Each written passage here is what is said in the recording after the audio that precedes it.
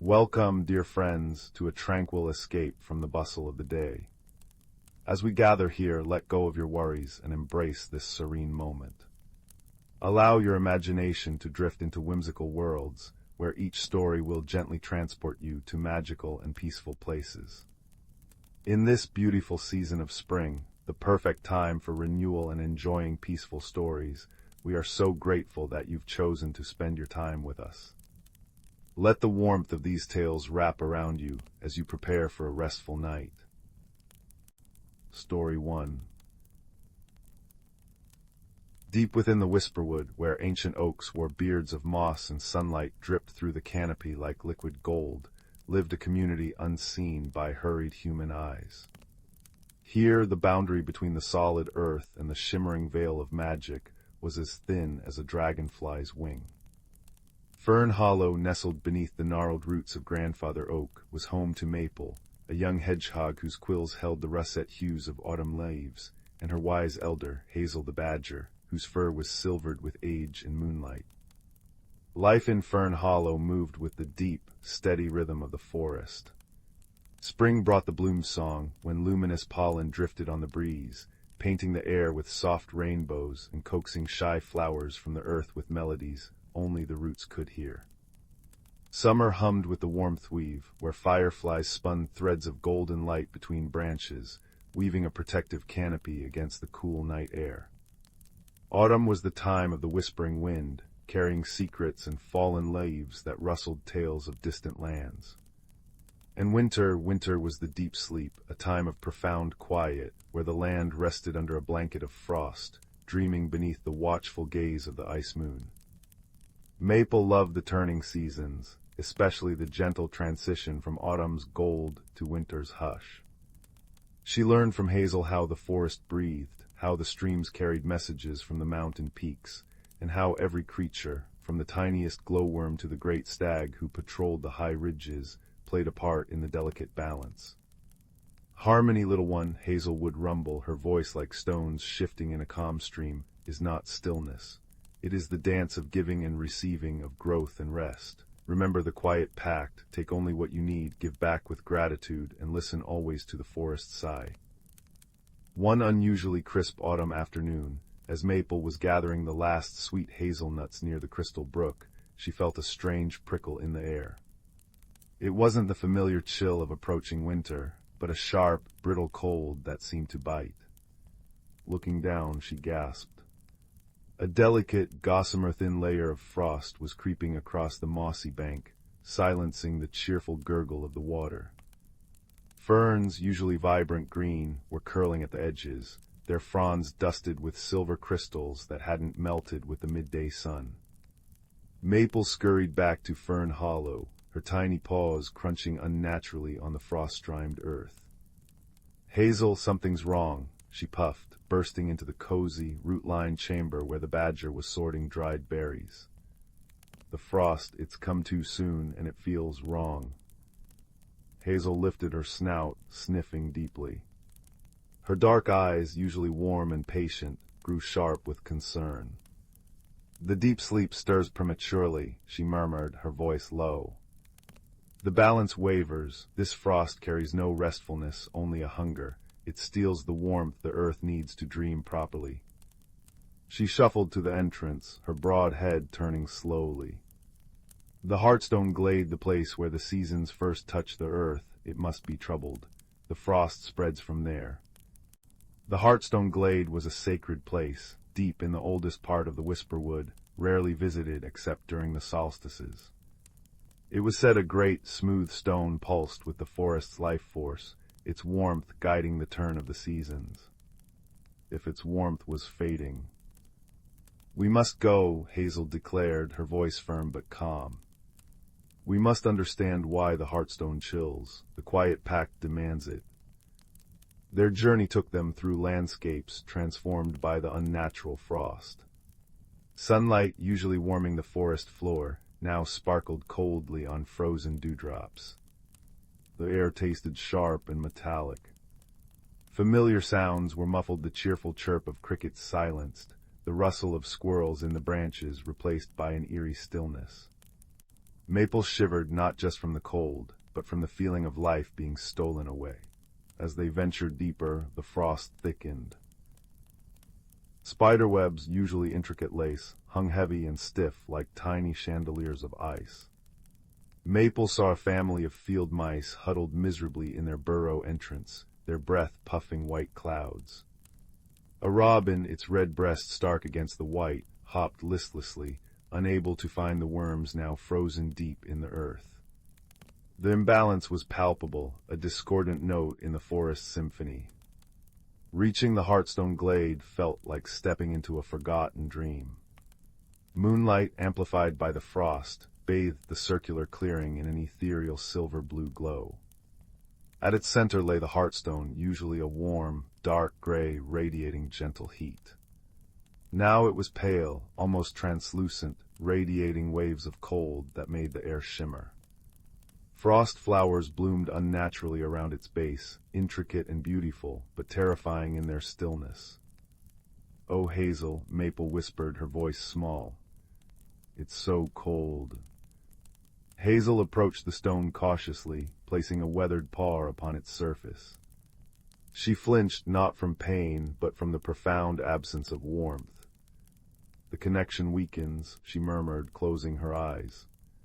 "The whispers, they are faint. The forest forgets how to dream." Maple looked around desperately. What could they do? Then she remembered Hazel's lessons about the warmth weave. "Fireflies," she exclaimed. "In summer they weave warmth with their light. Could we remind the stone?" Hazel's eyes opened, a spark of hope igniting within them. "A memory of warmth, yes, little one, but we need more than fireflies. We need the essence of all seasons held in harmony. We need the forest's voice." Hazel lifted her head and let out a low, resonant call, not a shout, but a deep, carrying hum that vibrated through the frozen ground. It was the call of remembering, passed down through generations of badger elders. Maple added her own small voice, a high, clear cheer-up of hope. One by one, creatures emerged from the frosted shadows, drawn by the call. First came Flicker, a bright-eyed firefly, his lantern dimmed but still glowing faintly. Then came Thistle, a sturdy rabbit whose fur held the soft browns of autumn earth. Willow, a graceful deer whose antlers seemed etched with frost, stepped silently into the clearing. A family of industrious chipmunks chattered nervously near the edge. Even old Mossback, a venerable tortoise who remembered seasons long past, moved with surprising speed towards the gathering. Hazel spoke, her voice carrying easily in the hushed glade. "The Heartstone grows cold, friends. The deep sleep comes too soon, stealing the rest the earth needs. The balance falters. But Maple reminds us we hold the memory of warmth within us, within the life of the forest. We must weave it back." Flicker understood first. He flew to the Heartstone, landing on its icy surface. With a determined effort, he pulsed his tiny lantern once, twice, then a steady, soft golden glow. It was a mere pinprick against the cold, but it was a start. Thistle the rabbit began to thump his strong hind foot rhythmically on the frozen ground, a sound like a distant, comforting drumbeat, the pulse of the earth itself. Willow the deer lowered her head, her breath forming warm clouds that drifted towards the stone, carrying the scent of green shoots and summer meadows. The chipmunks scurried, gathering fallen acorns and dry leaves that hadn't yet frozen, arranging them in a small, symbolic offering of autumn's bounty near the stone's base. Old Mossback settled beside Hazel, his ancient eyes closed, humming a deep, resonant note that spoke of slow time and enduring roots, the wisdom of winters past. Maple felt a surge of warmth in her own small chest. She closed her eyes, thinking of the feel of sun-warmed stones in summer, the smell of damp earth after spring rain, the crunch of autumn leaves underfoot, the cozy safety of her nest in deep winter. She poured this feeling, this deep love and gratitude for the forest's rhythm, out towards the Heartstone. It began subtly. The faint golden light from Flicker seemed to deepen, spreading like liquid honey across the pale surface of the stone. Where Willow's warm breath touched the frost, tiny droplets formed, sparkling like diamonds before evaporating. Thistle's drumming resonated deeper, a vibration that seemed to travel up through the stone. The chipmunk's offering seemed to shimmer with latent life. Old mossbacks hum wove it all together. The cold emanating from the hearthstone lessened. The unnatural frost flowers began to melt, their intricate beauty dissolving into dew. A gentle warmth, not fierce but deep and reassuring, began to pulse from the stone itself. It flowed outwards in a visible wave, like heat rising from sun-baked stone. The silver-blue moonlight seemed to soften, blending with the golden light of the fireflies and the returning warmth. Maple opened her eyes. The air no longer bit. It felt crisp and clean, the way autumn air should feel before the true descent into winter. The muffled silence was gone, replaced by the soft sigh of the wind through the pines and the distant, tentative chirp of a cricket. The hearthstone glowed softly, a warm, dark gray once more, radiating a gentle, life-giving heat that banished the unnatural chill from the glade. Hazel placed her paw back on the stone. A slow, deep smile spread across her weathered face. "The connection is restored," she rumbled, her voice thick with relief and pride. "The forest remembers how to dream. The deep sleep will come when it is time, bringing true rest, not this stolen cold." The journey back to Fern Hollow felt different. The frost was receding, leaving behind glistening dew on leaves and moss that sparkled under the returning moon. The air hummed with the subtle sounds of life, reawakening the scuttle of insects, the rustle of small creatures in the undergrowth. The scent of damp earth and pine resin filled Maple's senses, rich and comforting. Back in their cozy hollow, nestled deep within the roots of Grandfather Oak, Hazel settled onto her bed of dried ferns. Maple curled up beside her, the unnatural cold completely gone, replaced by the familiar, deep warmth of the earth and Hazel's comforting presence. The fireflies outside their entrance wove their gentle golden light. "You see, little one," Hazel murmured, her voice a soothing rumble in the quiet dark, "harmony isn't just the absence of trouble. It is the strength found together. It is the remembering. Each season, each creature, each breath the forest takes is a thread in the great warmth weave. When one thread weakens, others can lend their strength. That is the true quiet pact. That is how the Whisperwood endures." Maple snuggled closer, the images of the hearthstone's returning warmth, the gathered creatures each offering their unique gift, and the forest sighing back to life filling her mind. The subtle scent of wood smoke from distant, unseen hearths seemed to mingle with the scent of earth and pine. She felt safe, deeply connected, and profoundly grateful. The unnatural frost was just a memory now, a reminder of the delicate, beautiful balance they all shared and protected. As sleep gently claimed her, the last thing Maple heard was the deep, steady rhythm of Hazel's breathing and the comforting whisper of the ancient forest outside, dreaming peacefully once more beneath the watchful stars. The deep sleep would come in its own time, a true and welcome rest, woven from the harmony they had helped restore. Story 2. The village of Willowbrook nestled in a valley where mist clung to the hills like silver cobwebs each morning. Here lived a young baker's apprentice named Marlowe. Marlowe loved the familiar rhythm of his days, the pre-dawn kneading of dough, the comforting scent of yeast and cinnamon filling the warm bakery, the predictable chime of the town clock. Change, however, rustled through Marlowe like an unwelcome draft under a door. When the old baker, Master Hemlock, decided to retire to the seaside, selling the bakery to a vibrant newcomer named Anya, Marlowe felt the sturdy ground beneath him tremble. Anya brought new recipes, strange spices that smelled of distant lands, and a desire to paint the bakery walls sunflower yellow. She hummed unfamiliar tunes while shaping loaves. To Marlowe, it felt like a beloved, well-worn book had been ripped apart and rewritten in a language he didn't understand. He retreated into himself, his movements stiff, his usual warm smile replaced by a worried frown. The dough, once pliant and eager in his hands, now seemed to resist him, turning lumpy or tearing unexpectedly. Even the familiar scent of baking bread lost some of its magic, overshadowed by Anya's exotic cardamom and star anise. One crisp autumn afternoon, overwhelmed by the bustling changes Anya was implementing, Marlowe fled the bakery. He wandered beyond the village square, past the chattering brook, and deep into the whispering woods, a place usually avoided, rumored to hold gentle, sleepy magic.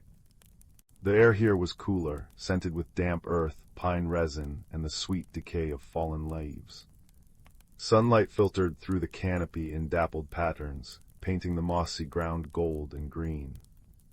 Marlowe found himself in a small, hidden clearing he'd never noticed before. At its center stood an ancient, gnarled oak, its bark like weathered leather. But it was the garden nestled around the oak that stole his breath.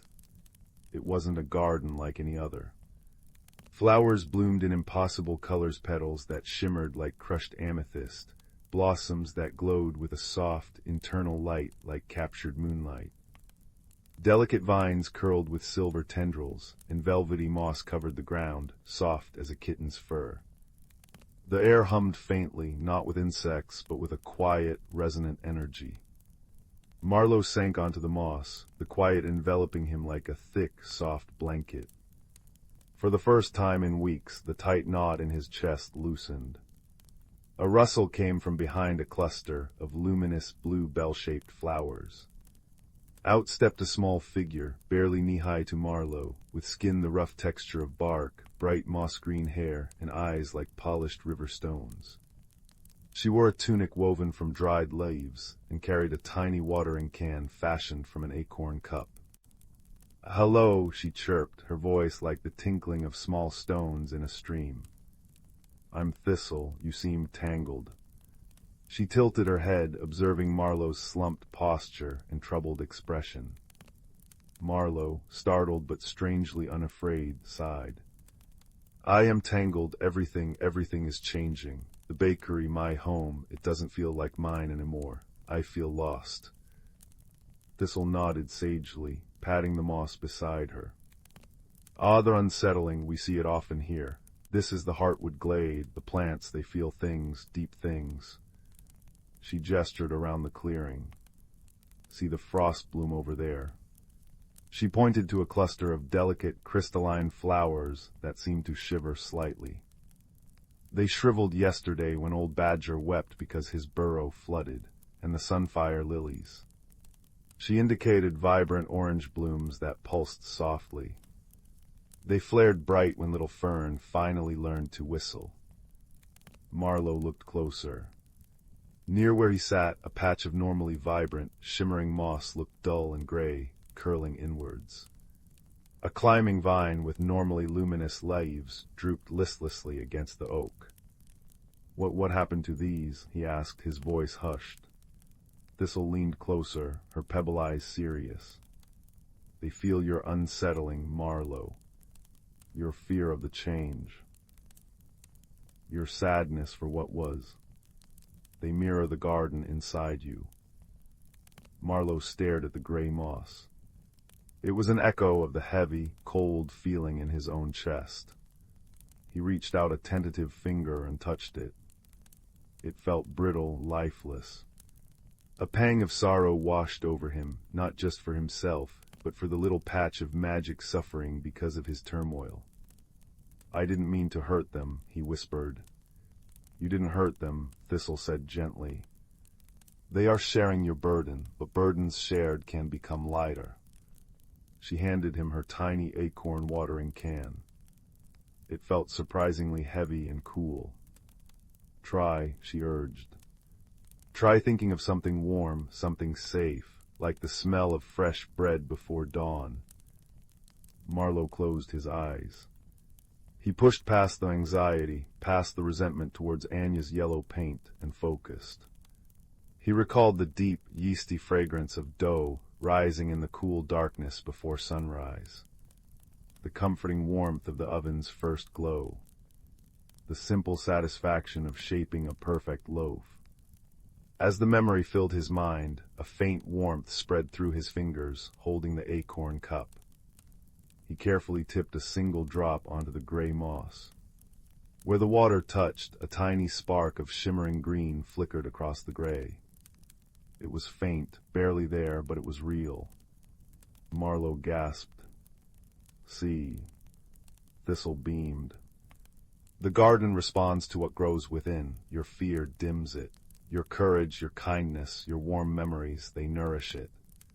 She introduced him to other inhabitants of the glade.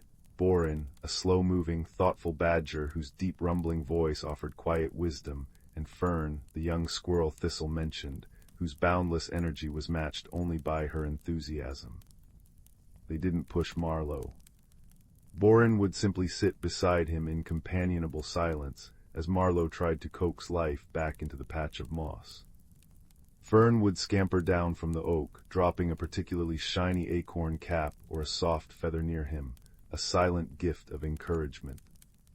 Thistle taught him about the different plants, their moods, and how the gentlest touch and warmest thought could soothe them. Marlowe began visiting the Heartwood glade daily. He'd bring a crust of bread to share with Borin, or tell Fern about the new honey cakes Anya was trying. As he tended the gray moss, focusing on warm memories and small hopes, he noticed its transformation. Slowly, painstakingly, the gray receded, replaced by soft, vibrant green that shimmered with inner light. The drooping vine beside it seemed to sigh, lifting its leaves towards the dappled sunlight as Marlowe sat near it, practicing deep breaths, letting go of his tight grip on how things should be. One morning, as Marlowe carefully sprinkled water infused with sunlight, collected in dew-kissed petals at dawn, as Thistle taught him, onto the now thriving moss, he noticed something new. Nestled against the ancient oak, half hidden by ferns, was a single, small seedling.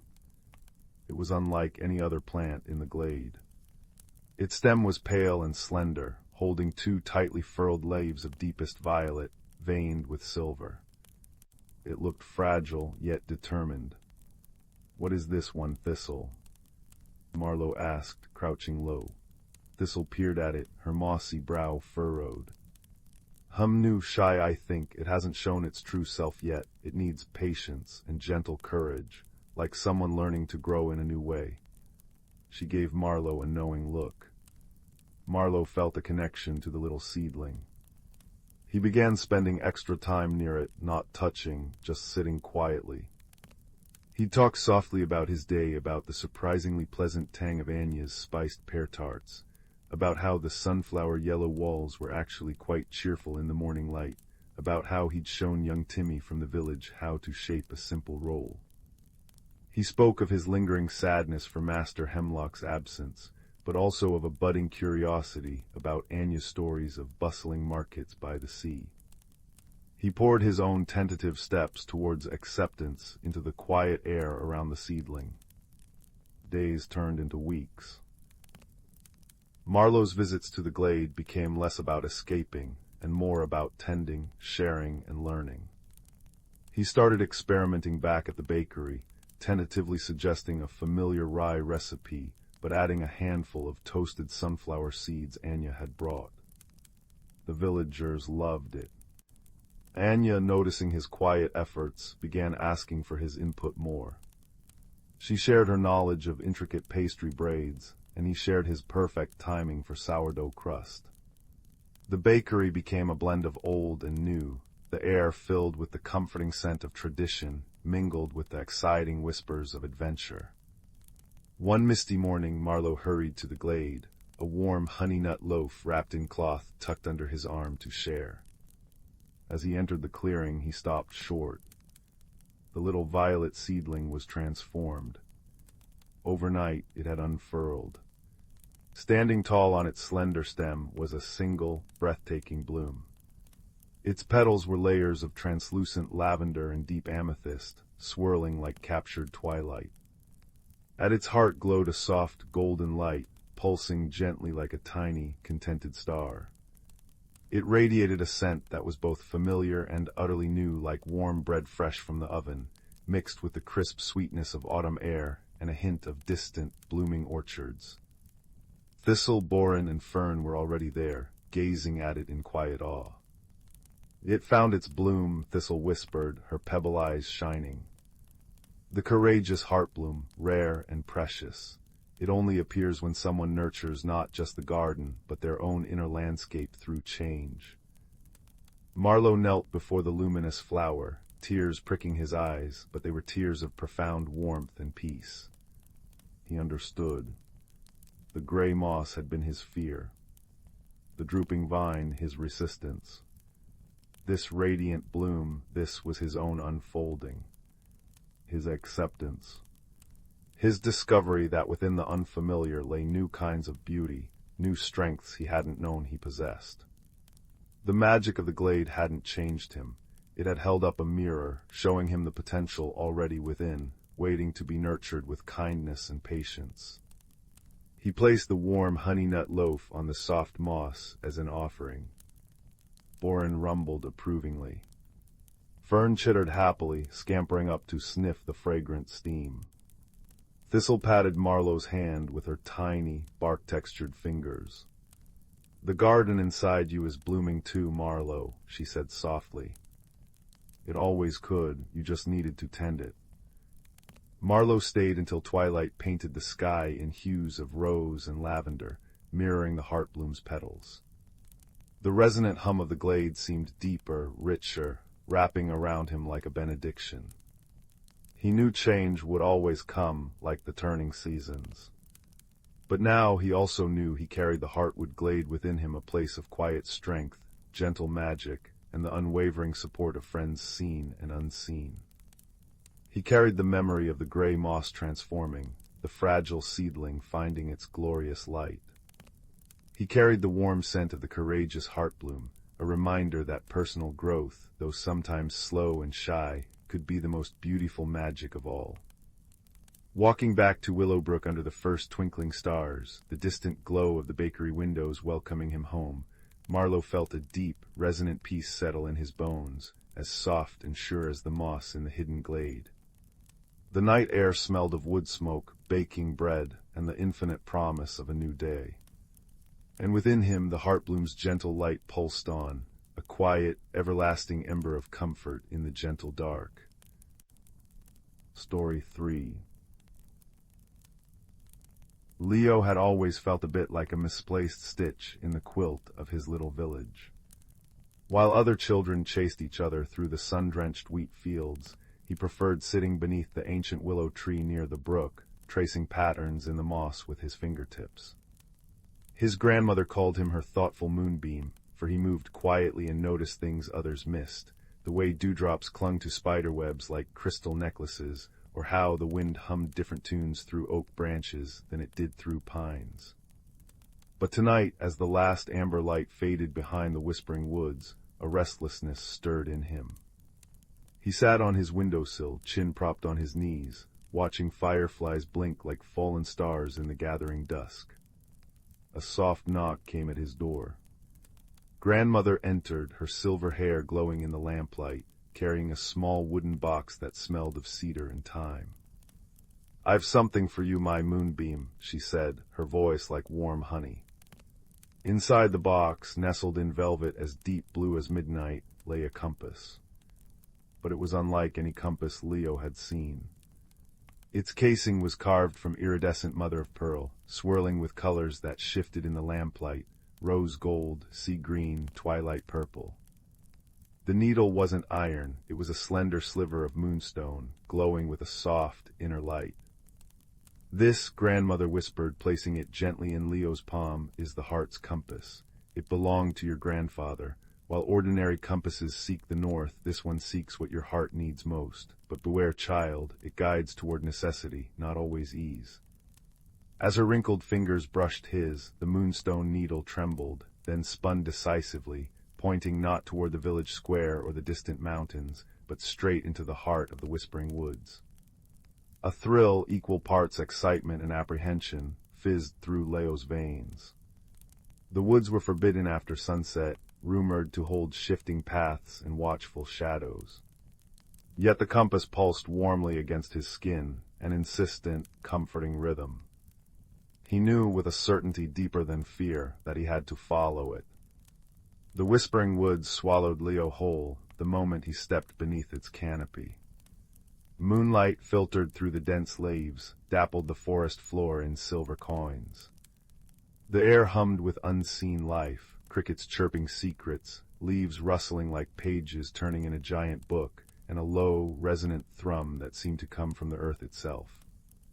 The heart's compass glowed brighter, its light casting long, dancing shadows. Leo walked, his footsteps muffled by thick moss, guided solely by the unwavering moonstone needle. He felt watched but not threatened. Glowing eyes blinked from hollows, gentle, curious eyes belonging to owls with feathers like velvet night, and shy hedgehogs whose noses twitched in his direction. Hours passed, marked only by the deepening quiet and the compass's steady glow. Just as weariness began to tug at Leo's limbs, the needle flickered wildly. The path ahead vanished into an impenetrable wall of thick, thorny vines woven tighter than any tapestry. Leo's heart sank. This was impossible. He sank onto a moss-covered root, the compass heavy in his hand. "What now?" he whispered, frustration prickling his eyes. A soft, chuffing sound made him jump. From behind a curtain of ferns emerged a creature Leo had only ever seen in picture books, a fox. But this fox was extraordinary.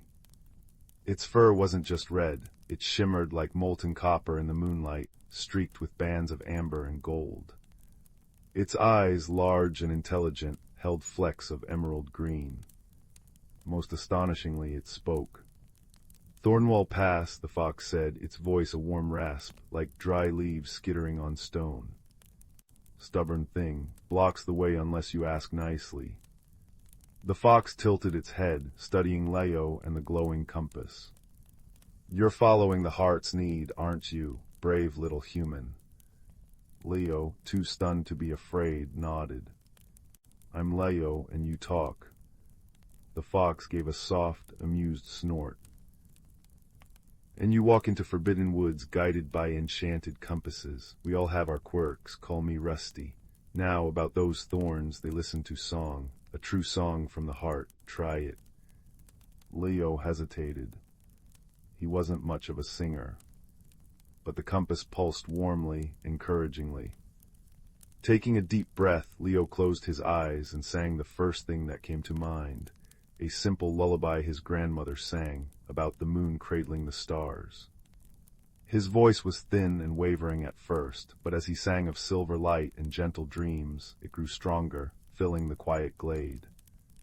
As the last note faded, a miraculous thing happened. The thorny vines shivered, then gracefully unwove themselves, parting like a curtain to reveal a hidden path bathed in ethereal moonlight. Rusty's eyes gleamed. "See, told you, come on, needle seeker, your journey's not done yet." And so an unlikely friendship was forged under the watchful trees, a boy guided by a magical compass and a fox whose fur held the colors of autumn flame. Their path led them deeper, the woods growing stranger and more wondrous. Trees with bark like polished silver bore luminous fruit that hung like lanterns. Glowing mushrooms carpeted the ground in pulsing blues and greens, forming intricate constellations. They crossed a river of liquid moonlight on stepping stones that appeared only when Rusty tapped his paw in a specific rhythm. "Starlight stepping stones," he explained. "They only trust those who move with purpose, not haste." Leo learned to watch the fox's subtle cues, a flick of an ear, a pause, a soft sniff of the air. Rusty knew the woods with an intimacy that spoke of lifetimes spent within its embrace. He pointed out hidden springs where water bubbled like liquid crystal, and groves where ancient trees whispered stories on the wind. "Why do you help me, Rusty?"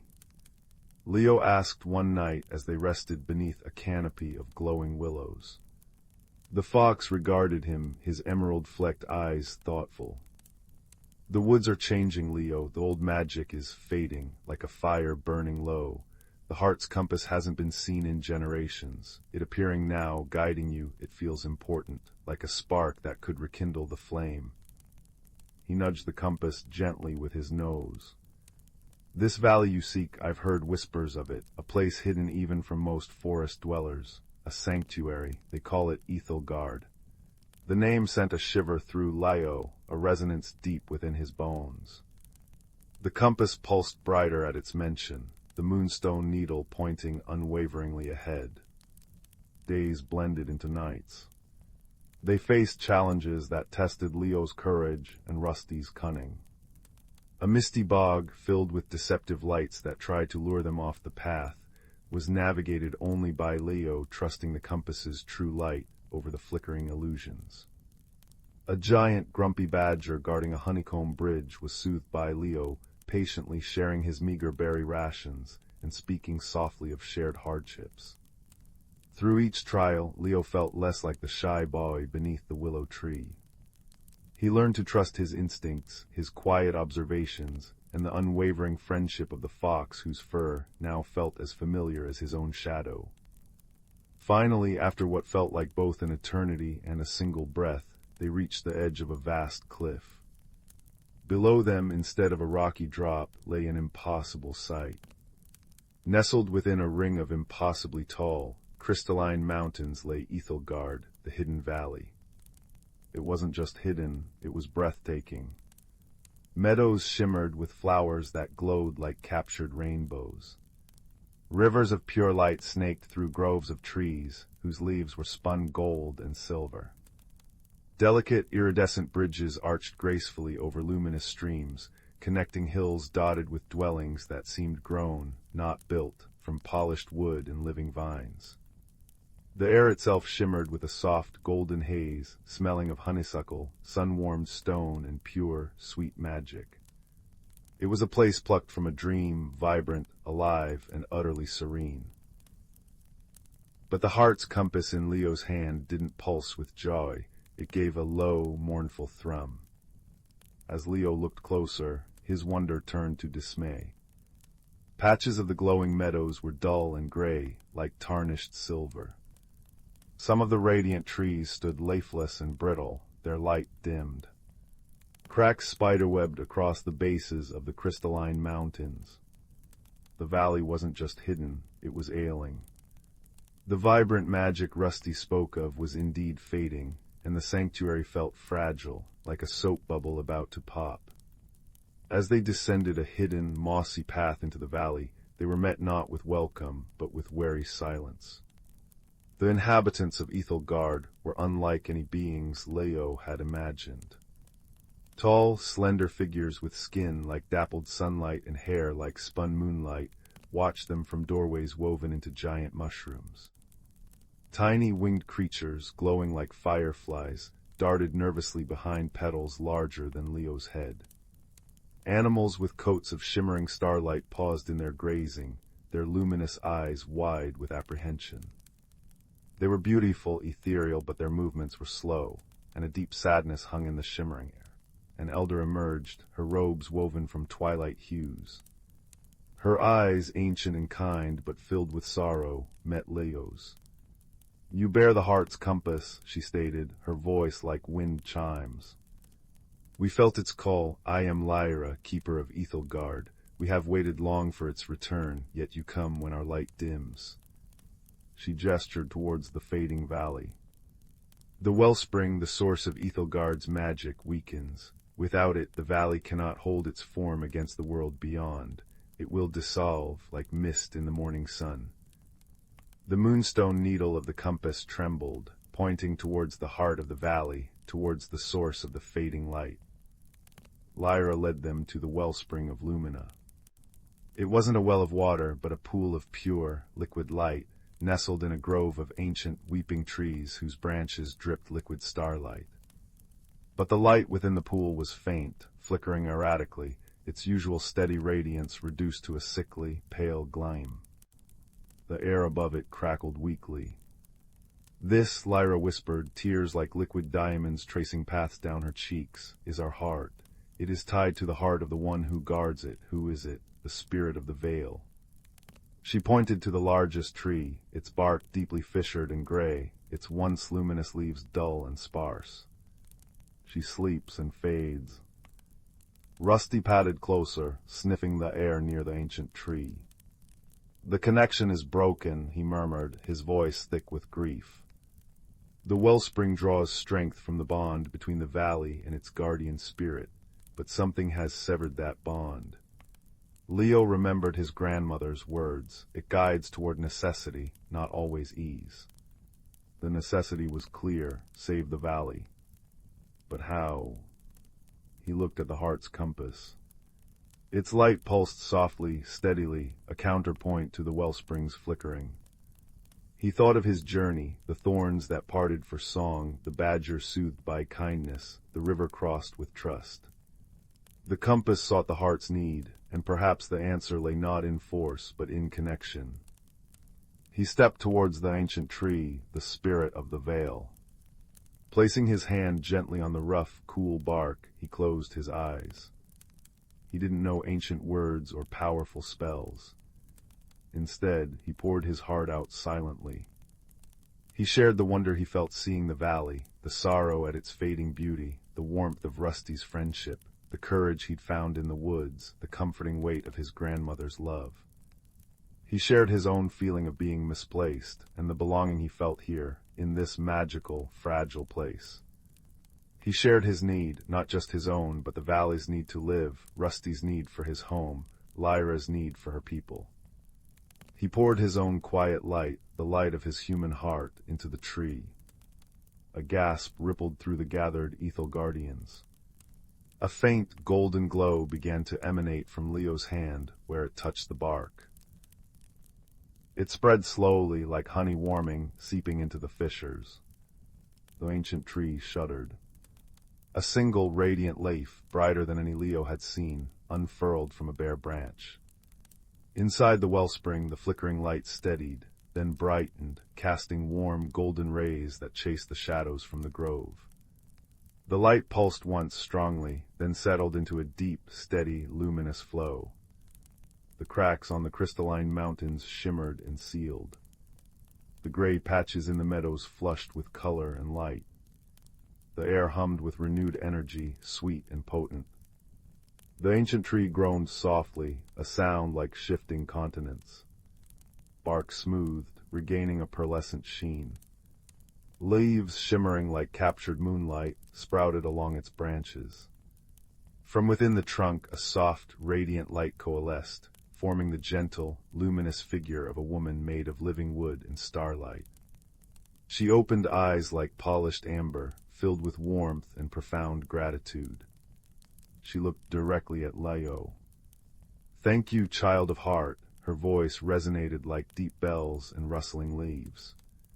"Your true song reached me. Your need, pure and selfless, bridged the gap. You reminded the valley and me of the strength found in connection, in shared light." She extended a hand not of flesh, but of woven light and vine. The heart's compass led true. It brought not just a seeker, but a healer. Leo stayed in Ethelgard for a time, learning its rhythms and its quiet magic. He learned that the wellspring drew strength from joy, kindness, and genuine connection, things that had dwindled as fear of fading grew. He helped the Ethelgardians rediscover wonder, tending the glowing gardens, playing simple games with the starlit creatures, sharing stories by the now brilliant wellspring. Rusty was never far from his side, his copper-gold fur gleaming in the restored light. Lyra showed Leo the origins of the heart's compass. It was crafted centuries ago by a human who, like Leo, had found the valley and forged a bond, using a fragment of the wellspring's light captured in moonstone. It was meant to guide others who could strengthen that bond when it weakened. Eventually, the compass in Leo's hand grew warm and turned, pointing firmly back the way he had come. His heart had found what it needed, not just the wonder of Ethelgard, but the courage to belong anywhere, the strength found in friendship, and the understanding that even the quietest light could heal the deepest darkness. It was time to return home. The farewell was bittersweet. Lyra gifted him a small, perpetually glowing flower from the wellspring's edge. The spirit of the veil touched his forehead, leaving a warmth that pulsed in time with his heartbeat. Rusty walked him to the edge of the valley. "The woods won't be forbidden to you anymore, needle seeker," the fox said, bumping Leo's hand affectionately with his head. "The path remembers friends. Come back when the moon is full. Bring berries." The journey back through the whispering woods felt different.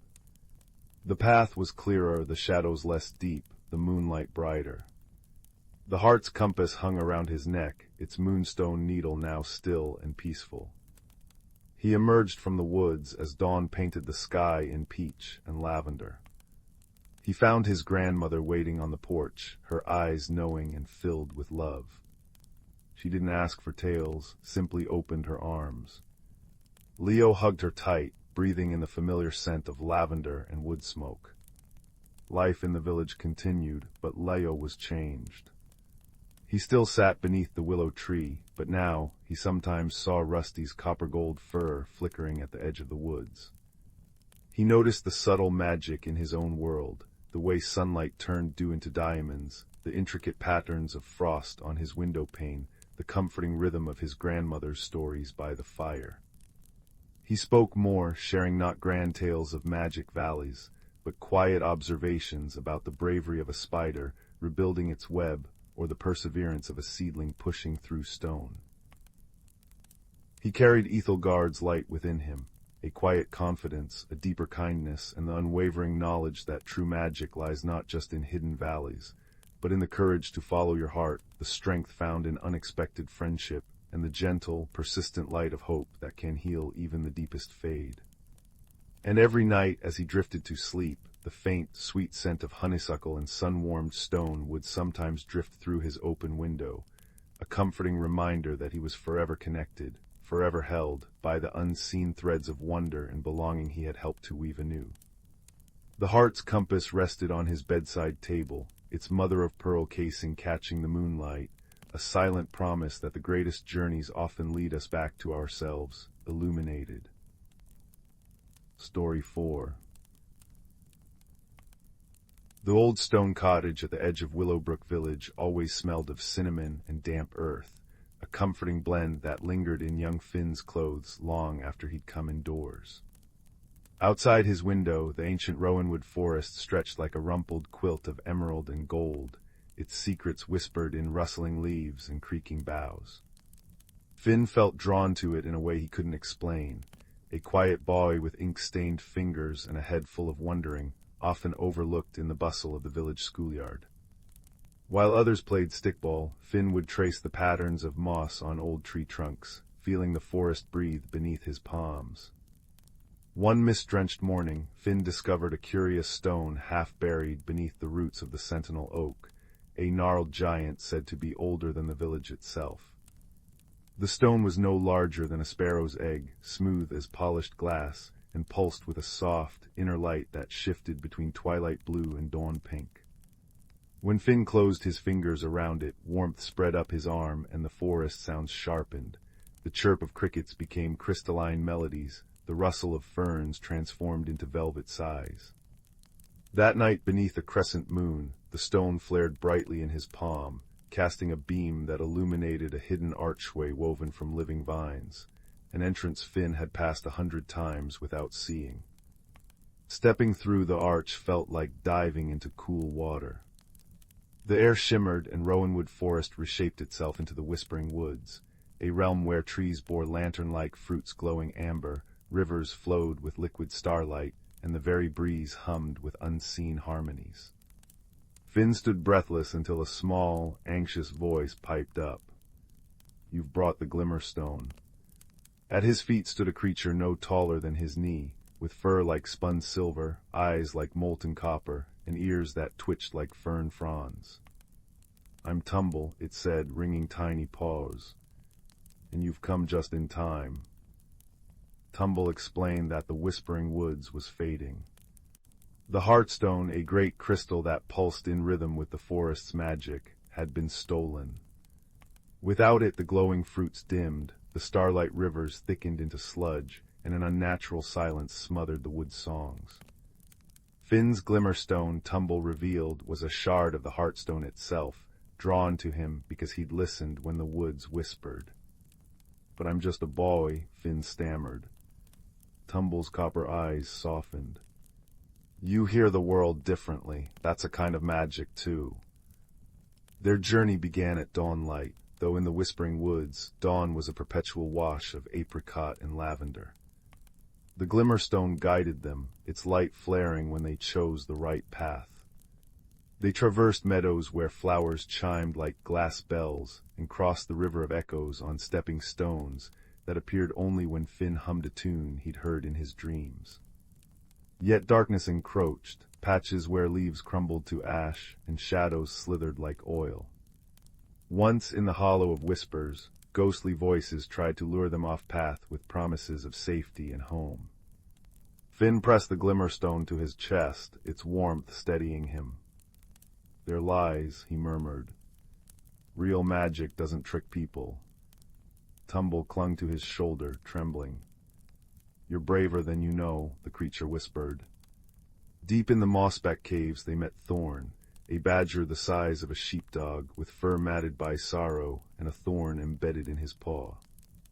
Villagers had driven him out for stealing chickens, though he'd only taken one to feed his starving kits. "The woods fade, food vanishes, and they blamed me," he rumbled, pain etching his voice. Finn, recalling village bullies who'd shoved him into mud puddles, understood being misjudged. Using the glimmerstone's light, he spotted a rare healing moss. Tumble gathered it while Finn gently extracted the thorn. As Thorn's wound healed, he nuzzled Finn's hand. "I know where your Heartstone lies," he said. "The giant of Grizzlepeak took it. Not from malice, from loneliness." Grizzlepeak loomed at the forest's edge, a mountain of jagged stone where nothing grew. At its summit, in a cavern strewn with broken things, shattered mirrors, torn paintings, a child's discarded doll, sat Borin the giant. He was colossal but hunched, his face a landscape of sorrow, the stolen Heartstone clutched in his hand like a child's nightlight. "It's beautiful," Borin sighed, his voice like boulders grinding. "My home was once beautiful too, before the Quarrymen came, before they took everything." He'd hoped the Heartstone would make his desolate peak bloom again, unaware it was draining life from the whispering woods. Finn's heart ached. He stepped forward, glimmerstone raised. "Please, Borin, the woods are dying." He described the wilting lantern fruits, the silent breezes, Tumble's fading silver fur. The giant's eyes welled with tears like dew on granite. "I didn't know," he choked out. "I just wanted not to be alone." Finn offered the glimmerstone. "You don't need to steal beauty. It grows better when shared." Tumble scurried up Borin's arm, perching on his shoulder. "And you've got us now." Together they carried the Heartstone back to the Whispering Grove, Borin's strides shaking the earth. As they placed it in the mossy pedestal at the grove's heart, the forest erupted in light. Trees unfurled new leaves like emerald flames, rivers sang in clear, silver tones, and flowers burst forth in kaleidoscopic profusion. Borin wept as vines curled around his feet, blossoming with moon-pale flowers. "You brought it back," cried the wood nymphs, their forms shimmering into view like dappled sunlight. "All of you." A feast appeared, nectar in acorn cups, honeycomb dripping with gold, and creatures Finn had only glimpsed in shadows danced, foxes with butterfly wings, owls wearing crowns of ivy. Thorn arrived with his kits, and Borin laughed as the badger cubs tumbled over his enormous toes. At dusk, Tumble pressed the glimmerstone into Finn's hand. "Keep this. It's yours now, a bridge between worlds." The silver creature's eyes glowed. "You taught us something, Finn. Strength isn't in size or loudness. It's in listening, in kindness that mends broken things." Finn hugged Tumble, the glimmerstone warm between them. "Will I see you again?" Tumble's whiskers twitched. "Whenever the wind carries the scent of rain-soaked earth, or a fire crackles just right, we'll be near." the vine archway reappeared. Finn stepped through, emerging into ordinary rowanwood forest. The glimmerstone pulsed softly in his pocket. Back in his cinnamon-scented room, he opened his window. The forest sighed, and for a moment the breeze carried the faint, sweet chime of glassbell flowers. Finn smiled. He wasn't just the quiet boy anymore. He was the keeper of a secret, a boy who'd walked with giants and befriended shadows, who'd learned that the deepest magic bloomed from empathy. That night, as he drifted to sleep, the glimmerstone cast constellations on his ceiling, swirling patterns that told stories of silver-furred friends and mountains softened by kindness. And in the whispering woods, under a perpetual dawn, a giant tended a new garden, humming a tune a small human had taught him, while a silver creature gazed at a vine archway, waiting for the next whisper of a listening heart. Story 5. In the sleepy village of Willowbrook, where cobblestone paths glistened with morning dew, and chimney smoke curled like silver ribbons into the sky, a gentle mystery began to unfold. For 3 mornings straight, the villagers awoke to find their gardens ever so slightly changed. Mrs. Higgins' prized blue hydrangeas appeared in old Mr. Fenwick's window boxes overnight. Young Milo's collection of smooth river stones formed a perfect spiral in the town square at dawn. Most puzzling of all, every loaf of bread from the bakery emerged from the oven dotted with edible silver stars instead of sesame seeds. Nothing was broken or stolen, only rearranged with quiet magic. Leela, a girl with curious eyes the color of mossy streams, noticed the patterns first. "It's like someone's playing a game," she whispered to her grandmother while stirring honey into their chamomile tea. The fireplace crackled, casting dancing shadows on the knitted blankets around them.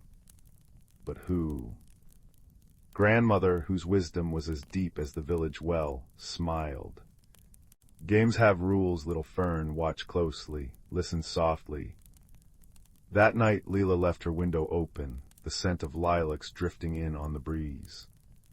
Just before midnight, she heard it, a faint, silvery giggle, like wind chimes tumbling down a hill. Peering into the moonlit garden, she glimpsed tiny footprints glowing faintly on the damp grass before vanishing. The next day, Layla enlisted help. Beneath the ancient, whispering oak at the village edge lived Alastair, a tortoise whose shell bore intricate patterns like a map of forgotten constellations. His voice rumbled like stones rolling in a creek. Glowing prints, you say, and laughter like bells." He blinked slowly. "Sounds like garden sprites, but they are shy, and usually content admiring from afar." Alastair suggested seeking Flicker, a firefly who knew every moonbeam and shadow between Willowbrook and the Whispering Woods. Flicker arrived in a shimmer of gold light, his wings humming a soft tune.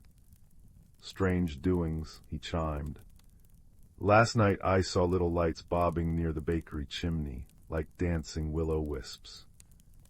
Together they devised a plan.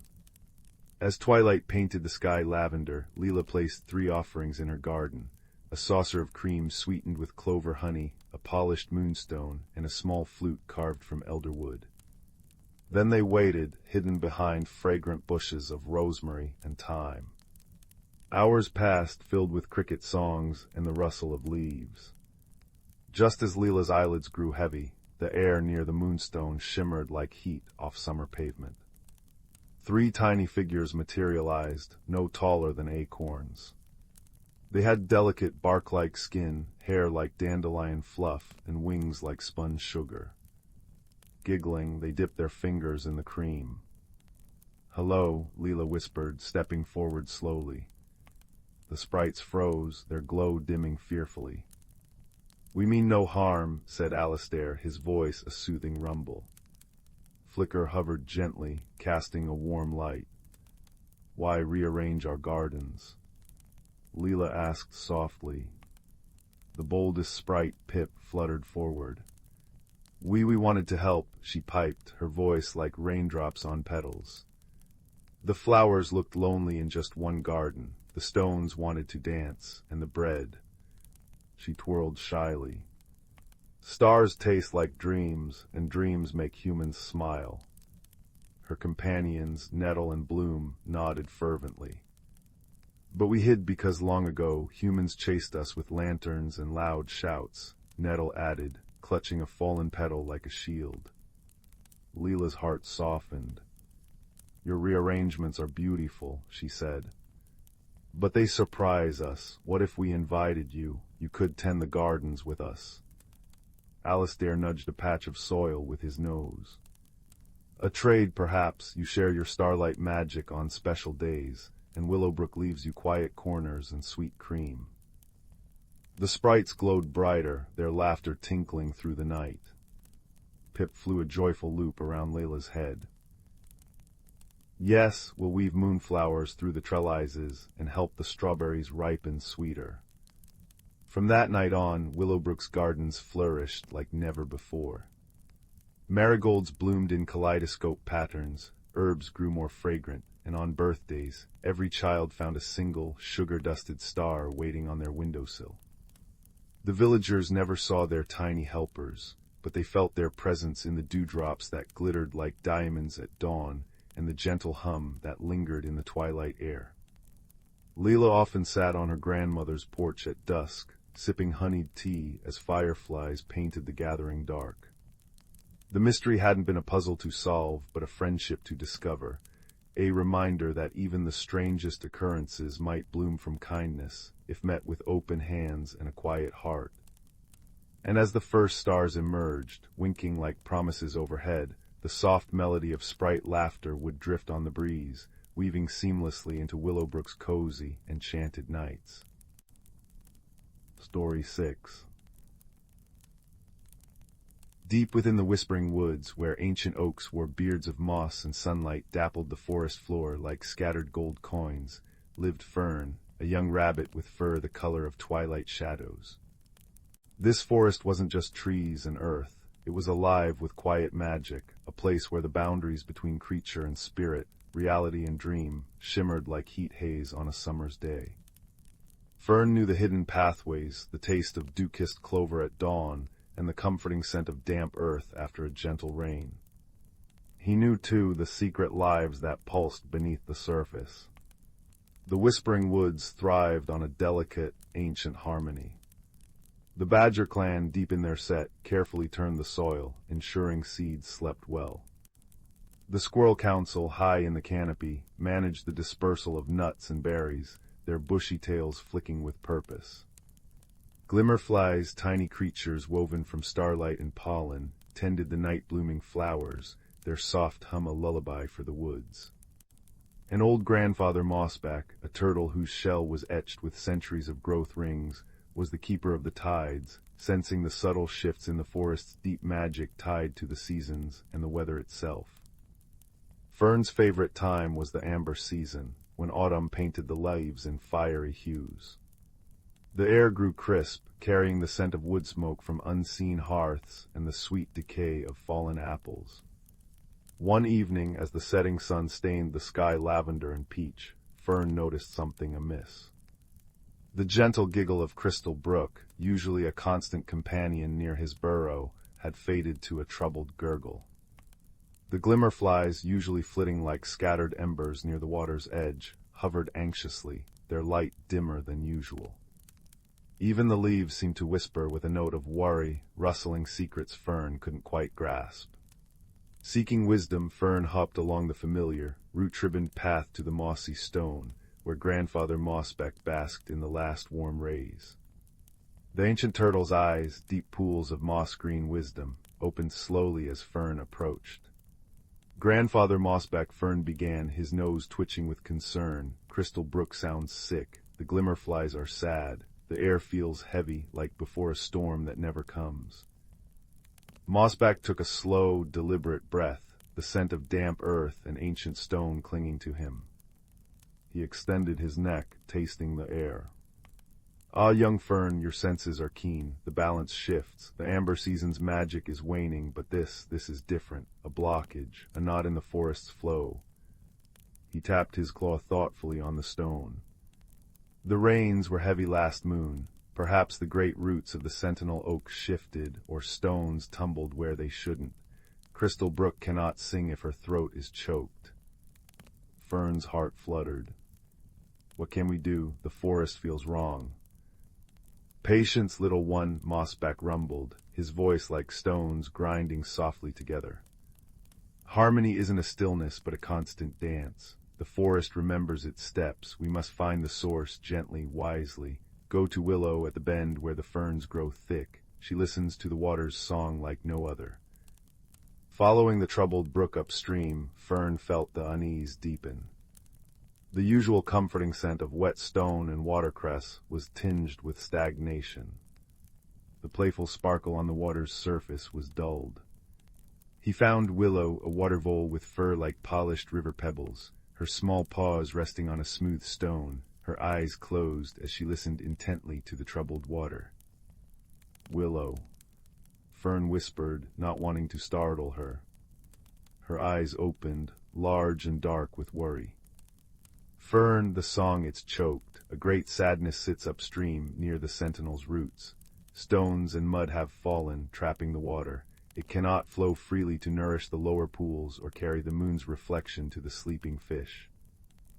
Just then a flurry of wings announced Pip, a sparrow as quick and bright as a sunbeam. "I saw it from above," he chirped, landing on a swaying reed. A whole tumble of rocks and earth, it's huge. The water's backed up, making a muddy pool where the forget-me-nots bloomed. Fern felt a pang of sorrow for the drowned flowers. "Grandfather Mossback said we need to help, but how? It looks too big." Willow patted the water gently. "Strength comes not from size alone, Fern, but from working together, like the roots beneath our feet." She looked at Pip. "Can you summon the Badger clan? Their strong paws are needed for moving the largest stones." Pip bobbed his head. "On my way." He shot into the air, a brown dart against the deepening twilight. "And Fern," Willow continued, "find the Squirrel Council. Their clever paws and strong teeth can weave roots and vines to hold the bank steady once the blockage is cleared." Fern raced through the gathering dusk, the scent of pine needles sharp in the cooling air. He found the Squirrel Council holding a hushed conference in the hollow of a venerable beech tree. Their leader, a gray squirrel named Acorn with a tail like a silvery plume, listened intently. "A blockage at the sentinel. That explains the restless whispers in the roots," Acorn mused, tapping a claw. "The waters feed the deep magic. If it stagnates, the amber season's gentle release into frost's embrace will falter. The glimmerfly's light dims already. We will come. Our young ones are swift. They will gather the strongest vines." By the time Fern returned to the blocked stream, guided by the worried hum of the gathered glimmerflies casting a soft, ethereal light, the Badger clan had arrived. Bracken, the largest, with powerful shoulders and claws like polished ebony, was already testing the largest boulder. His low grunts mingled with the gurgle of trapped water. Smaller badgers worked alongside, shifting smaller rocks and clumps of earth. "Careful now," rumbled Bracken, his voice thick with effort. "Don't let the mudslide downstream, steady." The Squirrel Council arrived in a rustle of leaves and chattering instructions. Young squirrels scampered, their teeth working swiftly on tough, flexible vines. They wove them into strong nets and mats, directed by Acorn's sharp commands. "Anchor it there, yes, against that root. We must shore up the bank before the water rushes free." Fern felt small amidst the bustling activity. He saw a cluster of smooth, fist-sized stones near the water's edge, part of the blockage but accessible. He began to push them, one by one, rolling them away with his nose and paws. The mud was cool and slick between his toes, smelling deeply of the forest's hidden depths. Nearby, Willow used her strong teeth to gnaw through a stubborn tangle of water roots trapping smaller debris. The glimmerflies hovered close, their soft light illuminating the work, their gentle hum a constant, encouraging presence. The night deepened, painting the sky indigo and scattering diamond-bright stars. The air grew colder, carrying the promise of frost, but the work warmed them. Grandfather Mossback arrived, moving with slow, deliberate purpose. He settled near the growing pile of cleared debris, his presence radiating calm strength. He didn't lift stones, but his deep, resonant voice offered guidance. Ease that one to the left, Bracken. Let the water find its own path, don't force it. Willow, clear that channel for the flow. Good, the forest breathes easier already. Hours passed, measured by the slow wheel of stars above and the steady rhythm of working creatures. Muscles ached, paws were muddy, fur was damp, but a shared sense of purpose warmed them. Finally, with a concerted heave from Bracken and two other badgers, the last large boulder shifted, groaning as it rolled aside. For a heart-stopping moment, nothing happened. Then, a trickle of water found the new gap. It grew, bubbling over the cleared stones, giggling with newfound freedom. It rushed past the carefully woven vine mats holding the banks firm, carrying away the murky pool. Crystal Brook sang again, clear and bright, reflecting the myriad lights of the hovering glimmerflies like liquid stars. A collective sigh, warm and relieved, rose from the gathered creatures. Bracken sank back on his haunches, wiping mud from his snout. Acorn chattered happily, her tail twitching with satisfaction. The young squirrels bounced with glee. Willow dipped her paws into the flowing water, a smile spreading across her face. She sings true again. Grandfather Mossback nodded slowly, his ancient eyes reflecting the joyful light. Well done, children of the Whispering Woods, you have mended a tear in the great tapestry. Remember this night, the harmony we cherish is not a gift, but a responsibility shared by all who dwell here, great and small. When one part suffers, all feel the strain. When many work together with wisdom and kindness, the balance is restored. As if in response, a gentle breeze sighed through the trees, carrying the clean scent of flowing water and the sweet perfume of night-blooming flowers revived by the glimmerflies. The oppressive heaviness lifted, replaced by the forest's deep, peaceful hum. The leaves rustled a soft, contented melody. The creatures gathered on the banks, tired but content.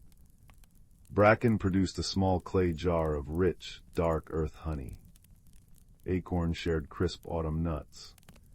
Willow offered tender waterroot stalks. Fern nibbled on a sweet clover leaf, the taste pure and clean. The glimmerflies danced above them, their light weaving patterns of gold and silver on the water and the faces of the friends. Grandfather Mossback spoke softly as they shared the simple feast under the watchful stars. See how the brook carries the fallen leaves. They are not lost, but become part of the earth downstream, nourishing new life. So it is with our actions. Tonight's work feeds the forest's future. The magic tied to the seasons flows strongest when the waters run free. The frost's embrace will come now, not with harshness, but as a gentle blanket, because the balance is kept. Fern snuggled into the soft moss beside Willow, watching the moonlight dance on the water. He felt the deep, steady thrum of the forest beneath him, the cool night air on his fur, the comforting warmth of friends nearby, and the sweet taste of honey on his tongue. The gentle wisdom of the ancient turtle, the strength of the badgers, the cleverness of the squirrels, the quiet dedication of the vole, the guiding light of the glimmerflies, it all wove together like the roots beneath the soil, holding the Whispering Woods in its timeless, harmonious embrace. The subtle magic of the place, the interconnected lives, the respect for the seasons and the elements, it wasn't a grand spectacle, but a quiet, enduring truth whispered on the wind and flowing in the water. As sleep began to pull at his eyelids, Fern understood. Caring for their shared home, listening to its needs, and acting together with kindness wasn't just a task. It was the very song the forest sang, a lullaby of belonging that would echo through generations, as enduring as the ancient oaks and as comforting as the moon's gentle light on a peaceful night. The forest breathed softly around him, whole and well, and Fern drifted into dreams cradled by its deep, harmonious peace. Story 7. Leo always felt the forest called to him. While other children chased hoops through cobblestone streets, he'd linger by the edge of Whisperwood, where ancient oaks stood like sentinels guarding secrets. One crisp autumn afternoon, as amber leaves pirouetted to the mossy ground, a glint beneath a gnarled root caught his eye. It wasn't a stone or lost coin, but a smooth, egg-sized crystal humming with soft, internal light, shifting from dawn pink to twilight blue as he cradled it. Instinctively he whispered, "Hello." The crystal pulsed warmly against his palm, and the air before him shimmered like disturbed water. A hidden archway woven from ivy and starlight materialized between two trees. Curiosity, bright and insistent, nudged him forward. Stepping through was like diving into a sunlit pond. The forest transformed. Giant bioluminescent mushrooms glowed along velvet-soft paths. Trees bore fruit like crystallized honey, and the air tasted of rain-kissed petals and cinnamon. This was Sylvanara, a realm folded within Whisperwood, vibrant yet strangely silent. Leo soon discovered why. The Heartwood tree, source of Sylvanara's magic, was fading. Its colossal trunk, once pulsing with golden sap, now showed cracks like dried riverbeds. Leaves, normally singing in the breeze, fell brittle and mute. A mournful tremor ran through the ground beneath Leo's feet.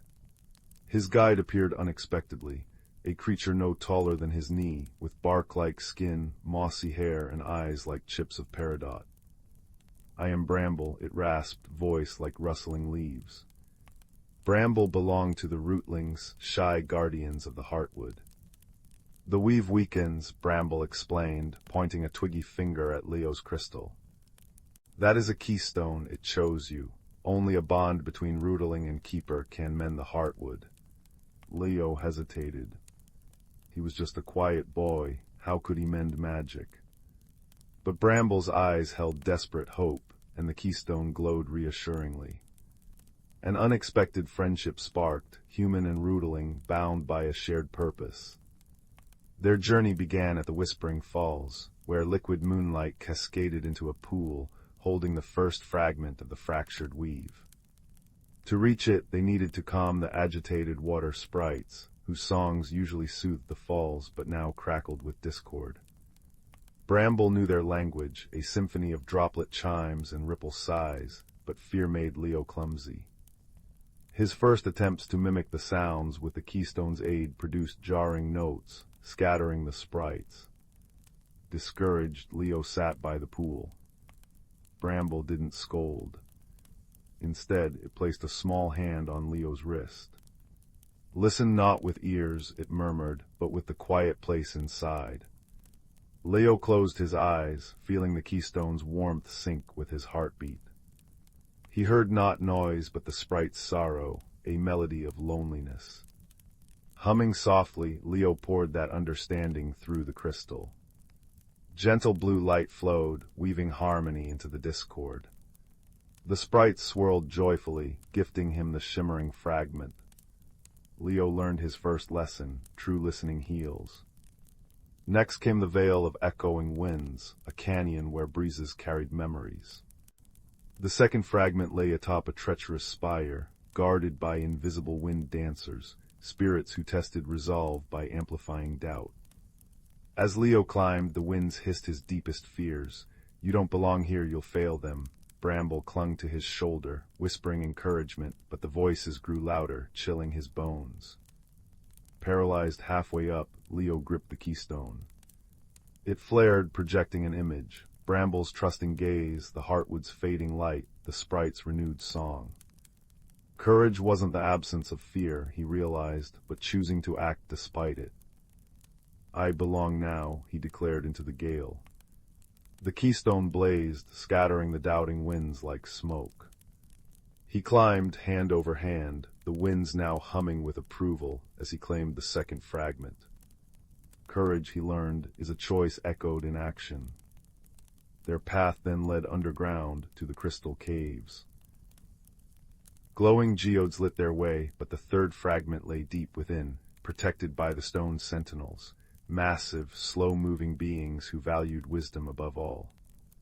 To pass, they had to solve the sentinel's riddle, what grows lighter with every burden it bears. Bramble scratched its mossy head. Feather. The sentinels remained impassive. A smile.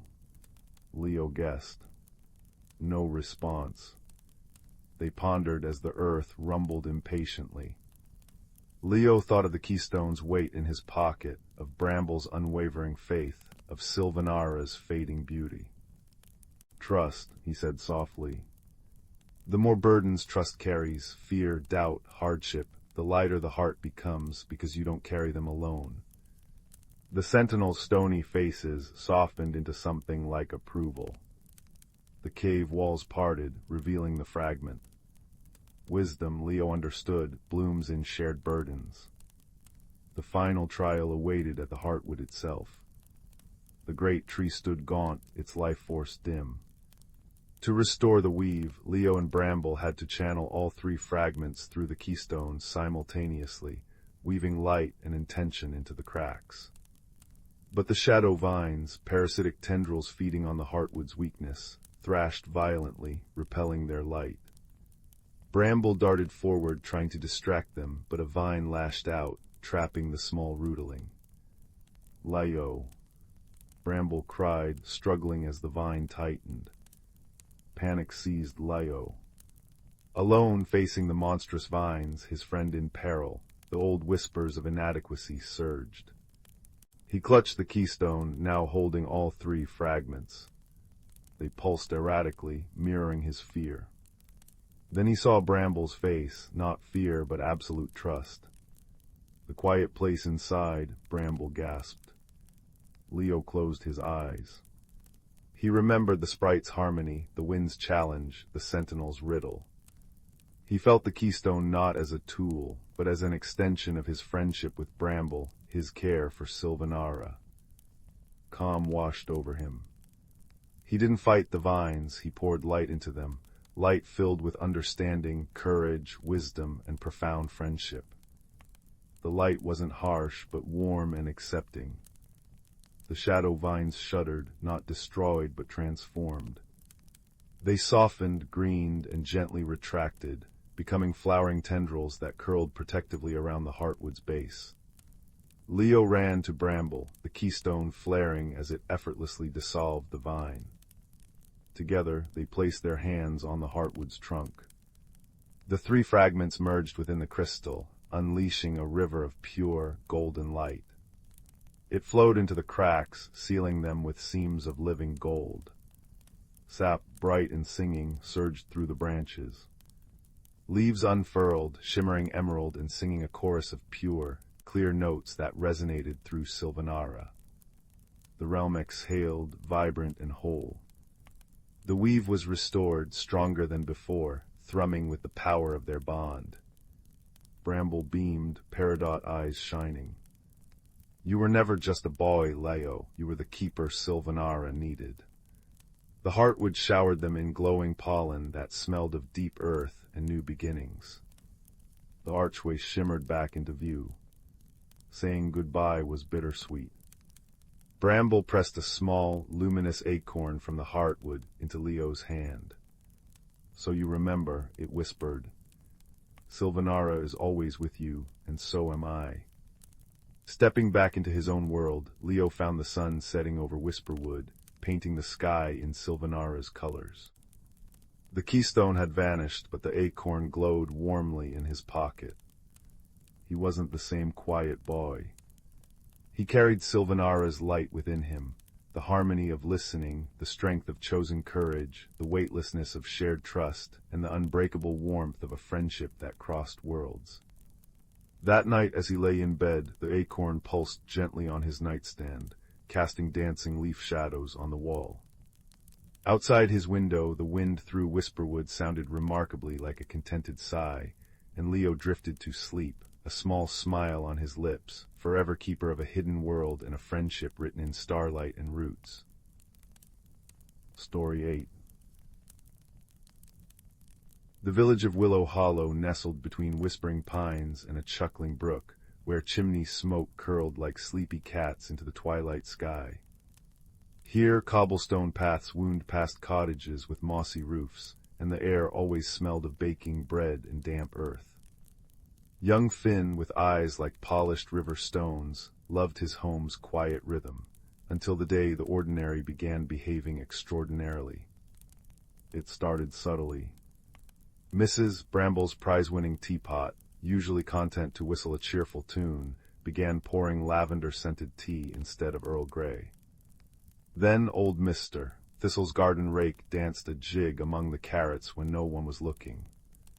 By week's end, woolen mittens knitted themselves into curious star shapes overnight, and the bakery's sourdough loaves emerged from the oven speckled with edible silver glitter. Whispers fluttered through Willow Hollow like autumn leaves. The quiet fidgets, folks called it, a gentle, puzzling unrest among everyday things. Finn, ever observant, noticed patterns others missed. The oddities always happened near dusk and only around objects touched by many hands, a well-loved teapot, a shared rake, community knitting wool. Determined to help, he visited the village's wisest soul, Ilara, who lived in a cottage shaped like a toadstool, its walls woven with living honeysuckle. Her eyes, deep as forest pools, crinkled kindly. "Ah, Finn," she murmured, stirring a pot of moonflower syrup that smelled of cinnamon and starlight. "The world whispers when it's unsettled. We must listen with more than our ears." That evening, as fireflies blinked like tiny lanterns, Finn and Ilara sat on her porch. She handed him a magnifying glass framed in willow wood. "Look closely, child. Magic leaves traces softer than cobwebs." Finn peered at a fidgeting knitting needle. There, glimmering faintly on its surface, were minuscule, iridescent footprints, like those of a tiny, nervous bird. "Pixie tracks," breathed Ilara. "But pixies are merry tricksters. These prints tremble. Something troubles them."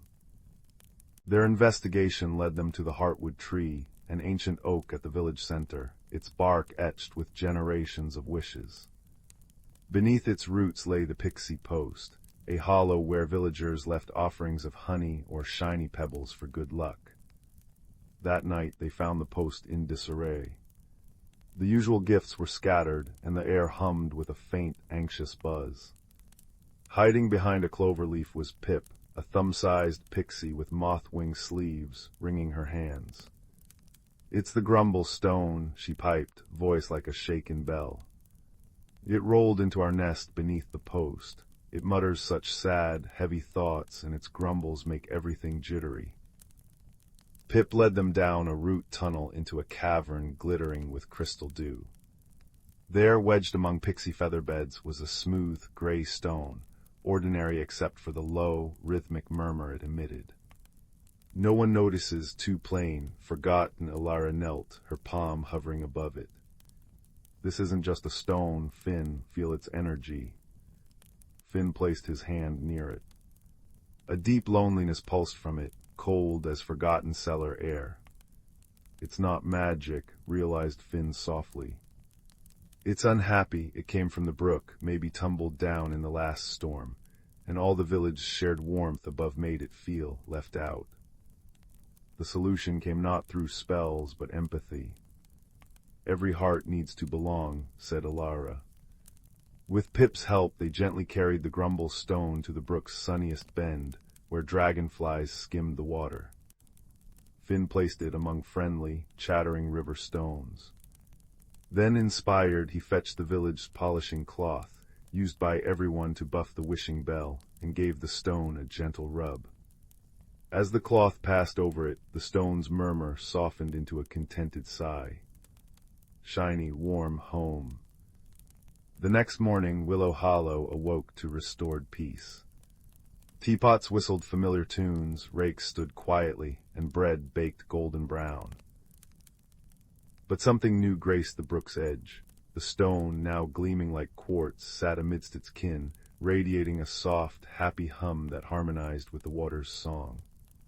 Villagers, noticing its newfound glow, began leaving smooth pebbles beside it, a tiny, welcoming council. That evening, Finn joined Ilara by her crackling hearth, sipping lavender tea that tasted perfectly of lavender.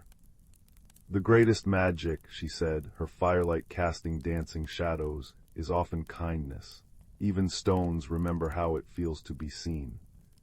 Outside, the brook chuckled, the wind sighed through pines, and the Heartwood tree stood guardian over a village where every belonging, large, small, or even stony, had found its place. And as Finn walked home beneath a sky dusted with stars, he knew the deepest mysteries were solved not with wands, but with watching eyes and a willing heart, ready to mend what was quietly broken. Sleep wrapped around him like a soft quilt, filled with the comforting certainty that in Willow Hollow all was well, and all would ever be well. Story 9. The soft hum of the Starliner Serendipity usually lulled travelers into a peaceful sleep as it traversed the velvet expanse between the Spiral Arm and the Lyra Nebula. Tonight, however, the gentle thrum was shattered by a bone-jarring crunch and the shriek of tearing metal. Alarm klaxons blared, casting the corridors in pulsing crimson light. In Cargo Bay 3, 2 crates slammed against the bulkhead, their seals hissing open. From one spilled Kalen, a being from the ocean world of Aquaria. His skin shimmered like mother of pearl, smooth and cool to the touch, his large, luminous eyes wide with terror as he gasped for the humid air his filtration suit struggled to maintain. Opposite him, tumbling out in a flurry of coarse, rust-colored fur and clanking tools, was Grum. A native of the arid dust plains of Xerxes 7, his sturdy frame was built for scorching heat and biting sandstorms, his snout twitching as he inhaled the ship's unnervingly damp atmosphere. By the shifting sands. Grum rasped, his voice like stones grating together. He scrambled to his feet, blinking rapidly in the harsh light. What infernal contraption is this? He eyed Kalen's shimmering form and the faint scent of brine with deep suspicion. Water breather, did your kind sabotage the ship? Kalen recoiled, pressing his back against the cold metal wall. Sabotage, never. His voice was a soft, melodic burble. My people seek only knowledge. We were transporting rare Aquarian coral samples for the Galactic Archive. He gestured weakly towards the shattered crate nearby, revealing fragments of iridescent blue coral. You are a Xerxian. Your people are known for resourcefulness. The unspoken implication and occasional piracy hung heavy in the acrid air, filled with the smell of burnt wiring and ozone. A violent tremor rocked the bay. Sparks showered from a ruptured conduit above them. With a gurgle of dismay, Kalen's suit monitor flashed an urgent amber warning: humidity critical. The ship's artificial atmosphere was too dry. Grum, meanwhile, wiped sweat from his brow with a thick forearm. Too wet in here, he grumbled, eyeing a leaking pipe with distaste. Like breathing soup. The ship lurched again, throwing them both to the floor. A synthesized voice, calm but urgent, echoed through the intercom. Emergency protocols initiated. Life support compromised in sections Gamma through Epsilon. Abandoned ship procedure activated. Escape pods launching sequentially. Estimated structural integrity failure, 15 minutes. Panic surged through them both, momentarily overriding their mutual distrust. Escape pods. Kalen gasped, struggling to rise, his breathing becoming labored as his suit's internal humidity plummeted. We must reach them. Grum pointed a thick, clawed finger towards a flashing schematic on a wall panel. Deck 7, but the main lifts are out. He scanned the chaotic bay, his practical mind clicking into gear despite the fear. Service conduits, follow me, water breather, and try not to drip. Their flight through the dying ship was a nightmare of flickering lights, groaning metal, and blocked passages. Kalen's movements grew sluggish, his shimmer fading to a dull gray. Each breath was a rasping struggle. Grum, noticing his companion lagging, paused at a junction. What ails you? He snapped, though his gruff tone held a new note of concern. My suit, Kalen wheezed, leaning against a wall.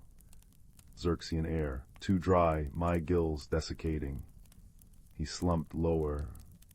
Grum stared, his earlier suspicion warring with a sudden, uncomfortable pang. He recalled the sparse water rations on Xerxes 7, guarded fiercely. Water was life, the most precious resource. Yet here was this alien, literally dying from lack of moisture in the air. He looked down at his own utility belt, at the small, tightly sealed canteen of purified water. He always carried his emergency ration, enough for days on his desert world. It was instinct, deeply ingrained, to hoard it. Another tremor, more violent. A section of ceiling collapsed ahead, showering them with debris and completely blocking the corridor they needed. Blast the twin suns. Grum roared in frustration. They were trapped. He looked back at Kalen, whose luminous eyes were dimming, his body trembling. The Xerxian made a decision that shocked even himself. With a grunt, he uncapped his precious canteen. Here, he thrust it towards Kalen, his voice rough. Don't waste a drop, and don't expect more. Kalen stared at the offered water, a lifeline from the being he'd feared moments before. With trembling hands, he poured a small amount onto a specialized sponge within his suit's emergency port. Instantly, a fine mist sprayed internally. Color flooded back into his skin, his breathing eased, and his eyes regained their soft glow. Thank you, he breathed, the words thick with genuine astonishment and gratitude. You saved my life. Grum shifted uncomfortably, snatching the canteen back, though it felt lighter.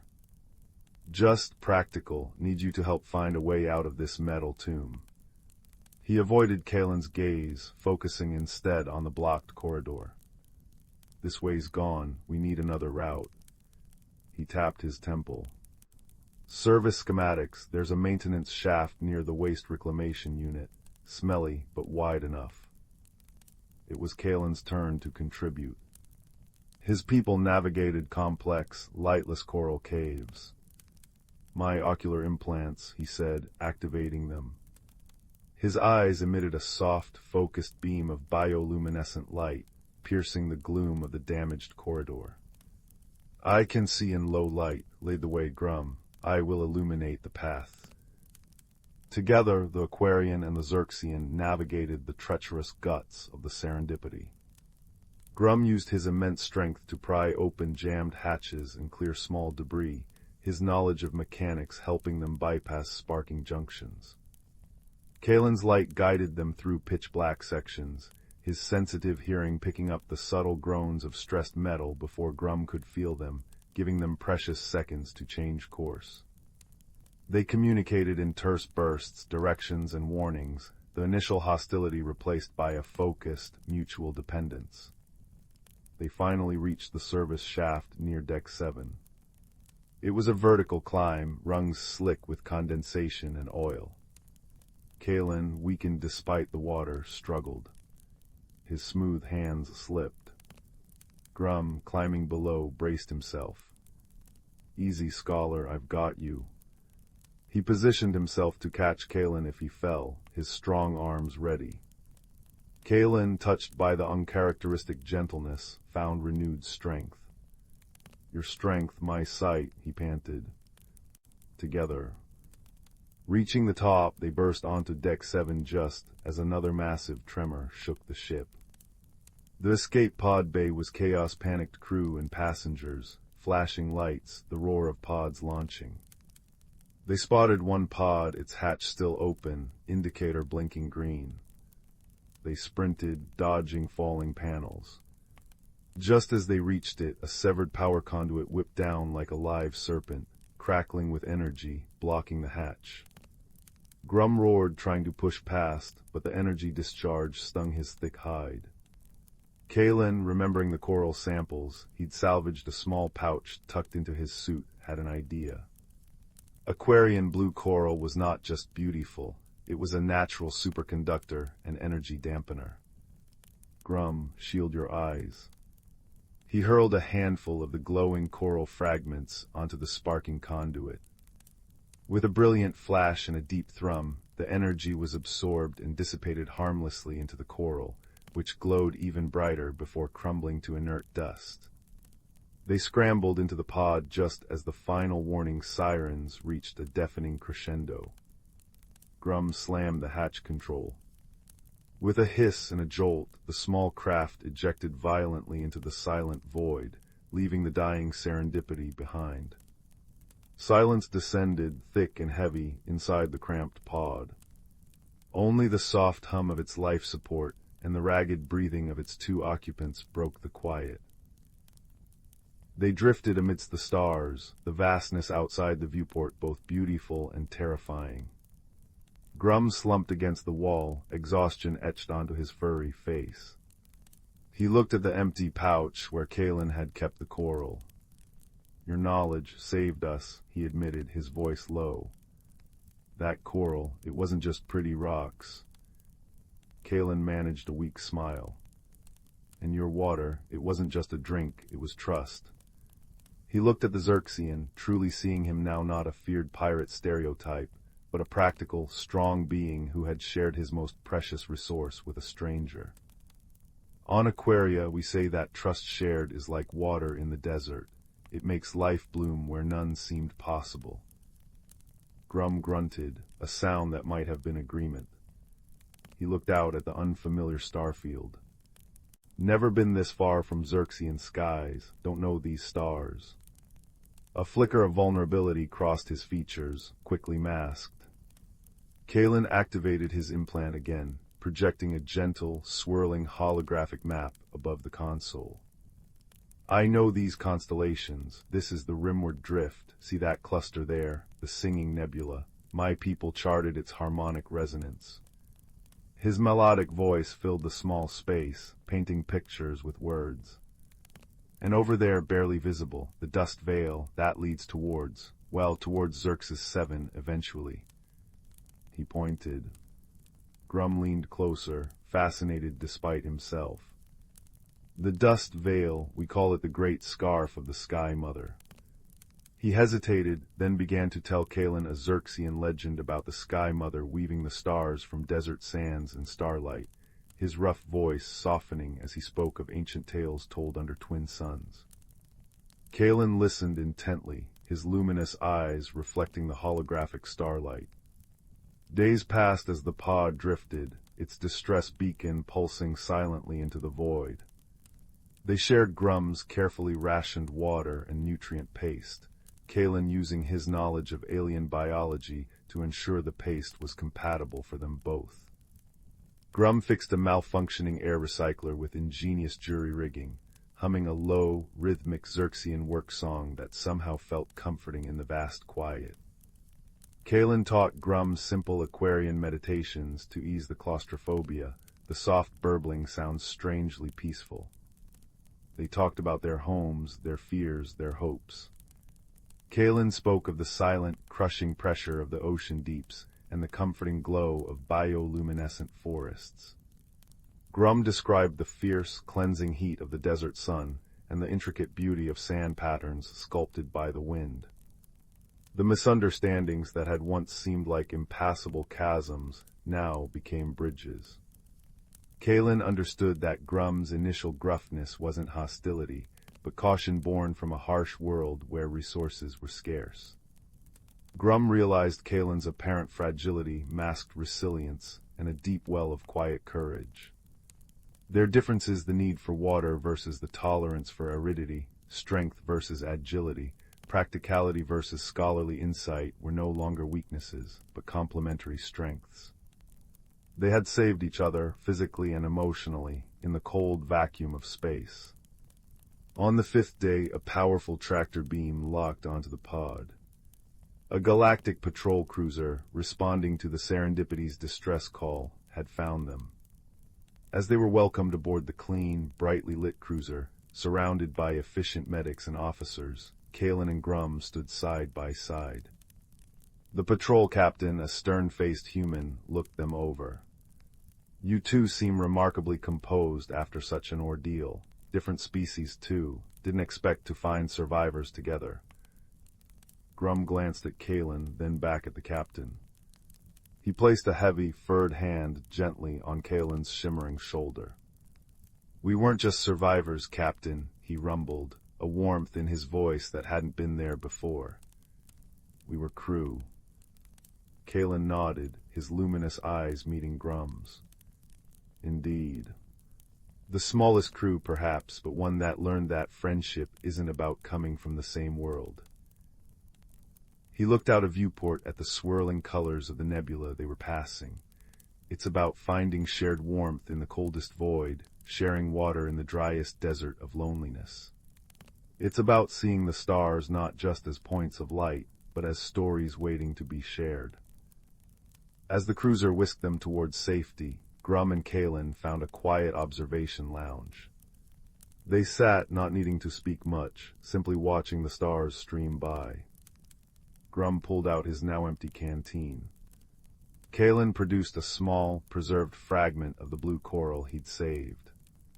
Without a word, Grum placed the coral fragment carefully inside the canteen.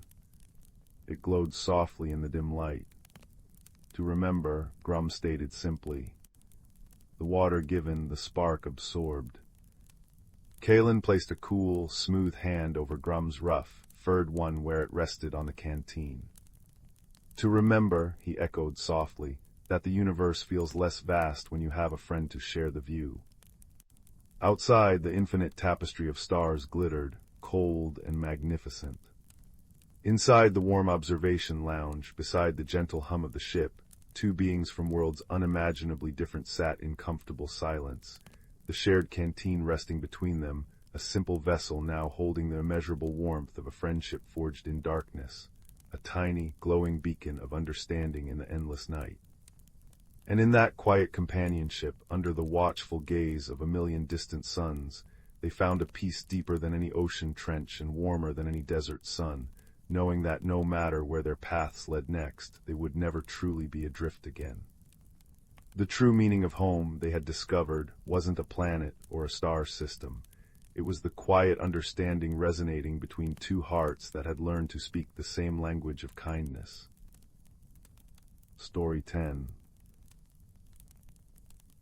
The forest had always whispered to Sylvie.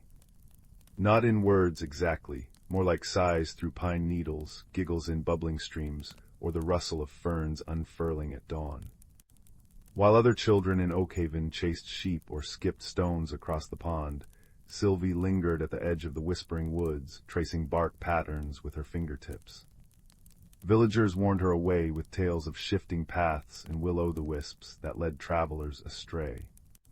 "Nothing but trouble in those trees," Old Man Hemlock grumbled, patching his fishing nets. But Sylvie felt the woods humming beneath her skin, a gentle pull she couldn't ignore. One crisp autumn afternoon, as golden light spilled through the canopy like melted butter, Sylvie spotted a flicker of silver beneath a mossy oak root. Digging carefully, she unearthed a smooth river stone, cool to the touch and glowing with soft, pulsing light. When she brushed dirt from its surface, warmth spread through her palm, and suddenly the forest's whispers sharpened into clarity. The oak groaned softly above her. Little root tender, the heartwood weeps. Shadows nibble at the edges, startled. Sylvie dropped the stone, but the voices didn't fade. The stone had awakened something in her, the gift of roots, an ancient ability to understand the language of living things.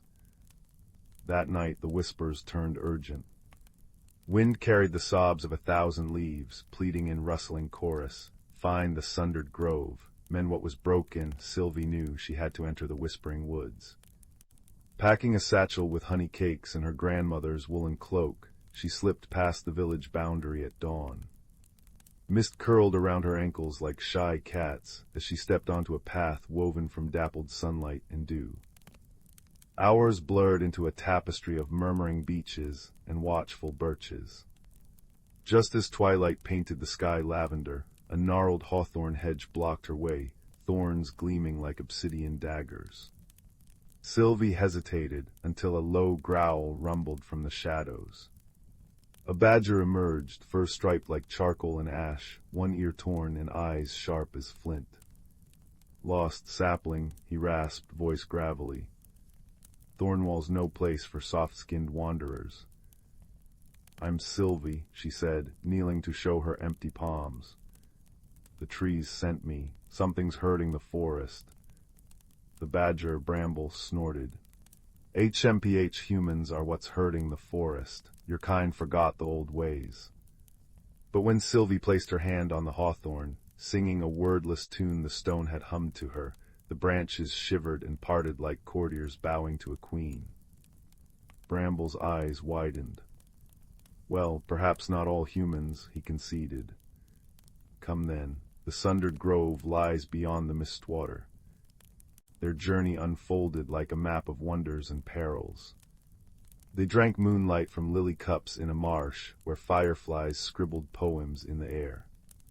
They crossed the Mistwater River on the backs of ancient turtles, whose shells bore constellations Sylvie had never seen. All the while the stone glowed brighter in her pocket, its warmth a steady companion. Bramble shared stories of the hidden world, the bustling markets of mushroom dwellers, libraries etched into birch bark by beetle scribes, and the great harmony that once wove nature and humankind together. But the bond frayed, he muttered darkly. Your villages grew walls, our groves grew thorns. The mystery deepened when they found the first withering patch, a circle of land where flowers crumbled to dust at a touch, and tree sap oozed black as tar. Bramble snarled at the blight. This is shadow sickness. It starts when hope fades. Sylvie knelt, pressing her glowing stone to the earth. Images flooded her mind, a young woodcutter's grief poisoning the soil after he felled a sacred oak, a village elder's bitterness seeping into the roots like ink. The stone whispered, every unkindness is a crack in the world's heart. Days turned to weeks.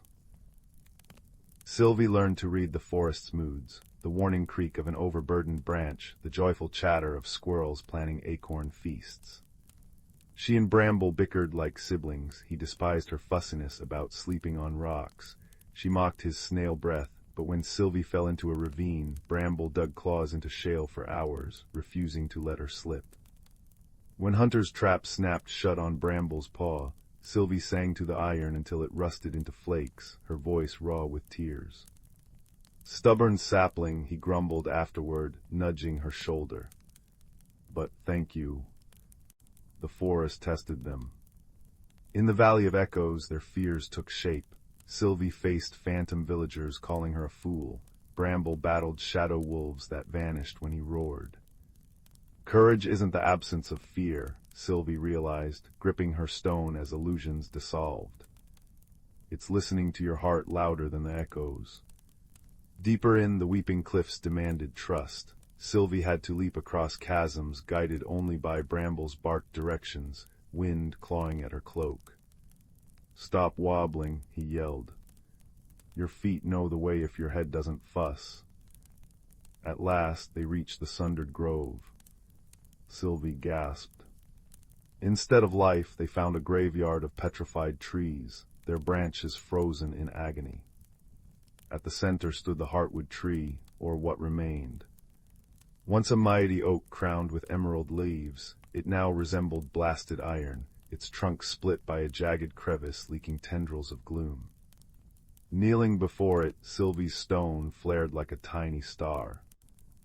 The shadow sickness began here, the Heartwood's voice echoed, frail as cobwebs.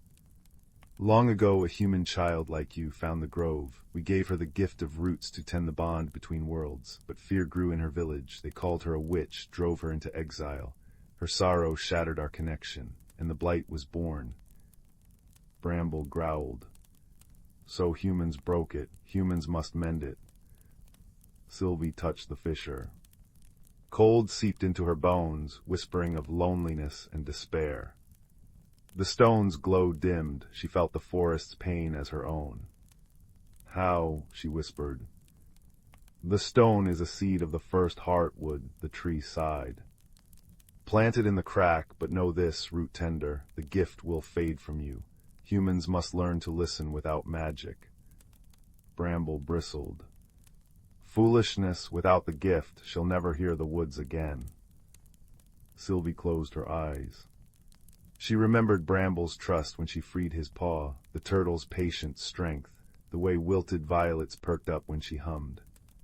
The forest didn't need magic to be understood. It needed kindness, attention, and open hands. Yes, she said softly.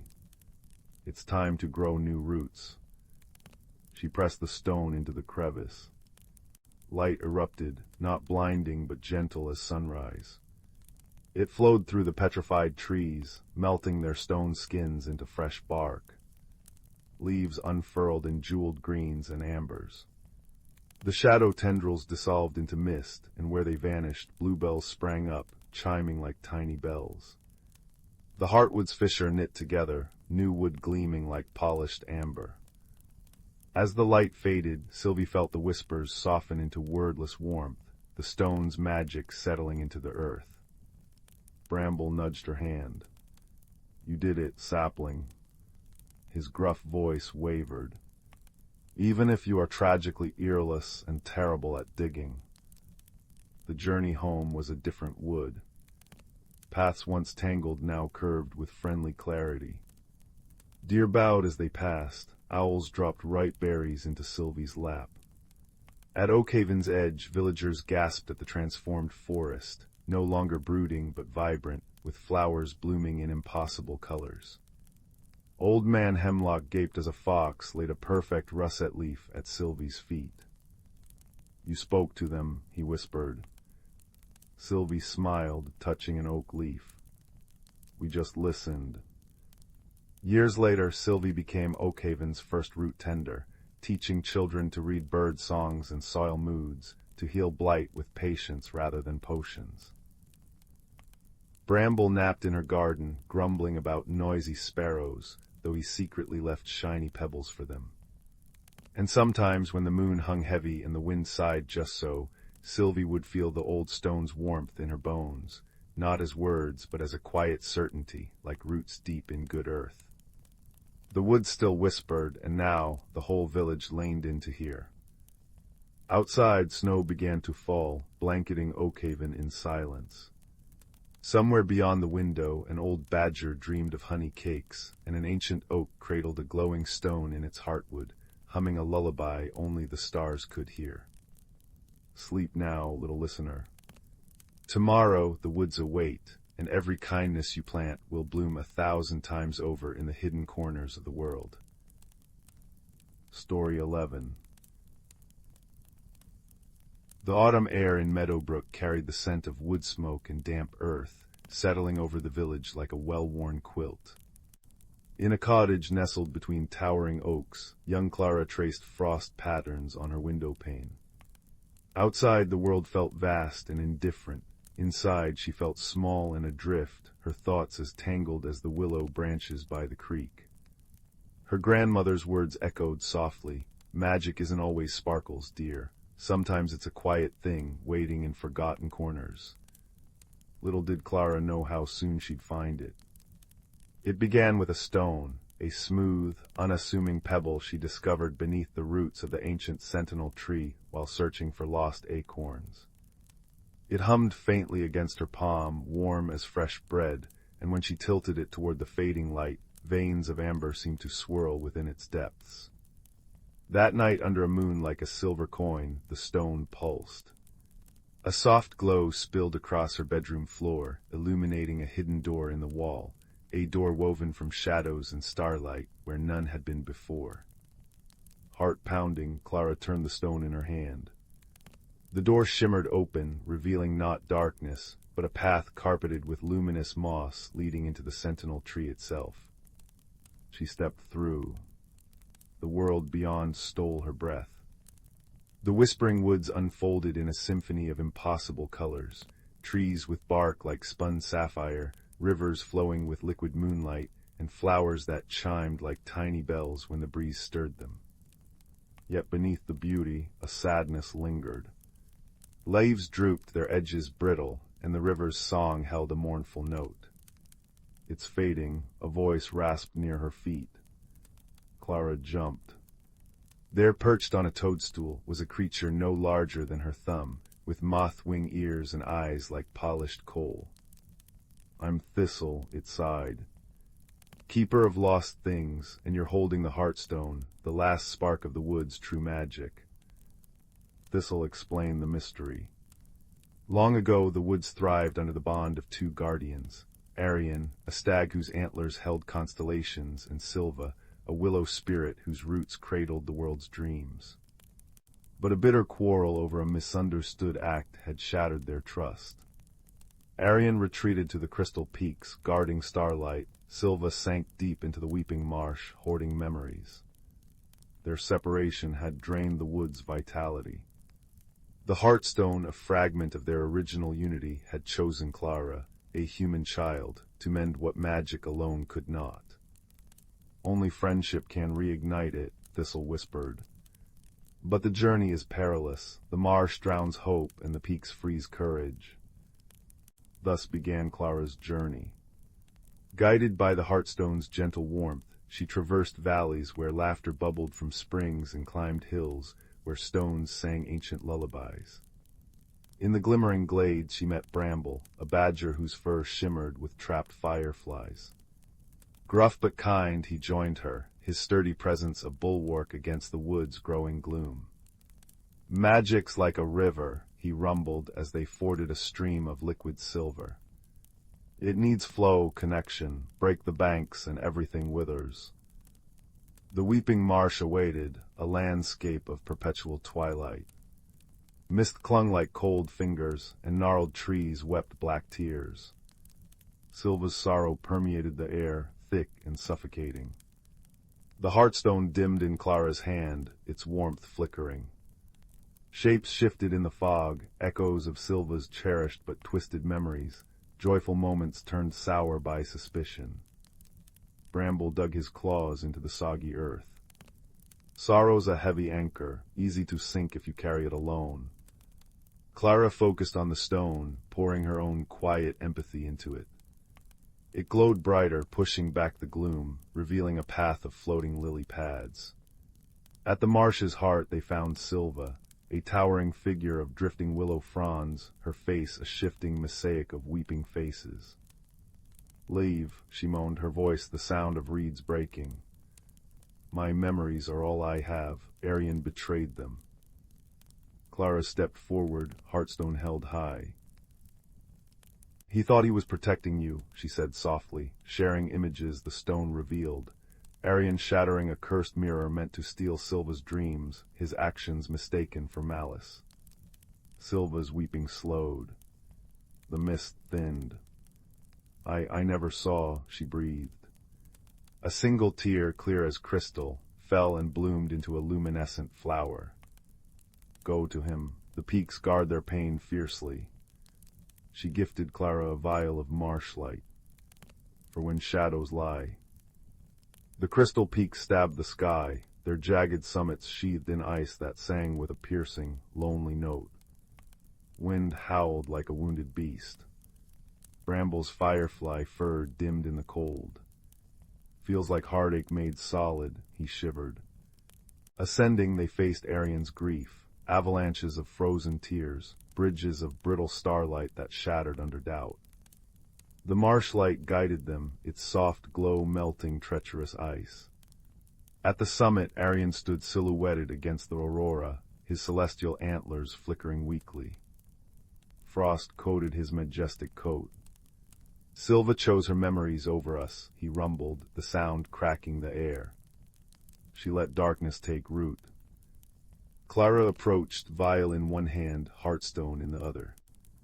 She showed him Silva's crystal tear, then pressed the Heartstone to his flank. Warmth radiated, melting the frost. Images flowed, Silva weeping in the marsh, her regret as deep as Arian's solitude. "She misunderstood, as you did," Clara said. "She sent me with this light, her hope." Arian bowed his great head. A single drop of liquid starlight fell from his eye, landing beside Silva's tear. Where they touched the ice, a sapling sprouted, its leaves shimmering with both constellations and dewdrops. Pride is a cold prison, Arian murmured. Lead us back, child. The return journey was a transformation. Arian's steps thawed the frozen paths. Silva's presence made flowers bloom in their wake. Where their energies met, starlight and memory, the land healed. Brittle leaves unfurled, vibrant green, the rivers sang clear and bright. Thistle buzzed with joy, gathering creatures great and small. At the heart of the whispering woods, beneath the now glowing canopy, Arian and Silva faced each other. No words were needed. Antlers touched willow fronds. Starlight merged with liquid memory. A pulse of pure, golden light exploded from them, washing through the woods like a warm tide. The heartstone blazed in Clara's hand, then dissolved into thousands of amber fireflies that soared upward, embedding themselves in the sky like eternal stars. The woods were whole, but Clara felt a pang. Her adventure was ending. Thistle landed on her shoulder. You carry the woods inside you now, he chirped. Friendship's magic doesn't fade when the path changes. Bramble nuzzled her hand. Remember, little spark, strength isn't always roaring. Sometimes it's the quiet hand that mends the broken thing. At the sentinel tree door, Silva gave Clara a locket woven from living willow. To hold whispers of wonder, she smiled. Arian touched his antler to Clara's forehead. When you feel lost, child, look up. Our stars will guide you. Clara stepped back into her moonlit bedroom. The shadow door vanished, but the locket lay warm against her chest. Opening it, she saw not a picture, but a miniature, living scene. Thistle waving from a glowing toadstool, bramble snuffling in vibrant ferns, and in the distance, the merged lights of Arian and Silva. Outside her window, Meadowbrook slept unchanged. Yet everything had changed. The autumn air felt kinder, the stars closer. She curled into bed, the willow locket clasped in her hand. Her grandmother had been right. Magic was a quiet thing, found not in seeking grand destinies, but in the courage to mend small fractures, in friendships that crossed impossible divides, and in the understanding that even the most ordinary hearts could hold extraordinary light. As sleep claimed her, the last firefly from the heartstone winked outside her window, a tiny, enduring spark in the vast, comforting dark. And Clara smiled, knowing she was home in two worlds, forever woven into the gentle, unbreakable magic of connection. Story 12. The village of Willowbrook nestled in a valley where the river sang lullabies and the trees whispered secrets. In this cozy corner of the world, magic wasn't grand or loud.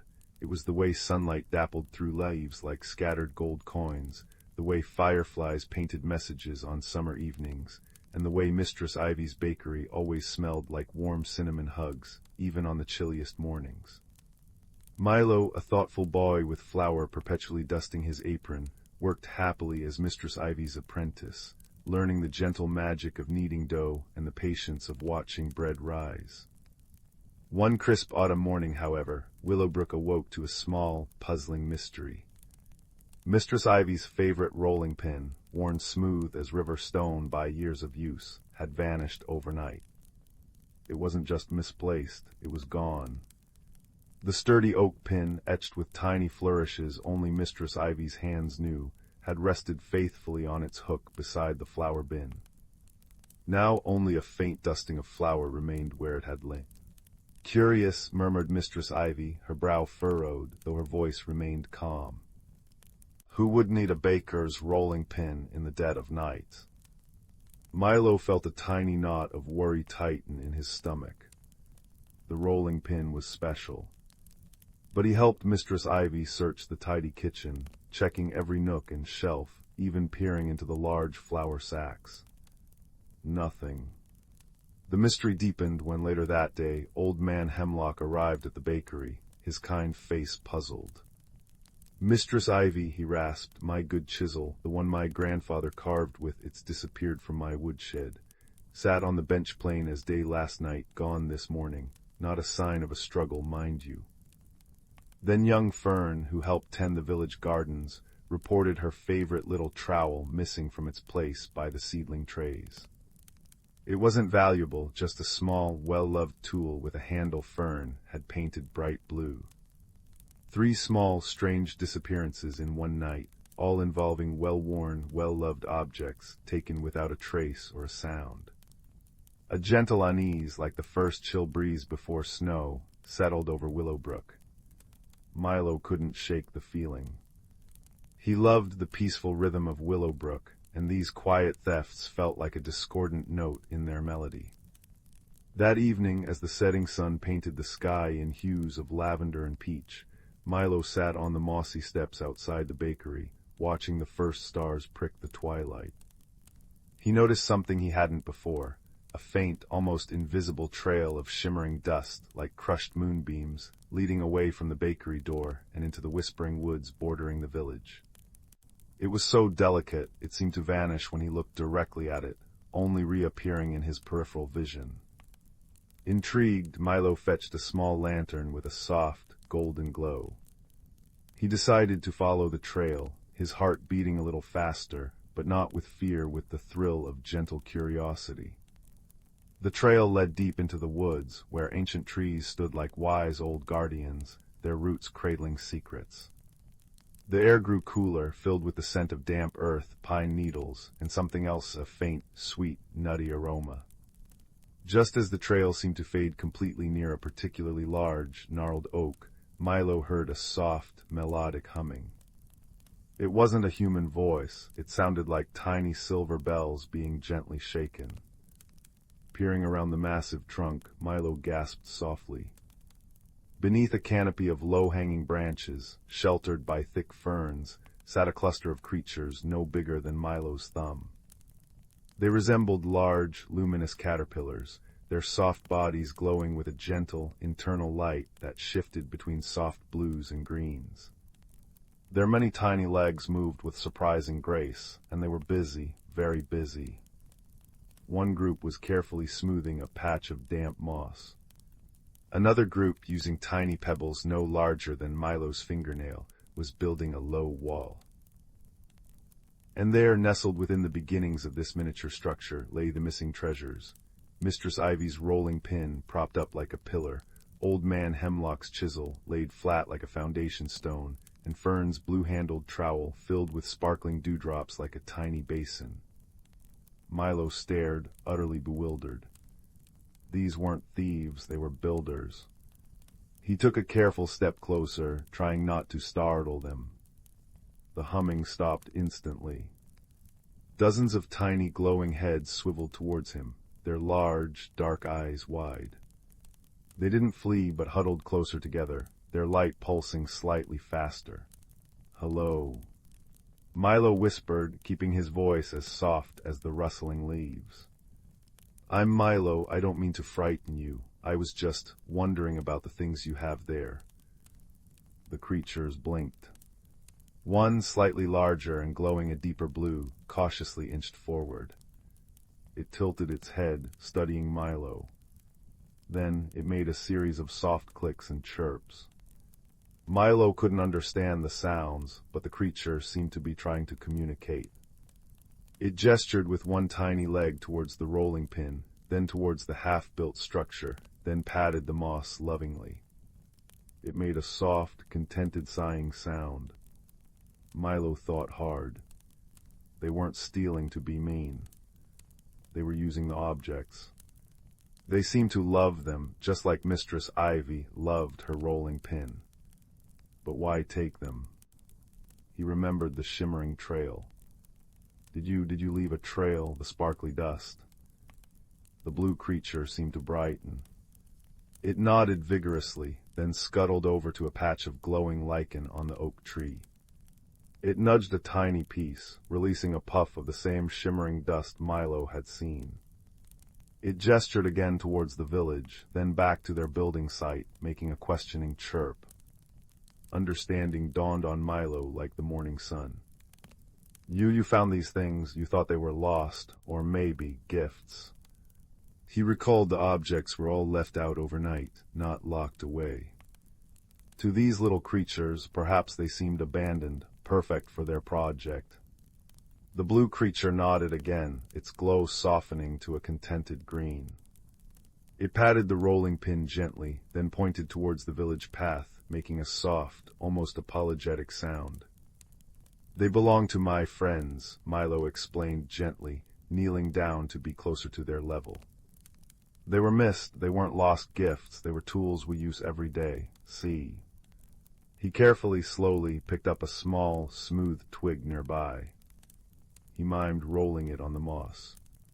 "Like this, for making bread." He pretended to chisel the twig against a root. "For carving wood." He scooped a little dirt with the twig. "For planting seeds." The creatures watched intently, their little lights flickering thoughtfully. The blue one looked at the rolling pin, then at Milo's demonstration. A soft murmur went through the group. They seemed to understand. The blue creature nudged the rolling pin towards Milo, then the chisel, and finally the little trowel. It made a series of soft, regretful clicks. "It's okay," Milo said softly, touched by their earnestness. "You didn't know, you were just building something lovely." He looked at their intricate little structure, woven with moss, twigs, pebbles, and decorated with dewdrops and tiny, perfect wildflowers. "It's beautiful, what is it?" The blue creature brightened. It gestured proudly at the structure, then made a soft, rhythmic pulsing light from its body. The others joined in, creating a gentle, pulsing glow that filled the little clearing. It looked like a tiny, glowing hearth. "A home. A home." Milo breathed. "You're building a home." He understood then. Autumn was deepening. These gentle glowworm folk needed shelter. They'd found sturdy, smooth, well-loved objects, and thinking them gifts from the world, had incorporated them with reverence. Milo had an idea. "Wait here," he said gently. "Just for a little bit. I'll be right back." He carefully gathered the missing items, thanking the creatures sincerely. He hurried back to Willowbrook, his mind buzzing. He went first to Mistress Ivy, explaining everything: the shimmering trail, the glowing creatures, their misunderstanding, and their beautiful half-built home. Mistress Ivy listened, her eyes wide with wonder, not anger. "Glowworm folk, I haven't seen them since I was a girl. Oh, the poor dears, just needing shelter." She immediately went to her storeroom and returned with a small, smooth river stone, perfectly flat. "Here, Milo, this is nice and sturdy. Perhaps they can use this." Next, Milo went to Old Man Hemlock. The old woodcarver chuckled, a warm sound like crackling logs. "Glowworms building a home with my chisel, bless their tiny hearts. Here." He rummaged in his workshop and produced a smooth, polished slice of walnut wood, no bigger than a coin. "Perfect for a little door, I'd say." Finally, Milo found Fern. Her eyes lit up. "They liked my trowel. Oh, I'm so glad it helped, even a little. Wait." She ran to her garden shed and returned with several smooth, colorful sea glass pebbles she collected from the riverbank. For decoration. Armed with these small offerings, Milo hurried back to the Whispering Woods. The glowworm folk were still there, their lights a soft, waiting blue. Milo carefully laid out the river stone, the walnut slice, and the sea glass pebbles. "These," he said gently, "are gifts, truly, for your new home, to replace the things we need back and to help you build." The glowworm folk gathered around the new items, their lights pulsing with excitement and delight. They touched the smooth stone, admired the walnut slice, and chirped happily at the colorful pebbles. The blue creature approached Milo and gently brushed one tiny leg against his finger in a gesture of profound thanks. Then, with renewed energy, they set to work, incorporating the new gifts into their structure with evident joy. Milo watched for a while, the cool night air filled with their soft, bell-like humming, and the peaceful sounds of the woods. The mystery was solved not with suspicion or blame, but with observation, understanding, and kindness. The stolen treasures were returned, replaced with freely given gifts that held just as much meaning. The next morning, Willowbrook awoke to find the missing items mysteriously returned, each resting precisely where they had vanished from, cleaned and polished.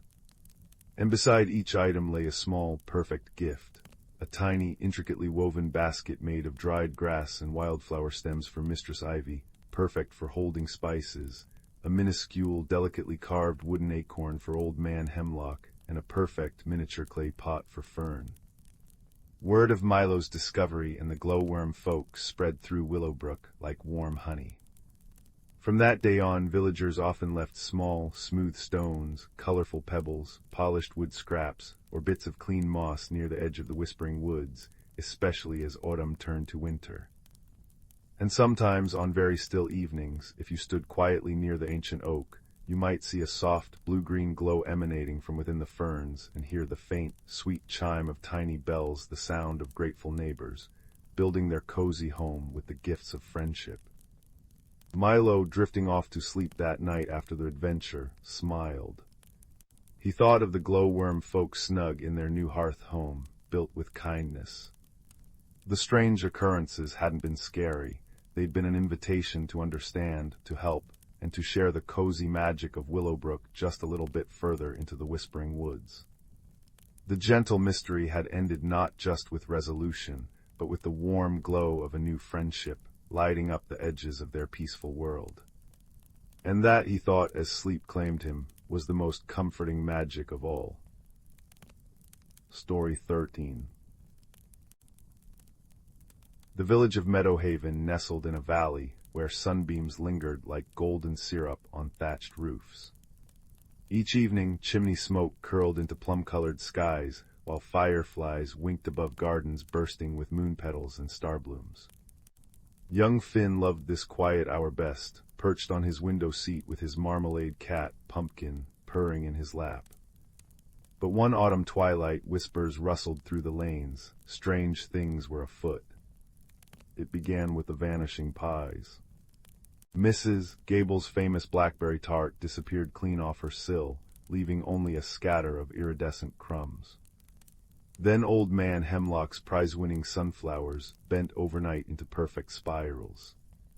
Finally, the village bell, silent for decades, tolled 3 times at midnight, though its rope hung still as stone. A hush fell over Meadowhaven, thick as woolen blankets. "Something's tickling the edges of our peace," murmured Finn to Pumpkin. The cat blinked, her eyes reflecting the hearthlight like twin amber moons. Finn decided to seek the counsel of his friend, Thistlewick, a hedgehog librarian who lived beneath the hollow oak. Thistlewick's spectacles balanced precariously on his snout as he pored over a dusty tome. "Ah, young observer," he rasped. "Mysteries are puzzles waiting for patient eyes. Tell me everything you've noticed." Finn described the crumbs like crushed rainbows, the spiraled sunflowers, and the phantom bell. Thistlewick's quill scratched notes on a walnut shell. 3 clues, he mused. "Seek the pattern and take this."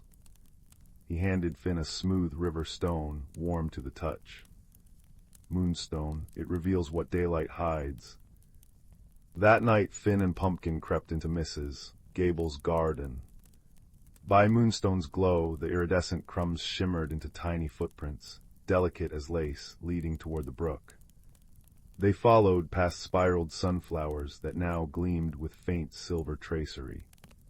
At the water's edge, the footprints vanished. But then, a ripple.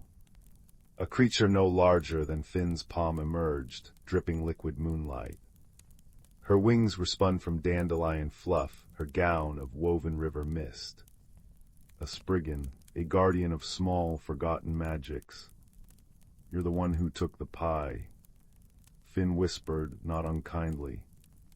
The Spriggan nettle trembled. "Forgive me, my sisters are fading. The great glow that feeds us dims each year." She explained, "Spriggans drew magic from joy." Mrs. Gable's pies bubbled with happiness. The bells chime, Spriggans ringing it to summon stardust. The sunflowers, artistry to please the bees who carried laughter pollen. But our strength wanes, Nettle sighed. Soon we cannot even shape dew into diamonds. Finn understood. Meadowhaven had been so cozy, so content, they'd forgotten to share their joy outward. We'll help, he promised. At dawn, Finn and Thistlewick gathered villagers. They baked pies bursting with cinnamon giggles. Children tied ribbons to the bell rope, ringing it just to hear its silver song. Gardeners planted flowers in spirals and stars, chuckling as they worked. Each act of delight became a shimmering thread in the air, weaving toward the brook. On the third night, the village gathered. Finn placed Mrs. Gable's new pie, a honey apple symphony, beside the water. Nettle and her sisters rose like living opals, feasting on the invisible feast of merriment. Their wings brightened to spun gold. Then Nettle floated to the ancient bell, touched it, and bong, bong, bong, it rang with notes clear as ice crystals. Not a summons, but a song of thanks. As it echoed, every spiraled sunflower unfurled, releasing clouds of bioluminescent seeds that drifted skyward, becoming new constellations. From that night, Meadowhaven's twilight held an extra shimmer, a lacework of magic woven from shared kindness. Finn learned that even the smallest heart could mend the unseen threads of the world. And curled in his window seat, Pumpkin purring louder than ever, he watched Nettle dance in the moonlight, turning dewdrops into diamonds for anyone who remembered to look. Story 14. Story 15. The old forest whispered secrets on the wind that ruffled Clara's nightgown as she stood at the edge of her grandmother's garden. 10 years old, with eyes the color of storm clouds and hair like spun wheat, she felt the familiar tug of loneliness. Her parents were far away, tending to a sick relative in the city, leaving her in the care of Gran, whose stories of woodland magic were as plentiful as the fireflies dancing in the twilight. Tonight, however, the stories felt distant. A peculiar restlessness hummed beneath Clara's skin, a feeling like the vibration of a plucked harp string. It drew her gaze past the last rose bush, past the stone wall covered in ivy, deep into the shadowed embrace of Whisperwood. Gran's voice drifted from the cottage window. "Stars are out, little sparrow, time for dreams." But the forest called louder. A shimmer, faint as dewdrop catching moonlight, flickered between the ancient oaks. Clara took a step, then another, the cool grass yielding beneath her bare feet. She crossed the boundary where garden met wilderness, the air instantly cooler, smelling of damp earth and pine resin. The shimmer intensified, resolving into a path of luminescent moss winding between the trees like a ribbon of captured moonlight. Curiosity, warm and insistent, banished caution. Clara followed. The deeper she walked, the stranger the woods became. Trees twisted into arches adorned with glowing silver lichen. Flowers pulsed with soft, internal light violet, amber, and the palest blue. The very air thrummed with a low, melodic hum. And then the path ended at a waterfall. Not of water, but of shimmering, liquid light, cascading soundlessly into a pool that reflected a sky dusted with unfamiliar constellations. Behind the waterfall, hidden by the curtain of radiance, yawned a cave entrance. Nestled on a smooth stone ledge beside the pool lay the source of the hum, a smooth river stone no larger than Clara's palm. It glowed with a warm golden light, pulsing gently like a heartbeat. As her fingers brushed its surface, warmth spread up her arm, filling her with a sense of profound calm. The stone's light flared, and the waterfall seemed to thin, becoming translucent. Through it, Clara saw movement in the cave, small, swift shapes darting in the shadows. A gasp escaped her lips. One of the shapes froze, then cautiously approached the waterfall. It stepped through the curtain of light as easily as stepping through mist. Clara's breath caught. Standing before her, barely knee-high, was a creature woven from the forest itself. Its skin resembled rough, knotted oak bark, limbs slender as willow branches, and eyes like polished river stones, deep green and full of ancient knowing. Moss and tiny, glowing flowers grew along its arms. It tilted its head, studying her with unnerving stillness. "Hello," Clara whispered, her voice trembling only slightly. The stone in her hand pulsed warmly, reassuringly. The creature blinked slowly. Its voice, when it spoke, was the rustle of dry leaves and the trickle of a hidden stream. "You hold the sunstone, the heart of Whisperwood." It gestured to the glowing rock. "I am Thorn, keeper of the veil. Humans they rarely see, never cross." Its gaze was wary, guarded. I saw the light," Clara explained, holding the stone carefully. "It felt like it was calling me." She felt a pang of sorrow emanating from Thorn, a feeling mirrored by a flicker of dimmer light in the sunstone. Is something wrong? Thorn hesitated, its leafy fingers tracing a pattern on the mossy ground. "The heart weakens, the light fades, our world crumbles." It gestured back towards the cave. "The glimmering cave's home, but shadows grow where light fails, the deep shade stirs." A shiver like wind through branches ran through Thorn's form. Clara understood then. The loneliness she felt wasn't just hers. This hidden world, this sanctuary of light and life, was dying. The sunstone, its heart, was failing. "Can I help?" she asked, the words surprising even her. "Can we make it strong again?" Thorn regarded her, its ancient eyes searching her face. The sunstone pulsed warmly against Clara's palm, a silent agreement. "The heart remembers the first light," Thorn murmured. "But the path is perilous, through the caves of echoing sorrow, across the bridge of lost hopes, to the roots of the elder tree where the first light bloomed. Only there can the heart be renewed, but the deep shade hunts the light." Clara looked at the sunstone, then at Thorn's worried face. The forest around them felt alive, breathing, precious. Her own loneliness felt small compared to the fading light in Thorn's eyes. "I'll come with you," she declared, her voice firmer now. "We'll fix it together." Thus began their journey into the glimmering caves. The entrance behind the waterfall opened into a vast, cathedral-like space. Stalactites and stalagmites glowed with internal light, casting shifting patterns on the walls. Thorn moved with silent grace, leading Clara along winding paths beside streams of liquid light that flowed across the cave floor. The air smelled of ozone and damp stone. Clara clutched the sunstone, its warm glow a beacon in the vastness. It hummed softly, a constant companion. Soon the vibrant light dimmed.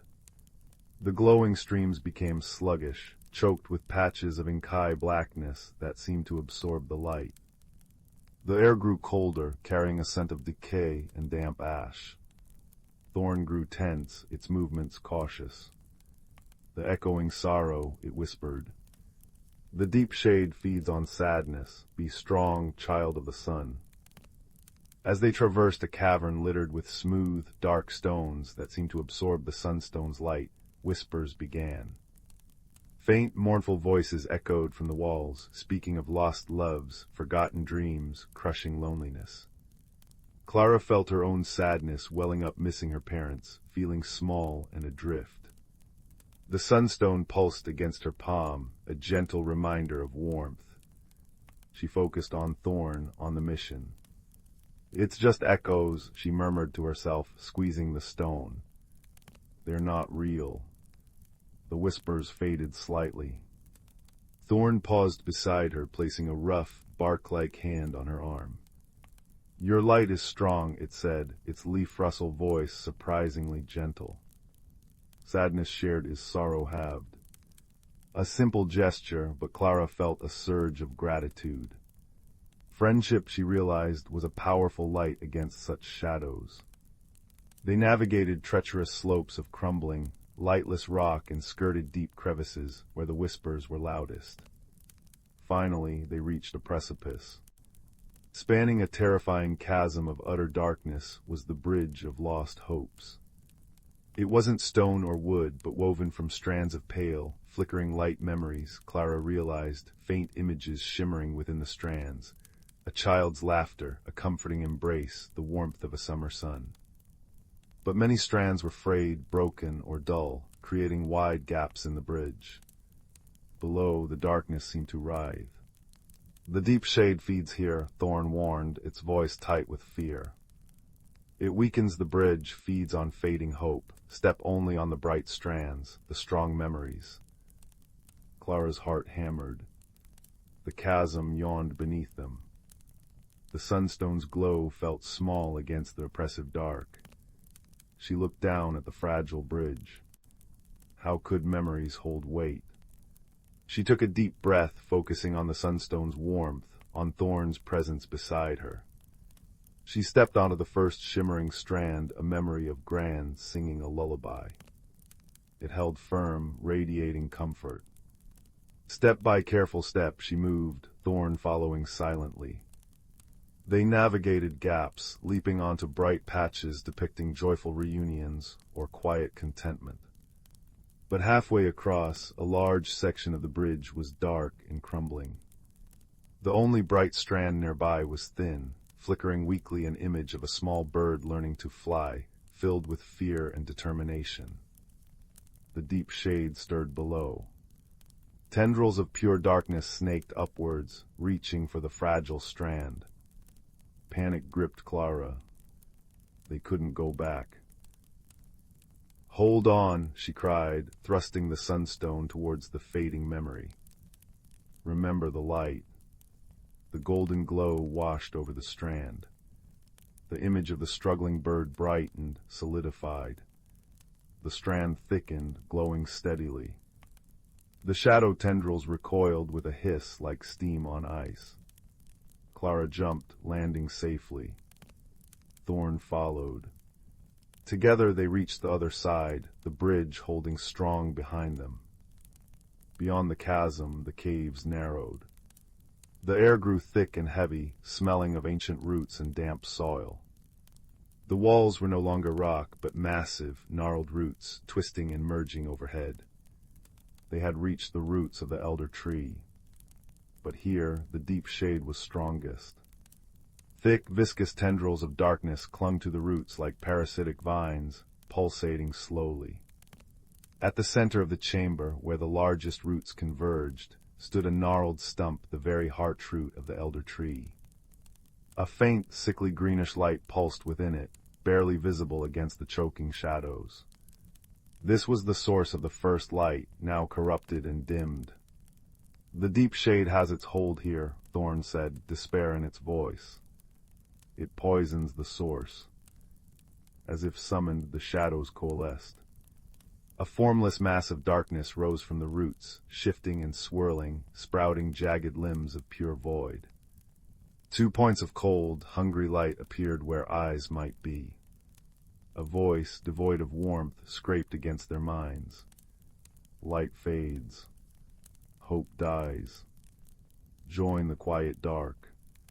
Give me the heart." Clara shrank back, terror freezing her limbs.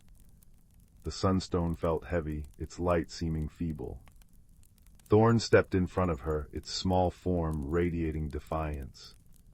"The heart chooses its keeper," it cried, its rustling voice surprisingly loud. It chose hope. "Foolish sprite," the shadow hissed. Tendrils lashed out, wrapping around Thorn's limbs, lifting it off the ground. Thorn cried out, a sound like splintering wood.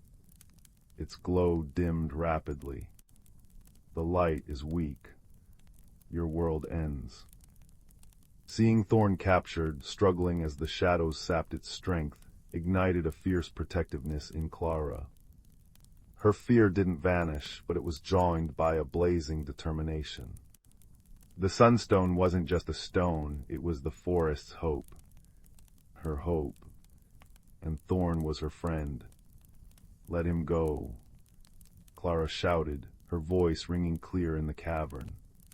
She held the sunstone high, pouring all her will into it, her love for Gran's garden, her newfound wonder in the glimmering caves, her fierce bond with Thorn, her longing for her parents, her own quiet courage. She focused on light, on warmth, on the joy of fireflies, the comfort of Gran's stories, the strength of friendship. The light isn't weak, it's in here. She pressed the stone against her own chest, over her heart. The sunstone erupted. Not a blinding flash, but a wave of pure, golden radiance that washed outwards like warm water. It flowed over Thorn, dissolving the shadowy bonds instantly. It washed over the clinging tendrils on the roots, making them writhe and shrivel like worms in sunlight. It struck the formless mass of the deep shade itself. The shadow shrieked, a sound of pure negation that clawed at the air. It recoiled, shrinking, its form destabilizing. Impossible. Mortal light, so small. But it's true. Clara cried, stepping forward, the sunstone blazing like a tiny sun in her hands. Light doesn't have to be big to be strong. It just has to be real, like kindness, like friendship, like hope. She remembered the bridge, the memory of the little bird. Like trying even when you're scared. The golden light intensified, focused now by Clara's unwavering belief. It streamed towards the corrupted heartroot. The sickly greenish glow flickered, then was overwhelmed by the warm gold. The darkness clinging to the stump dissolved. The heartroot pulsed once, then began to glow with a clean, steady golden light, mirroring the sunstone. The deep shade gave one final, fading shriek of fury, and dissolved into wisps of harmless smoke that dissipated in the radiance. The oppressive weight lifted. The air warmed, smelling of fresh earth and growing things. Light, pure and strong, flowed back up the massive roots, illuminating the chamber with a gentle, life-affirming glow. Thorn, released, stumbled towards Clara. Its bark-like skin was whole again, glowing softly with renewed vitality. Its deep green eyes shone with awe and profound relief. You did it, child of the sun, it breathed. The heart remembers, the first light is renewed. Clara lowered the sunstone. It still glowed warmly but softly now, pulsing in perfect rhythm with the renewed heartroot. She felt exhausted but filled with a deep, peaceful joy. We did it, Thorn, together. The journey back through the glimmering caves was transformed. The streams of light flowed swift and clear. The echoing sorrow cavern was silent, filled only with the gentle hum of the revitalized caves. The bridge of lost hopes now shone brilliantly, every strand strong and vibrant, weaving a solid path of luminous memories. Thorn walked beside Clara, no longer wary, but with a quiet companionship. They spoke little, but the silence was comfortable, filled with the shared triumph and the restored song of the hidden world. As they emerged from behind the waterfall of light, the forest outside seemed different too. The air was sweeter, the moonlight brighter, the rustling leaves sounding like a gentle lullaby. They stood by the luminous pool. Dawn was beginning to tinge the sky with rose and gold. The heart is whole, Thorn said, looking at the sunstone in Clara's hand. Whisperwood is safe. You must return to your world, child of the sun. The dawn calls you. Clara looked down at the stone. Its connection to the renewed heartroot was a warm thrum in her palm. Will I see you again? Thorn reached out a twig-like finger and gently touched the sunstone. The veil remains, but the heart remembers its keeper. When the mist dances just so and the sunlight touches the dew, look for the path. It gave a small nod, a gesture filled with deep respect. Keep the heart safe. Remember the light within. Clara smiled, tears pricking her eyes, but they were tears of happiness. I will. Thank you, Thorn, for everything. thorn bowed its head. "No, thank you, keeper of the light." Then, with a rustle like falling leaves, it stepped back through the waterfall of light, vanishing into the shimmering curtain. Clara stood alone by the pool for a moment, the sunstone warm in her hand. She tucked it safely into the pocket of her nightgown. The luminous moss path was already fading as the true dawn light strengthened.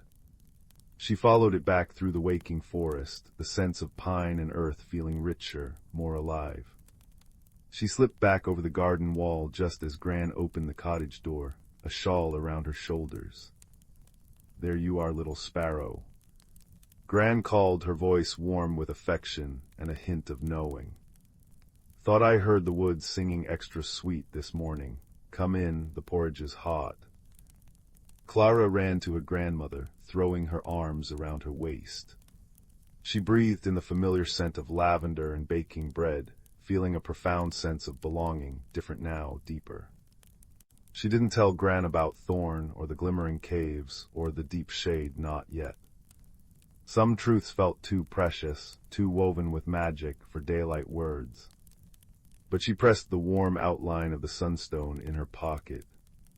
That night, as Gran tucked her into bed, Clara held the sunstone under her pillow.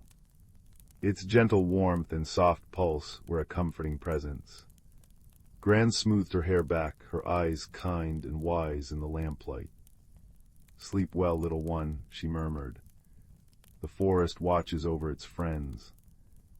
Clara closed her eyes. She didn't feel lonely anymore.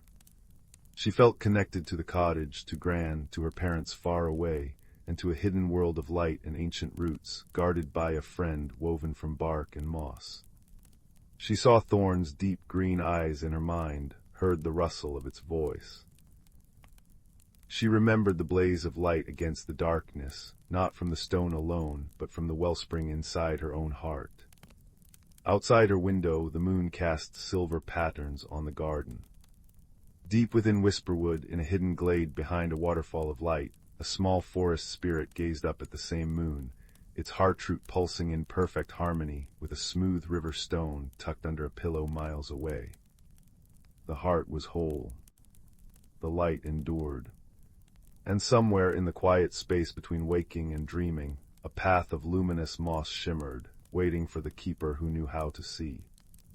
Clara drifted into sleep, a soft smile on her lips, the gentle hum of the sunstone a lullaby only she could hear, a promise that even the deepest shadows could be banished by the quiet, courageous light of kindness, friendship, and a heart willing to hope. The story was far from over, but this chapter ended wrapped in warmth, peace, and the unshakable knowledge that she was never truly alone. The forest and its secrets were always just a heartbeat away. Story 16. The old grandfather clock in the hallway chimed 10 times, each resonant bong echoing through the quiet house like a stone dropped into a still pond. Silas, tucked beneath a quilt stitched with constellations, listened. Outside his window, the world was draped in velvet night, punctuated only by the silver pinpricks of stars and the sighing whisper of the wind through the ancient oak tree that guarded their garden. Silas was a boy who noticed things the way dust motes danced in sunbeams, the precise pattern of frost on the window pane, the different songs sung by birds at dawn. But lately he'd felt small. The world seemed vast and loud, and he often retreated into the quiet corners of his own thoughts, wishing he could shrink away entirely. One rainy Tuesday, seeking refuge from the boisterous noise of his cousins visiting, Silas explored the dusty attic. It smelled of forgotten things, cedar trunks, old paper, and the faint, sweet ghost of lavender. Amidst cobwebbed furniture and stacks of yellowed books, a small, brass-bound chest caught his eye. It wasn't locked. Inside, nestled in faded blue velvet, lay a pocket watch. It was unlike any watch Silas had ever seen. The casing was a warm, burnished bronze, etched with swirling patterns that seemed to shift and shimmer like flowing water when the light caught them. Instead of numbers, tiny, impossibly detailed enamel flowers marked the hours, a violet for 1, a snowdrop for 2, a crocus for 3, and so on, circling the face. The hands were slender filaments of silver, tipped with minuscule, glowing pearls. It felt warm in his hand, humming with a quiet internal life, like a sleeping kitten. Drawn by its strange beauty, Silas slipped the watch into his pocket. That night, as he lay listening to the rhythmic ticking that seemed louder, clearer than the grandfather clock's chime, a peculiar thing happened. The watch face began to glow with a soft, golden light. The etched swirls on the casing pulsed faintly. Almost without thinking, Silas traced one of the swirling lines with his finger. Instantly the air in his room thickened, smelling intensely of damp earth and crushed leaves. A low, melodic humming filled the space, coming from the watch and seeming to vibrate through the floorboards. The wall beside his bookshelf shimmered, like heat haze rising from summer asphalt, and then dissolved. Where solid plaster had been, an archway formed, framed by gnarled roots and twining ivy. Beyond it lay a path dappled in moonlight, winding into the heart of a forest that most certainly did not exist behind his suburban house. The air drifting through the archway was cool, sweet, and alive with the cheer-up of unseen crickets and the rustle of unseen creatures. Heart pounding with a thrilling mixture of fear and wonder, Silas slipped out of bed. Holding the warm watch tightly, he stepped through the archway. The transition was seamless. One moment he was in his familiar room, the next, the scent of pine resin and rich loam filled his nostrils, and the soft moss beneath his bare feet felt cool and yielding. He turned. The archway was still there, a shimmering portal back to his world, framed by the roots of a colossal ancient tree whose branches seemed to brush the star-strewn sky. The forest around him was immense, bathed in an ethereal silver light that seemed to emanate from the very leaves. Gigantic ferns unfurled like green banners, luminous mushrooms dotted the forest floor like fallen stars, and flowers bloomed in impossible colors, petals that shimmered like opals and stamens that glowed like tiny lanterns. This was the verdant vale, a hidden world woven into the fabric of his own, accessible only through the magic of the Bloom Watch. Silas hadn't taken more than 10 hesitant steps along the mossy path when a flash of russet fur darted behind a giant toadstool. A moment later, a pair of bright, intelligent eyes peered out. Not the eyes of a squirrel or a rabbit, but something more. A small creature emerged. It stood about knee-high to Silas, covered in thick, russet fur tipped with white. It had a fox-like face, but with larger, rounder ears that twitched constantly, and its tail was unusually long and bushy, ending in a snowy white tip. It wore no clothes, but a delicate necklace of woven vines, and tiny, glowing blue berries hung around its neck. It tilted its head, regarding Silas with open curiosity, no trace of fear in its gaze. "Hello," Silas whispered, his voice sounding small in the vast, quiet forest. The creature blinked, then gave a soft, chittering sound that somehow conveyed understanding. It padded closer, sniffing cautiously at the air near Silas's hand. Its nose twitched towards the pocket where the Bloom Watch lay warm against his leg. Silas instinctively covered the pocket. Are you lost too?" Silas asked hesitantly. The creature made a series of soft clicks and whistles, pointing a delicate paw first at Silas, then deeper into the veil. It didn't seem lost, it seemed perfectly at home. Then it pointed insistently at Silas's pocket again. "You mean this?" Silas carefully drew out the watch. The creature's eyes widened, reflecting the soft glow of the Bloom Watch's face. It gave a soft, awed cheer-up and nodded vigorously. It tapped its own chest with a small paw. "Pip," it said, the sound clear and surprisingly human-like. "Pip," Silas repeated. "Is that your name?" Pip nodded again, chittering happily. It then pointed to the watch, then to Silas, then made a sweeping gesture encompassing the entire veil, finishing with a questioning tilt of its head. You want to know how I got this and why I'm here? Silas guessed. Pip nodded enthusiastically. Sitting down on a cushion of moss, Silas told Pip about the attic, the chest, and stepping through the shimmering archway. Pip listened intently, its large ears swiveling, occasionally making soft sounds of understanding or surprise. When Silas finished, Pip reached out and very gently touched the bloom watch with one claw-tipped finger.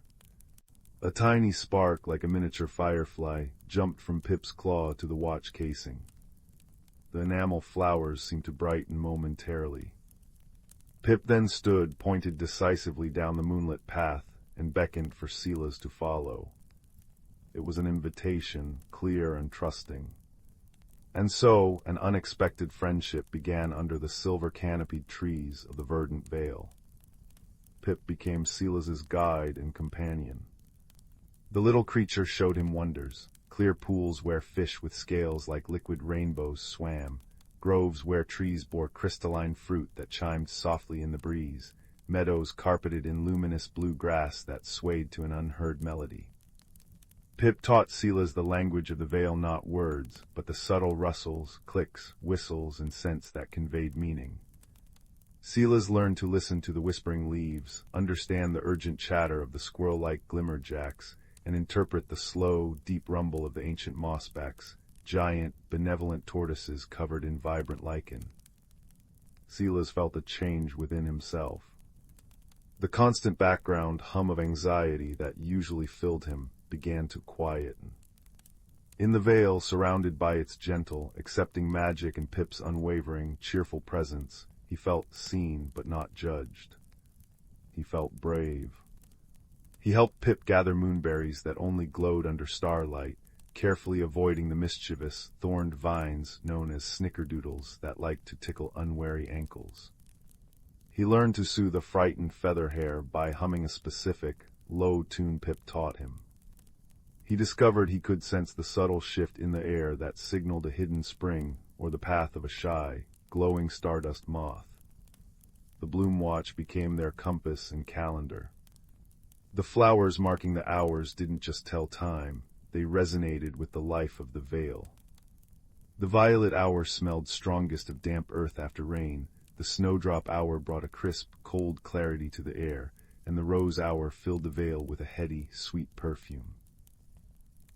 Silas noticed that the watch didn't always tick at the same speed. Time in the vale felt different. An hour spent watching the glimmer falls cascade liquid light could feel like minutes, while a few minutes untangling Pip from a particularly stubborn snickerdoodle vine felt like an hour. The watch seemed to measure not just moments, but the depth of experience within them. One evening, as the watch face glowed with the deep blue of the forget-me-not marking the 9th hour, Pip became unusually agitated.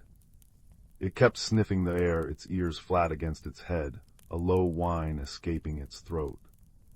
The usual comforting sounds of the vale seemed muted, replaced by an eerie stillness. The luminous leaves overhead dimmed. A creeping chill, unnatural and sharp, began to seep through the warm air. Frost, glittering with a faint, unhealthy purple light, started to form on the edges of leaves and flowers, wilting them instantly. "Pip, what's wrong?" Silas whispered, clutching the watch. It felt cooler than usual. Pip chattered urgently, pointing north, deeper into the vale than they had ever ventured, towards the whispering peaks. It made a series of sharp, distressed clicks, and mimed something large and cold spreading its claws. Pip's usually bright eyes were wide with fear. The frostfall, Silas breathed, remembering a story Pip had conveyed through whistles and shivers days before, a tale of a creeping, unnatural cold that blighted the vale, stealing warmth, light, and life, coming from the heart of the mountains. It hadn't happened in generations. The bloom watch in his hand suddenly pulsed with a cold blue light, and the forget-me-not marking the hour seemed to shiver. The silver hour hand gave a visible, sluggish jerk. Fear, cold and sharp, pricked at Silas. He wanted to run back to the shimmering archway, back to his safe, predictable room. He looked at Pip, trembling but standing its ground, looking at him with desperate hope. Silas thought of the luminous blue grass meadows, the singing trees, the gentle mossbacks, the sparkling pools, all threatened by this creeping frost. He thought of Pip sharing moonberries, teaching him the Vale's language, its constant, cheerful presence. This hidden world had given him a sense of courage and belonging he'd never known. Could he abandon it? Could he abandon Pip? Taking a deep, shuddering breath that misted in the suddenly frigid air, Silas pushed down the familiar urge to hide. He looked at the bloom watch.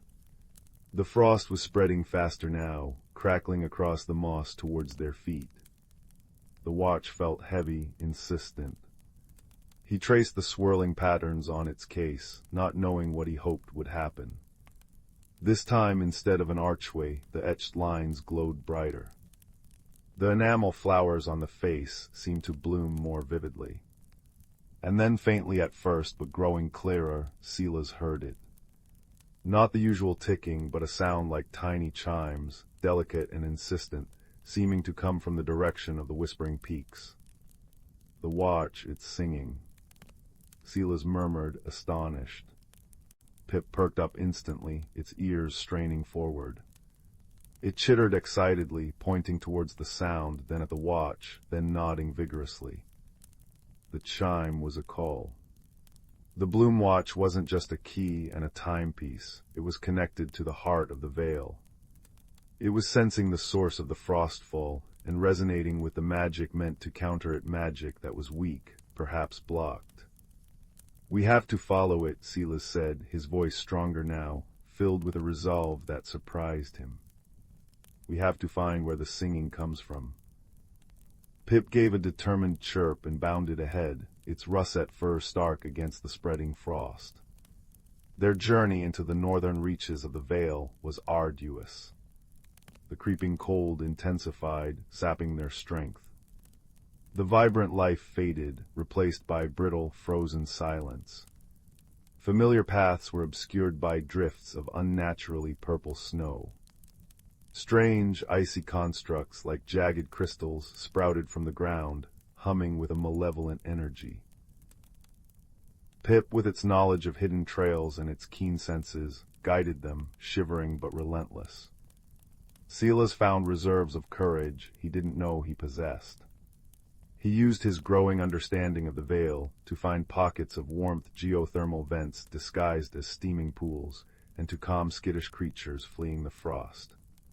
He held the bloom watch tightly. Its faint, guiding chime and the warm pulse against his palm were constant reminders of what they fought for.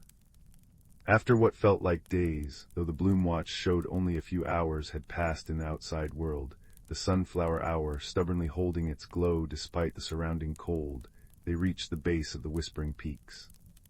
The mountains were sheer cliffs of dark stone, now draped in thick, purple ice. The singing from the watch was louder here, a pure high note that seemed to vibrate in Silas's bones, emanating from a narrow fissure high up on the cliff face. A treacherous path, slick with ice, wound its way upwards. Pip looked at the path, then at Silas, its expression worried.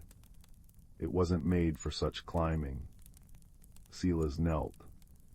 "I have to go up there, Pip. The sound, it's coming from inside. You wait here, stay warm near that steam vent."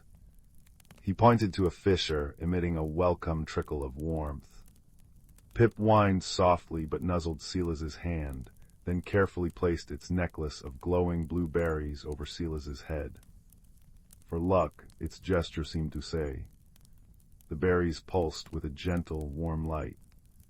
Taking a deep breath, Silas began the perilous climb. The ice was treacherous, the wind biting. Fear threatened to freeze him more than the cold.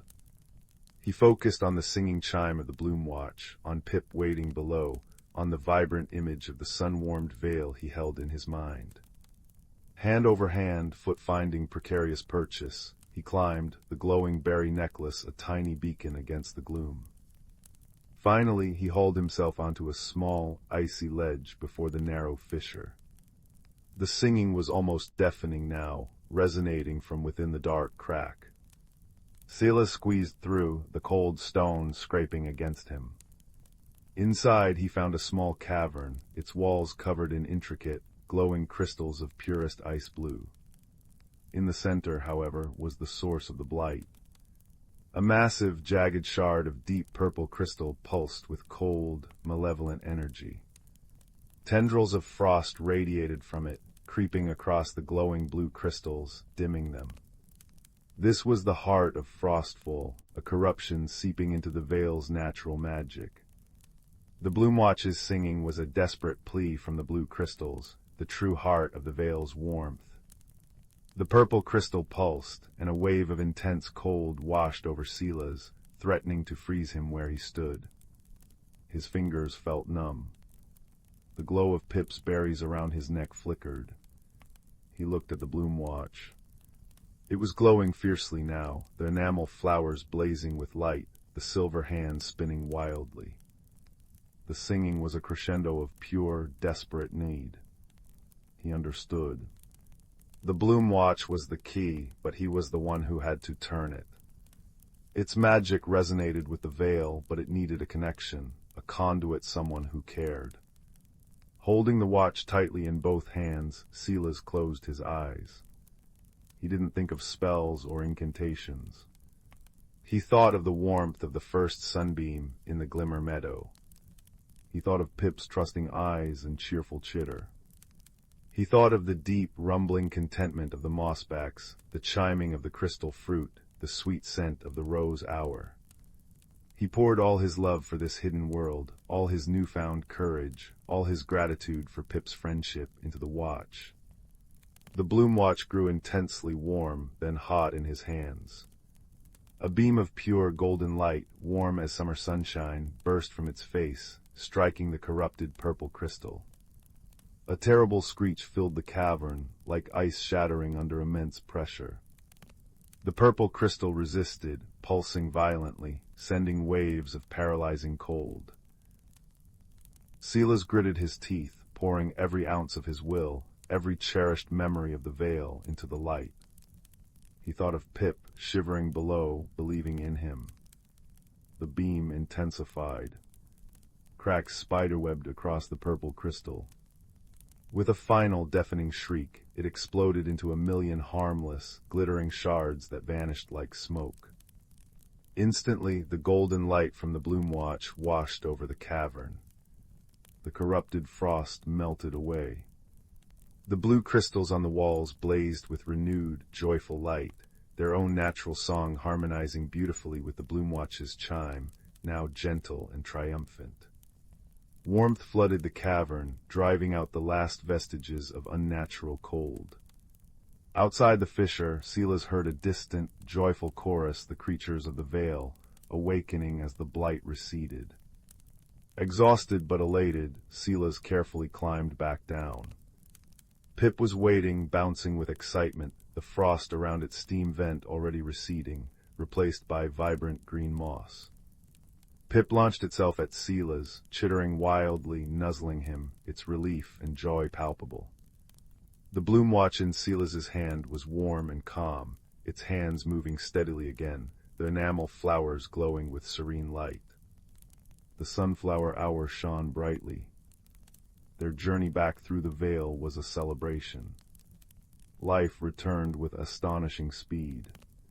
Frozen streams burbled back to life, flowers pushed through the melting frost, glowing brighter than before.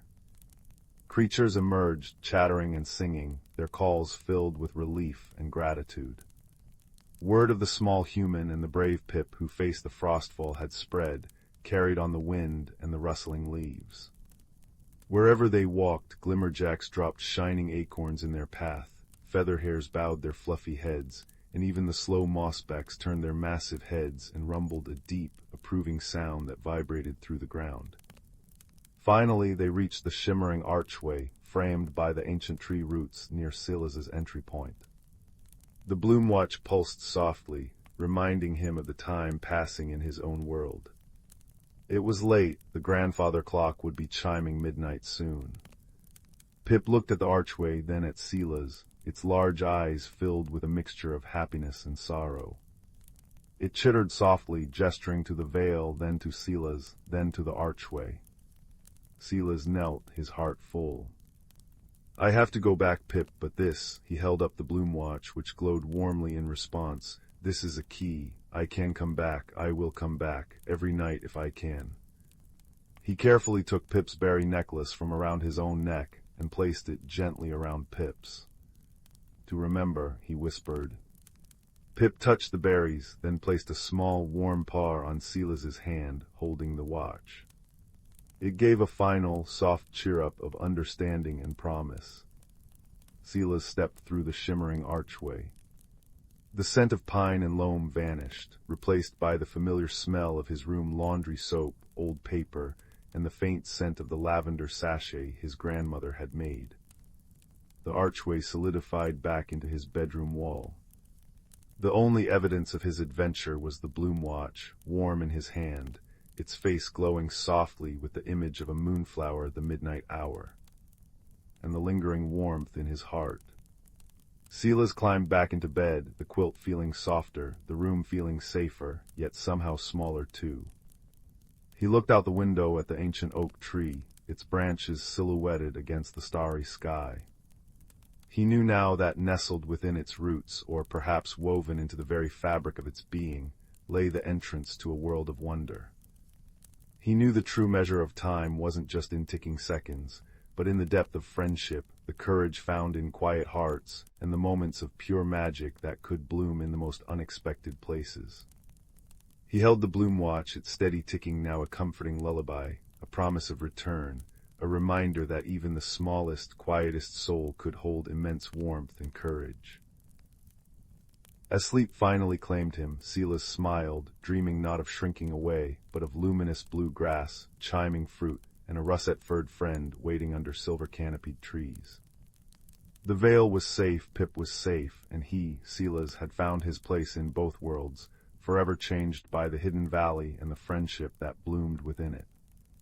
The bloom watch ticked softly on his nightstand, a tiny, warm sun in the quiet dark, holding the rhythm of two worlds within its enchanted heart. Story 17. The village of Willowbrook nestled in a valley where mist clung to the meadows like silver cobwebs each dawn. Young Ben, with eyes the color of storm clouds and a quietness that often saw him overlooked, lived in a cottage where the roof sighed under the weight of old thatch. His world was small, the creak of the watermill, the scent of baking bread from Mrs. Thistle's oven, and the vast, whispering forest that loomed at the valley's edge. Ben felt like a pebble in a rushing stream, present, but unremarkable. His solace came in tending his grandmother's overgrown moon garden, where night-blooming flowers held secrets in their velvet petals.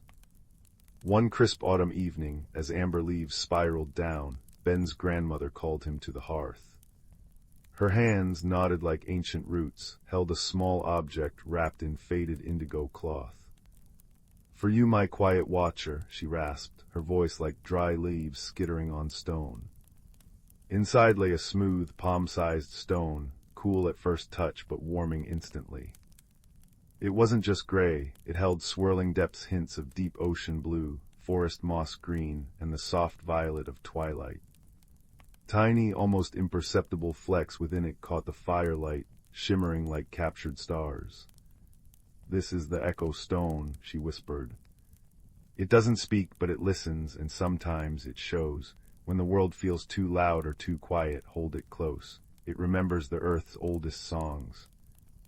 Ben felt the stone pulse faintly, a heartbeat against his own. That night, cradling it beneath his pillow, he dreamt not of images but of sensations. The deep, resonant hum of ancient trees, the cool caress of underground streams, and a melody woven from wind and water, achingly beautiful and profoundly sad. Days passed, the stone a comforting weight in Ben's pocket. It warmed when he listened patiently to old Mr. Burrow's rambling tales, cooled when the boisterous village boys mocked his quiet ways. But the forest pulled at him. The usual rustles and chirps seemed different now, layered with whispers he couldn't quite decipher. One afternoon, drawn by an unusually intense pulse from the echo stone, Ben strayed deeper than he ever had, past the gnarled sentinel oak that marked the village boundary.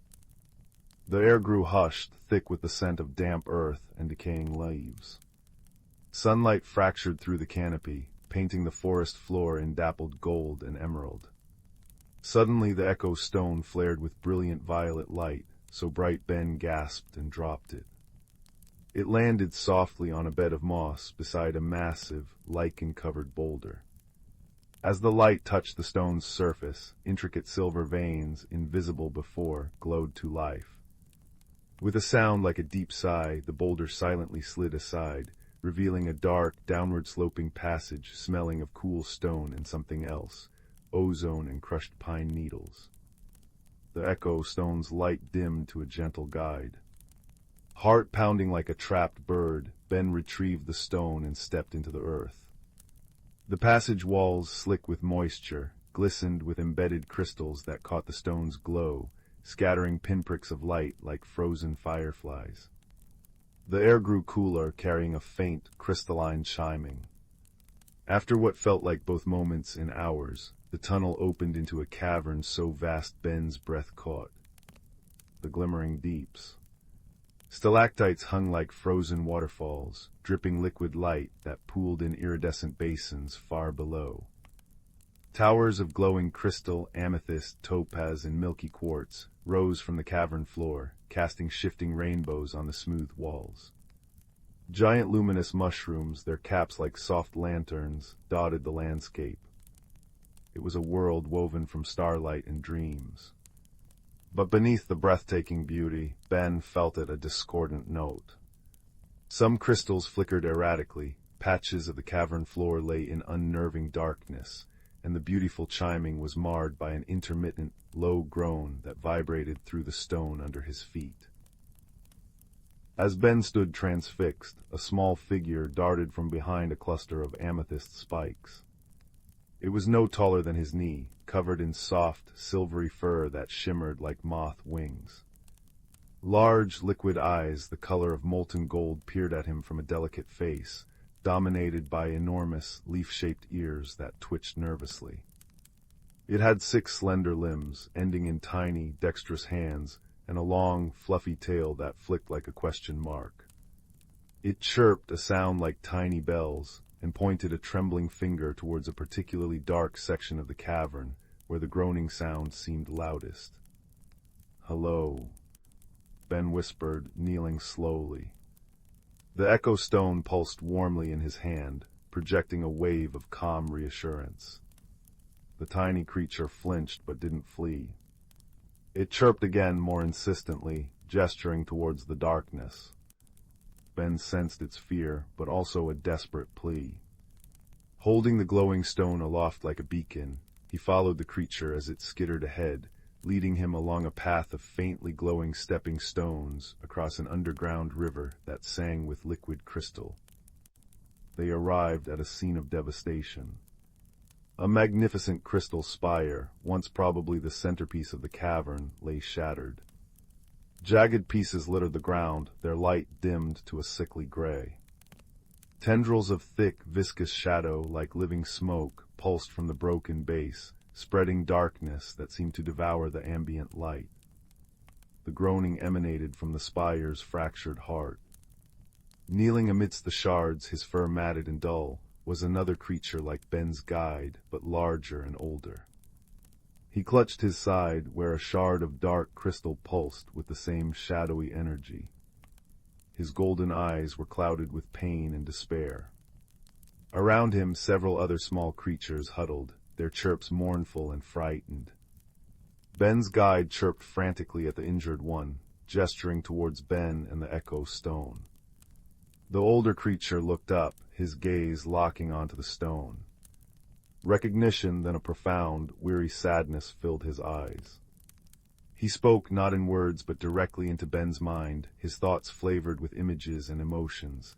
"Stone Singer, it has returned, too late, the heart spire broken, shadow blight grows." Ben understood. The echo stone was the Stone Singer. He knelt beside the injured creature, the stone pulsing more strongly. How did this happen? He projected back, focusing his thoughts. Images flooded his mind, the glimmering deeps, vibrant and whole.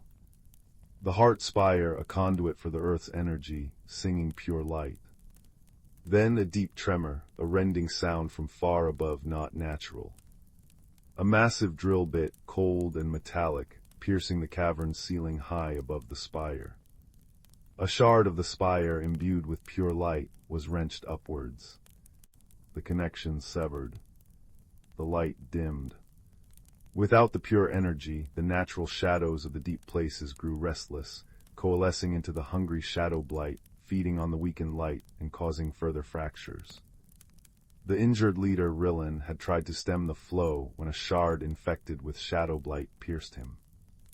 Ben looked at the echo stone, then at the spreading darkness. He remembered his grandmother's words. It remembers the earth's oldest songs, could it sing the spire back to life. He placed his hand on a large, unbroken fragment of the heart spire. Closing his eyes, he focused all his will, all his quiet hope into the echo stone. Sing, he pleaded silently. Sing the song of the earth. Sing the light. The echo stone flared, not violet, but pure, brilliant white. A resonant hum filled the cavern, vibrating deep in Ben's bones. It wasn't a melody he knew, but a fundamental tone, the sound of roots delving deep, of mountains rising, of water carving stone. The hum washed over the shattered spire. For a moment, the shadow blight recoiled. A few small crystal fragments flickered feebly. But the light faltered. The stone cooled in Ben's hand. The effort felt like trying to lift a mountain. He slumped, exhausted. It wasn't enough. The connection was too broken. The shadow blight surged back, thicker, hungrier. Rillen touched Ben's arm weakly. His mental voice was faint, alone too heavy. Song needs many voices, harmony, glimmerkin, weakened, connection lost. He gestured towards the other small creatures huddled nearby. Their natural ability to harmonize with the earth's song was crippled by the spire's fracture. Despair threatened to swallow Ben. He was just a boy from Willowbrook. What could he do? He looked at the echo stone, then at the frightened glimmerkin, including his small guide, Pip, who nudged his hand with a soft head. They needed harmony. They needed connection. An idea sparked, fragile as a spiderweb. The echo stone connected him to the earth's song. Could it connect others? Ben held the stone high. Pip, he whispered aloud, pointing to the stone, then to Pip, then placing his hand back on the spire fragment. Listen. Feel. Pip tilted his head, his large ears swiveling. Tentatively, he placed a tiny hand on Ben's wrist where he held the stone. Ben felt a jolt, not painful, but like a spark jumping a gap. Pip's golden eyes widened. He chirped, a clear, pure note that resonated strangely with the echo stone's fading hum. Encouraged, Ben gestured to the other glimmerkin. Come, please, touch, connect.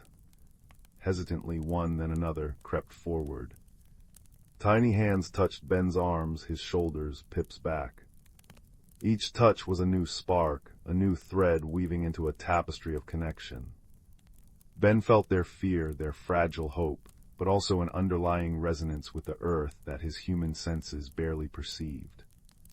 He focused the echo stone again, not as the sole singer, but as a conductor, a bridge. Sing with me, he thought, pouring his hope, his newfound courage, his care for these strange, wonderful creatures and their dying world through the stone. Sing the light back. He began to hum. Not the earth's vast song, but a simple, steady note of pure intent hope. Pip joined him, his chirp transforming into a sweet, sustained harmony. Another glimmerkin added a lower tone, like a cello string. Another, a shimmering counterpoint. More joined, their voices weaving together, amplified and focused by the echo stone. The stone blazed anew, not just white, but a swirling symphony of colors: Pip's silver, Rillen's deep gold, the amethyst and topaz of the cavern. The light pulsed outwards in visible waves. The waves washed over the shattered heart spire. This time the shadow blight didn't just recoil, it shrieked, a sound of pure negation as the pure harmonic light struck it. The darkness writhed and thinned, evaporating like mist under a strong sun. Where the light touched the broken crystal shards, they trembled, not just flickering, but moving. Slowly, impossibly, guided by the combined will flowing through the echo stone, the fragments lifted from the ground. Like iron filings drawn to a magnet, they drifted towards the broken base of the spire. Piece by glowing piece, the heart spire reassembled itself. Cracks sealed with seams of pure light. The groaning ceased, replaced by a rising, resonant hum that harmonized perfectly with the chorus of Glimmerkin and Ben. The light intensified, flooding the cavern, banishing every trace of shadow. The crystals overhead blazed with renewed vigor, casting dazzling rainbows. The luminous mushrooms glowed like cheerful beacons. The very air shimmered with vitality. The chorus reached a crescendo, a note of pure, triumphant restoration that vibrated through the entire glimmering deeps. Then, gently, it faded. The Glimmerkin lowered their voices, their chirps soft and filled with awe and profound relief. Ben lowered the echo stone. It was warm, but no longer blazing. The heart spire stood whole, taller and more magnificent than before, pulsing with a steady, powerful light that bathed the cavern in serene brilliance. Rillen slowly stood. The dark shard was gone, his fur already regaining its silvery sheen, his eyes clear and bright. He approached Ben and bowed deeply, as did every Glimmerkin in the cavern. Their gratitude washed over Ben, a warm, wordless wave of pure emotion. Pip chattered excitedly, bouncing around Ben's feet. Rillen's mental voice was strong again, filled with wonder. Stone singer and bridge builder, you healed not just stone, but the song. You wove our voices together. You restored the harmony. Ben looked at the echo stone. It felt different. Lighter, yet more substantial. The swirling colors within seemed deeper, infused with the silvery light of the Glimmerkin. He understood now. It wasn't just about listening or showing, it was about connecting. About finding harmony amidst difference. He had been the quiet pebble, but in this hidden world, his quietness had become the space where other voices could rise and join. He spent timeless hours exploring the restored deeps with Pip as his eager guide. He learned of the Glimmerkin's deep connection to the crystals, how they nurtured the light moss and sang to the stalactites to encourage their growth. He learned that the drill that shattered the spire came from the surface world, from people seeking precious minerals, heedless of the world below. Rillen showed him a hidden pool, its surface reflecting not the cavern roof, but the moonlit forest above. A window, Rillen thought. To watch, to remember the sky. When it was time to return, Ben felt a pang of sadness. Pip chirped mournfully, clinging to Ben's trouser leg. Rillen approached, holding a small, perfect crystal the size of a hazelnut. It pulsed with a soft, silvery white light, mirroring the heart spire's glow. A piece of the spire's heart, Rillen thought, placing it in Ben's hand. It was warm, humming faintly with the same harmonic resonance. A token, a connection, remember the song, remember the deep harmony. Ben clutched the new crystal in one hand, the echo stone in the other. They felt like two halves of a whole. At the entrance tunnel, Pip chirped one last time, a promise. Rillen touched the wall, the boulder slid aside, revealing the twilight forest. Ben stepped out, the cool night air sharp after the deep's warmth. He looked back, the entrance was seamlessly gone, just moss and ancient rock. The echo stone pulsed once warmly against his palm. He returned to Willowbrook changed. The quiet boy was still there, but beneath the surface, a current of quiet strength flowed. He didn't speak of the glimmering deeps, but he listened differently. He heard the harmony in the watermill's creak, the rhythm in misses, thistle's kneading of dough, even the underlying connection in the boisterous shouts of the other boys, a song of community, however rough. He tended the moon garden with renewed reverence, feeling the earth's slow, deep song thrumming through the roots. The silvery crystal worn on a cord around his neck beneath his shirt pulsed softly, a constant, comforting reminder. One day, exploring the edge of the whispering forest near the sentinel oak, Ben found a patch of luminous moss, glowing with a faint, familiar silver light. He smiled. Pip's work, he was sure. A little piece of the deep harmony, reaching for the sky. He placed his hand on the moss, feeling its gentle warmth, the echo stone humming contentedly in his pocket. That night, as he lay in bed, the silvery crystal glowed softly against his chest, casting gentle, shifting patterns on the ceiling. He held the echo stone, its swirling colors deep and serene. He thought of Pip's cheerful chirp, Rillan's wise gaze, the breathtaking beauty of the crystal caverns restored. He felt the connection, not just to that hidden world, but to the whispering forest, the sleeping village, the vast, singing earth itself. He wasn't just Ben anymore. He was the listener, the bridge, the quiet note that helped others find their harmony. The echo stone pulsed once, a soft, warm beat against his palm, a lullaby of deep earth and shared light. And in that profound peace, cradled by the memory of Crystal's song and the gentle glow of friendship, Ben drifted into a sleep filled with dreams of shimmering caverns and the sweet, clear chime of tiny bells, knowing that even the quietest heart could hold the most extraordinary music, and that true magic bloomed where courage met kindness, deep beneath the surface of the world. The end. Story 18. Deep within the folds of the world, where sunlight filtered through ancient leaves like liquid gold and the air hummed with secrets older than stone, lay the forest of Whisperwood. Here the veil between the seen and unseen was thin as a spider's silk. Fern, a young wood mouse with fur the color of damp earth and eyes like polished acorns, lived in a cozy burrow lined with thistledown beneath the roots of grandmother oak. Her days were spent gathering seeds, listening to the wind's song in the pines, and learning the quiet language of the forest floor, the rustle of a vole, the tap-tap of a woodpecker, the sigh of moss settling. Whisperwood thrived on a delicate balance, tended by unseen hands. The season keepers, ancient spirits woven from starlight and root sap, moved through the trees.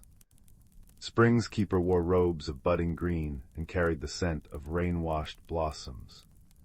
Summer's keeper shimmered with heat haze and the drone of bees. Autumn's keeper rustled in crimson and gold, trailing the scent of wood smoke and ripe apples.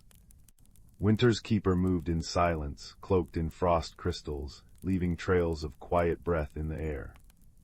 They whispered to the roots, guided the migrations, and painted the leaves in their time. Fern felt their presence in the warm pulse beneath her paws on a spring morning, or the sudden hush before the first snowflake fell. One crisp autumn afternoon, while searching for the last sweet hazelnuts, Fern noticed something unsettling. The air, usually carrying the rich scent of decaying leaves and damp earth, held a strange, sharp tang, like cold metal. The vibrant reds and golds of the maple leaves seemed duller, edged with an unnatural gray. Near the Crystal Brook, whose water usually sang with pure clarity, she found patches of sluggish, murky water. Thin, brittle ice like broken glass clung to the edges of stones, though the sun was still warm. A shiver deeper than the autumn chill ran through her tiny frame. The brook's gentle giggle sounded strained. That night, curled in her burrow, Fern listened. The usual comforting symphony of the night, the chirring of crickets, the soft hoot of an owl, the distant murmur of the brook felt fractured. Instead, a low, discordant hum vibrated through the roots, a sound that made her teeth ache. She remembered old Tuck, the venerable badger whose set lay near the moonstone glade. Tuck, whose grizzled muzzle and wise, kind eyes held memories of countless seasons, often spoke of the balance. When the hum turns harsh, little one, he'd rasp gently, the forest heart feels a chill. The season keepers need help finding the snag in the weave. Determined, Fern set out at dawn, the air still holding that metallic bite. Dew clung to spiderwebs like cold diamonds. She navigated the familiar paths, past the sunbeam clearing where butterflies danced, through the velvet moss valley that felt like walking on softest green clouds, and finally to the moss-covered entrance of Old Tuck's set. She found him basking in a weak patch of sunlight, his thick fur ruffled. He listened intently as Fern described the murky brook, the brittle ice, the discordant hum, and the strange gray tinge on the leaves. His deep-set eyes grew troubled. "Ah," he rumbled, his voice like stones shifting deep underground. "The cold creep, I felt it in my old bones. It happens when the heart spring, deep beneath the whispering stones, grows troubled. Its warmth is the forest's lifeblood, tied to the season keeper's power. If it falters, winter's touch comes too soon, too harsh, and the balance tilts." He explained that the heart spring was guarded by the stone sentinels, ancient rocks humming with earth magic, but sometimes deep earth tremors or a buildup of stagnant energy could dim its light. The season keepers feel its distress, but they are tied to the surface rhythms. They need a bridge, a willing heart attuned to the deep places. Fern's whiskers trembled. "Can I help? I'm small, but I know the hidden paths, even the deep ones near the stones." She remembered a tiny tunnel, barely a mouse width, leading down towards the stones, discovered one summer while chasing a stray berry. Old Tuck nodded, a glimmer of approval in his eyes. "Wisdom often wears a small cloak, Fern. Courage and care are the keys. You must reach the heart spring. The stone sentinels know the forest's children. Show them pure intent, but you cannot do it alone. The path is perilous for one so small against the creeping cold. Seek the fireflies. They remember the sun's warmth even in darkness." Fern scampered towards the glimmer glade, home to the firefly clans. As twilight deepened, painting the sky in bruised purples and oranges, the first flickers appeared. Fern found Luna, the eldest firefly, her light a steady, soft gold amidst the younger, erratic gleams. Luna listened, her light pulsing thoughtfully. "The cold creep dims our song too," she whispered, her voice a soft chime. "We feel the sun's memory fading. We will guide you, little root walker. Our light shows the safe path through the deep dark." With Luna and a small escort of fireflies bobbing like tiny, friendly stars around her, Fern squeezed into the narrow tunnel near the whispering stones. The air grew colder, damper, the metallic tang stronger. The firefly's light reflected off wet, dark roots and glistening stone. The discordant hum grew louder, vibrating through the rock. Deeper they went until they emerged into a vast, echoing cavern. In its center pulsed a pool of liquid light, the heart spring. But its usual radiant blue-white glow was dimmed, choked by thick, swirling tendrils of viscous, grayish-black sludge that clung to its edges and seeped from cracks in the cavern walls. Jagged shards of unnatural ice, radiating cold, protruded from the sludge. Above the spring, the air shimmered weakly, the faint, strained forms of the season keepers, flickering like guttering candle flames, their connection to the spring weakened. The stone sentinels, three enormous, moss-draped rocks etched with glowing runes, stood around the spring. Their usual deep, resonant hum was distorted, strained, fighting against the sludge's cold lethargy. Fern felt the immense sadness and effort emanating from them. Remembering Old Tuck's words, Fern stepped forward, her tiny form dwarfed by the cavern. She didn't shout, she poured her love for Whisperwood into a silent plea.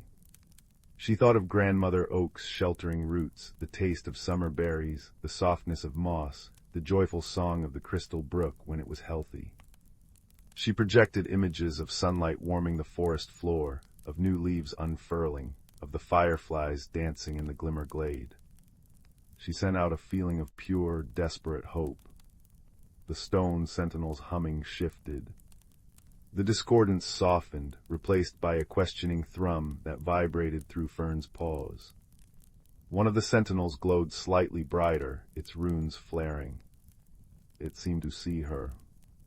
Luna hovered near Fern. The sludge, it feeds on stagnation, on forgotten warmth. The fireflies carry light, but we need the spark of life within the water itself. She fluttered towards the dimmed spring. Understanding dawned on Fern. The heart spring needed its own memory rekindled, its connection to the vibrant life above renewed. But how? She looked at the murky water, the clinging sludge, the weak flicker of the season keepers. Then she remembered the Crystal Brook above, how its clear song was choked. They were connected. The brook was a vein carrying the heart spring's essence. We need to clear the brook. Fern whispered urgently to Luna. The spring's sickness flows upwards. If we heal the brook, perhaps it can send clean energy back down. Luna's light pulsed rapidly, signaling her kin. Messages flickered in complex patterns of light, a firefly language older than the trees. Within moments, the fireflies dispersed, shooting back up the tunnel like comets. Fern stayed, focusing her quiet love towards the struggling season keepers, a tiny beacon of warmth against the cavern's unnatural chill. Time lost meaning. She felt the sentinel's thrumming grow a little steadier, resonating with her intent. High above, in the weakening autumn sunlight, the forest stirred. Luna's message had spread. Otters, sleek and strong, slid into the Crystal Brook, using their powerful tails and paws to dislodge the clogging gray sludge and brittle ice, letting the water flow more freely. Squirrels gathered dried moss and sweetgrass, weaving them into small, fragrant bundles and placing them near the brook's source, infusing the water with clean, earthy scents. Birds carried pebbles smoothed by time and dropped them into stagnant pools, creating ripples of movement. Badgers, including Old Tuck, dug small channels to divert clean rainwater into the struggling brook. Even the bees, sensing the disturbance, flew low over the water, their collective hum adding a note of vibrant life. As the Crystal Brook began to run clearer, its song regained a hint of its old melody. This clean, living energy, carrying the essence of otter's play, the scent of moss, the hum of bees, and the focused care of the forest folk, seeped back down through the earth, following the hidden veins towards the Heartspring cavern. Below, Fern felt the change. A faint, pure warmth began to pulse up through the rock beneath her paws. The tendrils of sludge recoiled slightly. The unnatural ice shards started to sweat, then drip. The Heartspring's dimmed light flickered, then brightened a fraction. The shimmering forms of the season keepers above it solidified a little more. Autumn's keeper particularly seemed to draw strength, her rustling form gaining color. Encouraged, Fern focused harder, pouring every ounce of her hope and love for Whisperwood into the space before the stone sentinels. She pictured the brook running clear and singing, the leaves regaining their fiery glory, the air sweet and crisp again. Luna and her fireflies gathered, forming a constellation above the spring, their combined light bathing the sludge in a warm, golden radiance. There was a deep, resonant chime from the stone sentinels, a sound that shook the cavern gently but filled it with profound harmony. The runes blazed with pure white light. The thick sludge seemed to recoil and dissolve like shadows before dawn. The unnatural ice melted instantly into pure, clear water that joined the spring. The last of the gray tendrils vanished with a hiss like escaping steam. The Heartspring erupted in a fountain of radiant blue-white light, so bright and warm it filled the cavern, washing over Fern, the fireflies, and the stone sentinels. It pulsed with pure, vibrant life. Above the spring, the season keepers blazed back into full, glorious presence. Autumn's keeper swirled in a vortex of crimson, gold, and russet, her form strong and vibrant. She reached down a hand of swirling leaves towards Fern. Though Fern couldn't touch it, she felt an immense wave of gratitude and warmth wash over her, carrying the scent of ripe apples and wood smoke. The discordant hum vanished, replaced by the deep, peaceful thrum of the stone sentinels and the joyful bubbling of the cleansed heart spring. Guided by the fireflies, Fern made her way back to the surface. As she emerged near the whispering stones, dawn was breaking. The air was different. The sharp, metallic tang was gone, replaced by the crisp, clean scent of autumn. The gray tinge had vanished from the leaves. The maples blazed with impossible reds and golds, as if lit from within.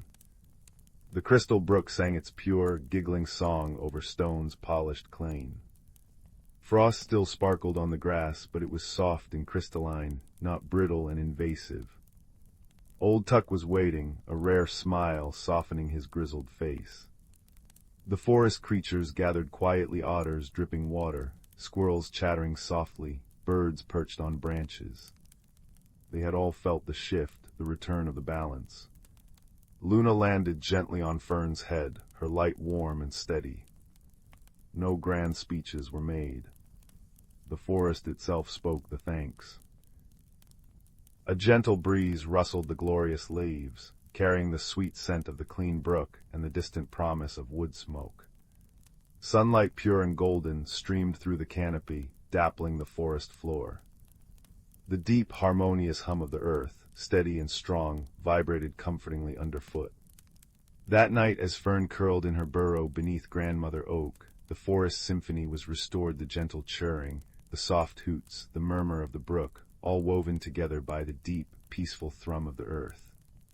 High above, the aurora borealis, rarely seen so far south, danced in shimmering curtains of green and violet. Winters keep her breathing easily, watching over the slumbering forest. Fern drifted into a deep, peaceful sleep, knowing the hidden life of Whisperwood thrived, the ancient magic flowed pure, and the wisdom of balance, carried on small paws and gentle light, had woven itself into the very roots of the world. The season keepers moved unseen through the trees, their power restored, ensuring the gentle turn of the wheel, while deep below, the heart spring pulsed its warm, steady song, a lullaby for the ancient forest. All was well, all was held in the tender embrace of harmony. The air smelled of damp earth, pine resin, and the sweet, clean promise of tomorrow. Story 19. Story 19. Deep within the whispering woods, where sunlight dappled the mossy floor like scattered coins of gold, and ancient trees stood as silent, wise sentinels, life hummed with a secret magic. It was a place where the boundary between the seen and unseen was as thin as a dragonfly's wing.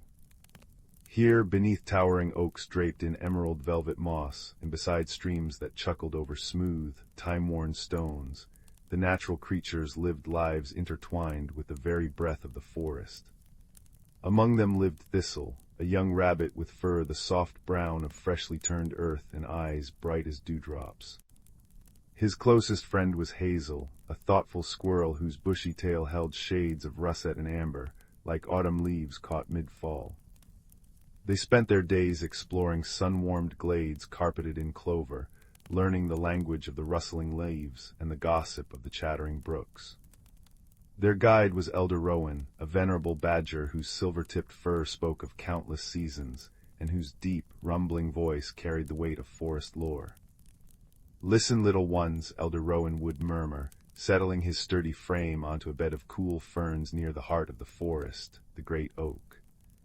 The air here always smelled sweetly of damp earth, crushed pine needles, and the faint, honeyed scent of hidden wildflowers.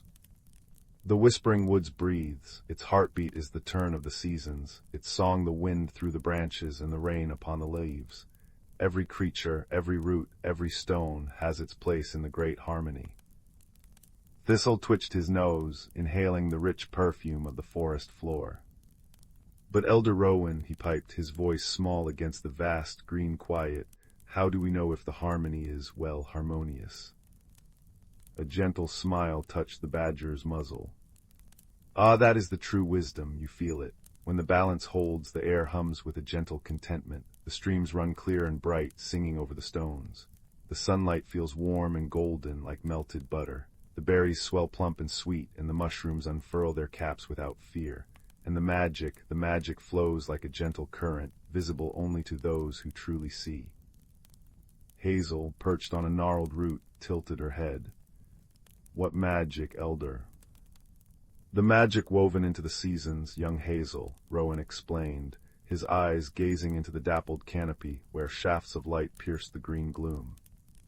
The spring sigh that coaxes buds from slumber, carrying the scent of awakening earth and the promise of new life. The summer glow that paints the fireflies dance and makes the air shimmer with heat, thick with the drone of bees and the perfume of honeysuckle. The autumn whisper that paints the leaves and carries the crisp scent of wood smoke and ripening apples on the breeze. And the winter hush, a deep velvet silence that blankets the land, smelling of frost and pine resin.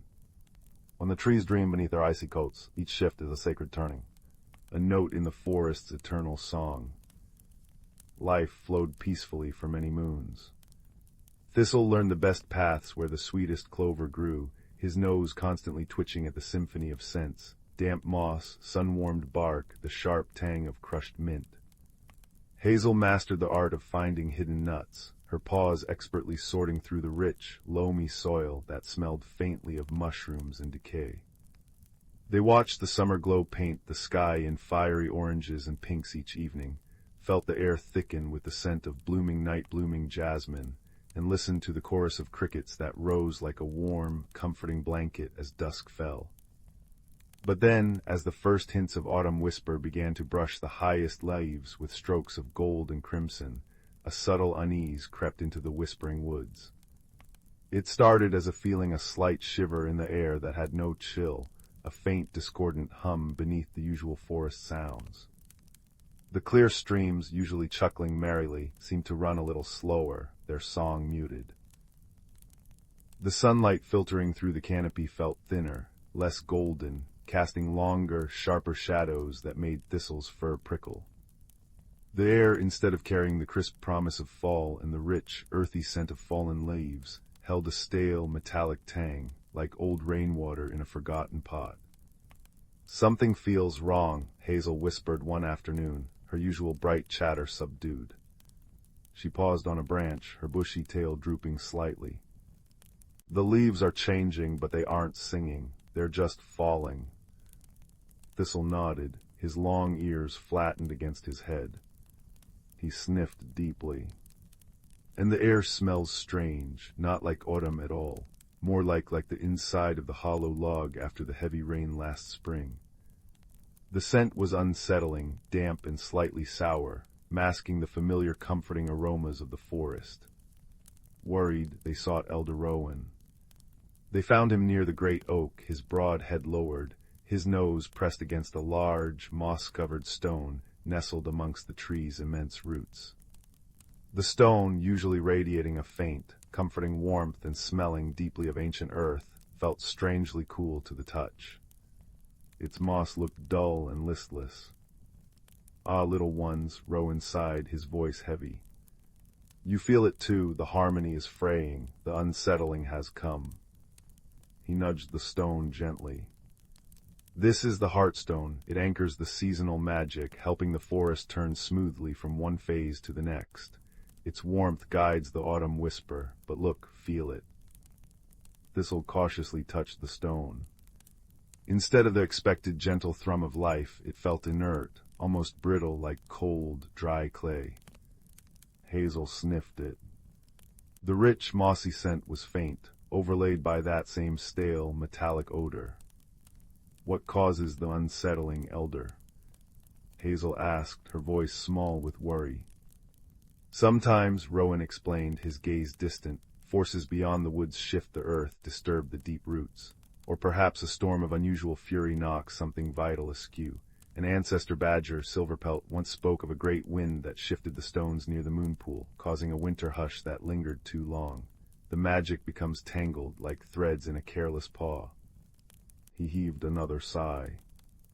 "To mend it, we must find where the flow is blocked, where the connection to the deeper earth magic is strained.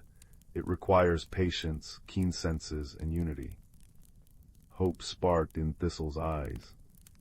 We can't help, my nose is good. I can sniff out the strange smells. And I can see from high up. Hazel chirped, her tail flicking with renewed purpose. I can look for places where the light feels wrong or the leaves seem sadder. A warm, approving rumble came from Elder Rowan. Wisdom blooms in willing hearts. Yes, together we shall seek the source of the unsettling. Remember the forest song. Listen for its whispers, feel its pulse beneath your paws. Their quest began at dawn the next day, as mist curled like ghostly ribbons between the trees, dampening their fur and carrying the cool scent of dew. Thistle led the way, his nose quivering constantly, sorting through the myriad forest smells, the wet earth, the decaying wood, the sharp resin of pines, the distant sweetness of late-blooming berries. He sought the discordant note, that stale, metallic tang. Hazel scampered ahead and above, leaping from branch to branch, her sharp eyes scanning the canopy and the forest floor below.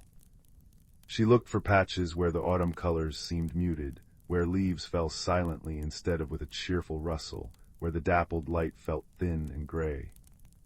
Elder Rowan moved steadily behind, his powerful claws occasionally brushing aside fallen leaves or testing the ground, feeling for vibrations, for the subtle hum of the earth's energy that should have been strengthening with the turning season. They journeyed deeper into parts of the woods Thistle and Hazel rarely visited. The trees grew taller, closer together, their canopy thicker, casting the forest floor into deep, cool shadow that smelled strongly of damp fungus and rich, undisturbed humus. The air grew quieter, the usual bird songs hushed, replaced only by the drip of condensed mist from the leaves above. Suddenly, Thistle froze. His nose wrinkled violently. Here, the smell is strongest. He pointed his twitching nose towards a dense thicket of ferns and thorny brambles near the base of a colossal, ancient yew tree. The air here was thick with the stale, metallic odor, almost choking. Beneath it, Thistle detected another scent, damp stone and disturbed earth, cold and sharp. Hazel peered down from a low yew branch. Look, the ferns, they're all wilted and brown, even though it's not winter yet. And the light, it feels cold here, like a shadow that won't lift. The usual vibrant green was replaced by sickly yellow and brittle brown, and the shadows seemed to cling with an unnatural persistence. Elder Rowan pushed gently through the resistant brambles, his thick fur protecting him. He used his strong claws to carefully move aside the tangled growth. Beneath, partially buried by loose soil and fallen debris, they saw it. A large, jagged piece of dark stone, unlike the smooth, warm stones near the great oak. It looked raw, out of place, as if it had been violently thrust upwards from the depths. Water seeped sluggishly around its base, smelling stagnant and unpleasant. This stone radiated a palpable coldness that made Thistle shiver and Hazel fluff her fur. Ah, Rowan breathed, his voice heavy with understanding. A stone of discord, pushed up perhaps by the roots of the great yew growing over long years, or shifted in a recent tremor we did not feel. It blocks the warm currents from the deep earth, the currents that feed the heartstone and guide the autumn whisper. Like a dam in a stream, it halts the flow of the season's magic. How do we mend it? Hazel asked, looking from the cold, blocking stone to Elder Rowan. We cannot force it, Rowan said gently. We must ask the forest for help and work with its rhythms. We need the strength of the roots to gently ease it aside, and the cleansing touch of pure water to wash away the stagnation. He turned to Thistle. Young nose, seek out the freshest spring water you can find. It must be water that laughs and sings, carrying the memory of sunlight. He looked to Hazel. Bright eyes, find the oldest, wisest roots near the great yew. Whisper our need to them, ask for their gentle strength. Elder Rowan himself began to dig carefully around the stone of discord, loosening the packed earth that held it fast. He worked with immense patience, his claws moving the soil aside with reverence, careful not to disturb the deeper roots any further. The smell of freshly turned earth, rich and dark, began to mingle with the stale odor. Thistle bounded off, his nose leading him unerringly towards the sound of clear, running water. He found a small, sparkling spring bubbling joyously from beneath a mossy bank. It smelled icy clean and pure, like mountain air and wet stone. Using large, sturdy leaves he carefully gathered from a nearby plant, he managed to carry precious droplets back, making many trips, his fur damp and cool, the refreshing scent clinging to him. Hazel climbed high into the ancient yew. She pressed her small paws against the thick, gnarled trunk, feeling the immense, slow life within it. She whispered their plight, pouring her concern and hope into the silent wood. She felt rather than heard a deep, resonant hum vibrate through the bark. Below, near where Elder Rowan worked, thick, ancient roots began to stir almost imperceptibly. They moved with glacial slowness, like sleeping giants turning, easing their immense strength against the cold, blocking stone. Slowly, painstakingly, under the combined efforts of the badger's careful digging, the tree root's patient pressure, and the repeated washing of Thistle's pure spring water which hissed faintly as it touched the cold stone, releasing small puffs of steam that smelled briefly of ozone before clearing the stone of discord shifted. It rolled aside with a low, grating sound, revealing a dark, earthy hollow beneath. A faint, warm glow like buried embers pulsed from the depths, carrying a wave of comforting warmth and the deep, rich scent of healthy, living soil. As the warm current from the deep earth met the air, a visible change swept through the thicket. The wilted ferns seemed to sigh, their fronds uncurling and regaining a hint of green. The oppressive, cold shadow lifted, replaced by dappled sunlight that felt suddenly warm and golden on their fur. The stagnant, metallic smell vanished, replaced by the clean scent of damp earth washed by fresh water and the subtle, warm fragrance of the deep earth current. They hurried back to the great oak and the hearthstone. As they approached, they saw it. The moss covering the hearthstone was already looking greener, plumper. Thistle touched it. A gentle, welcoming warmth radiated from it, spreading up his paw. The stale tang in the air was gone, replaced by the crisp, sweet scent of true autumn dry leaves, ripe nuts and wood smoke carried on a gentle breeze. A soft sigh seemed to run through the entire whispering woods. The leaves on the trees rustled, not with unease, but with a joyful, shimmering sound, like thousands of tiny chimes. Gold, crimson, and amber blazed brighter in the canopy. The streams chuckled more loudly, their water sparkling like liquid crystal in the renewed golden light. The air hummed once more, a deep, contented vibration Thistle and Hazel could feel in their very bones. The autumn whisper had found its true voice, carrying the scent of wood smoke and ripening fruit, crisp and invigorating. Under the great oak, bathed in the warm, late afternoon light that painted the forest floor in shades of gold and russet, Elder Rowan settled between his young friends. Thistle snuggled close, comforted by the badger's warmth and the now familiar, harmonious hum of the forest. Hazel perched contentedly on a root, nibbling a perfectly ripe acorn. "You see," Rowan murmured, his voice a soothing rumble blending with the forest song, "harmony is not a fixed thing but a dance. It requires attention, care, and the willingness of many to listen and act. The forest's strength lies in its connections root to root, creature to creature, season to season. When one part stumbles, others can lend their strength. The wisdom passed down is this: tend to your home, listen to its whispers, and never doubt that even the smallest pause, guided by kindness and a watchful heart, can help mend the world."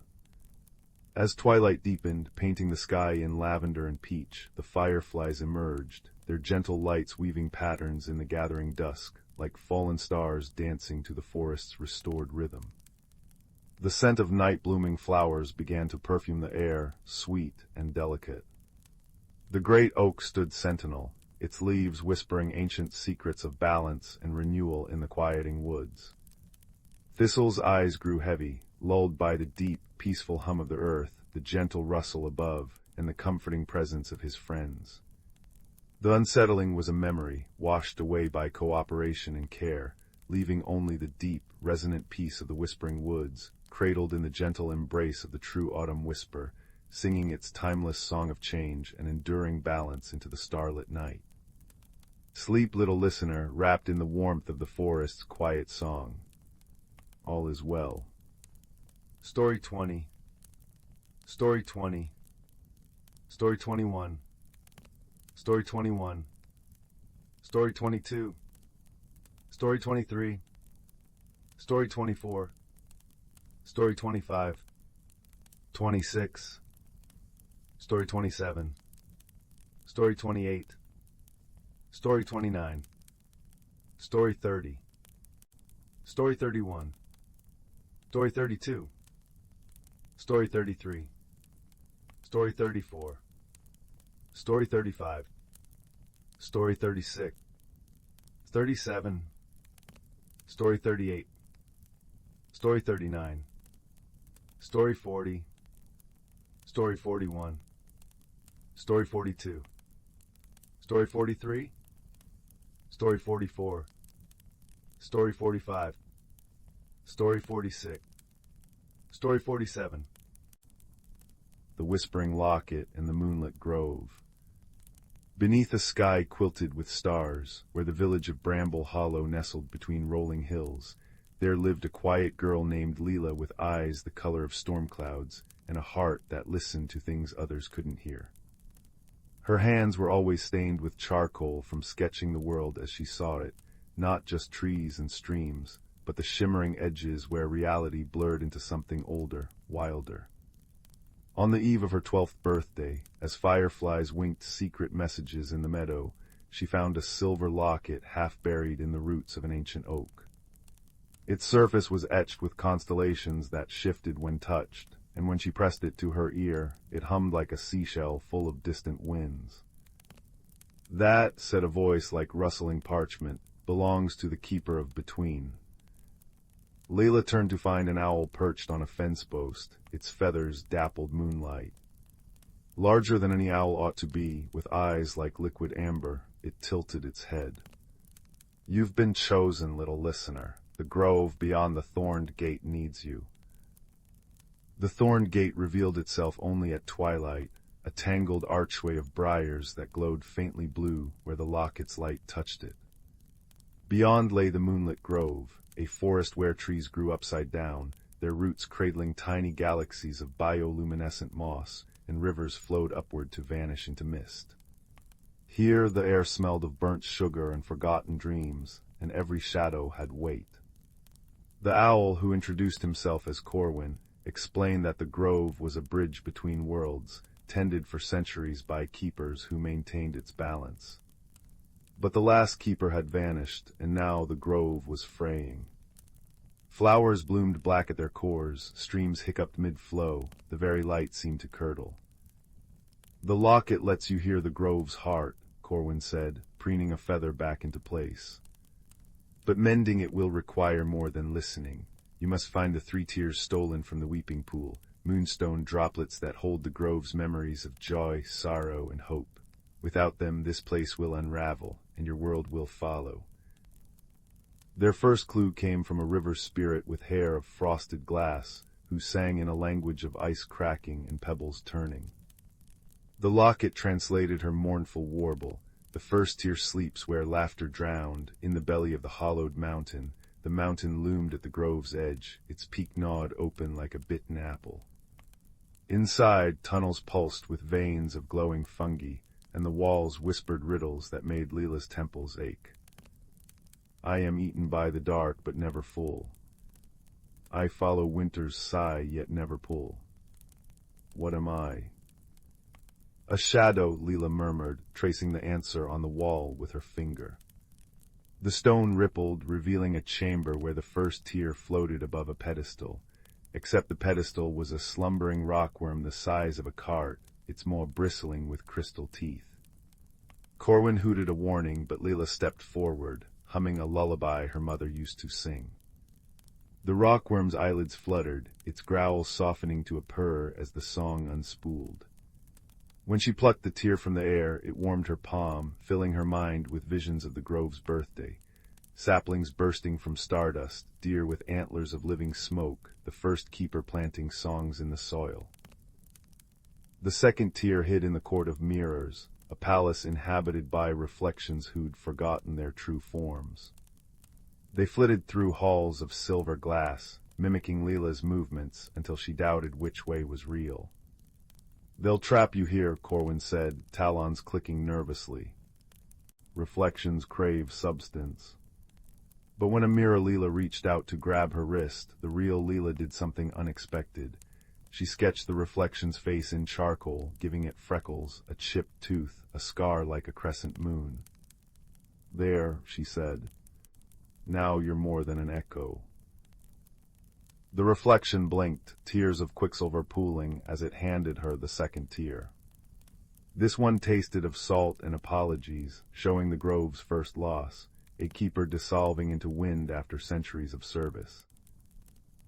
By the time they reached the weeping pool, a basin of liquid mercury encircled by weeping willows, Leela's boots were full of sand from the hourglass desert, and her braid twined with feathers from bargaining with crow folk. The third tier was guarded by the Thief of Whispers, a creature woven from smoke and old regrets. It hissed, "Why should I return what I've rightfully stolen? This world abandoned me long ago." Leela hesitated. The locket showed her the thief's true form, a former keeper, warped by loneliness after the grove forgot him. "You're right," she said, lowering the locket. "It's not fair, but I'm here now. Let me remember you." She drew his story in the sand, his years of service, his slow fading, the moment the stars stopped saying his name. As the sketch deepened, the thief's smoke solidified into a man with kind eyes and leaves in his hair. With a sigh, he dropped the third tier into her palm. "Thank you," he said, vanishing into a shower of fireflies. Returning the tears to the weeping pool was like dropping snowflakes into a storm. The grove shuddered, then bloomed, trees straightened, rivers danced, and the sky peeled back to reveal a dawn made of opals. But as the magic settled, Leela felt the locket grow heavy. "It's binding you to the grove," Corwin said quietly. "To stay, you must become its new keeper, immortal but alone, to leave." He nodded at the locket, now dull as tarnished tin. Leela thought of her mother's voice, of charcoal sketches tucked under her pillow, of the way sunlight caught the village bakeries frosting each morning. She placed the locket on the pool's edge. "The grove deserves someone who can give it everything, but that's not me, not yet." The grove sighed, not in anger but understanding. The locket dissolved into stardust, sprinkling her hair with silver. "You'll always hear its whispers," Corwin said, nudging her shoulder. "Keeper or not." Back in Bramble Hollow, dawn gilded the hills. Leela's mother found her asleep under the oak, clutching a charcoal sketch of an owl and a silver locket. "Just a dream," her mother murmured, tucking the blanket closer. But Leela knew better. That night, she left a bowl of milk by the window. When she woke, it was empty, and a single amber feather lay on the sill. Outside, the meadow grass swayed in patterns too deliberate to be wind, and the shadows beneath the thorned gate hummed a familiar lullaby. Years later, when townsfolk asked why Leela's paintings seemed to breathe, why lost children always found their way home near her cottage, she'd simply smile. "The world's fuller than it looks," she'd say. And if you pressed your ear to her garden wall at midnight, you might hear it too, the soft, sweet sigh of a grove remembering its friend. Story 48. Story 49. The evening mist curled around the cottage like a contented cat, silvering the cobblestone path and muffling the distant chime of the village clock. Inside, young Clara traced the frost feathers on her window pane, her breath fogging the glass. 10 years old, with hair the color of chestnuts and eyes holding the quiet depth of a forest pool, she felt a familiar restlessness stir. Her world, nestled between the whispering pines of Eldergrove Forest and the sleepy village of Willowbrook, felt too small, too known. She longed for the rustle of unseen leaves, the scent of unfamiliar earth. Beneath her bed, tucked inside a worn wooden box beside a smooth river stone and a robin's blue eggshell, lay her most precious secret, the Whisperwood acorn. It wasn't like any other acorn. Larger than her fist, its cap was etched with swirling silver patterns that seemed to shift in the lamplight, and the nut itself pulsed with a deep, warm amber light like captured sunset. She'd found it months ago beneath the oldest oak in Elder Grove, its glow drawing her through a thicket she'd never dared enter before. Since then, its gentle thrum against her palm was a constant, silent companion, a promise of something more. That night, unable to sleep, the acorn's pulse felt stronger, almost urgent. Slipping on her softest woolen cloak, she crept downstairs, past the snoring form of her grandfather in his armchair by the dying embers. The front door opened with a sigh, releasing her into the cool, pine-scented embrace of the night. The full moon hung low, a luminous pearl bathing the world in silvery light. Instinctively, Clara drew the Whisperwood acorn from her pocket. As moonlight touched its silver-etched cap, the swirling patterns ignited. They spun faster, glowing brighter, casting dancing shadows on the mossy ground. Then, with a soft chime like distant wind bells, a beam of pure amber light shot from the acorn's tip, striking the gnarled trunk of the ancient oak. Where the light touched, the bark shimmered and dissolved, revealing not wood, but an archway woven from living moonlight and tangled roots, leading into profound, inviting darkness. Hesitation flickered, then dissolved under the acorn's warm pulse and the archway's silent call. Clara stepped through. The air changed instantly. It was warmer, thicker, laden with the perfume of 1,000 unknown blossoms and the rich, damp scent of ancient soil. Moonlight here wasn't silver, but liquid gold, filtering through a canopy of leaves shaped like stars and teardrops. Giant luminous mushrooms, glowing softly in blues and violets, lined a path of velvety moss. She stood in the Whisperwood, a hidden world nestled within the heart of Elder Grove, revealed only by the key she held. Awed, Clara walked the glowing path. Fireflies larger than sparrows and shimmering with opalescent light drifted past. Trees whispered secrets in rustling tongues, and unseen creatures chirped melodies that felt like laughter. The peace was profound, yet beneath it, Clara sensed a tremor, a faint, discordant note. The golden light seemed thinner in places, the vibrant colors of the giant flowers slightly faded. The joyful chirping held an undercurrent of worry. Rounding a bend where luminous vines cascaded like waterfalls, Clara stumbled upon a sight that made her gasp. A large, grumpy-looking badger, his coarse fur striped silver and obsidian in the moonlight, was wrestling with a tangled mass of shimmering, thorny vines that seemed intent on engulfing a cluster of tiny, trembling star blooms. He huffed and grumbled, snapping at the vines with surprising ferocity, but his paws were clumsy against the stubborn growth. "Blasted bindweed," he muttered, his voice a low, gravelly rumble. "Always snatching the prettiest things. Hold on, little sparks, thorns got you, oof." A thorny tendril whipped back, catching his snout. "Maybe I can help." Clara's voice was soft, hesitant. The badger thorn spun around, eyes wide with shock, then narrowed with suspicion. A sproutling. "Here. How did you?" His gaze fell on the Whisperwood acorn still glowing warmly in her hand. "Ah, the key-bearer. Didn't expect one so small." He sniffed, then winced as another vine tightened around his hind leg. "Well, don't just stand there gawping, sproutling. These star blooms need light, and this infernal bindweed thrives on shadow. It's choking the joy right out of them." Clara stepped forward, the acorn's light flaring brighter as if responding to the threat. She noticed the bindweed recoiled slightly from its amber glow. "It doesn't like the light?" she asked, moving closer, holding the acorn near the thickest tangle near the badger's leg. "Course it doesn't." Thorn snapped, but his tone held less bite as the vine loosened its grip under the acorn's radiance. "Darkness is its home, but mere light won't stop it for long. Needs cleverness, it does, and paws or hands that can work the knots. Working together, an unlikely alliance formed. Thorn, despite his grumbling, had surprising knowledge of the Whisperwood's plants.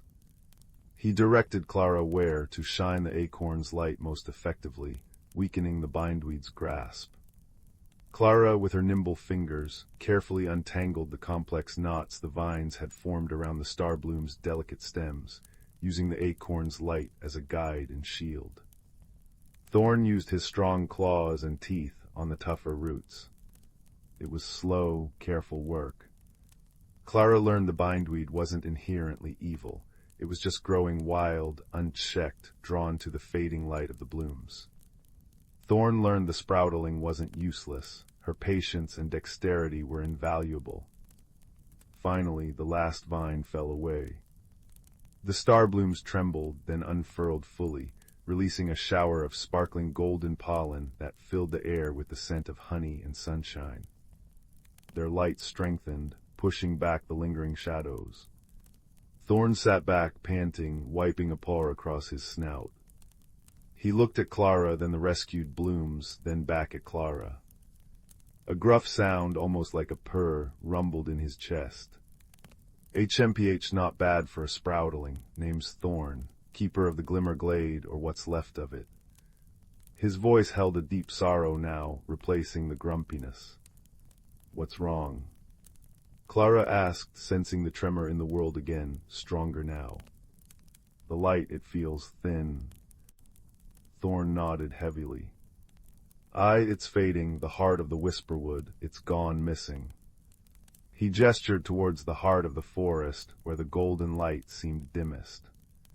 Deep within the crystal caverns, a great crystal, warm as summer sun, bright as 1,000 fireflies, it's the source of all light and life here, without it. He looked at the struggling bindweed they just pushed back, already sending out tentative feelers again. Without it, the Whisperwood dims, the bindweed spreads, the songs grow sad. Winter will come, a winter with no end. A cold dread washed over Clara. Gone missing, how, who would take it? Don't know, Thorn admitted, his shoulders slumping. Happened under the last dark moon. No creature of the Whisperwood would harm the heart, it sustains us all. He looked at the Whisperwood acorn glowing in Clara's hand. The Kibar always appears when the Whisperwood is in peril. Legend says they bring hope. He fixed her with his dark, intelligent eyes. Will you help me find it, Keybearer? Help me save my home. Clara's restlessness transformed into a fierce, warm resolve. She looked at the fading starblooms, listened to the worried chirps in the trees, felt the acorn's steady pulse against her skin, a pulse that echoed the missing heart. Yes, Thorn, I will. Their journey began under the watchful gaze of the golden moon. The Whisperwood acorn was their compass and guide. As they ventured deeper, the signs of decay grew clearer. Luminous mosses turned gray and brittle. Flowers drooped, their colors muted. The air grew colder, the joyful sounds replaced by an anxious silence. The path led them through groves of singing reeds, their melodies now mournful dirges, across bridges woven from living willow branches, which creaked ominously, and past pools where water sprites usually danced, now huddled together, their light dim. The acorn's light was crucial. It revealed hidden paths etched in faint silver on the moss, paths Thorn admitted he hadn't known existed. It calmed agitated creatures, like a family of luminescent hedgehogs whose quills flashed erratically with fear. One night, as a creeping chill mist threatened to swallow them, the acorn's glow flared, burning the mist away like sunlight on frost. They weren't alone for long. Their first companion joined them near the Sighing Falls. A young stag, his coat the color of twilight, his eyes wide and fearful, emerged from the gloom. He was trembling, barely more than a fawn. The shadows, he whispered, his voice like rustling leaves. They grow teeth in the dark places, they chased me. My herd I got lost. His name was Fern. Thorn grumbled about skittish saplings, but Clara knelt, offering a reassuring touch and sharing a piece of sweet root from her pocket. The Whisperwood acorn's light seemed to soothe Fern's terror. He knew the lay of the land near the crystal caverns, and his keen senses could detect subtle shifts in the air and earth. He joined them, finding paths through dense thickets where Thorn's sturdy form would have struggled. Later, navigating a treacherous slope of loose, glowing shale near the cavern's entrance, they encountered the Flicker clan. These weren't ordinary fireflies. They were tiny, winged sprites woven from living light, barely larger than Clara's thumb. Normally playful, they now darted in erratic, panicked patterns. Their elder, a sprite named Glimmer with wings like stained glass, explained in a voice like tinkling bells, "The heart song is gone, our light weakens. We saw something huge and moving towards the deep dark." Clara held the Whisperwood acorn high. Its warm, steady amber light seemed to resonate with the sprite's own flickering forms, calming their frantic dance. "We're going to find the heart," Clara promised. "Can you show us the way you saw the huge thing go?" Glimmer's light brightened. "Yes, Keybearer, we remember. We will light your path."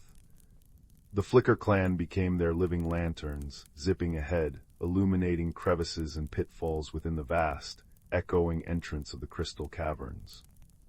Their collective light, guided by the acorn's steady pulse, pushed back the oppressive darkness that seemed to press in from all sides. The crystal caverns were breathtakingly beautiful and deeply unsettling. Geodes taller than houses pulsed with faint internal light, amethyst, citrine, aquamarine, but their glow was sickly, intermittent. Stalactites and stalagmites, usually gleaming like polished ivory, were dull and streaked with gray. The air was cold and still, heavy with the scent of damp stone and an underlying tang of sorrow. The path Glimmer showed them led downwards, deeper into the mountain, away from the faint moonlight filtering through high crevices, into a realm of near-total darkness only held at bay by the Flicker clan and the Whisperwood acorn. Strange, echoing drips replaced the forest sounds. The weight of the mountain pressed down. They followed signs only Fern could fully decipher, deep, heavy footprints sunk into patches of softer sediment, enormous scratch marks on the crystalline walls, and a lingering scent, Thorn confirmed, of stone, loneliness, and damp wool. The deeper they went, the colder it became, and the more the Flicker clan's lights dimmed, huddling closer to the comforting warmth of Clara's acorn. Finally, they entered a vast, low-ceilinged chamber deep within the earth. It was utterly dark except for a faint, sickly green phosphorescence emanating from patches of lichen on the walls. The chamber felt desolate, hollow. And there, in the very center, hunched on a floor of cold, dark stone, sat the source of the footprints. It was a giant. Not a monster from a scary tale, but a being of living rock and moss. He was easily 3 times Thorn's height when sitting, his body craggy and uneven, like a small hill given life. Patches of grayish lichen grew on his stony shoulders. His head, resting on massive knees, was formed from rough-hewn granite, and his eyes, when he slowly lifted his head at their approach, were 2 deep, dark pools reflecting the faint light from the acorn and sprites. They held an ocean of sadness. In his enormous, stone-knuckled hands, he cradled something that pulsed with a weak, struggling light, the heart of the Whisperwood. It was a large, multifaceted crystal, its usual vibrant gold now a dim, flickering amber, its light barely illuminating the giant's sorrowful face. Thorn bristled, a low growl starting in his chest. You stole the heart, you're killing the Whisperwood." Fern trembled behind Clara, and the Flicker clan dimmed their lights fearfully. The giant flinched at Thorn's accusation, his stony features crumpling further. He didn't speak, but a deep, resonant sound emanated from him, like boulders grinding together under immense pressure. It wasn't words, but Clara felt its meaning resonate in her bones. Loneliness. Cold. Darkness. Wanting light. Clara's anger at the fading forest melted away, replaced by a wave of profound understanding. She stepped forward, placing a hand on Thorn's head, calming his growl. She held the Whisperwood acorn high, its light steady and warm. "Hello," she said softly, her voice echoing gently in the vast chamber. "My name is Clara. This is Thorn, Fern, and the Flicker clan. We came from the Whisperwood." The giant's dark eyes fixed on her, then on the acorn. He made the grinding sound again, softer this time. "Lost. Cold. Found light. Took it.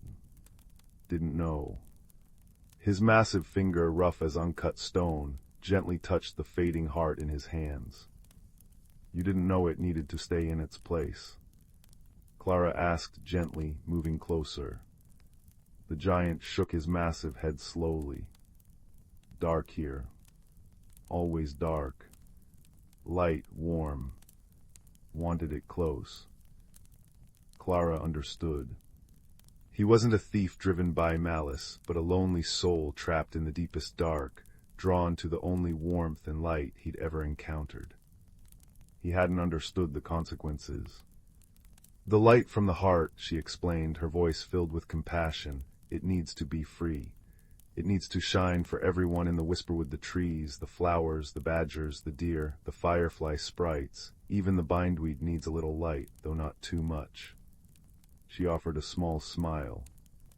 "When it's trapped down here, it fades. The whole forest is growing cold and dark. The creatures are scared."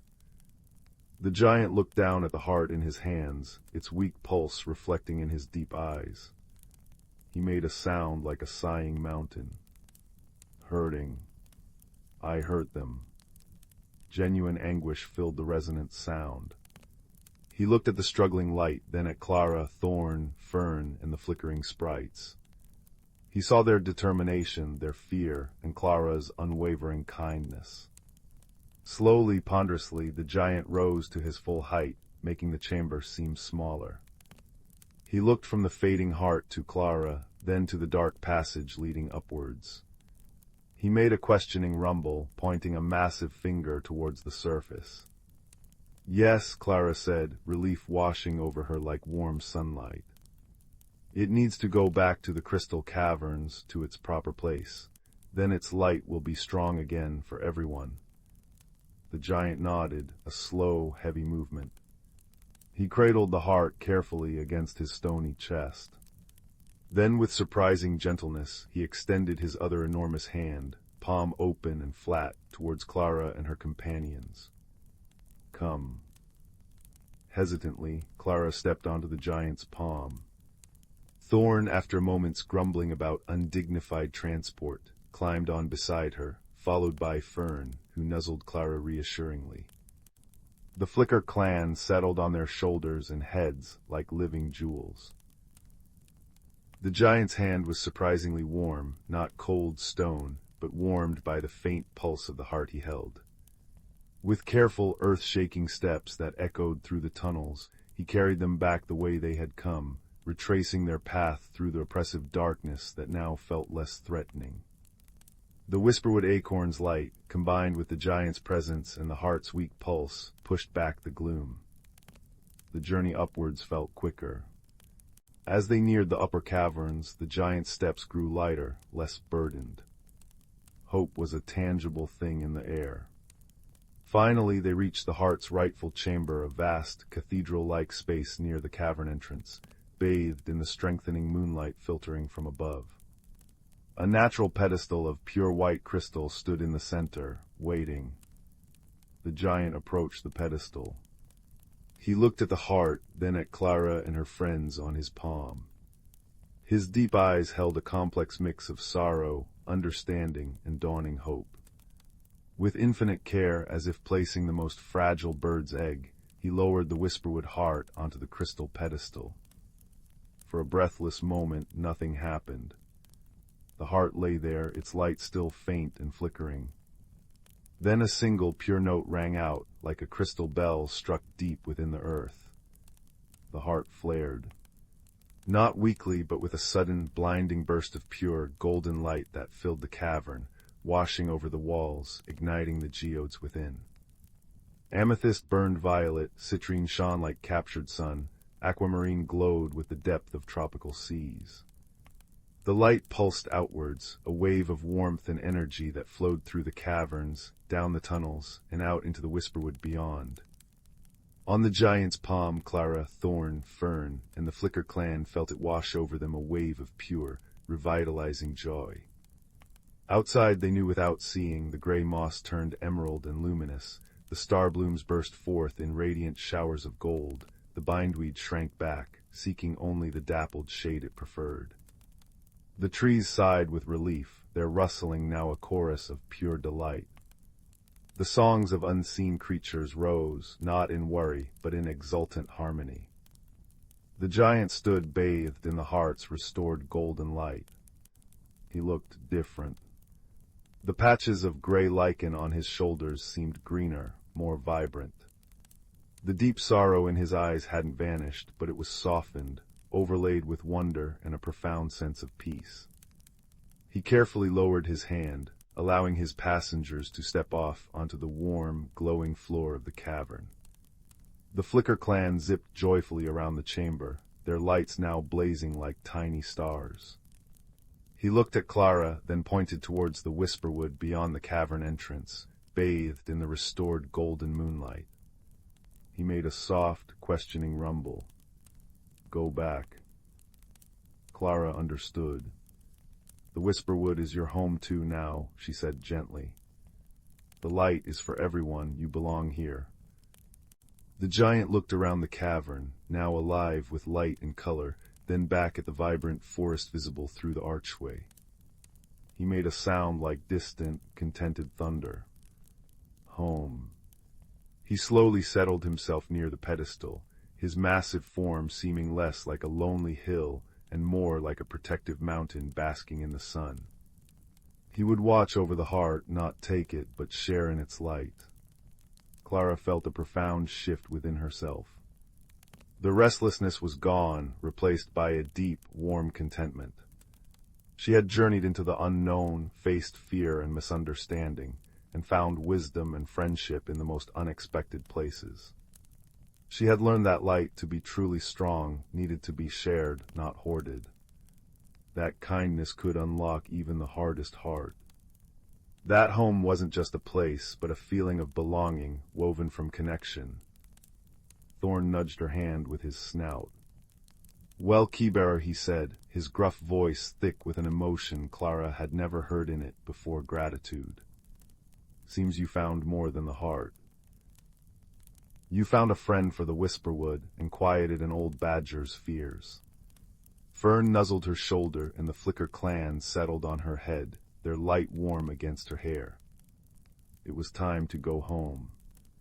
The Whisperwood acorn pulsed warmly in her hand, no longer urgent but content. It had guided her, illuminated her path, and now it felt like a promise kept. They walked back through the Whisperwood, transformed. The golden light was stronger, richer than even when Clara first arrived. The air hummed with life and song. Creatures peeked from blossoms and branches, their eyes bright and curious, waving tiny limbs or rustling leaves in thanks. Emerging through the moonlit archway, woven by the acorn back into Eldergrove, felt like stepping from a vivid dream into a familiar, yet subtly changed reality. The ordinary forest seemed imbued with a deeper magic, a quieter song. She could now hear the rustle of leaves holding secrets, the scent of pine carrying whispers, the moonlight feeling like a gentle embrace. The archway shimmered and faded back into the solid bark of the ancient oak, leaving only the scent of honey and starlight lingering in the cool air. Clara slipped back into the quiet cottage. The embers in the fireplace glowed warmly. Her grandfather still snored softly in his armchair. Everything was as she left it, yet nothing was the same. She placed the Whisperwood acorn back in its wooden box beneath her bed. Its pulse was slow, steady, peaceful. It had done its work. Climbing into her own bed, the soft quilt pulled up to her chin, Clara looked out at the moonlit forest. She no longer felt the ache of the too small world. She knew the vastness within it, the hidden light, the unexpected friendships. She knew the giant, Borin, for that was the name that resonated in her heart for him, was watching over the heart, sharing its warmth. She knew Thorn was patrolling his glimmer glade, grumbling contentedly. Fern was safe with his herd. The Flicker clan danced in the restored light. She closed her eyes, the scent of star blooms and warm earth faint in her memory. The echoes of the Whisperwood song a gentle lullaby. The world was vast, beautiful, and full of hidden light waiting to be shared. And she, Clara, with a heart full of wonder and a small, glowing acorn beneath her bed, belonged to it all. Sleep came swiftly, deep and peaceful, carrying her into dreams woven with golden light and the gentle rumble of a mountain finding its home. Outside, the first true dawn of the restored Whisperwood began to blush on the horizon, promising a day filled with the quiet, enduring magic of connection. Story 50. Story 51. Story 52. Story 53. Story 54. Story 55. Story 56. Story 50. Story 58. Story 59. In the heart of the ancient verdant wood forest, where the trees whispered secrets older than time itself, lay a hidden world unknown to most.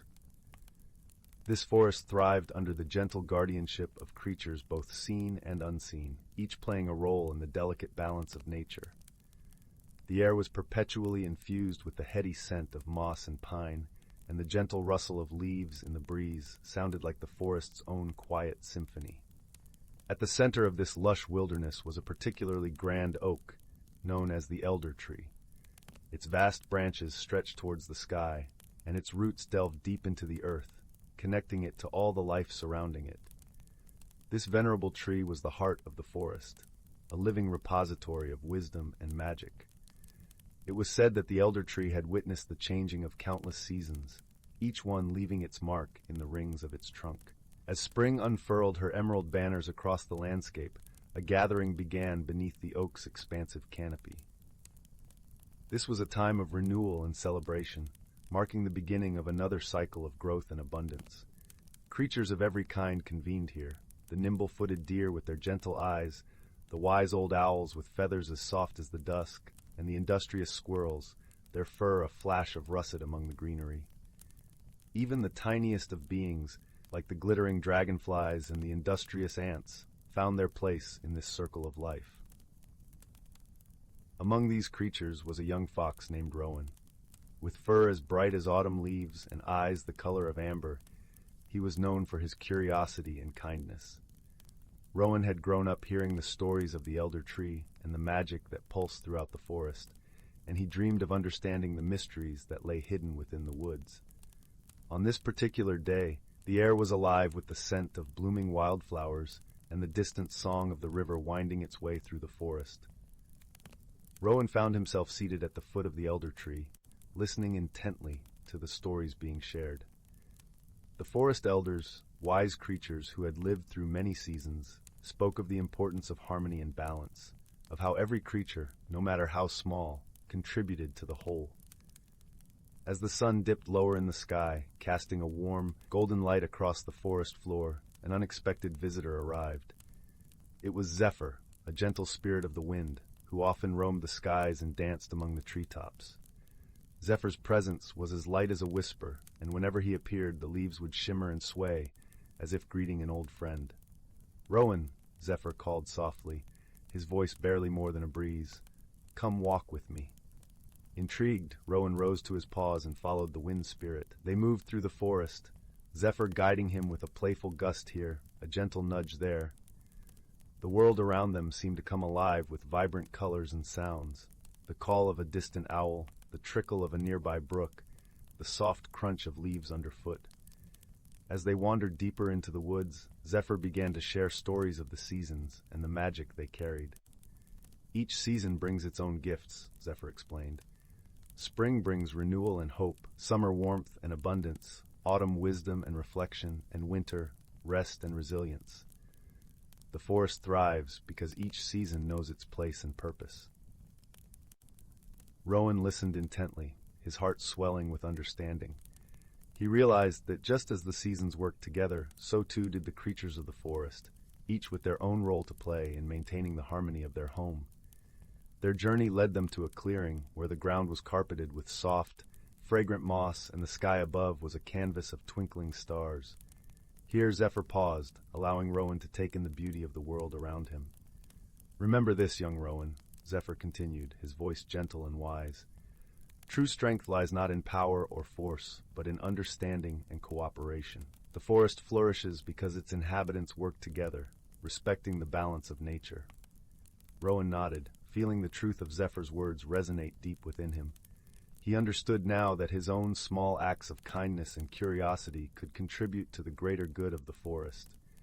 He felt a renewed sense of purpose, ready to play his part in this intricate dance of life. As Zephyr prepared to depart, he left Rowan with one final message. "Cherish the stories of the elders, for they are the threads that weave the tapestry of our world. Pass them on, and you will keep the magic of the forest alive for generations to come." With that, Zephyr took to the skies once more, a gentle breeze rustling through the treetops. Rowan watched him go, feeling a serene sense of peace settle over him. He knew that he was part of something much larger than himself, a timeless cycle of life and magic. Returning to the elder tree, Rowan rejoined the gathering of creatures, his heart full of newfound wisdom. As the stars twinkled above and the night wrapped the forest in its tranquil embrace, the stories continued to be shared, each one a testament to the enduring harmony of the natural world. And so, under the watchful gaze of the elder tree, the forest thrived, a sanctuary of life and wonder, where creatures great and small lived in balance with the seasons and with one another. Rowan, with his bright eyes and gentle heart, became a guardian of the forest's secrets, ensuring that the wisdom of the past would light the path for all who followed. In the quiet of the night, as the last embers of the day faded into darkness, a sense of comfort and resolution settled over the forest. It was a place where magic and reality entwined, a haven of peace and possibility, forever cradled in the arms of nature. Story 60. 61. Story 62. Story 63. Story 64. Story 65. Story 66. Story 67. Story 68. Story 69. Story 70. Story 71. Story 72. Story 73. Story 74. Story 75. Story 76. Story 77. Story 78. Story 79. Story 80. Story 81. Silas tended his moon-petal garden with trembling hands, the silver blossoms shimmering like captured starlight under the twin moons. For years, these flowers had bloomed in perfect, unchanging harmony, their steady glow a comfort against life's uncertainties. But tonight, whispers rustled through the valley. The great bloom was coming. A rare event where all magic surged and shifted, transforming the land overnight. Silas's chest tightened. Change felt like uprooting delicate roots, leaving tender things exposed. "Steady as stone," he murmured, repeating his father's old adage, though the petals quivered at his touch as if disagreeing. Near the garden's edge stood Grand Willow, an ancient tree whose bark held constellations of soft amber light. "Your fear trembles the soil, little gardener," rumbled the tree, voice like wind through autumn leaves. "The earth knows when we cling too tightly." Silas sighed, brushing dirt from his knees. "What if the bloom ruins everything, my moon petals?" "Ah," hummed Grand Willow. "But what if they become something new?" Before Silas could reply, a chime-like giggle danced through the air. Pip, a firefly with wings like liquid sunshine, zipped toward him. "Silas, the crystal frogs are singing by Mistfall Pond. They say the bloom's magic is bubbling up already."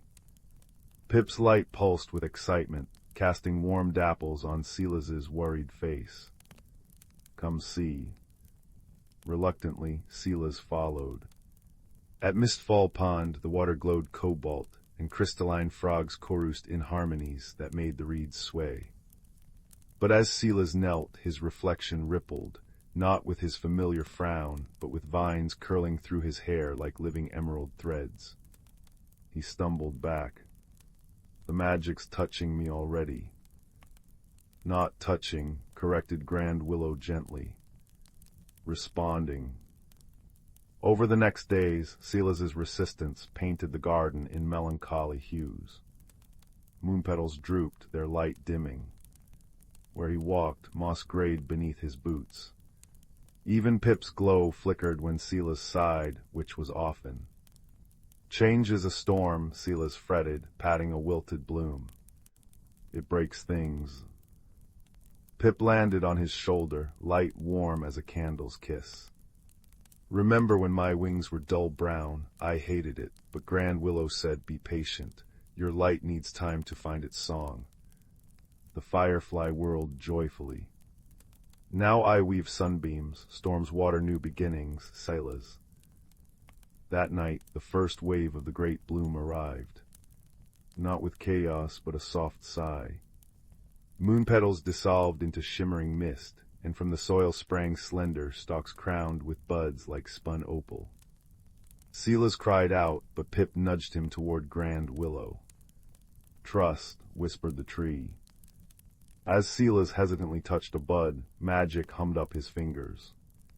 Vines spiraled around his wrists, blooming into tiny star-shaped flowers that pulsed with his heartbeat. Terrified, he tried to shake them off. They're part of you now, Grand Willow murmured. Breathe. Silas closed his eyes. Instead of fighting, he imagined the garden not as loss, but possibility. Slowly, warmth spread through him. The vines glowed brighter, and the opal buds unfurled into luminous bells that chimed in the breeze. Where his feet touched the earth, violets and lavender sprang up, weaving through the silver grass. Pip danced above them, scattering light like golden pollen. You're growing with it, she chimed. By the bloom's peak, Silas stood transformed. Living flowers cascaded from his hair, roots curled lovingly around his ankles, and his hands glowed with gentle bioluminescence. The garden flourished in radiant layers, no longer just moon petals, but a tapestry of singing irises, floating dandelion clocks, and trees with leaves like stained glass. Where fear had grayed the moss, now emerald pathways shimmered with dewdrop fairies. Grand Willow's branches lowered, brushing Silas's cheek. You tended sameness like a fortress. Now see, you've built a bridge instead. Silas laughed, the sound making nearby petals flutter. I thought change was an ending, but it's a conversation. He cupped a chiming bellflower, its melody harmonizing with Pip's hum. The magic didn't force me. It waited for me to say yes. As the twin moons set, painting the sky in peach and lilac, Silas sat with Pip beneath Grand Willow's luminous canopy. The tree's roots cradled them like old friends sharing stories. Courage isn't fearing the storm, Silas realized aloud, stroking a vine that now curled contentedly around his wrist. It's learning to dance in the rain. Pip nestled in his flower-crowned hair. And what beautiful music your dancing makes. The garden sighed happily, a living symphony of growth and light. Where Silas's tears fell, tears not of sorrow but wonder, tiny glowing mushrooms bloomed, guiding fireflies through the gentle night. He'd arrived not at an ending, but a tender beginning. And as sleep beckoned, the magic whispered back, rest now, gardener. Tomorrow's blooms will be even sweeter. Story 82. Story 83. Story 84. The first time Sam noticed the shimmer in the woods behind Grand's cottage, it was mid-October, when the air smelled of damp earth and cinnamon bark. 10 years old and perpetually lost in daydreams, Sam often sat on the creaky porch, swing tracing patterns on a tarnished silver locket, the only keepsake from parents they barely remembered. That evening, as amber light slanted through sugar maples, a flicker of emerald green danced between the oaks. Not firefly light, but deeper, like sunlight through stained glass. When a faint melody followed wind chimes playing a tune, no human hand composed, Sam tucked the locket beneath their sweater and stepped into the forest's embrace. Moss cushioned each footfall, and the ordinary woods transformed. Ferns unfurled silver fronds that chimed softly. Birch trunks gleamed with embedded starlight, and the path ahead rippled like water. Deeper in, where shadows should have pooled, Sam found a clearing bathed in perpetual twilight. Velvet-soft grass shimmered with dew that tasted of honey when Sam knelt to touch it. And there, curled beneath a weeping willow with laves of liquid moonlight, was the creature. It resembled a fox crossed with a dragonfly, no larger than a rabbit. Translucent wings, veined like stained glass, lay folded against fur the color of crushed violets. One foreleg was bent unnaturally, and its breathing came in shallow hitches. "You're hurt," Sam whispered, hand hovering. The creature's eyes snapped open twin pools of molten gold. It tried to scramble away, whimpering like rustling parchment. "Easy now," Sam soothed, voice softer than dandelion fluff. "I won't touch if you don't want." Slowly Sam unwrapped their woolen scarf, blue as a jay's wing, and laid it nearby. For warmth. The creature blinked, nostrils flaring. After a trembling moment, it nudged the scarf with its nose. Sam smiled. "I'm Sam, what's your name?" A series of chimes answered, 3 high notes, too low. "Pip." The creature chirped, a sound like raindrops on crystal. Friendship bloomed in that glade, fragile as a spiderweb, sealed when Pip allowed Sam to gently splint its leg with a twig and bind it with blades of singing grass. Pip revealed the hidden world, Sylvan Hollow, a realm woven from forgotten dreams and twilight. Its magic stemmed from the Heartwood tree, whose roots drank starlight and whose leaves hummed with ancient songs. But the Heartwood was fading. Colors dulled at the edges, flowers lost their glow by dawn. "The luminous key is lost," Pip chimed sorrowfully, gesturing with its good paw toward Sam's locket. "Your metal sings with old magic. It is kin to the key." The locket, warm against Sam's chest, clicked open at Pip's touch. Inside, where Sam expected a photo, lay a single seed carved from opal. It pulsed with soft light, matching the rhythm of Sam's heartbeat. "This," Sam breathed.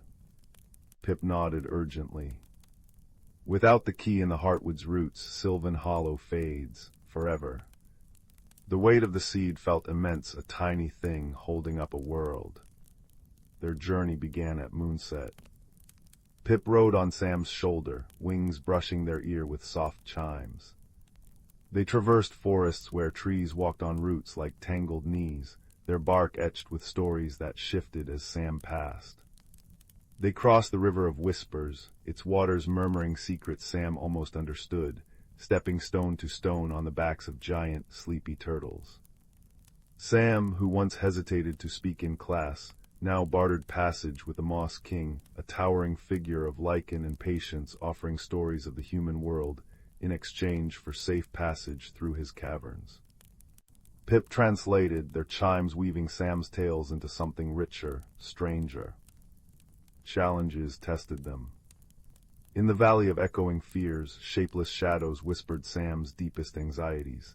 "You'll fail them all, too small to matter." Sam's knees trembled, but Pip pressed close, a warm vibration against their neck. "Echoes lie," Pip chimed fiercely. Sam clutched the locket, feeling the seed's steady pulse. "My name is Sam," they declared, voice ringing clear. "And I'm helping my friend." The shadows recoiled, melting into mist. They faced the treacherous Glimmer Gorge next, spanned only by a bridge of solidified moonlight. It flickered perilously. halfway across, a section dissolved beneath Sam's foot. Pip darted down, wings a frantic blur, catching Sam's sleeve with surprising strength. Dangling over an abyss of swirling nebulas, Sam locked eyes with the terrified creature.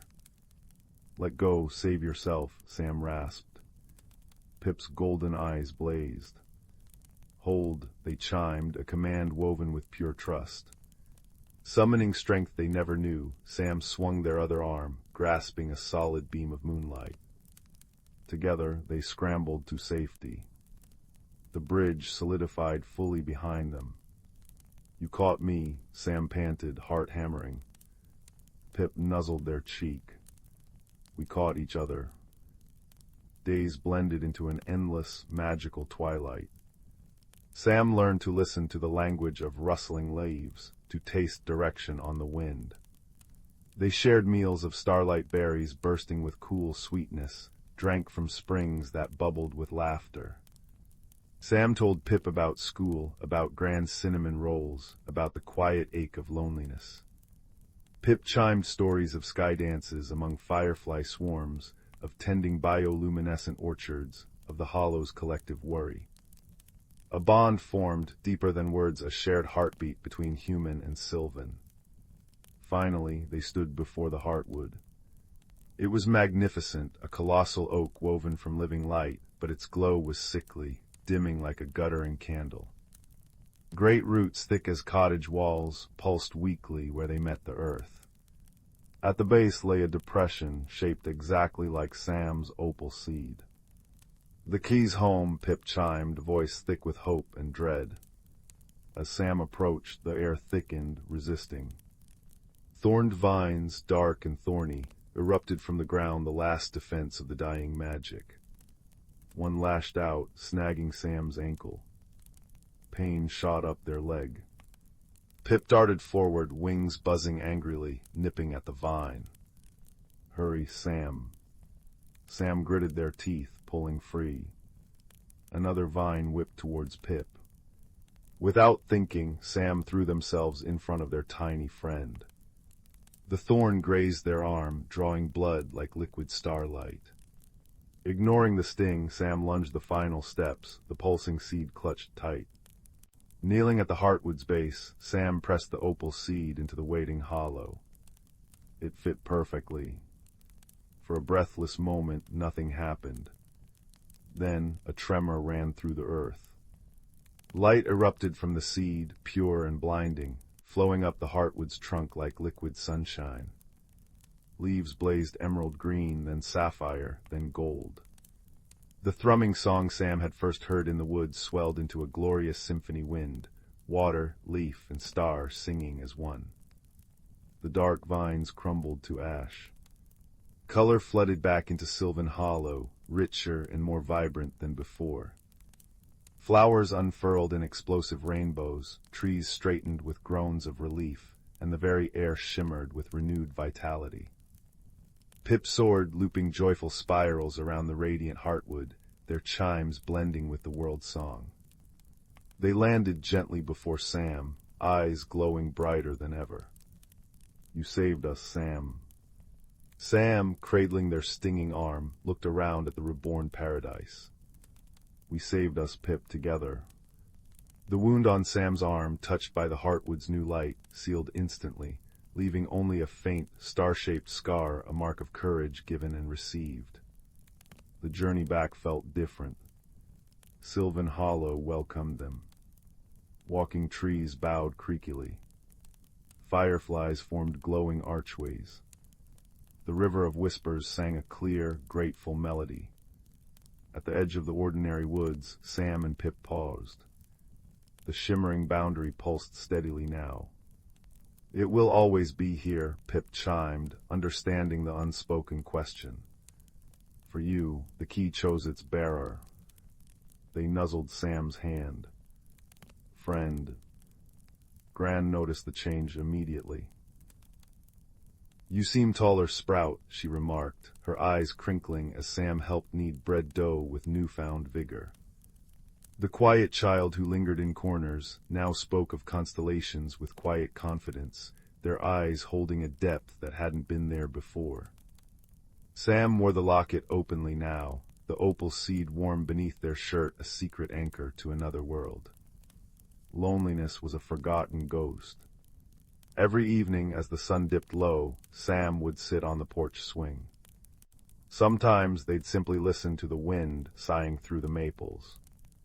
Other times a familiar shimmer would dance between the trees, accompanied by the faint, joyous chimes of a tiny friend emerging for a twilight stroll. Sam would step onto the mossy path, greeted by Pip's leap onto their shoulder, the violet fur soft against their neck. They'd walk together in the ordinary woods that now held an extraordinary secret, sharing stories in the language of rustles, chimes, and comfortable silence. Sam learned that courage wasn't the absence of fear, but the choice to act despite it. They learned that true friendship could bridge impossible worlds, built on trust as delicate and strong as a dragonfly's wing. And they learned that even the smallest heart, like a single seed or a quiet child, could hold magic potent enough to heal a world. Back in their small room, the scent of grand cinnamon rolls drifting up, Sam would trace the star-shaped scar on their arm, a quiet smile playing on their lips. Outside, the woods stood sentinel, holding the gentle luminescence of Sylvan Hollow close, a hidden world humming just beyond the veil, waiting for the next shared adventure beneath the watchful, loving stars.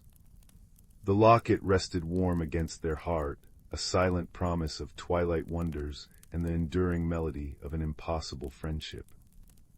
Story 85. Story 86. Story 87. Story 88. Story 89. Story 90. The floorboards in the old house creaked a familiar lullaby, but Liam couldn't sleep. A strange, soft light, like captured moonlight, flickered at the edge of his window. Curiosity, a tiny, persistent spark, nudged him out of bed. Peering out, he saw not the familiar moonlit garden, but a shimmering path winding into the woods behind his home, a path he'd never noticed before. It pulsed gently, invitingly. Pulling on his warmest sweater, Liam slipped outside, the cool night air carrying the scent of damp earth and something sweet, like crushed wildflowers. The path wasn't made of dirt or stone, but of woven light, cool and soft beneath his bare feet. It led him deeper into the woods than he'd ever ventured.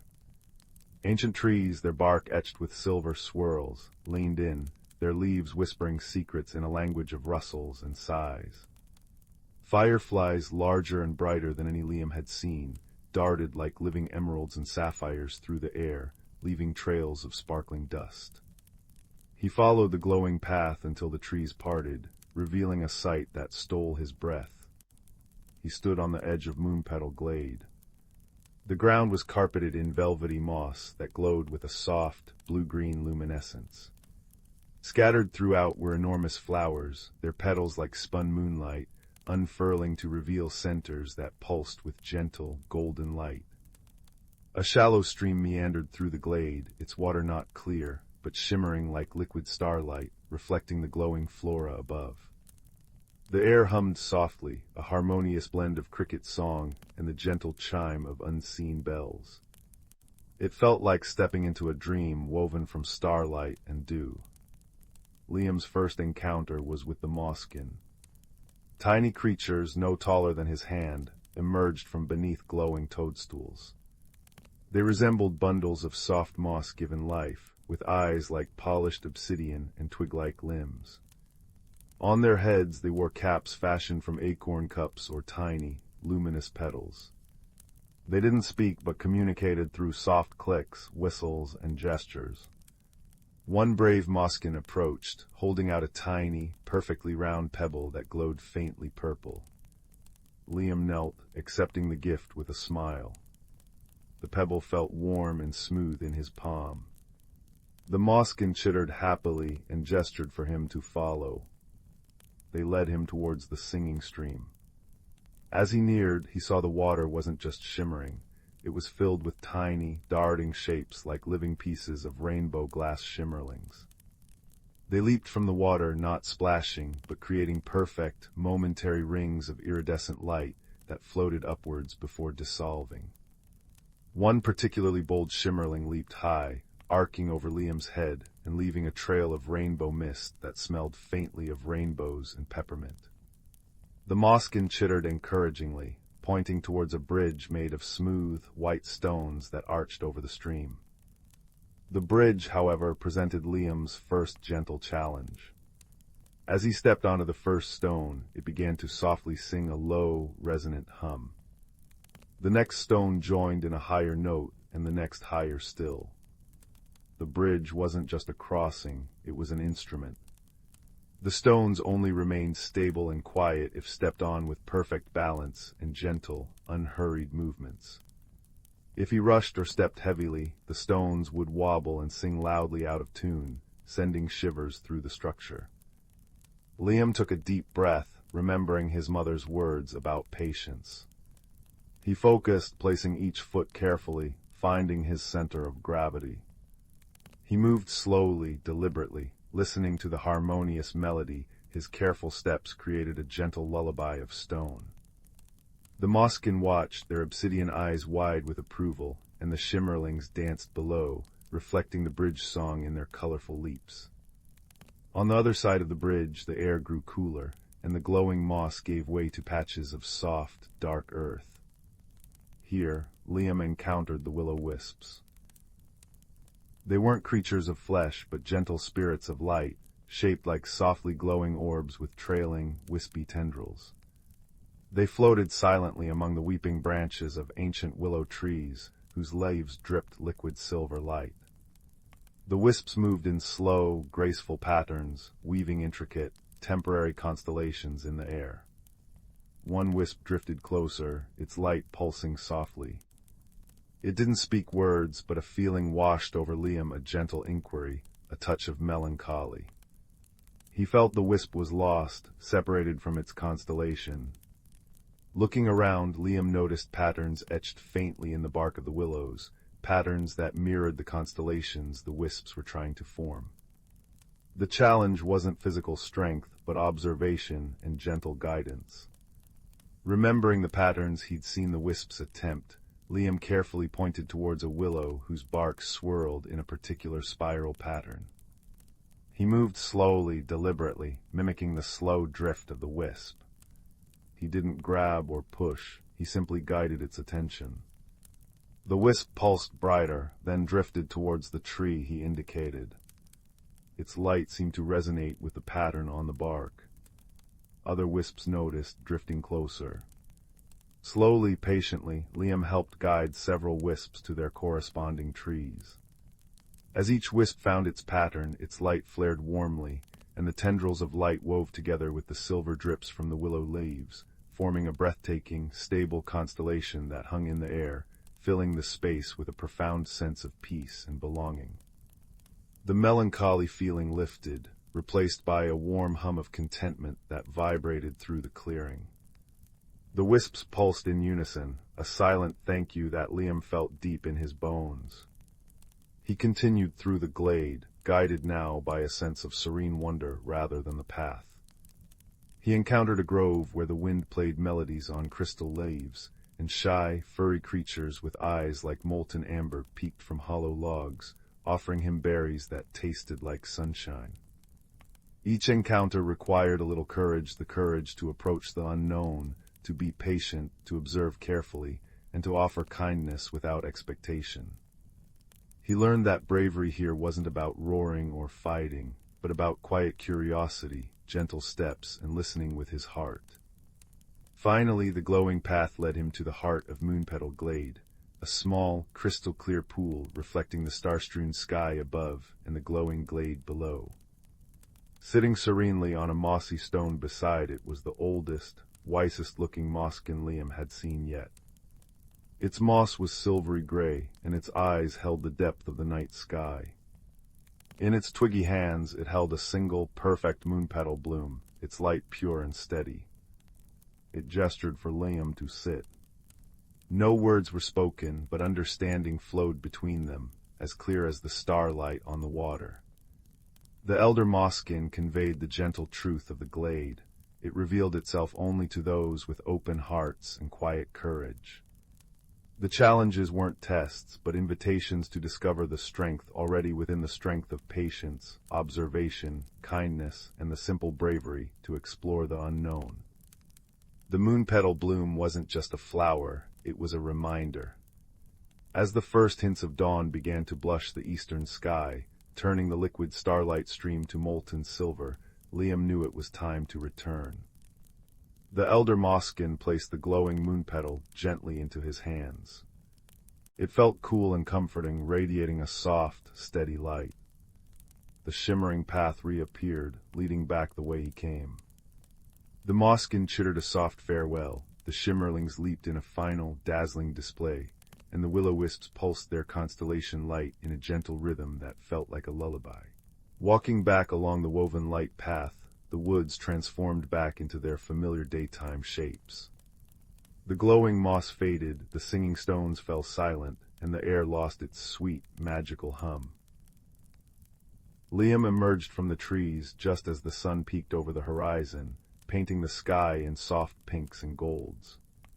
He stood in his own garden, the ordinary grass cool under his feet, the familiar scent of roses in the air. In his hand, the moon petal bloom still glowed softly, a tangible piece of enchantment. He slipped back inside, the house still quiet. Placing the glowing flower in a small jar of water by his window, he climbed back into bed. The tiny, steady light pulsed gently, casting soft shadows on the wall. As Liam drifted off to sleep, the creaking floorboards sounded like the singing bridge, the rustling leaves outside like the whispering trees of the glade.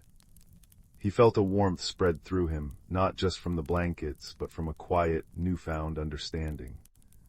The world was vast and full of wonders, seen and unseen. True courage wasn't the absence of fear, but the choice to step forward with kindness and curiosity, even when the path glowed mysteriously in the moonlight. He had ventured into the unknown, faced gentle challenges not with force, but with patience and a listening heart, and returned carrying not just a glowing flower, but the comforting knowledge that bravery, friendship, and wonder could be found in the quietest steps and the softest glows.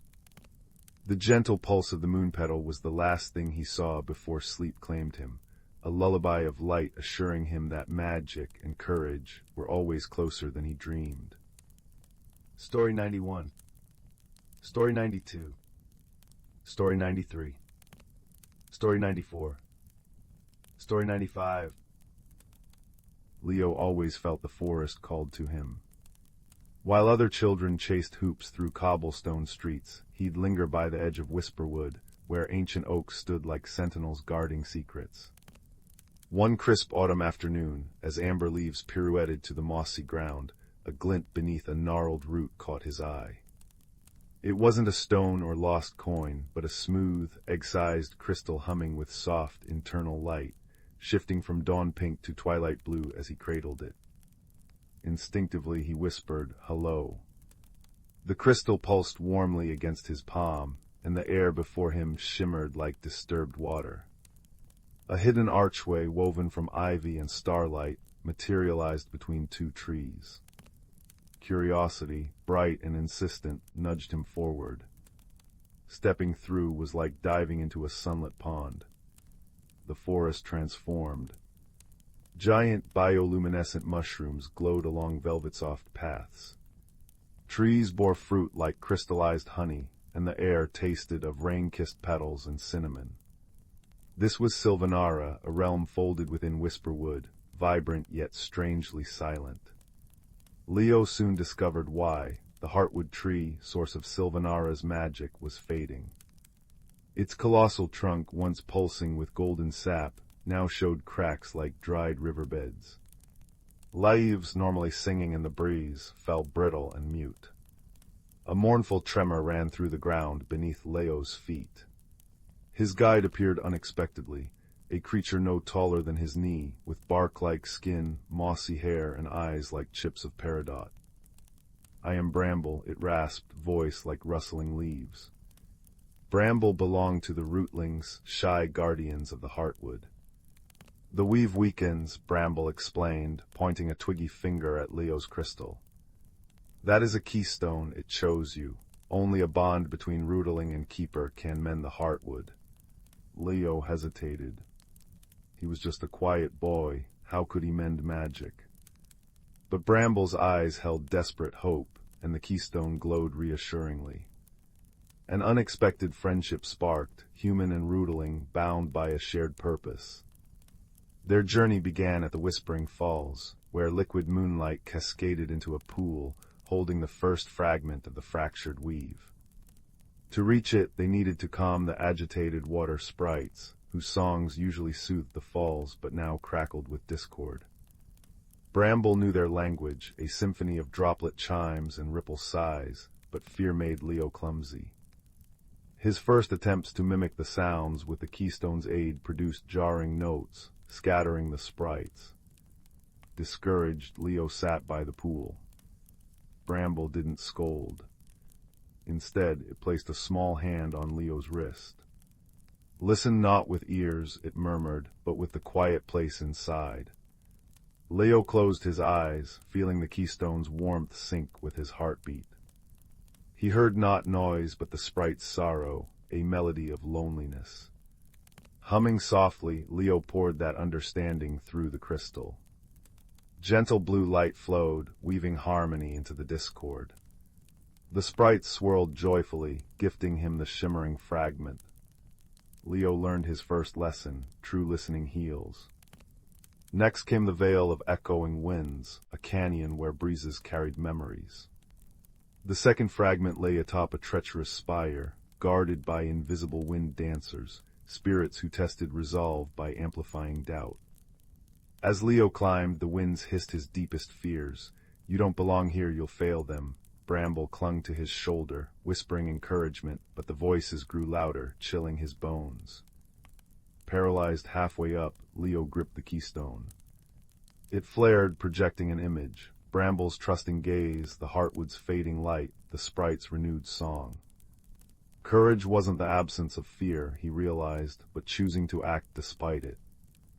I belong now, he declared into the gale. The keystone blazed, scattering the doubting winds like smoke. He climbed, hand over hand, the winds now humming with approval as he claimed the second fragment. Courage, he learned, is a choice echoed in action. Their path then led underground to the crystal caves. Glowing geodes lit their way, but the third fragment lay deep within, protected by the stone sentinels. Massive, slow-moving beings who valued wisdom above all. To pass, they had to solve the sentinel's riddle, what grows lighter with every burden it bears. Bramble scratched its mossy head. Feather. The sentinels remained impassive. A smile. Leo guessed. No response. They pondered as the earth rumbled impatiently.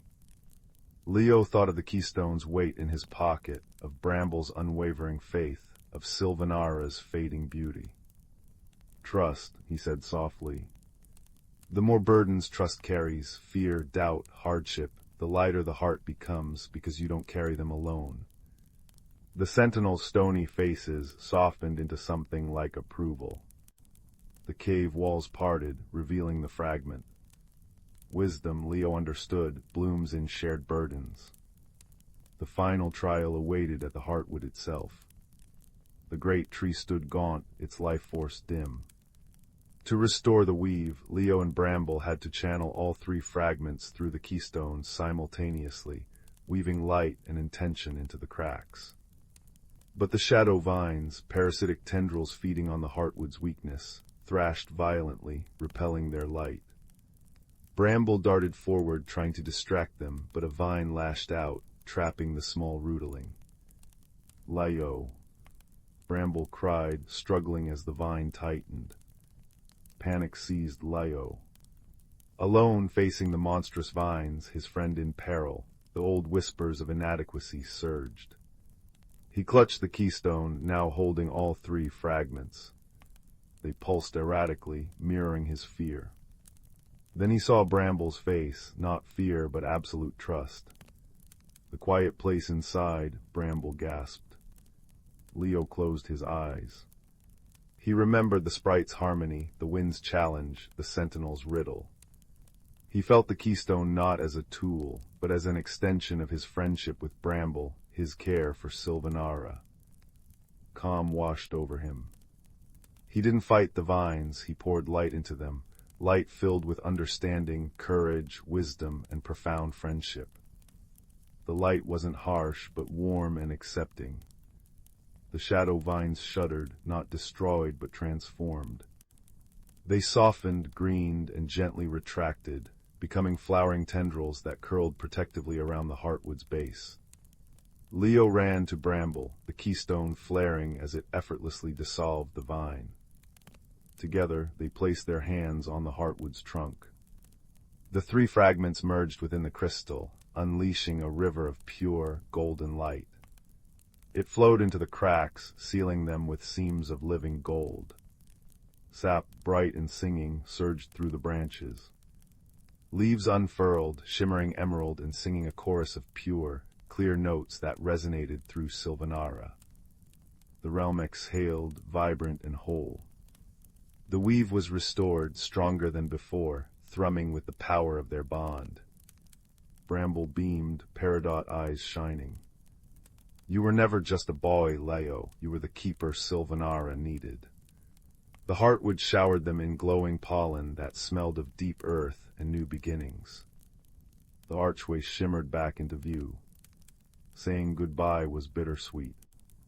Bramble pressed a small, luminous acorn from the Heartwood into Leo's hand. So you remember, it whispered. Sylvanara is always with you, and so am I. Stepping back into his own world, Leo found the sun setting over Whisperwood, painting the sky in Sylvanara's colors. The keystone had vanished, but the acorn glowed warmly in his pocket. He wasn't the same quiet boy. He carried Sylvanara's light within him, the harmony of listening, the strength of chosen courage, the weightlessness of shared trust, and the unbreakable warmth of a friendship that crossed worlds. That night, as he lay in bed, the acorn pulsed gently on his nightstand, casting dancing leaf shadows on the wall. Outside his window, the wind through Whisperwood sounded remarkably like a contented sigh, and Leo drifted to sleep, a small smile on his lips, forever keeper of a hidden world and a friendship written in starlight and roots. Story 96. Story 97. Story 98. Story 99. The fire crackled softly in the hearth, casting dancing shadows on the walls that seemed to whisper secrets of their own. Outside, a gentle rain pattered against the window pane, a soothing rhythm perfect for a journey into dreamland. So snuggle down, little one, and let me tell you a tale woven from moonlight, moss, and the quiet courage found in unlikely places. It begins with a child named Finn, whose footsteps were often as soft as falling snow. Finn lived on the very edge of the village of Oakhaven, where the neat cobbled streets and friendly chatter gradually gave way to wild hedgerows and the deep, ancient silence of the whispering woods. Most villagers spoke of the woods with a mixture of awe and caution, telling tales of shifting paths and voices on the wind. Finn, however, felt a strange pull towards its shadowed depths. While other children raced and shouted in the village square, Finn would sit beneath the old hawthorn tree at the forest's edge, listening. Not just to the birdsong or the rustle of leaves, but to something deeper, older, a quiet hum beneath the surface of the world. Finn was known for being quiet, perhaps too quiet for some. Words often tangled on their tongue, fears felt too big to voice, and the bustling energy of the village could feel overwhelming. But in the presence of the ancient trees, Finn felt a different kind of understanding, a calm that settled the restless flutters inside. One crisp autumn afternoon, as golden light slanted through the turning leaves, Finn felt the pull stronger than ever. A shimmer like sunlight catching on dew-laden spiderwebs seemed to beckon from just beyond the first line of towering oaks. Taking a deep breath of the damp, earthy air, Finn stepped off the familiar path and into the embrace of the whispering woods. The change was immediate. The village sounds vanished, replaced by the deep hush of the forest floor, muffled by centuries of fallen leaves. Sunlight filtered down in dusty shafts, illuminating motes dancing in the air. The air smelled richly of decaying wood, damp moss, and something sweet and wild, perhaps hidden berries. Finn walked slowly, fingertips brushing rough bark, ears straining. And then they heard it.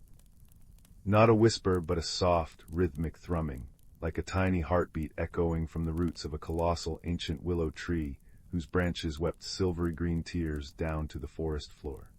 Drawn by the sound, Finn crept closer.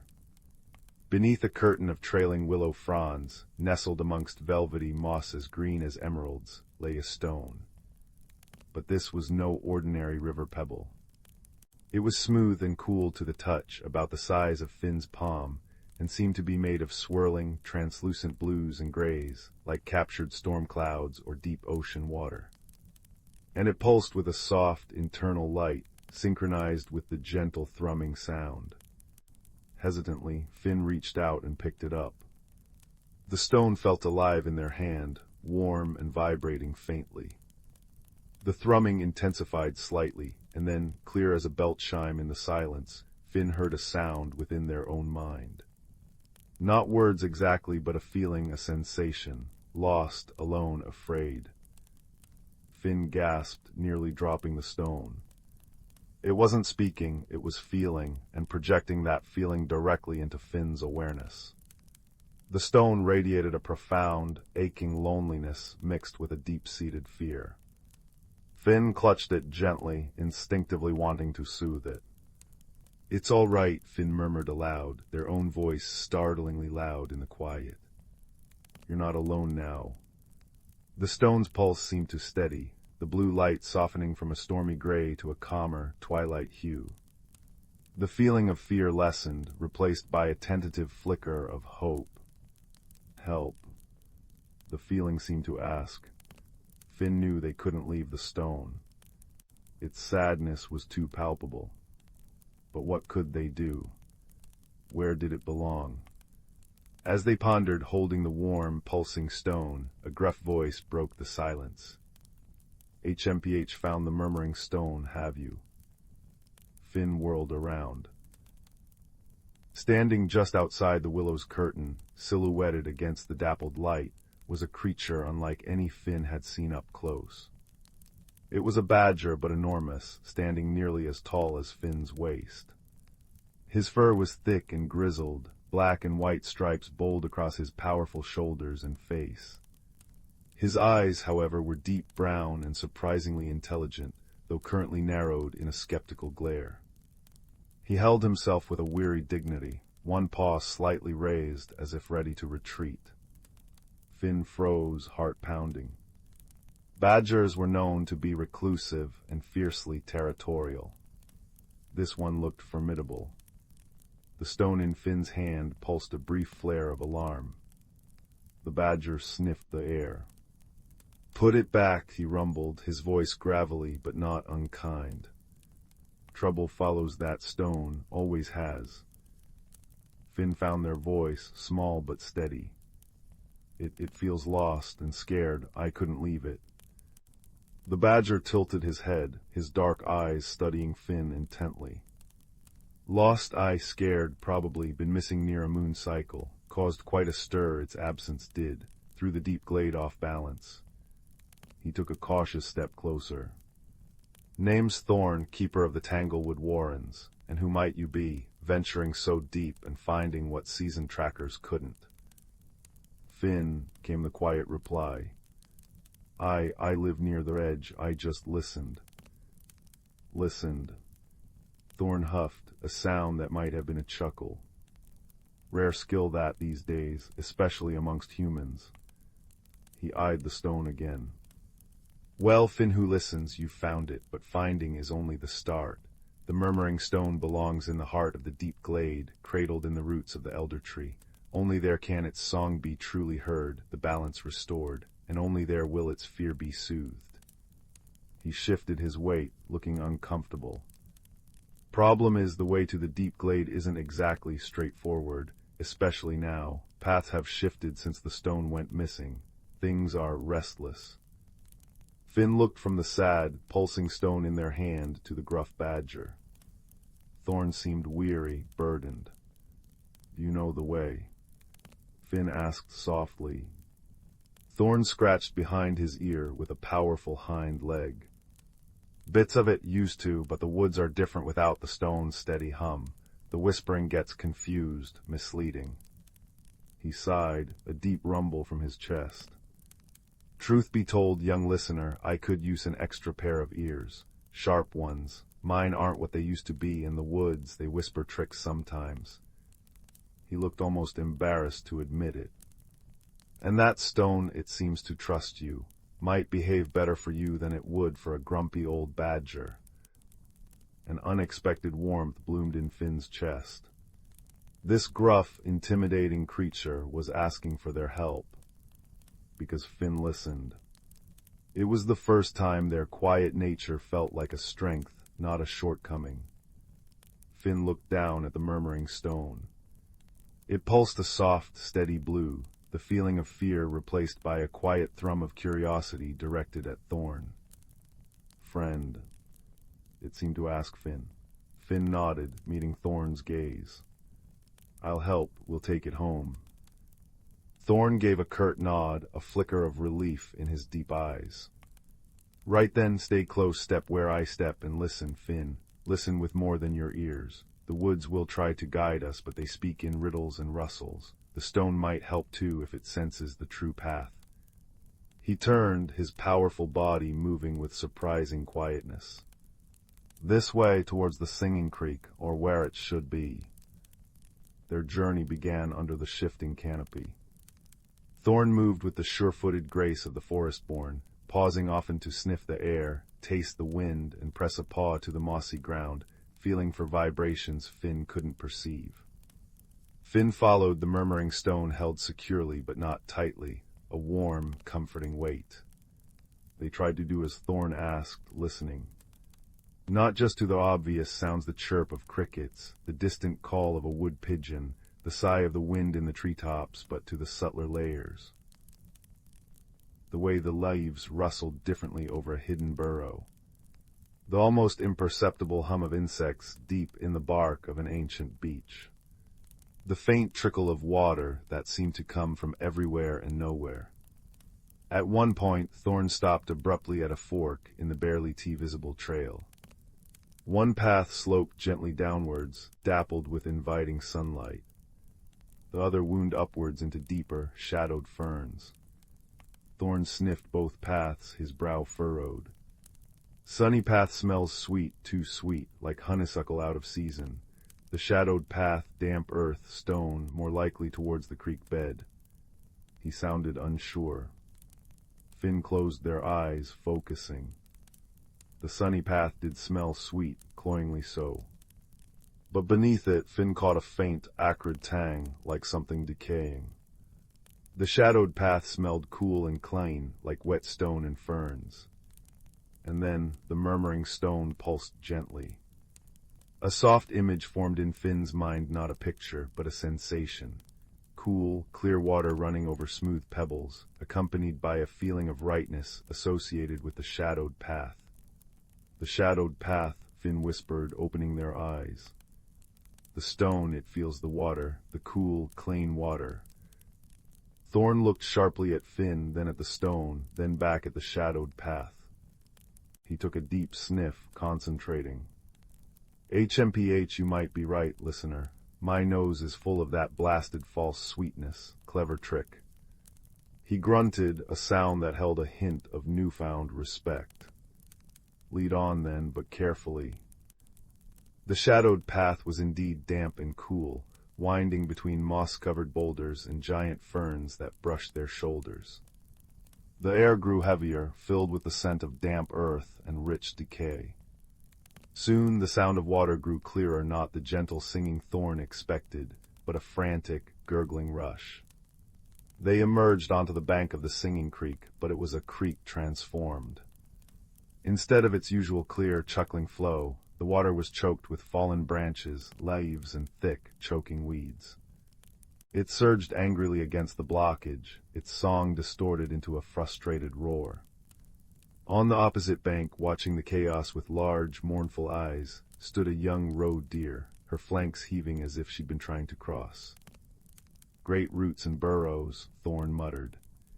"No wonder the woods are restless, the creek's song is strangled." He surveyed the blockage, a tangle of storm-felled branches and dense water reeds. This wasn't here before, must have happened during the last big wind when the stone was missing. Its balance keeps the flows true, even the water flows. The young deer spotted them and let out a soft, distressed bleat. She needed to cross to reach her family, Finn realized, sensing her anxiety as clearly as they sensed the stone's emotions. "We need to clear it," Finn said, the urgency cutting through their usual hesitation. Thorn assessed the situation. Dangerous, current strong, one slip. But he saw the deer's distress, saw the choked water, and knew it affected the whole wood. "Right, you," he pointed a claw at Finn, "stay on the bank, find me a strong, long branch, sturdy as you can. I'll work from that flat rock midstream. Badgers are better swimmers than we look." He waded cautiously into the edge of the current, testing his footing. Finn scrambled along the bank, searching. They found a fallen ash branch, long and thick, but not too heavy. They dragged it to the water's edge near Thorn. The badger grabbed it with surprising strength. "Now listen carefully. When I shove against the main tangle, you pull on that smaller branch poking out upstream. We need to loosen the whole mess, let the water do the rest. Ready?" Finn nodded, gripping the smaller, slippery branch.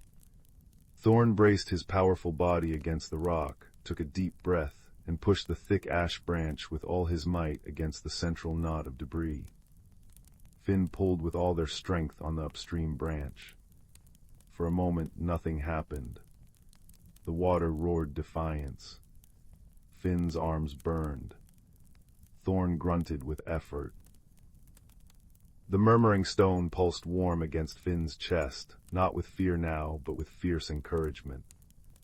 Push. Pull. Suddenly, with a groan and a splintering crack, the central mass shifted.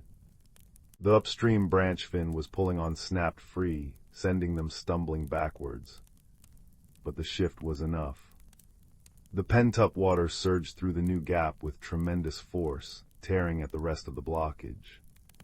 Branches snapped, weeds ripped free, and the tangled mass began to unravel, carried downstream in a churning rush. The roar of frustration subsided into the creek's familiar, joyous singing as clear water bubbled freely over the stones once more. Thorn hauled himself back onto the bank, dripping and panting, but his eyes gleamed. "Well done, Finn, you've got a strong pull in you." He shook himself vigorously, sending droplets flying. The young deer didn't hesitate. With a graceful leap, she bounded across the newly cleared creek, pausing on the far bank to dip her head towards Finn and Thorn in clear thanks before disappearing into the ferns. A sense of profound relief washed over the little clearing. The air felt lighter, cleaner. Even the sunlight seemed brighter. The murmuring stone pulsed a warm, golden light, radiating pure, wordless gratitude. As they continued, the forest seemed to breathe easier around them. The whispering woods felt less confused, more welcoming. Birdsong seemed clearer, the rustling leaves more melodic. Thorn navigated with more confidence, occasionally pointing out landmarks Finn would never have noticed: a lightning-struck oak shaped like a pointing finger, a ring of unusually red toadstools, a mossy boulder carved with faint, ancient spirals only visible at a certain angle. The murmuring stone became their guide in subtle ways. When paths diverged, Finn would close their eyes, feel the stone's gentle pulse, and sense a direction not through sight, but through a feeling of resonance, like a quiet chime growing stronger. This way feels deeper, older, calmer. They learned to interpret its gentle glows, blue for calm, gold for warmth or rightness, a soft green for growing things, and a very faint, quick purple flicker when Thorn was about to stumble over a hidden root, allowing Finn to call out a warning just in time. Thorn, in turn, shared his deep knowledge of the woods which berries were safe, how to find the sweetest underground springs, the stories whispered by different types of bark. He spoke of the deep glade as a place of ancient peace, where the oldest trees held counsel, and the murmuring stone's song harmonized with the heartbeat of the earth itself. Their friendship grew with each mile, an unspoken bond forged in shared purpose and quiet understanding. Thorn's gruffness softened into a dry wit and a protective presence. Finn found their voice more often, asking questions, sharing observations, their initial timidity replaced by a quiet confidence born of being truly heard and trusted. As twilight began to paint the sky in hues of lavender and apricot, the woods changed again. The trees grew even taller, their trunks wider than cottages, draped in curtains of silvery gray lichen that glowed faintly in the dimming light. The air hummed with a deeper, more resonant energy. Fireflies, larger and brighter than any Finn had seen, blinked like tiny, wandering stars amongst the ferns. The ground felt springy and alive beneath their feet. "We're close," Thorn murmured, his voice filled with awe. "The whispering is clearer here. It welcomes the stone back." He paused before a wall of dense, intertwined holly bushes, their dark green leaves glossy and sharp. "The entrance is here, but it only opens for those who belong, or those bearing what belongs." Finn stepped forward, the murmuring stone held out before them. It pulsed with a strong, steady light, no longer blue or gold, but a pure, brilliant white. As the light touched the holly wall, the branches seemed to shimmer. They didn't move aside, but became less solid. Finn could see through them into a space beyond that glowed with its own soft, ethereal light. Taking a deep breath, Finn walked forward. The holly branches offered no resistance, passing through Finn and Thorn like insubstantial mist. They stepped into the deep glade. It took Finn's breath away. They stood in a vast, circular clearing carpeted with moss so thick and soft it looked like green velvet. Towering trees formed a living wall around the glade, ancient oaks with bark like dragon scales, silver beeches that seemed to hold moonlight within their pale trunks, and massive yews radiating profound stillness. Their canopy was open to the darkening sky, where the first stars were beginning to prick through the deep blue. In the very center of the glade stood the elder tree. It wasn't the tallest, but it was by far the oldest, its trunk vast and gnarled, roots spreading out like the limbs of a slumbering giant, cradling a hollow at its base that glowed with a soft, inviting light. The air vibrated with a deep, harmonious hum, the combined song of the ancient trees. But beneath it, Finn could feel a discordant note, a thread of sadness and incompleteness. It was the missing song of the stone. All around the edges of the clearing, watching them with quiet, luminous eyes, were the creatures of the deep glade. Finn saw foxes with coats like spun moonlight, owls with eyes like liquid amber, stoats as white as snow, and rabbits whose fur shimmered with a faint iridescence. There were others too, shapes glimpsed in the dappled shadows, near the giant roots, perhaps the shy tree spirits Thorn had mentioned in passing. They watched, silent and expectant. Thorn dipped his head in a deep, respectful bow. Finn felt suddenly small, but the warm pulse of the stone in their hand gave them courage. They walked slowly, reverently, across the mossy floor towards the elder tree. The discordant note in the glade's song grew stronger, a palpable yearning. As Finn approached the root hollow, the murmuring stone began to vibrate, its white light flaring brilliantly. It wasn't afraid, it was yearning. Finn knelt before the hollow. The space within the roots was lined with luminous moss and smooth, water-worn stones. It felt like a cradle waiting. Gently, Finn placed the murmuring stone into the heart of the hollow. The moment the stone touched the luminous moss, a profound change swept through the deep glade. The stone's pure white light flared, then softened, merging seamlessly with the glow of the elder tree's roots. The discordant note vanished, replaced by a deep, resonant chord that vibrated up through the soles of Finn's feet and into their very bones. The harmonious hum of the glade swelled, richer, fuller, more profoundly peaceful than before. It was like the forest itself was sighing in deep relief. The trees seemed to stand taller, their leaves rustling a joyful chorus. The fireflies danced in intricate, celebratory patterns. The watching creatures bowed their heads, a soft murmur of welcome rippling through them. The murmuring stone pulsed once, a wave of pure, radiant contentment washing over Finn. Home. Safe. Thank you. The feeling was overwhelming, a wave of pure, unadulterated peace and belonging. Its loneliness and fear were gone, replaced by the deep, abiding connection to the ancient heart of the woods. Finn sat back on their heels, tears pricking their eyes, not of sadness, but of awe and shared joy. Thorn padded up beside them, placing a heavy, comforting paw on Finn's shoulder. "You did it, young listener," he rumbled, his voice thick with emotion. "You brought the heart song home." They sat in silence for a long while, bathed in the combined glow of the elder tree and the stone, listening to the restored harmony of the deep glade. Finn felt a profound sense of peace settle over them, deeper than any they had ever known. The fluttering fears that often plagued them felt quiet, soothed by the ancient song. Eventually, Thorn nudged Finn gently. "The woods know the way back now. The paths will be clear. But you'll always be welcome here, Finn. The deep glade remembers kindness." He looked at Finn, his dark eyes warm. And remember, listening, truly listening, is a magic all its own. Stronger than noise, deeper than fear.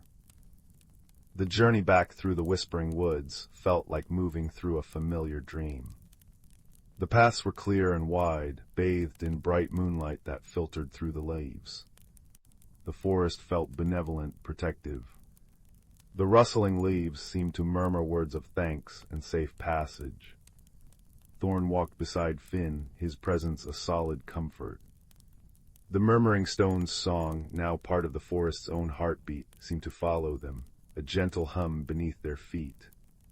As they reached the edge of the woods, near Finn's hawthorn tree, dawn was just beginning to blush the eastern sky. Thorn stopped. "This is your path now, young listener. Mine lies deeper." He nudged Finn's hand with his nose. "Don't be a stranger to the wood's edge, and don't forget to listen. The world speaks in many ways." Finn knelt and, on an impulse born of deep gratitude, wrapped their arms gently around Thorn's thick neck. The badger stiffened for a second, then relaxed, giving a soft, rumbling purr deep in his chest. "Take care, Thorn, thank you." "Thank you, Finn," Thorn replied gruffly, but his eyes shone. "For listening, for helping an old badger remember the way." With a final nod, he turned and melted back into the shadows of the whispering woods, leaving Finn standing alone at the forest's edge. The village of Oakhaven was just beginning to stir. Smoke curled from chimneys, and the distant sound of a rooster crowed. Finn took a deep breath. The world looked the same, yet utterly different. The fluttering fears hadn't vanished entirely, but they felt smaller, manageable.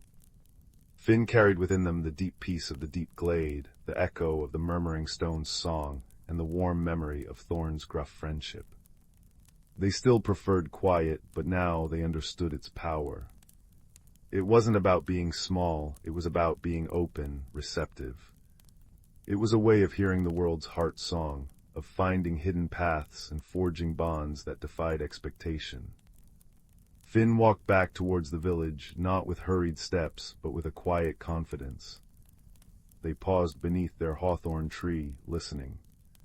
The wind rustled the leaves, carrying the distant song of the now clear creek, the chirp of waking birds, and beneath it all, faint but unmistakable, the deep, harmonious hum of the forest, whole once more. Finn smiled, a quiet, contented smile. They had ventured into the whispering unknown, helped heal a hidden heart, and found their own quiet strength reflected in the eyes of a gruff badger and the glow of a magical stone. The world was full of wonders, waiting for those willing to truly listen. And as the first rays of the sun warmed their face, Finn knew that bedtime stories weren't just tales. They were echoes of the magic that hummed just beneath the surface of the quiet world, waiting for a listening heart. The fire crackled softly, its warmth a gentle echo of the elder tree's glow, and the last embers pulsed like a contented heart, lulling you towards peaceful dreams filled with mossy glades, steadfast friends, and the comforting hum of a world restored. Sleep well, little listener. Sleep well. The world beyond Thistle's familiar burrow was usually painted in the comforting greens and browns of the sun-dappled meadow. But tonight, drawn by the unusually large silver moon hanging low in the velvet sky, the little rabbit felt a peculiar tug in his chest. A whisper on the cool night breeze seemed to call him towards the edge of the ancient whispering woods, a place his elders spoke of in hushed tones, filled with unseen wonders and moonlit secrets. Taking a deep breath, his soft white fur ruffled by the night air, Thistle hopped forward, his heart a tiny drum against his ribs. The moment he crossed the mossy threshold beneath the first towering, ancient oak, the air changed. It grew cooler, sweeter, carrying the scent of damp earth, crushed pine needles, and something else entirely, like starlight made into perfume. The familiar chirping of crickets faded, replaced by a gentle, chiming sound, as if thousands of tiny crystal bells were swaying in an unfelt breeze. Looking up, Thistle gasped. High in the branches, glowing softly like captured moonlight, were clusters of luminous, bell-shaped flowers. They chimed softly as they moved, casting shifting patterns of silver light on the forest floor below. This was the Glimmerwood. The path ahead was carpeted not with leaves, but with soft, bioluminescent moss that pulsed with a gentle green light beneath his paws, guiding him deeper. Strange mushrooms like tiny lanterns dotted the undergrowth, casting warm amber and violet glows. Curiosity, warm and bright, began to outpace Thistle's initial nervous flutters. He hadn't gone far when a soft, blue light flickered near a cluster of giant, glowing toadstools. It zipped closer, resolving into a creature no bigger than Thistle's paw.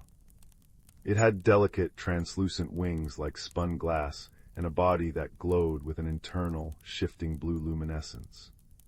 Its large, kind eyes blinked at him with gentle curiosity. "Lost your way, little traveler," it chimed in a voice like tiny bells, surprisingly clear despite its size. I'm just exploring," Thistle replied, his voice a little shaky. "It's so beautiful here. What are you?" "I am a glimmerfly," it hummed, doing a little loop in the air. "We tend the moon petals and light the paths for those who wander kindly. You seem kind. Would you like to see the heart of the Glimmerwood? Few venture so far." The invitation sent a fresh thrill through Thistle, mixed with a prickle of apprehension. The heart of the Glimmerwood. It sounded vast and unknown. But the Glimmerfly's gentle light and kind eyes felt reassuring. "Yes, please," he said, his courage finding its voice. Their journey led them deeper. They crossed a bridge woven from living, glowing vines that hummed softly beneath their feet. They passed a clearing where tall, slender reeds swayed, playing hauntingly beautiful melodies as the night wind passed through their hollow stalks the singing reeds. Thistle paused, mesmerized, feeling the music vibrate gently in his own chest. The path eventually opened into a breathtaking vista. Before them lay a vast, perfectly circular pool, its surface mirror-still and reflecting the star-strewn sky above with impossible clarity. But the stars weren't just reflected, they seemed to dance within the water itself, swirling slowly. Around the pool grew the largest, most radiant moonpetals Thistle had ever seen, their chime song a deep, resonant harmony that filled the air. This was the Starlight Pool, the heart of the Glimmerwood. As Thistle approached the water's edge, awestruck, the surface rippled. Not from wind, but from beneath. Smooth, obsidian-black stones rose silently, arranging themselves in a perfect stepping-stone path across the shimmering expanse. They led to a small, moss-covered island in the very center, where a single ancient tree stood, its bark shimmering with embedded flecks of starlight. "The Starlight Keeper awaits," the glimmerfly chimed softly. "But only those who walk with quiet courage and a gentle heart can cross the path of reflection." Thistle looked at the smooth, dark stones floating on the star-filled water. They looked slippery. The distance seemed suddenly vast. What if he fell? What if the stars swallowed him? His earlier apprehensions swelled. He glanced back towards the familiar path, the pull of his safe, warm burrow strong. But then he looked at the glimmerfly hovering patiently, its light steady and calm. He remembered the wonder of the chiming flowers, the beauty of the singing reeds, the kindness in the little creature's eyes. This place wasn't scary, it was magical. It asked only for respect and a brave heart. Taking a deep, steadying breath, Thistle placed one cautious paw onto the first stone. It felt warm and solid beneath his pad. Step by careful step, focusing only on the next stone and the gentle glow of his tiny guide, he made his way across the path of reflection. He didn't rush, he moved with quiet confidence, his small frame steady. The stars swirled beneath him, beautiful and vast, but no longer frightening. Reaching the island, Thistle found himself before the ancient starlight tree. Its gnarled roots cradled a being formed of shifting constellations, points of light, connected by threads of pure starlight, vaguely rabbit-shaped but vast and ancient. Its eyes were swirling nebulae, kind and infinitely deep. "Welcome, small one," the keeper's voice resonated, not in the air, but within Thistle's own mind, warm and comforting like sunlight on fur. "You walk the path with courage born not of fierceness, but of wonder and trust. That is a rare and precious strength." The keeper didn't offer grand treasures or powerful secrets. Instead, it gently nudged a smooth, ordinary-looking pebble resting among its roots with a tendril of starlight. The pebble rolled towards Thistle. As he picked it up, it felt warm and hummed faintly. Instantly, a wave of profound peace washed over him, a deep sense of belonging not just to his meadow burrow, but to the vast, starlit night itself. He understood without words that courage wasn't the absence of fear, but the choice to step forward with kindness and curiosity anyway. And that true exploration often leads you back to yourself, carrying a little piece of the wonder you found. "Carry this warmth," the keeper's voice echoed softly. "It is the memory of the Glimmerwood's heart, and the knowledge that you carry your own light within." The journey back felt different. The glimmerfly guided him, but Thistle felt he knew the luminous path. The chiming flowers seemed to chime a little sweeter for him, the singing reeds played a softer melody. He felt lighter, braver, filled with the quiet warmth of the pebble in his paw and the keeper's words in his heart. As he stepped out of the whispering woods, the first pale hints of dawn were lightening the eastern sky. The giant silver moon was setting, casting long, soft shadows. He looked back once at the Glimmerwood, now seeming like an ordinary, though deeply peaceful, forest in the pre-dawn light.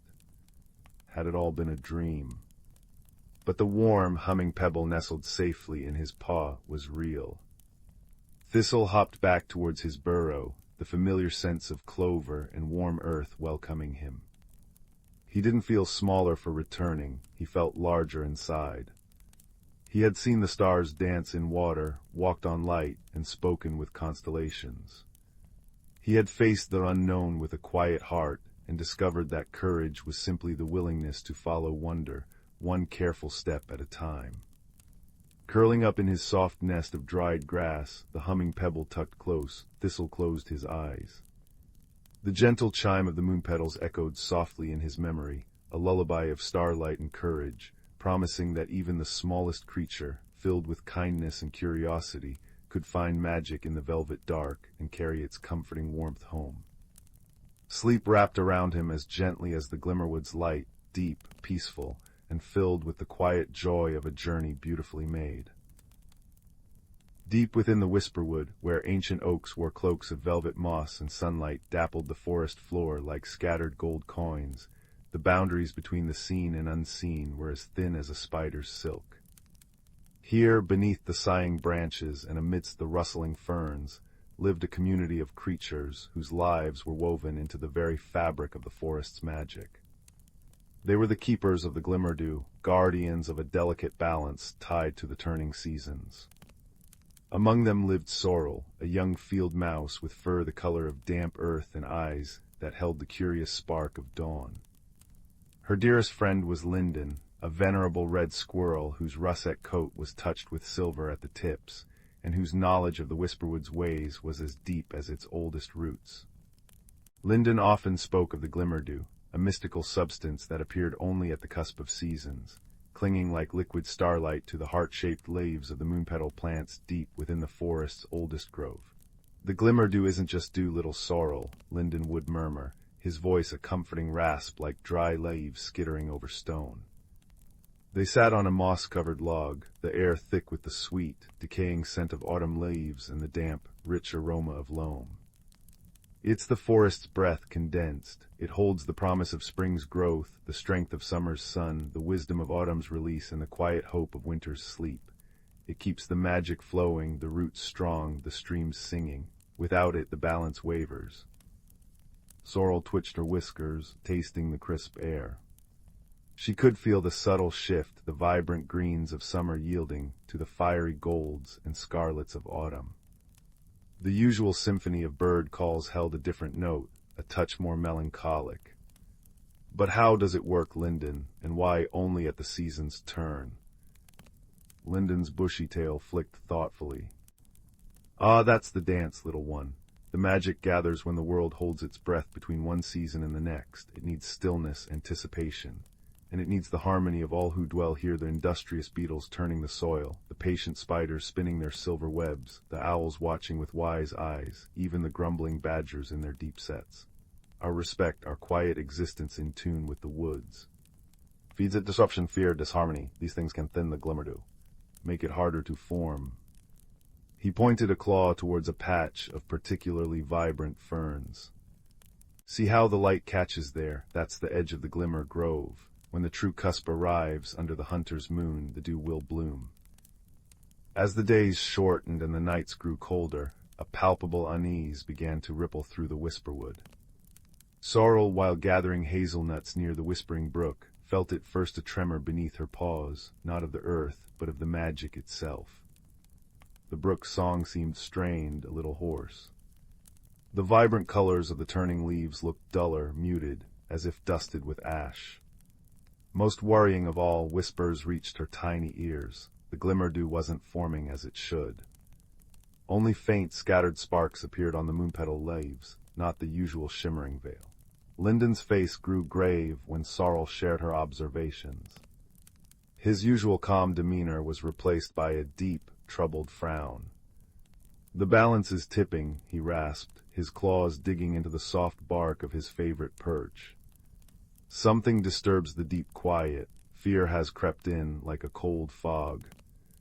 He explained that a family of newcomers, boisterous young foxes unused to the Whisperwood's subtle ways, had been chasing smaller creatures recklessly near the Glimmer Grove, their loud barks and crashing steps shattering the precious stillness needed for the dew's formation. Their fear, and the fear they instilled, was poisoning the harmony. "But the cusp is almost here." Sorrel squeaked, her heart pounding like a trapped bird. Under the hunter's moon, without the Glimmerdew. She couldn't finish the thought. She remembered stories Linden told of past imbalances, streams running sluggish, plants wilting prematurely, the very magic of the woods growing thin and brittle. "We must act," Linden declared, his voice firm despite its age.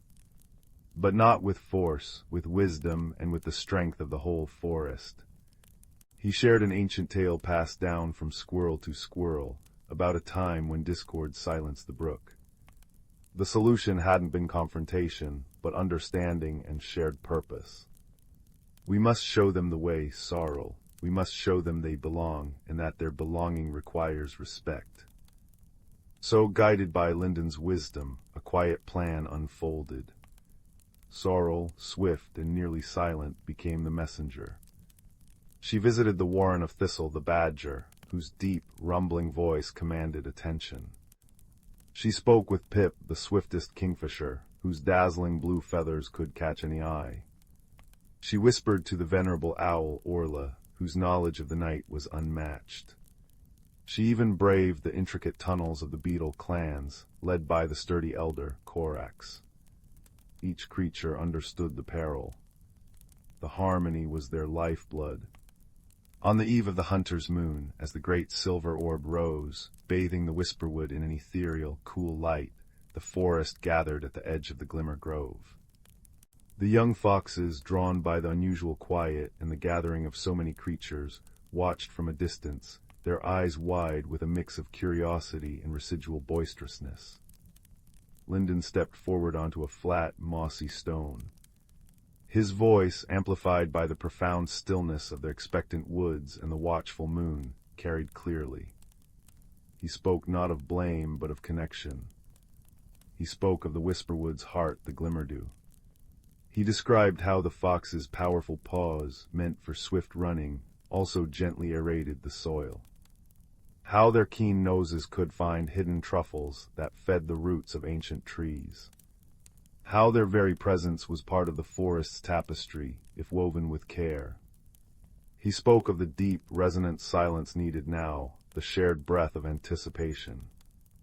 As he spoke, Sorrel scurried to the base of the oldest moonpetal plant.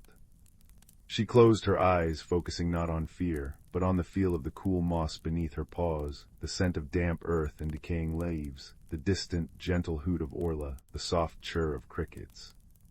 She poured her love for the woods, her trust in Linden, her hope for balance, into her quiet presence. Around her, the other creatures did the same. Thistle hummed a deep, grounding note. Pip perched silently, a jewel in the moonlight. Korax and his beetles stilled their ceaseless work. Even the wind seemed to hold its breath in the branches. The young foxes, sensing the profound shift, instinctively stilled. Their playful energy melted into watchfulness. One, the boldest, took a tentative step closer, then another, his movements suddenly careful, aware of the delicate ferns underfoot. He lowered his head, sniffing the air, not with hunting intent, but with newfound curiosity about the subtle magic swirling around him. In that deep shared silence, charged with the focused harmony of the forest's heart, the magic responded. A soft sigh seemed to ripple through the air. Then, as if woven from moonlight and starlight, tiny points of luminescence began to bloom on the heart-shaped leaves of the moonpetal plants. Not just sparks, but a soft, cohesive glow that spread like a living veil. The Glimmerdew, pure and potent, formed before their eyes. It pulsed with a gentle, internal light, casting soft, dancing shadows on the forest floor, silver, gold, and the faintest hint of spring green. The air itself hummed with a pure, clean energy, tasting like cold, clear water and wild honey. The strained song of the whispering brook nearby suddenly regained its melody, clear and strong. A collective sigh of relief and wonder rustled through the gathered creatures. Linden nodded, his eyes reflecting the dew's soft glow. "The balance is restored," he whispered, the sound blending with the brook's renewed song. "Through shared purpose and quiet respect." The young foxes watched, awestruck, as the magical dew shimmered. The bold one who had stepped forward dipped his nose towards a low-hanging leaf, not to disturb, but to gently touch the cool, glowing moisture. A sense of profound belonging, a feeling deeper than play or territory, washed over him. He understood, not with words, but with his whole being, his place in the intricate web.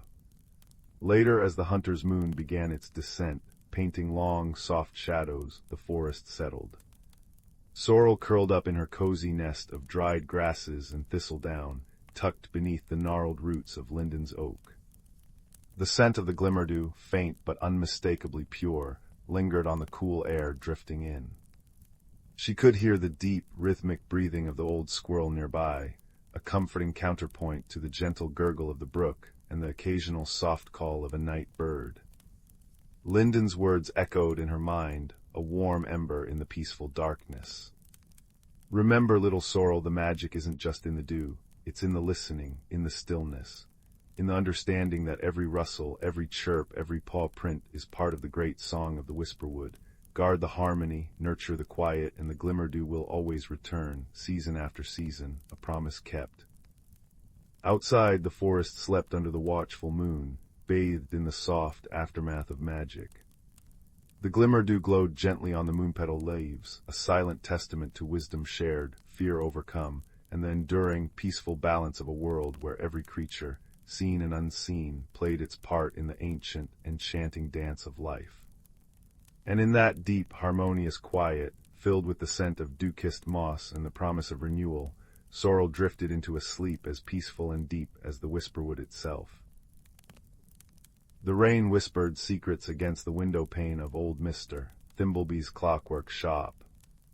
Inside, the air hummed with the steady tick-tock of 100 timepieces and smelled of oiled brass, polished wood, and the faintest hint of cinnamon from the tea mister Thimblebee always kept brewing.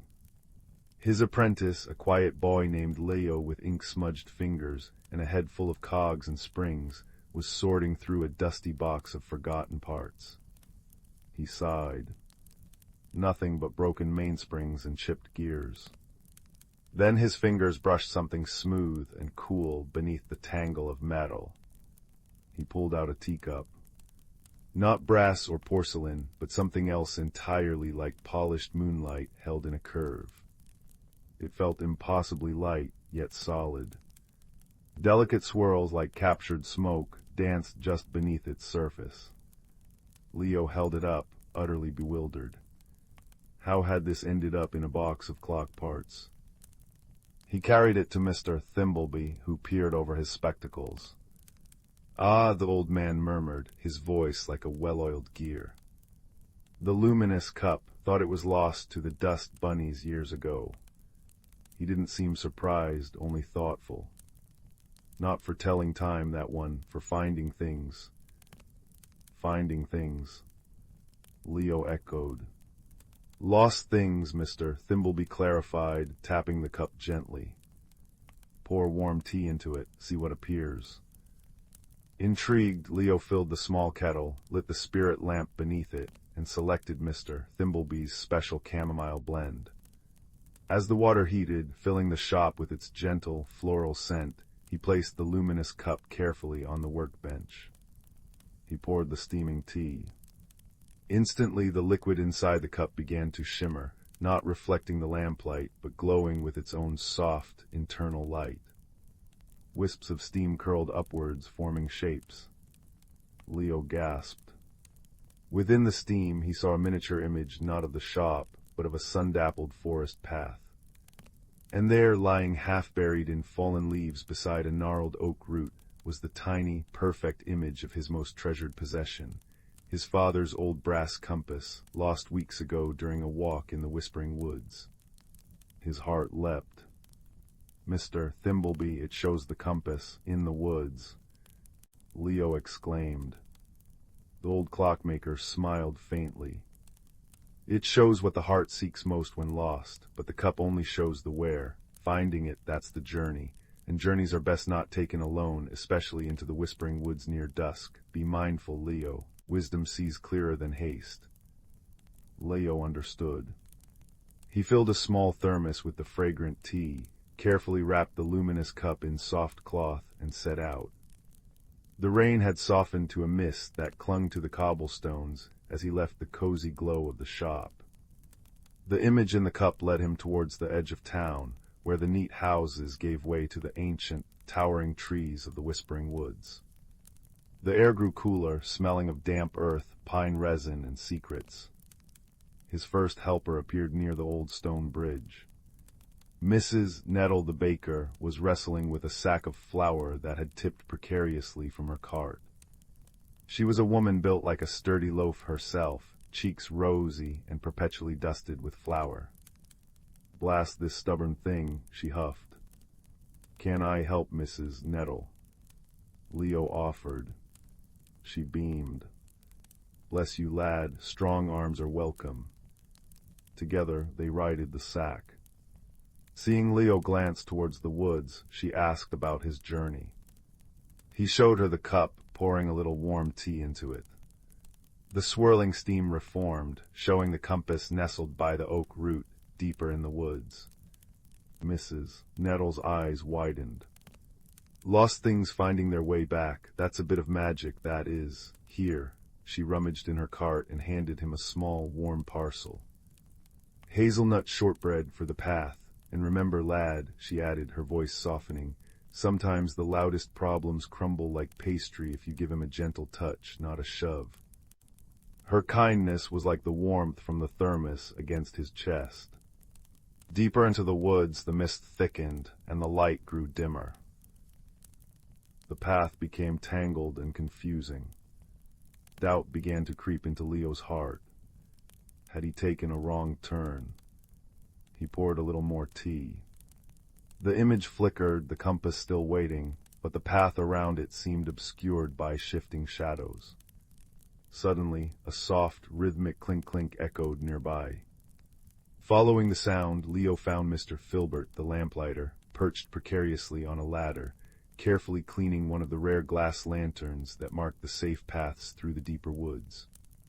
He was a thin, quiet man who moved with deliberate grace. He saw Leo's worried face and the glowing cup. "Lost, young master?" "Mr." Filbert asked, his voice as soft as lamplight. "Not lost," Leo said, showing him the cup's image. "But the path seems hidden now." Mr. Filbert studied the steam picture, then the surrounding gloom. "Ah, the glimmer moss is thick here after the rain, tricks the eyes, makes straight paths seem crooked and safe ground look treacherous." He descended the ladder. "Come, I'll walk with you a ways. These old lamps need tending deeper in, regardless." Walking beside the quiet lamplighter was calming. Mr. Filbert pointed out things Leo would have missed: the safe stepping stones across a gurgling stream, the subtle notch on an ancient birch tree marking a fork, the way the fireflies gathered where the ground was firmest. "The woods speak," Mr. Filbert murmured, polishing a lantern globe as they walked. "Not in words but in signs. Moss grows thickest where the earth is solid. Birdsong falters near hidden water. Patience listens, young master. Patience sees what haste rushes past." His quiet wisdom was a lantern itself in the growing dusk. Finally, guided by the lamplighter and the occasional sip of tea to renew the cup's vision, they reached the great gnarled oak. And there, just as the image showed, half buried in damp leaves, gleamed Leo's brass compass. Relief washed over him. He knelt to retrieve it. But as his fingers brushed the cool metal, a low, rumbling growl echoed through the trees. A massive shadow detached itself from the deeper gloom beneath the oak. It was a guardian stag, its coat the deep brown of ancient bark, its antlers like tangled branches tipped with points of sharpened moonlight. Its eyes, intelligent and wary, fixed on Leo and the compass in his hand. It stood squarely over the path Leo needed to take back. Leo's heart hammered. He remembered Mrs. Nettle's words about gentle touches and Mr. Filbert's advice about patience. He remembered Mr. Thimbleby's warning, wisdom sees clearer than haste. Force wasn't an option against such a majestic creature. What did it want? Why was it guarding the path? He looked at the luminous cup, still warm in his hand. He had one last measure of tea in the thermos. An idea sparked. He poured the tea slowly into the luminous cup. The steam swirled, but instead of showing the compass, Leo focused his thoughts, his deepest wish. Show me what the guardian needs. The steam shimmered, shifted, and reformed. This time it showed not an object, but a scene. The guardian stag limping slightly, its powerful flank marred by a deep, angry gash tangled with thorny vines. The image pulsed with the creature's pain. Understanding dawned. The stag wasn't guarding the path out of malice, it was protecting itself, wounded and vulnerable. "Mr. Filbert," Leo whispered urgently, "do you have anything sharp, but small?" The lamplighter, understanding instantly, pulled a tiny, precise folding knife from his pocket used for trimming wicks. Leo took it gratefully. He held up the luminous cup, showing the stag the image of its own wound. The great beast snorted, its eyes fixed on the glowing steam. Slowly, cautiously, Leo approached, not towards the path, but towards the stag's flank. He spoke softly, words he didn't fully understand, but that felt calm and reassuring, like the ticking of a well-made clock. The stag remained tense but didn't move away. With painstaking care, using the tiny knife, Leo gently began to cut and unwind the cruel thorns biting into the creature's hide. It took time. He moved slowly, deliberately, whispering apologies whenever the stag flinched. Mr. Filbert stood quietly nearby, his presence a steady anchor. Finally, the last thorn came free. Leo stepped back. The guardian stag shook its massive head, then lowered it. Not in threat, but in what looked remarkably like gratitude. It nudged Leo gently with its velvet nose, then turned and limped away, disappearing silently into the trees, leaving the path clear. Leo's hands trembled, but his heart felt light. He had his compass, cold and reassuring, in his palm. He looked at the luminous cup. The steam had faded, leaving only the dregs of chamomile tea. Its magic felt spent for now, but its lesson glowed warmly within him. The journey back through the whispering woods felt different. The mist still curled, but it seemed softer. The sounds, the rustle of leaves, the distant hoot of an owl felt like companions, not mysteries. Mr. Filbert walked beside him, his lanterns casting warm pools of light on the path, his quiet presence a comfort. They parted ways at the edge of the woods, the lamplighter heading back to his rounds with a nod and a soft, well-found young master. Back in Mr. Thimbleby's warm, ticking shop, the smell of cinnamon and brass was a welcome embrace. Leo placed the brass compass carefully on the workbench and set the now cool, ordinary-looking luminous cup beside it. He told the old clockmaker everything: the finding, the woods, Mrs. Nettle's kindness, Mr. Filbert's guidance, the guardian stag, the thorns. Mr. Thimbleby listened, polishing a gear with a soft cloth. When Leo finished, the old man nodded, a slow, satisfied smile spreading across his face. "Extraordinary secrets hide in ordinary things, lad," he said, his voice a soft rumble.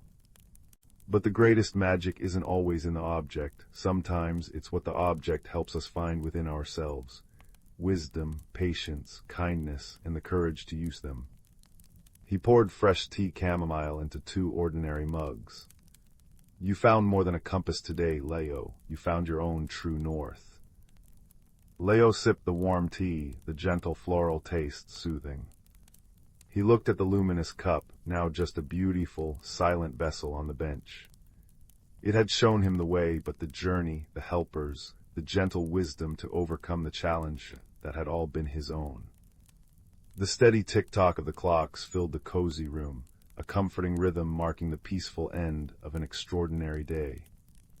Outside, the night was still and quiet, holding its secrets close, while inside, warmed by tea and accomplishment, Leo felt a deep sense of calm settle over him, as soft and sure as the moonlight finally breaking through the clouds outside the window.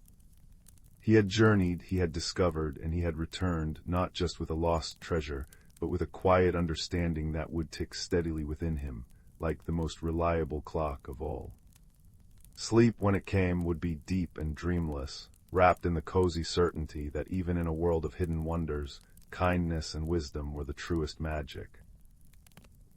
Deep within the whispering woods, where ancient oaks wore beards of moss and sunlight dripped like liquid gold through the canopy, lived a community unseen by human eyes.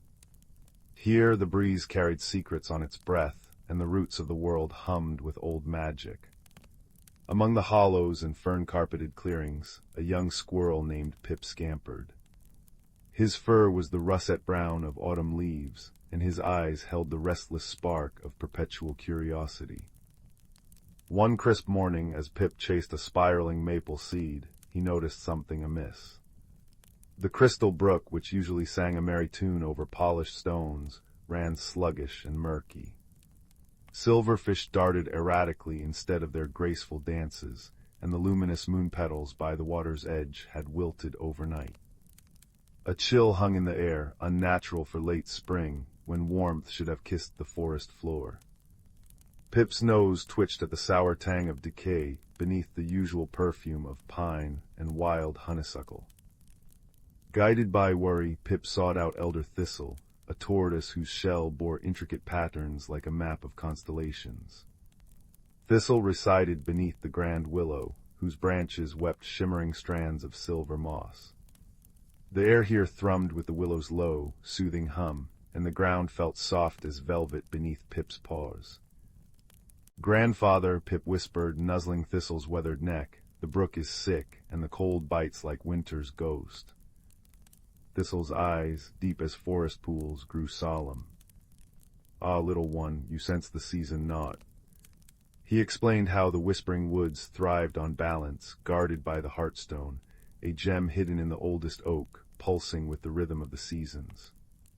When harmony falters, the stone's magic phrase, cold seeps where warmth belongs, life withers where it should bloom. Long ago, Thistle recounted, the forest creatures learned to tend the heartstone together.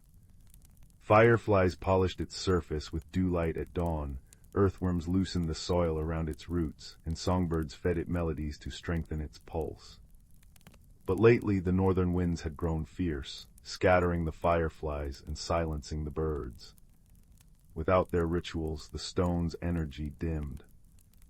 Determined to help, Pip gathered his dearest friends, Luna, a moth with wings like frosted starlight, and Bramble, a badger whose gentle strength could move mountains.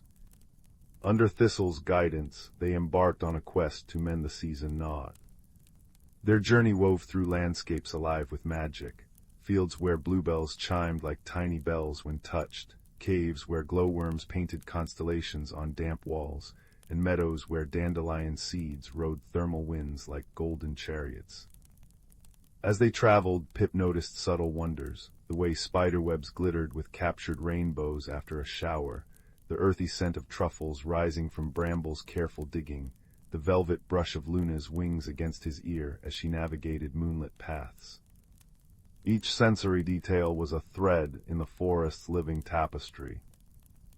Their first challenge came at the Misty Falls. Here the water usually cascaded in liquid diamond sheets, but now it oozed thick and silent.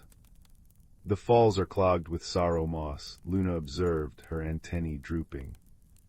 "It feeds on imbalance." Bramble used his powerful claws to clear the rocks while Pip and Luna gathered bundles of sun-kissed thistledown, a natural remedy Thistle had taught them. As they laid the down upon the moss, it dissolved like sugar in tea, and the falls sighed back into music. Next they faced the silent glade, where the songbirds had ceased their chorus. A bitter frost coated the wild roses, stealing their scent. Luna fluttered to the highest branch, her wings dusting the air with iridescent powder that melted the ice. Pip scampered up, offering acorns filled with nectar from the last blooming honeysuckle. One by one, robins and wrens emerged, their voices tentative at first, then swelling into a symphony that shook dew from the leaves. Finally they reached the elder tree, its trunk wide as a hill, roots cradling the heartstone. The gem, usually ablaze with shifting colors, spring grain, summer gold, autumn amber, winter blue, now flickered weakly. Frost crept up its sides. "The wind spirits are distressed," Thistle murmured. "They feel unheard." Pip remembered his grandmother's tales. Wind spirits danced to the laughter of young creatures. So he did something bold. He scurried to the highest twig and spun in dizzying circles, tail whirling like a pinwheel, chittering a playful tune. Luna joined, looping figure eights in the air, while Bramble drummed a joyful rhythm on a hollow log. Their mirth rang like bells.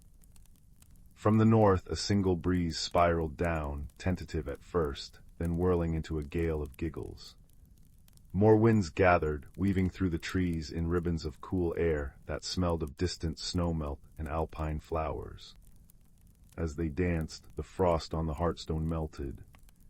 The stone blazed anew, pulsing warmth through the roots and into the soil. By the time they returned to the Crystal Brook, life had returned. Water chuckled over stones, clear as spun glass. Moon petals glowed like captured moons, and silverfish traced liquid silver spirals in the current. The air hummed with the thrum of cicadas and the perfume of awakened earth. Under the grand willow, Thistle smiled. "Well done, little guardians, remember this, the forest breathes as one. Every wing beat, every root's reach, every note sung or silence kept, it all weaves the balance." Pip curled beside Luna and Bramble, watching fireflies paint the dusk. He felt the wood sigh in contentment, the rustle of leaves like a lullaby, the damp moss cool beneath him, the taste of wild strawberries sweet on his tongue. Above, the first star blinked awake, reflected in the now steady brook. And as the creatures drifted to sleep, the whispering woods cradled them, whispering ancient truths on the breeze. That harmony lives in listening, magic in kindness, and strength in the gentle bonds that tie root to rain, wing to wind, heart to heart. The salt-kissed wind whispered secrets through Finn's unruly brown hair as he shuffled along the damp sand. Dusk painted the sky in bruised purples and fiery oranges, reflecting on the retreating tide that left behind a glistening tapestry of treasures. Finn, a quiet boy with eyes the color of storm clouds, preferred the company of the sea's leavings to the boisterous games of the other village children. His pockets were always heavy with smooth stones, fragments of pearlescent shell, and the occasional piece of sea glass worn soft by the ocean's embrace. Today, however, felt different. An unusual stillness hung in the air, thick with the scent of kelp and distant rain. He paused, drawn by a faint, rhythmic humming that seemed to vibrate up through the soles of his worn boots. It wasn't the wind, nor the distant gulls. Kneeling, he brushed aside damp sand near a cluster of barnacle-crusted rocks. There, half-buried, pulsed a shell unlike any he'd ever seen. It was no larger than his palm, a spiral of deepest midnight blue, swirling with veins of shimmering silver that seemed to shift and dance like captured moonlight. As his fingers brushed its cool, impossibly smooth surface, the humming intensified, resonating deep within his chest. It felt warm, alive. He carefully pried it free, cradling it in his hands. The silver veins flared brightly for a moment, then settled into a soft, steady glow. Finn felt a strange pull, a magnetic yearning towards the vast, whispering expanse of the ocean. That night, tucked beneath his patchwork quilt with the shell resting on his bedside table, its soft glow painted shifting constellations on the ceiling. The rhythmic humming filled his small room, a lullaby sung by the sea itself. Sleep claimed him, deep and profound. He dreamed not of flying, but of sinking gently into cool, welcoming water. He could breathe easily, the salt tang fresh and clean. Around him the ocean bloomed with impossible colors, corals like frozen fireworks, fish darting like living jewels, forests of kelp swaying in unseen currents. He felt weightless, peaceful, utterly at home. When he awoke at dawn, the dream clung to him like seawater, vivid and real. The shell lay silent and dark on the table. The pull intensified over the next few days. The shell remained inert during daylight hours, but its presence was a constant, quiet hum in the back of Finn's mind. He found himself drawn back to the shore each twilight, the shell tucked safely in his pocket. One evening, as the last sliver of sun dipped below the horizon, painting the waves in molten gold, Finn stood at the water's edge, the shell held tightly. The humming crescendoed, vibrating through his bones. The silver veins blazed with light. Tentatively, heart pounding like a trapped bird, he waded into the cool surf, holding the shell before him. As the water reached his waist, the light from the shell enveloped him in a shimmering bubble. He took a deep breath, closed his eyes, and stepped forward into deeper water. Instead of the expected chill and resistance, he felt only a gentle pressure, like stepping through a curtain of cool silk. He opened his eyes.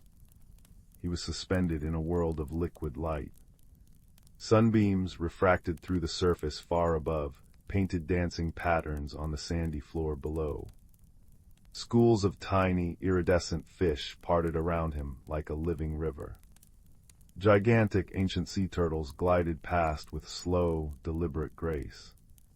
The humming wasn't just in the shell now. It was the ocean itself, the sigh of currents, the crackle of distant reefs, the song of whales echoing from the deep. The shell pulsed warmly in his hand, its light a soft beacon.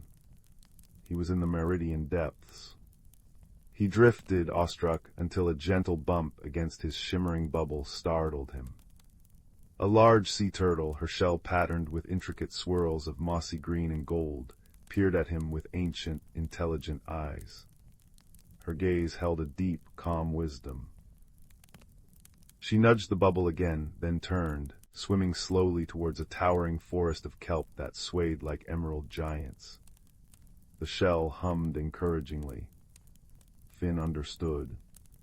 He willed himself to follow, finding that within the bubble he could move with surprising ease, propelled by thought alone. The turtle led him through the kelp forest, where shafts of light pierced the gloom, illuminating fish that looked like shards of stained glass and anemones that pulsed with soft, internal light. They emerged near a cluster of colossal coral structures, forming arches and caverns that pulsed with their own bioluminescent glow. Creatures Finn had only seen in faded book illustrations darted amongst the formations. Seahorses like tiny, armored knights, octopuses changing color like living rainbows, and schools of fish that moved as one glittering entity. The turtle guided him towards a vast, open amphitheater formed by coral, its floor covered in smooth, multicolored pebbles. Here, nestled amongst giant clams that opened to reveal pearls glowing like captured moons, were the merfolk. They weren't the humans with fishtails of legend, but beings sculpted from the sea itself. Their skin shimmered with scales in every conceivable hue, deep abyssal blues, vibrant reef oranges, pearly whites. Their lower bodies flowed into powerful, elegant tails, while their upper bodies were more humanoid, adorned with intricate patterns of living coral and trailing strands of glowing seaweed. Large, luminous eyes, adapted to the dim light, regarded Finn with open curiosity and a hint of wariness. One merfolk larger than the others, with scales the deep indigo of the midnight ocean and a crown woven from phosphorescent kelp, swam forward. Her presence radiated calm authority. She placed a webbed hand against Finn's bubble. A warmth spread from the contact, and Finn felt a strange sense of understanding bloom in his mind, not words, but feelings and images. Welcome, shell-bearer. I am Queen Thalassa. We felt the deep stars awakening. Her thoughts flowed into his mind, clear and resonant like bells heard underwater. She gestured to the shell in his hand, the deep star. Finn, overwhelmed, tried to project his own jumble of thoughts. I found it on the shore. It brought me here. It's beautiful. Thalassa smiled, a gentle ripple of light across her face. The deep star chooses its keeper. It has slept for many tides. Its return signals a need. She projected an image, a section of the vibrant coral reef Finn had seen earlier, but now gray, brittle, lifeless. A creeping shadow seemed to cling to it. The gloom spreads. It silences the songs, dims the lights. We know not its source, only that it weakens the meridian depths. Finn felt a pang of sorrow for the dying coral. Can I help? The question formed instinctively, fueled by the deep star's warm pulse against his palm, and the profound peace he felt in this hidden world. The Queen's luminous eyes held his. The deep star sensed a kindred spirit, one who listens to the quiet things. Perhaps your eyes, unused to our depths, can see what ours cannot. But the gloom is perilous. You would need a guide. She turned her gaze towards the large sea turtle who had brought Finn. Cora has watched over these reefs longer than memory. She will swim with you. Cora nudged Finn's bubble gently with her beak, her ancient eyes conveying steadfastness. Finn felt a surge of determination mixed with trepidation. He was just a quiet boy who collected shells. How could he help save an entire hidden world? But the image of the dying coral, the fading light, and the deep star's unwavering warmth in his hand steeled his resolve. He nodded. I'll try. Their journey began the next tide cycle. Guided by Cora's steady presence and the deep star's soft light, Finn ventured deeper into the meridian depths towards the afflicted area. The vibrancy gradually faded. The water grew colder, the light dimmer.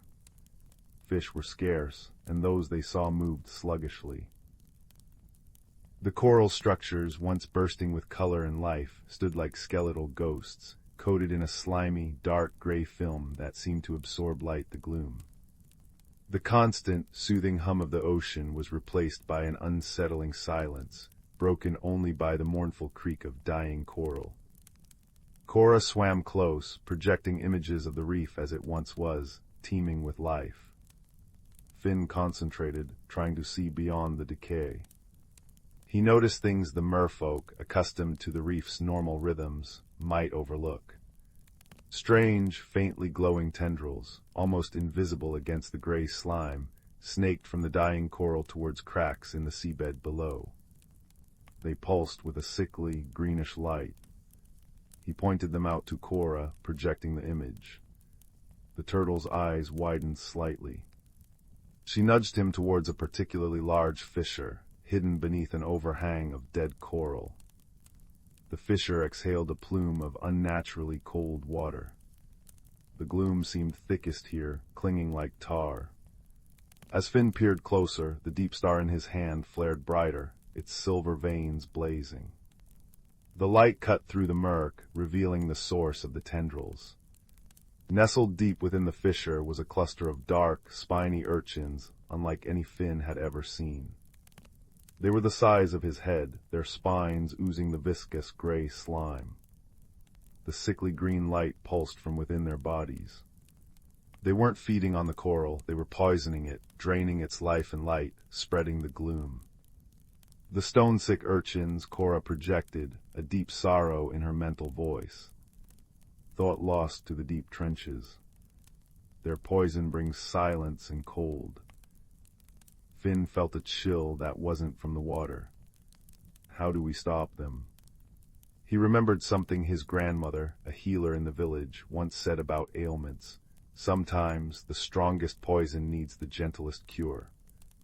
Cora projected an image of a specific luminous plant, a kelp with fronds that glowed a soft, healing blue. Moonlace. Its light purifies. But it grows only in the sunken gardens, guarded by the razorback clams. They snap shut at the slightest tremor. The sunken gardens lay on the far side of the gloom-ridden reef. Getting there meant navigating treacherous currents and the suffocating silence. Cora led the way, her powerful flippers moving with silent grace. Finn concentrated, using the deep star's light to illuminate safe paths through fields of sharp, dead coral and around hidden crevices where more stone-sick urchins lurked. The silence pressed in, heavy and unnerving. Once a massive razorback clam, disturbed by their passage, snapped its jagged shell shut with a sound like thunder, mere inches from Finn's bubble. He gasped, heart hammering, but Cora nudged him onwards, her calm presence a steady anchor. Reaching the sunken gardens was like stepping into a forgotten dream. Here, untouched by the gloom, giant anemones bloomed like underwater flowers in neon hues. Fish shimmered like scattered gems, and growing in sheltered grottos were clusters of moonlace. Its long, ribbon-like fronds emitted a soft, ethereal blue light that seemed to hum with gentle energy. But true to Cora's warning, each cluster grew within the reach of enormous razorback clams, their shells partially open like hungry jaws, revealing pearlescent interiors and sensitive, frilled edges. They feel vibrations, Cora cautioned. One wrong move. Finn watched the clams. He noticed tiny, glowing shrimp cleaning their shells, moving with exquisite slowness and care. The clams remained open for them. Gentleness, Finn thought, remembering his grandmother's words. Not force. He projected the image of the cleaning shrimp to Cora, then an idea formed. He needed to move like the shrimp slowly, deliberately, radiating calm. Holding the deep star close, he focused all his will on projecting a feeling of peace, of harmless intent, just as the shell seemed to radiate warmth and safety. He imagined himself not as an intruder, but as part of the gentle rhythm of the garden. Slowly, inch by painstaking inch, he drifted towards a cluster of moonlace, keeping his movements fluid and minimal. He felt the deep star amplify his intent, its light softening, becoming less a beacon and more like the dappled sunlight filtering through the surface. Cora watched utterly still, her ancient eyes filled with hope. A large razorback clam loomed beside the moonlace. Its frilled mantle rippled, sensing his presence. Finn held his breath, pouring every ounce of calm he possessed through the deep star. The clam's shell tensed slightly, then relaxed. It remained open. Heart pounding with quiet triumph, Finn carefully reached out and gently harvested several fronds of the glowing moonlace. They felt cool and resilient in his hand, pulsing with soft blue light. He retreated as slowly as he had approached. Back at the poisoned fissure, the task was even more delicate. They had to get close enough to the stone-sick urchins without triggering a defensive spray of their toxic slime. Finn again relied on the deep star, projecting feelings of calm and harmlessness, while Cora used her immense patience and knowledge of currents to position them. Finn held a frond of moonlace towards one of the urchins. As the soft blue light touched the oozing gray spines, a remarkable thing happened. The sickly green glow within the urchin flickered. The gray slime seemed to recoil, sizzling faintly as the moonlace's light washed over it. Slowly, agonizingly slowly, the darkness receded from the spines, replaced by their natural, dull purple. The urchin stopped pulsing its toxic light and became still and dormant. Working with painstaking care, Finn and Cora treated each stone-sick urchin in the cluster. The deep star warmed in Finn's hand, its light blending with the moonlace's blue glow, amplifying the cleansing effect. They worked until the fissure was clear, the cold plume ceased, and the last traces of the sickly green light vanished. Exhaustion washed over Finn, deep and profound, but it was mixed with a soaring sense of accomplishment. They returned to the coral amphitheater. Queen Thalassa and her people awaited them anxiously. As Finn presented the remaining moonlace and projected images of their mission, the discovery of the urchins, the perilous journey, the gentle application of the cure, a wave of profound gratitude washed over him from the gathered merfolk. Their luminous eyes shone with renewed hope. Work began immediately. Guided by Finn's descriptions and Cora's wisdom, teams of merfolk carefully harvested more moonlace, using Finn's method of stillness and projected calm, and applied its light to the afflicted areas of the reef. Where the gloom had been thickest, the moonlace's gentle blue glow spread, pushing back the gray slime. Color began to seep back into the bleached coral, first faint pastels, then vibrant reds, oranges, and yellows. Tiny polyps tentatively extended their delicate arms. Fish, drawn by the returning life, darted back into the recovering areas. The oppressive silence lifted, replaced by the tentative clicks, pops, and chirps of returning reef life, gradually swelling back into the familiar, comforting hum of the meridian depths. Finn watched, tears mingling with the seawater inside his bubble. he had helped heal this wondrous place. The quiet boy who listened to shells had found his voice in stillness and observation. His bond with Cora, forged in shared purpose and silent understanding, felt deeper than any surface friendship. The queen approached, placing a webbed hand against his bubble once more.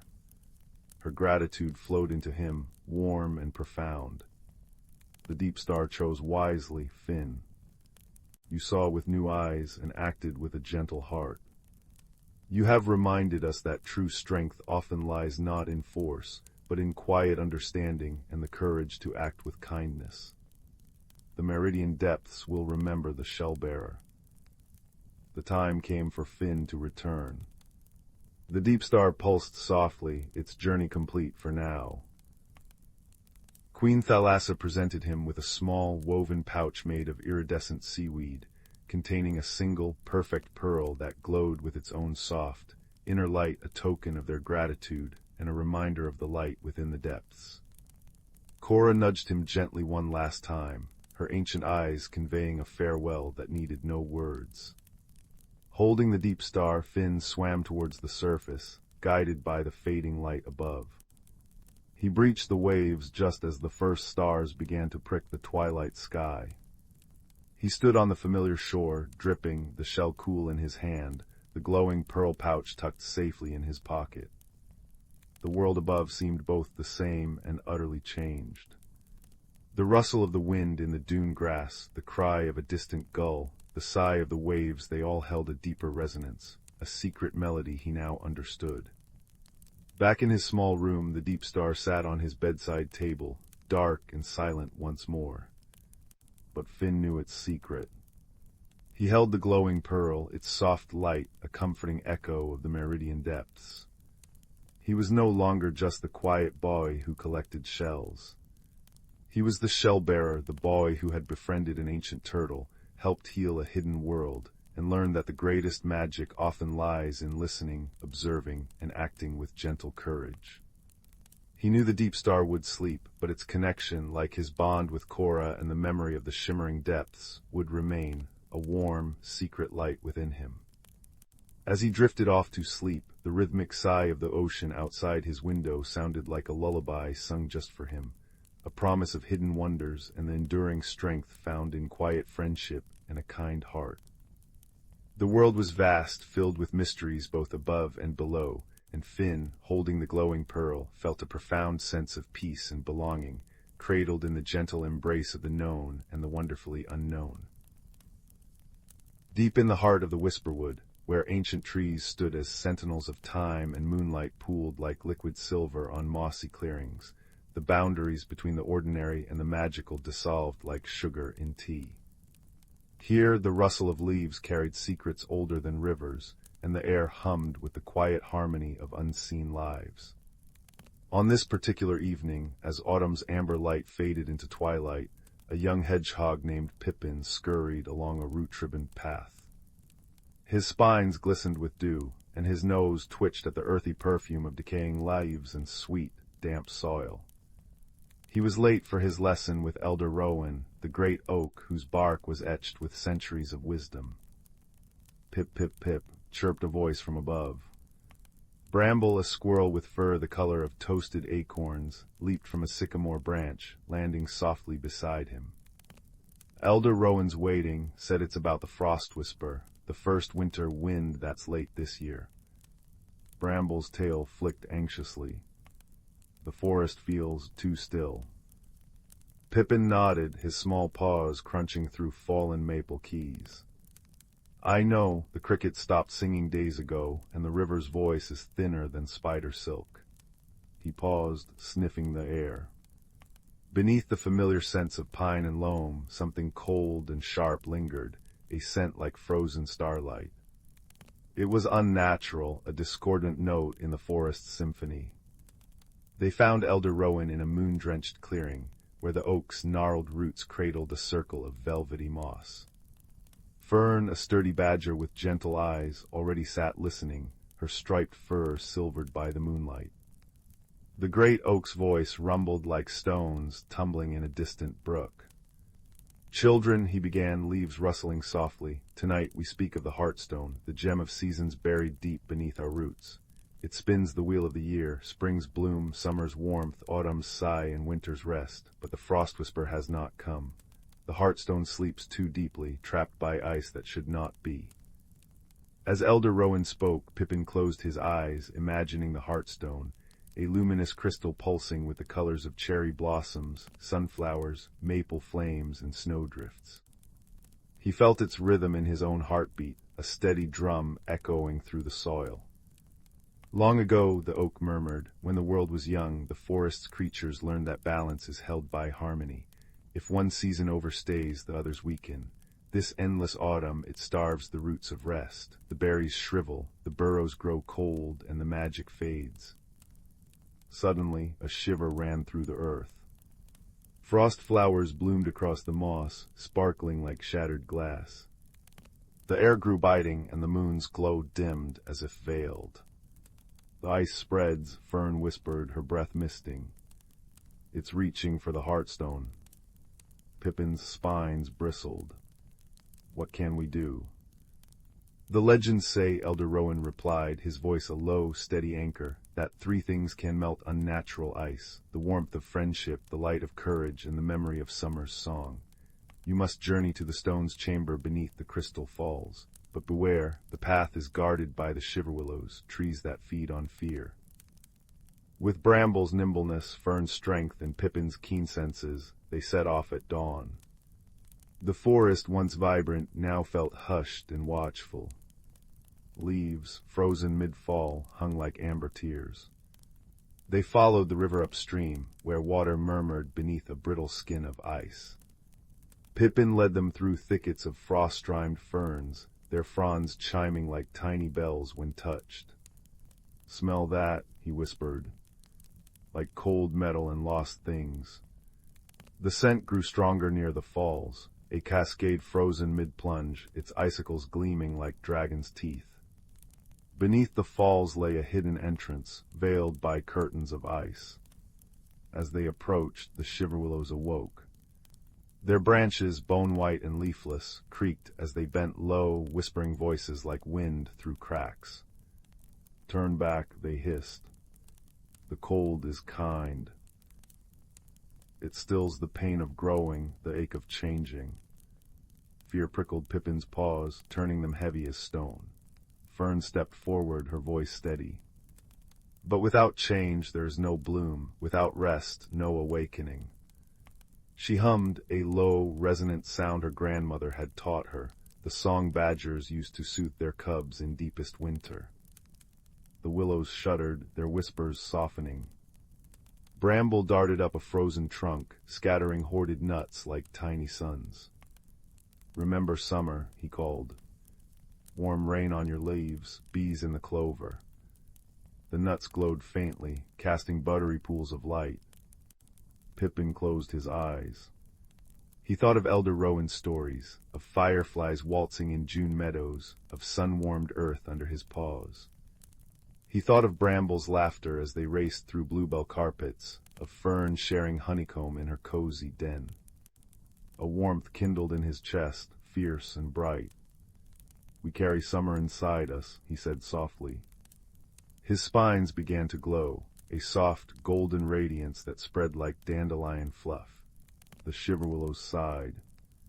Their branches uncurled, forming an archway. Pass, they whispered, now sounding weary, almost sad. Remember us when the thaw comes. Inside the cavern, the air was still and crystalline.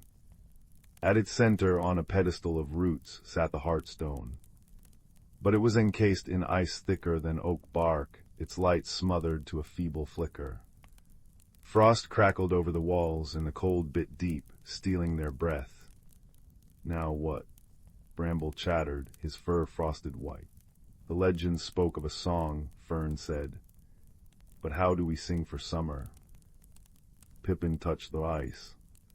It burned with cold, but beneath it he felt the Heartstone's faint pulse, a memory of heat. Together, he whispered, like Elder Rowan said. He began to hum Fern's lullaby, low and steady. Bramble joined, his voice a bright chitter like sun on streams. Fern rumbled the deep notes of the earth. Their voices wove together, rising and falling like the forest's own breath. Pippin poured his warmth into the song, his glowing spines reflecting in the ice like captured sunlight. Slowly the ice wept. Drips became trickles, then streams. The Heartstone's light swelled, first a blush of dawn, then the gold of noon, finally the fiery crimson of autumn's last leaf. With a soft chime the ice shattered, falling like diamond rain. The stone pulsed once powerfully, and warmth bloomed through the cavern. Above, the frozen falls groaned. Ice cracked and fell in great sheets, and water roared free, tumbling into the river below. Sunlight, true buttery sunlight, pierced the cavern entrance. Outside, the forest sighed. Frost melted from leaves, revealing emerald beneath. Snowdrops pushed through the soil, and somewhere a cricket tentatively chirped. They returned to Elderowan as heroes. The great oak's leaves shimmered with dew, not ice. "You've done more than mend the seasons," he rumbled, his voice rich with pride. "You've woven your courage into the forest's memory. Now rest." That night, as the first true snowflakes of winter drifted down, soft, fat, and gentle, the creatures gathered. Pippin, Bramble, and Fern curled in the mossy hollow beneath Elderowan. The snow muffled the world, wrapping them in a blanket of silence. Fireflies, woken by the Heartstone's warmth, danced in the pines like living stars.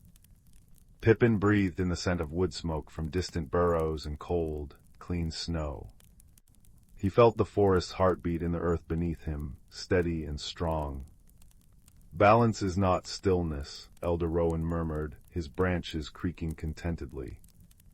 "It is the dance of giving and receiving, of waking and sleeping. Remember this when seasons change, little ones. Carry summer in your hearts, and winter will always be kind." As sleep claimed them, the frost whisper finally sighed through the trees, a soft, lullaby wind carrying the promise of spring in its chill. And in the heart of the Whisperwood, where magic and reality embraced, all was warm, all was safe, and all was deeply, peacefully well.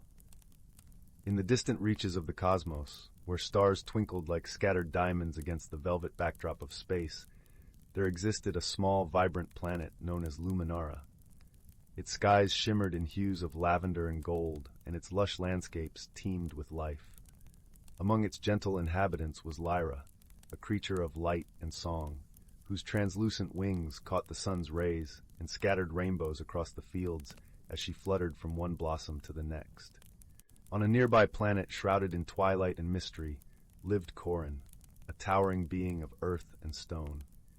His world, Teros, was a place of deep valleys and echoing caverns where the ground whispered ancient secrets.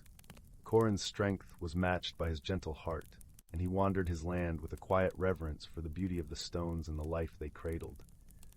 One fateful day, as the stars aligned in a cosmic dance, a curious portal opened between these two worlds. Lyra, drawn by its shimmering allure, darted through the portal, her heart filled with wonder and a touch of trepidation. She found herself in the shadowed realm of Teros, where the air was cool and the scent of earth was rich and comforting. Corin, who had been exploring near the portal's edge, watched in awe as the delicate creature emerged. Her light was a stark contrast to the muted tones of his world, and for a moment they simply stared at one another, two beings from different worlds, brought together by the whims of the universe. Their initial attempts at communication were fraught with misunderstandings. Lyra's melodious trills and chirps seemed like mere music to Corin's ears, while his deep rumbling tones were too low for her to comprehend fully. Yet there was a spark of curiosity in both their hearts, a desire to bridge the gap between them. Over time, they learned to communicate through gestures and shared experiences. Lyra would guide Corin to the hidden nooks where flowers bloomed in the shadows, their colors vibrant even in the dim light, while Corin showed Lyra the secret paths within the caverns, where crystals glowed with an inner fire. Their bond deepened as they faced challenges together. One day, a fierce storm swept across Teros, its winds howling through the valleys, and its rains turning paths into torrents. Lyra, unused to such weather, found herself struggling against the gale. Corin, with his sturdy form, shielded her with his broad back, guiding her to the safety of a cavern where they waited for the storm to pass. In that quiet refuge, they shared warmth and stories, their differences fading as they found comfort in each other's presence. As the days turned into weeks, Lyra and Corin discovered the true meaning of friendship. They learned to appreciate each other's strengths and to lend support in times of need. Lyra taught Corin the joy of laughter, her tinkling giggles echoing through the caverns, while Corin showed Lyra the beauty of silence, the way it allowed the heart to listen more deeply. One day the portal shimmered once more, signaling that it was time for Lyra to return to Luminara. The thought of parting was bittersweet, yet both knew that their friendship had transcended the boundaries of their worlds. As Lyra prepared to leave, she touched her wings lightly to Corin's forehead, a gesture of gratitude and affection. Corin, in turn, placed a small crystal in her hands, its glow a reminder of the light they had found in each other. With a final, shared glance of understanding and warmth, Lyra stepped through the portal, her heart full of memories and a newfound wisdom about the strength of friendship. Back on Luminara, Lyra often gazed up at the stars, her thoughts drifting to her friend Anteros. And on Teros, Corin would sit in the quiet of a cavern, feeling the gentle hum of the crystal Lyra had touched, knowing that their bond was as enduring as the stones of his world. In the vastness of the universe, Lyra and Corin had discovered the simple truth that true friendship knows no bounds, and that even the most unlikely companions can find understanding and joy in one another. And so, beneath the watchful gaze of the stars, their friendship endured, a testament to the harmony that could be found in diversity and the strength that could be born from shared hearts. The Whispering Woods, a tale of friendship and magic. In the heart of the serene village of Elderglen, nestled amidst rolling hills and sparkling streams, there lay a secret known only to the children who dared to imagine beyond the mundane. Elderglen was a place where time seemed to amble along at its own gentle pace, where the air was always sweet with the scent of blooming wildflowers, and the hum of bees created a melody that lulled its inhabitants into tranquility. It was here, beneath the shade of the ancient oak trees, that a hidden world whispered its secrets to those who would listen. The village itself was a quaint tapestry of cobblestone paths, thatched roof cottages, and gardens bursting with marigolds and daisies. The people of Elderglen were simple folk, their lives intertwined with the rhythm of nature, celebrating harvests and moonlit nights with equal fervor. But it was the children, with their wide eyes and curious hearts, who held the key to the village's most enchanting secret, the Whispering Woods. The Whispering Woods bordered the northern edge of Elderglen, a dense forest that seemed to breathe with life. The trees were ancient sentinels, their trunks twisted with time, their branches forming a canopy that filtered sunlight into a mosaic of greens and golds. It was said that the woods were alive with magic, a place where the mundane and the mystical danced in harmony. Among the children of Elderglen was a boy named Finn, whose heart was as boundless as the sky. Finn was a dreamer, with hair as wild as the wind and eyes that sparkled with the promise of adventure.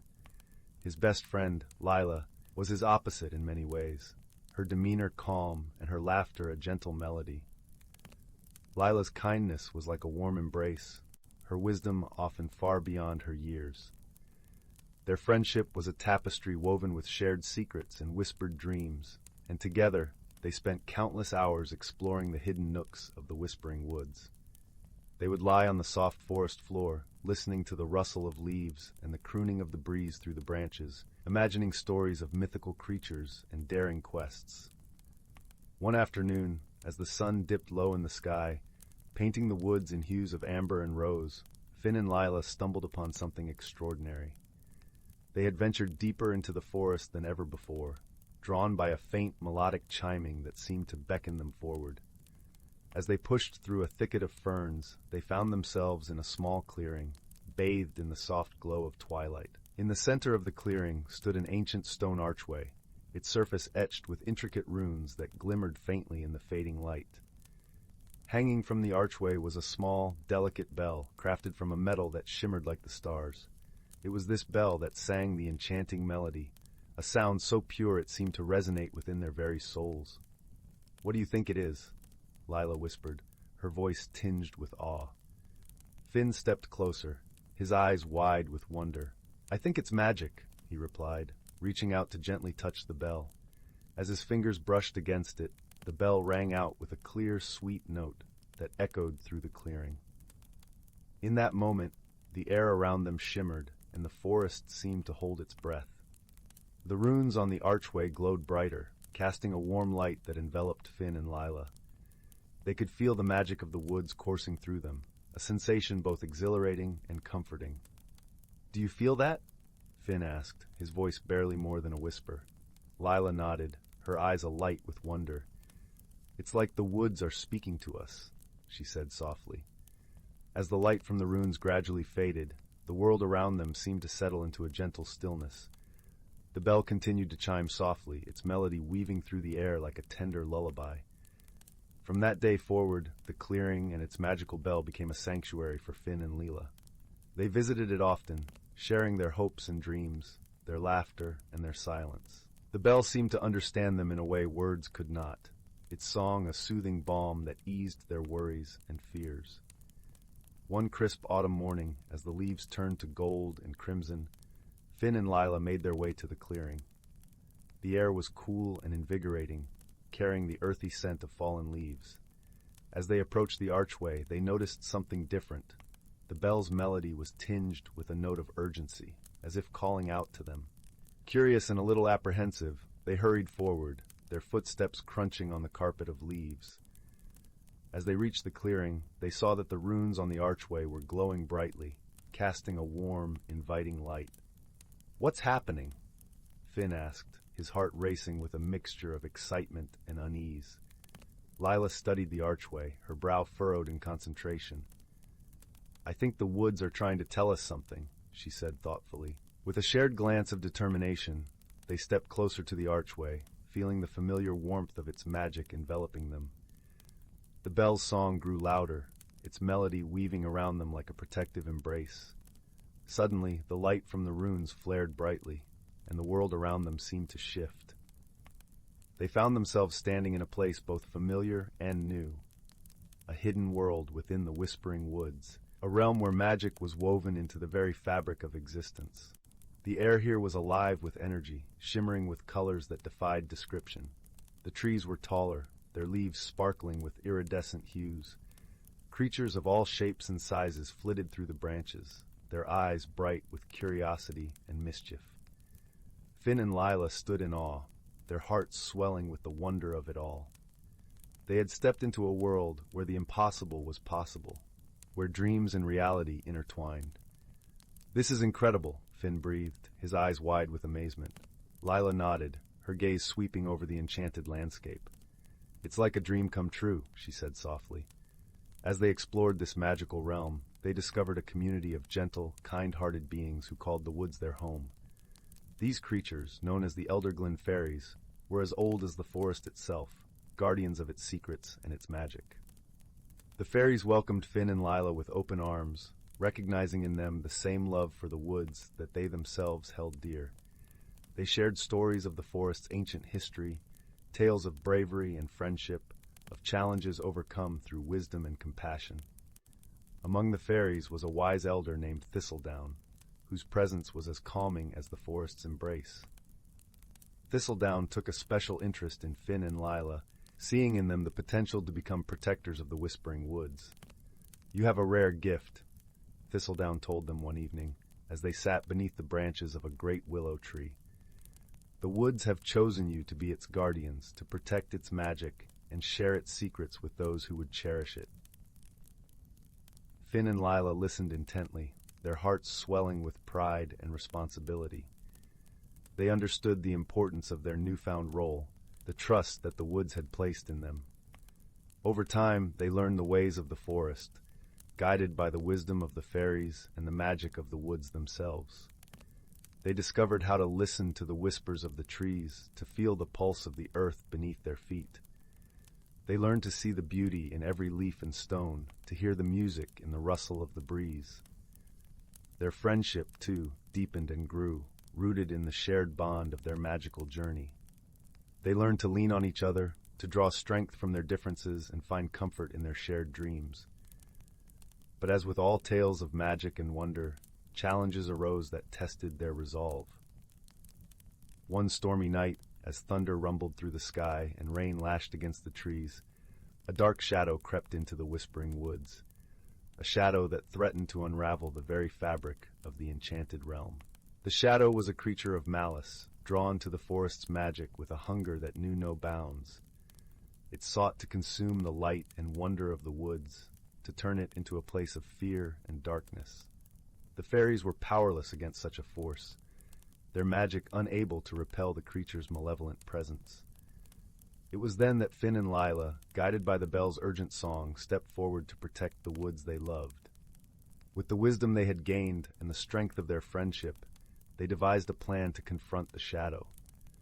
They knew that only by working together, by combining their unique gifts, could they hope to banish the darkness and restore the forest's light. The battle was fierce, the air crackling with energy as the shadow writhed and howled in defiance. But Finn and Lila stood strong, their hearts united in purpose, their determination unwavering. With each step they took, the forest rallied around them, lending its magic to their cause. The trees whispered words of encouragement, the fairies sang songs of hope, and the bell's melody wove through it all, a beacon of light in the darkness. In the end, it was not brute strength that vanquished the shadow, but the power of their friendship and the love they held for the whispering woods. As the first light of dawn broke through the clouds, the shadow dissolved into nothingness, leaving the forest bathed in a golden glow. The woods sighed with relief, its magic restored, its beauty undimmed. The fairies rejoiced, their songs filling the air with joy and gratitude. And Finn and Lila, though weary from their ordeal, felt a deep sense of fulfillment, a knowledge that they had done something truly meaningful.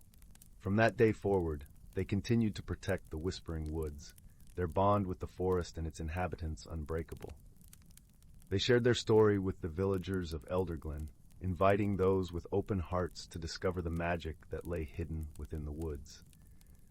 As the years passed, Finn and Lila grew into wise and gentle souls, their lives intertwined with the rhythms of the forest. They carried with them the lessons of their journey, the importance of friendship, the power of love, and the magic that could be found in the most unexpected of places. And so, the Whispering Woods remained a place of enchantment, a haven for dreamers and believers, its secrets whispered on the breeze for those who dared to listen. And Finn and Lila, the guardians of its magic, stood watch over it all, their hearts forever entwined with the forest they called home. In the cozy glow of the village hearths, where stories were told and dreams took flight, the tale of Finn and Lila and the Whispering Woods lived on, a gentle reminder that in the heart of nature, true magic could always be found. The Whispering Locket and the Moonlit Grove. In a village hugged by misty blue mountains, where chimney smoke curled into the stars like silver thread, there lived a soft-spoken girl named Lila. Her hands were always stained with ink from sketching wildflowers, and her pockets bulged with acorns collected for good luck. But Lila's greatest secret lay buried beneath her woolen quilt, a worn map of the Starwood Forest, its edges marked with her father's faded handwriting, where the ferns dance double, the hidden world breathes. One crisp autumn evening, as amber leaves pirouetted past her window, Lila discovered a peculiar glint beneath the roots of the ancient hawthorn tree. Brushing away soil and cobwebs, she unearthed a locket shaped like an owl's eye, its bronze surface etched with constellations.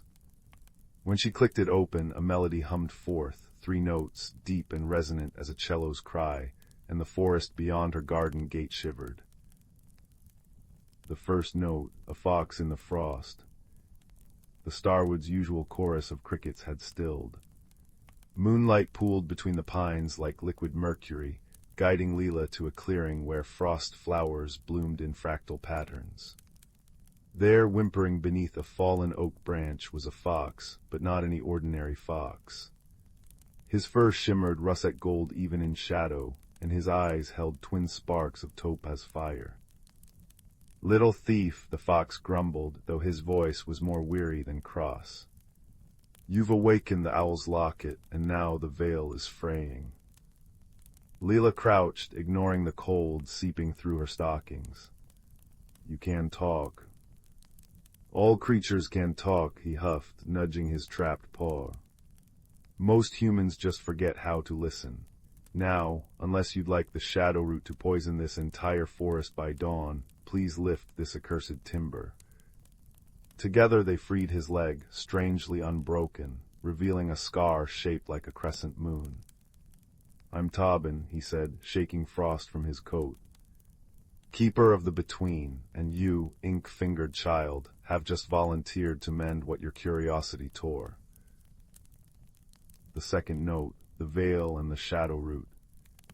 Tobin led her to a birch grove where the air rippled like pond water. With a flick of his tail, the locket's second note rang out, a clear, high chime, and the trees parted. Beyond lay the veil, a mirror world where willows wept amber sap and mushrooms glowed periwinkle. But creeping through this wonder was the shadow root, a thorned vine oozing black smoke, withering everything it touched. "It's spreading faster," Tobin muttered. "The locket's song usually keeps it dormant, but when you opened it tonight..." Guilt prickled Layla's throat. "How do we stop it?" "By reaching the heart tree before moon high, but the path's grown dangerous." His ears flattened. "The shadow root twists minds. It'll show you fears, doubts, old sorrows. Stay close, and whatever you do, don't let go of the locket." The crossing, trials in the between. The first test came at the Chasm of Echoes, a gorge where the rocks screamed with voices of those who'd fallen. "You'll fail him," the cliffs jeered as Leela balanced on a rotting log. "Just like you failed Papa when he fell ill." She froze. Her father's last raspy breath, her own small hands too weak to lift the medicine vial. "Breathe, little thief," Tobin urged, nudging her forward. "The past is a weight, not a chain." The second test struck in the Valley of Whispers, where fog clung like damp lace. Shapes emerged, Leela's mother, face gaunt with worry, burning her map of Starwood. "Foolish girl, wandering where you don't belong." Tobin nipped her sleeve. "Illusions, remember why you came." "Why did I come?" she whispered. His tail brushed her wrist, warm, real. "Because some hearts are born listeners. Now listen, there's the true path." A cricket's chirp, faint but unwavering, pulsed through the mist. They followed it to a stream, glowing with minnows like swimming opals. The third note, the heart tree's lament. When they reached the heart tree, an oak wider than a village square, its branches cradling nests of sleeping owls, Leela gasped. The shadow root had strangled its trunk, leaching color from its leaves. The locket's third note, a mournful hum, echoed through the hollow. "Place the locket in the roots," Tobin instructed. "But beware." The shadow root struck. Thorned tendrils yanked Leela into visions, her mother's empty chair by the fire. Tobin lying motionless, fur dull as ash. The starwood reduced to skeletal trees. "You did this," the vine hissed. "All for a pointless adventure." Tears blurred Leela's vision until she glimpsed the locket's glow. Not just bronze, bioluminescent like fireflies. Her father's voice surfaced, gentle as always. "Courage isn't the absence of fear, my dove. It's love refusing to surrender." With a cry, she slammed the locket into the heart tree's core. Light erupted, golden starburst, scorching the shadow root into ash. Epilogue, the songs we carry. At dawn, Leela woke in her bed, the locket cool against her chest. Had it been a dream? But through her window, the starwood's leaves now blazed crimson gold, and on her sill sat a single topaz feather. Tobin visited often after that, visible only to her. They'd wander the vale, mending fragile places, a cracked turtle shell here, a wilting moonflower there. Her mother, though still wary, began leaving berry tarts on the windowsill for that skinny orange cat you're always talking to. Years later, when Leela's daughter found the locket beneath the hawthorn tree, the child marveled at how its constellations shifted into new stories. And if villagers sometimes glimpsed a girl with ink-stained hands walking beside a fox made of twilight, well, they simply smiled and said the starwood loved its listeners best. The locket's song endures, as all true magic does, not in grand explosions, but in quiet moments. A friend's nudge, a mother's tart still warm from the oven, the courage to whisper, "Try again tomorrow," and somewhere in the between, the heart tree blooms, its roots humming with the music of 1,000 rescued worlds. The storm had raged for 3 nights, pounding the cliffs of Pebbleton with fists of salt and wind. When dawn broke on the 4th morning, the sea lay exhausted, surrendering treasures it had swallowed centuries ago. Among the splintered wood and barnacled chains, young Finn discovered the compass. Not brass or iron, but carved from driftwood as pale as moonlight, its glass face clouded like a sleepy eye. When Finn touched it, warmth spread through his fingers, and a voice like wind chimes whispered, "Seek what is hidden." Finn lived in a cottage where the chimney smoke curled like gray cats into the sky. His grandfather, a fisherman with hands like knotted ropes, warned of the sea's hunger. "It swallows dreams," he'd rumble, mending nets by firelight. But the compass pulsed against Finn's palm, humming a melody only he could hear, a song of caves where starfish glowed and tides danced to moon song. That night, as waves lulled the village to sleep, the compass glowed. Its needle spun wildly before settling not on north, but on the jagged silhouette of Devil's Maw, a sea cave where children dared each other to venture, and none ever did. Gathering his courage and a lantern, Finn crept past sleeping cottages. The path to Devil's Maw was treacherous, slick with kelp and secrecy. At the cave's entrance, waves hissed like angry serpents.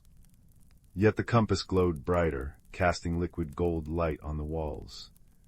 Deeper he went, through tunnels dripping with phosphorescent algae, until the air turned sweet with salt blossoms, flowers that bloomed only in eternal darkness. Here the needle quivered and stilled. Before him yawned an abyss, but not of rock. It was a curtain of liquid sapphire, shimmering like a mirage. The compass whispered, "Trust." Heart drumming, Finn stepped through. Cold kissed his skin, yet he breathed easily. He stood in an underwater cathedral. Coral spires rose in candied pinks and blues, schools of fish like living jewels darted through kelp forests, and lantern jellies bobbed, casting soft bioluminescent blooms. This was the Sea of Whispers, where currents carried secrets and anemones sang in chorus. Yet something felt amiss. The coral bore gray scars, the fish moved sluggishly, and the water hummed with a discordant note, a deep, grieving thrum. A shadow darted behind a brain coral. Finn followed, compass aloft, until he cornered a creature unlike any he'd imagined.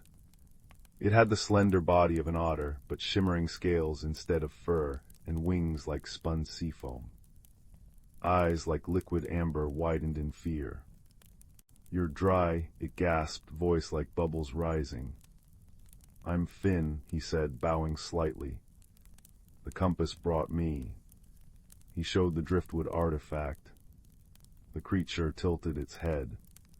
"I am Tidal, you hold the Heartseeker. It chooses only those pure of intent." She explained the Sea of Whispers was dying. The Pearl of Tides, a living stone that pulsed in harmony with the moon, had cracked. Its 3 shards, scattered by a quake, dimmed the sea's magic. Without them the coral would bleach, the songs fade, and the sea would become a silent tomb.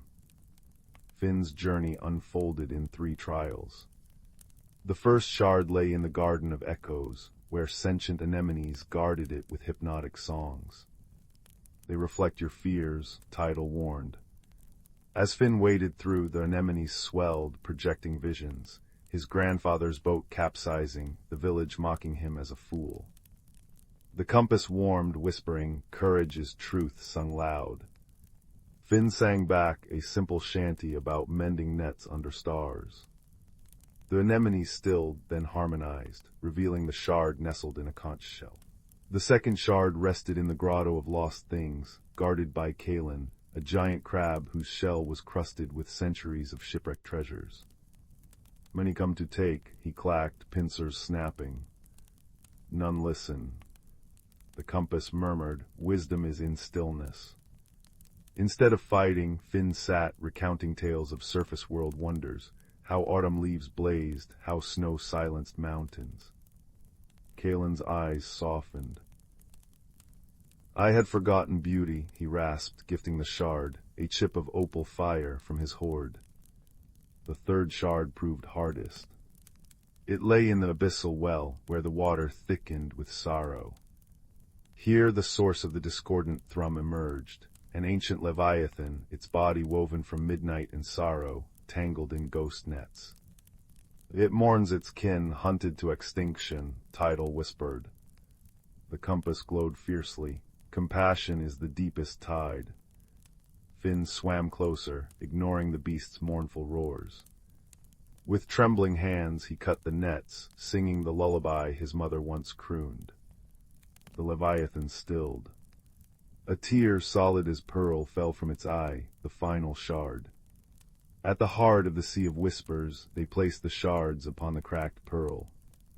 Light erupted, not blinding but gentle as dawn. Coral flushed vibrant, fish darted in joyous spirals, and the water thrummed with a pure, resonant chord. Tidal pressed her forehead to Finn's. "You mended more than the pearl, you wove two worlds with kindness." As Finn returned through the sapphire curtain, the compass dimmed.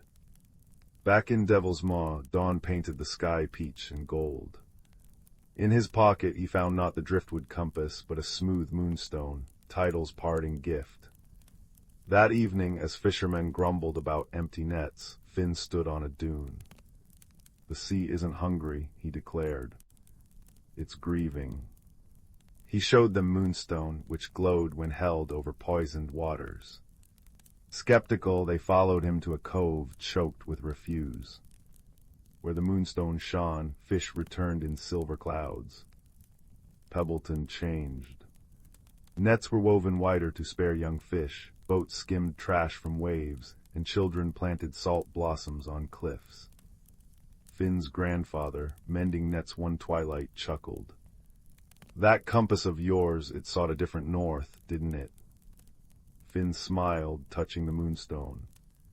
"It sought the heart's true harbor." Years later, Finn captained his own boat. On still nights, he'd anchor near Devil's Maw. Sometimes a shimmer would breach the waves, a fleeting glimpse of seafoam wings. And in his dreams the sea of whispers sang, its melody a promise. Where kindness flows, no world is ever truly hidden. The moonstone, warm against his chest, hummed back in perfect harmony. For Finn had learned that the greatest magic lies not in compasses or pearls, but in the courage to listen, and the wisdom to heal what others cannot see. The soft hum of the Stardust Weaver's engines was the only sound in the vastness of Sector Nebula 7. Aboard the small scout vessel, Tick, a small, furry mammal from the lush forests of Felnar, adjusted her navigation console with nervous pause. Her large, dark eyes scanned the unfamiliar star patterns. She was on a simple botanical survey mission, collecting samples of resilient space moss, when an unexpected gravity surge sent the Weaver careening off course, its systems flickering. Emergency protocols kicked in, jettisoning her towards the nearest habitable zone, the uncharted moon, Lyra's Tear. Her landing was rough, the pod skidding through silvery blue grass that shimmered like liquid metal under the twin moons. Tick stumbled out, her thick brown fur ruffled, clutching her precious sample case. The air was cool and crisp, smelling faintly of ozone and something sweet, like crushed mint. Towering crystalline formations, glowing with internal light, dotted the landscape. It was eerily beautiful and utterly silent. Suddenly, the ground trembled. A massive figure emerged from behind a cluster of glowing spires. Tick froze, heart pounding against her ribs. It stood easily 3 times her height, its body composed of smooth, interlocking plates of what looked like polished obsidian and amber crystal. 4 long, multi-jointed limbs ended in delicate, claw-tipped appendages. Where a face might be, a cluster of deep blue crystals pulsed with a soft, rhythmic light. This was Kor, a mineralogist from the molten core world of Xylos, whose own survey craft had been damaged by the same gravity anomaly. Stranded and scanning for usable mineral deposits, Kor had detected Tick's landing. To Tick, Kor was a terrifying, silent monolith. The way the crystals pulsed felt like a threatening glare. She chittered a warning, baring small teeth, and scrambled backwards, hiding behind her overturned escape pod. Her fear was a sharp, acrid scent in the air. To Kor, Tick was a chaotic, vibrating bundle of unpredictable energy. The high-pitched chittering sounded like aggressive static, and the sudden movements were jarring against the moon's natural harmonic resonance.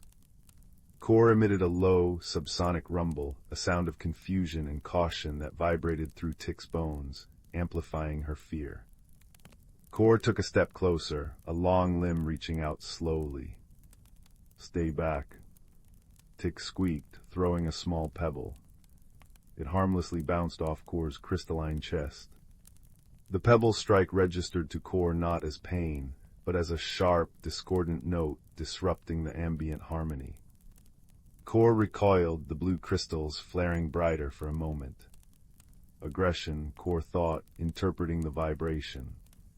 A profound misunderstanding settled between them, thick as the moon's strange fog. Night fell swiftly on Lyra's tier, bringing a deep chill and a howling wind that swept across the plains. Tick shivered violently in the meager shelter of her pod's wreckage. Her fur was good for Felnar's humidity, not this biting cold. Across the clearing, Kor stood motionless near a large crystal formation, seemingly unaffected. Tick watched, teeth chattering, as the wind whipped around the giant being.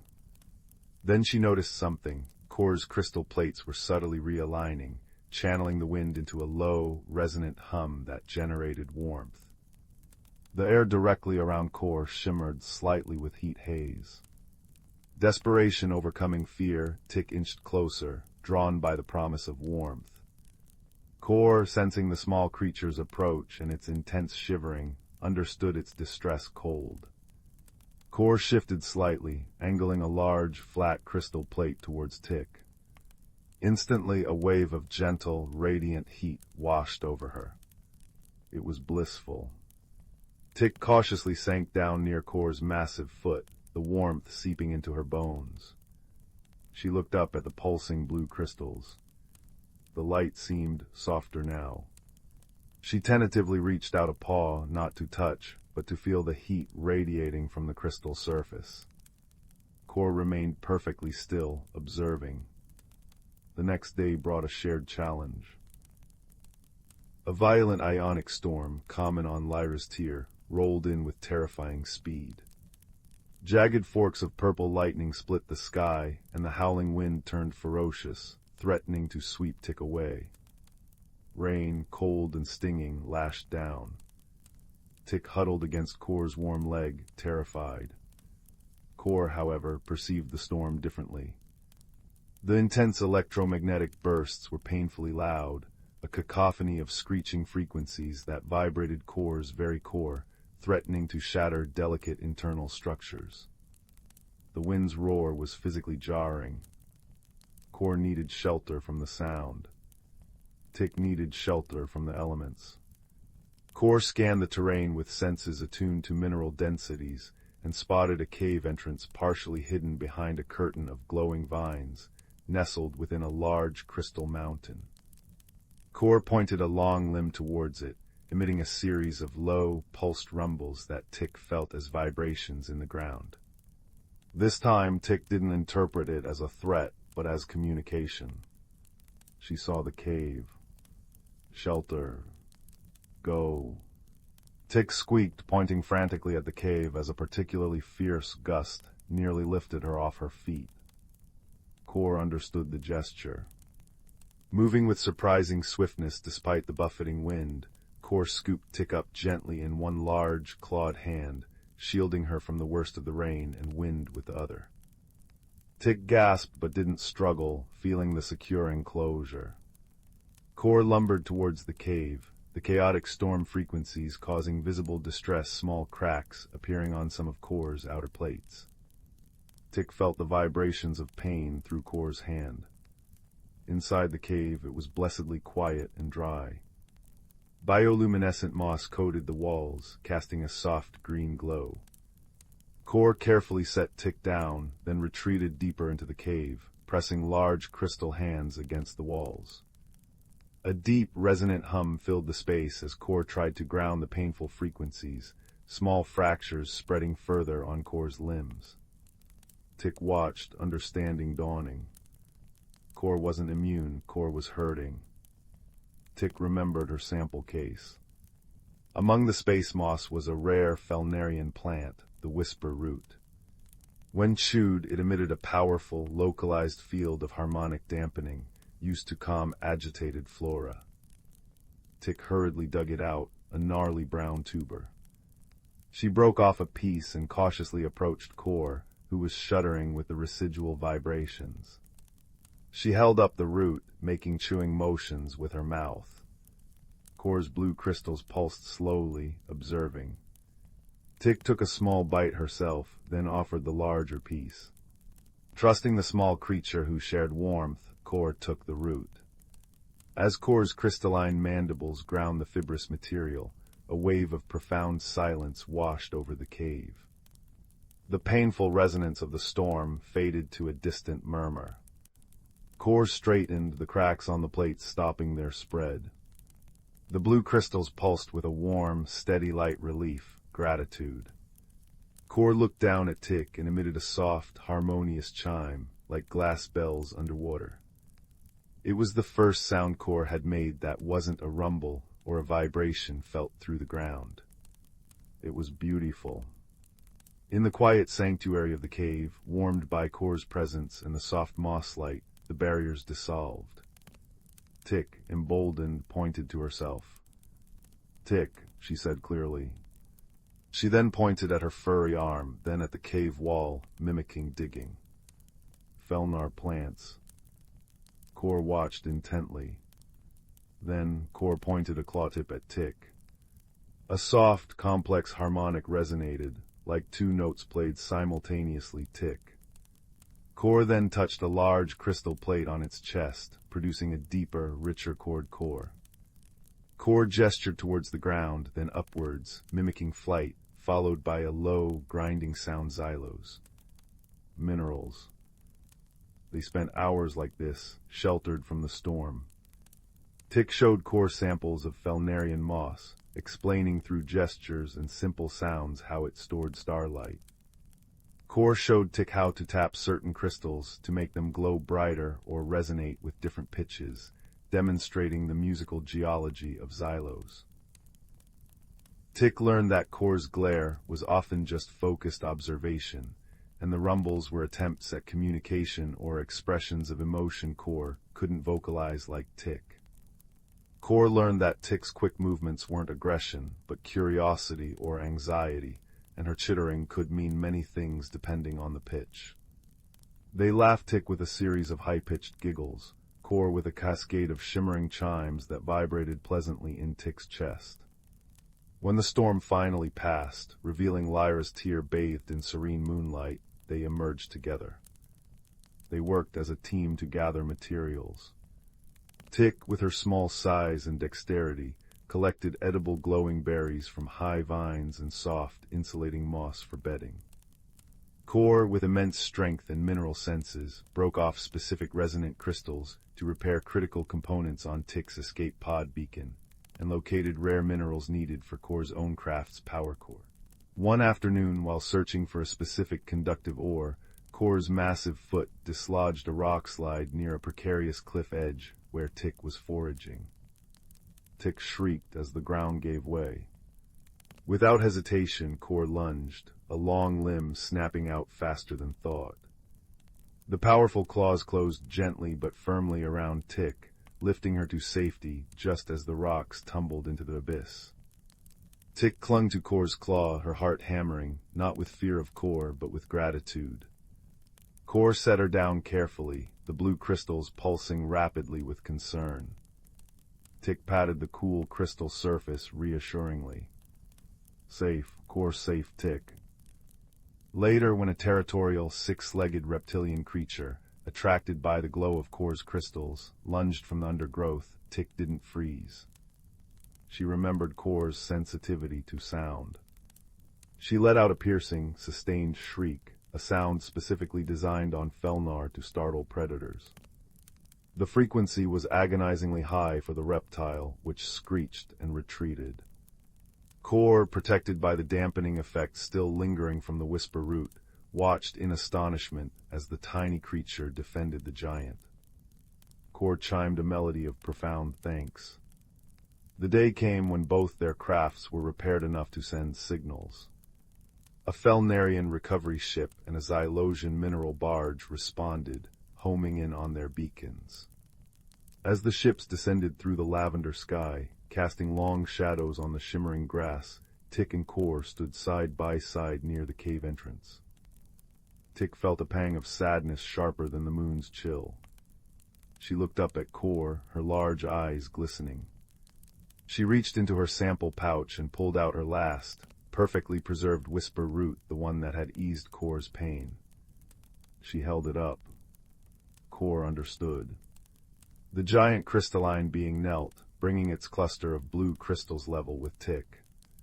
Core carefully pried off a small, perfect shard from an inner plate not damaged, but deliberately chosen. It pulsed with a warm, steady blue light. Core offered it to Tick with infinite gentleness. Tick placed the whisper root into Core's large claw. Core placed the glowing blue crystal shard into Tick's small paws. It was warm to the touch, radiating a soft, comforting hum that resonated deep within her. It wasn't just a crystal, it was a piece of Core's harmony, a tangible memory of shared warmth in a cold cave, of protection, and of understanding forged in silence and storms.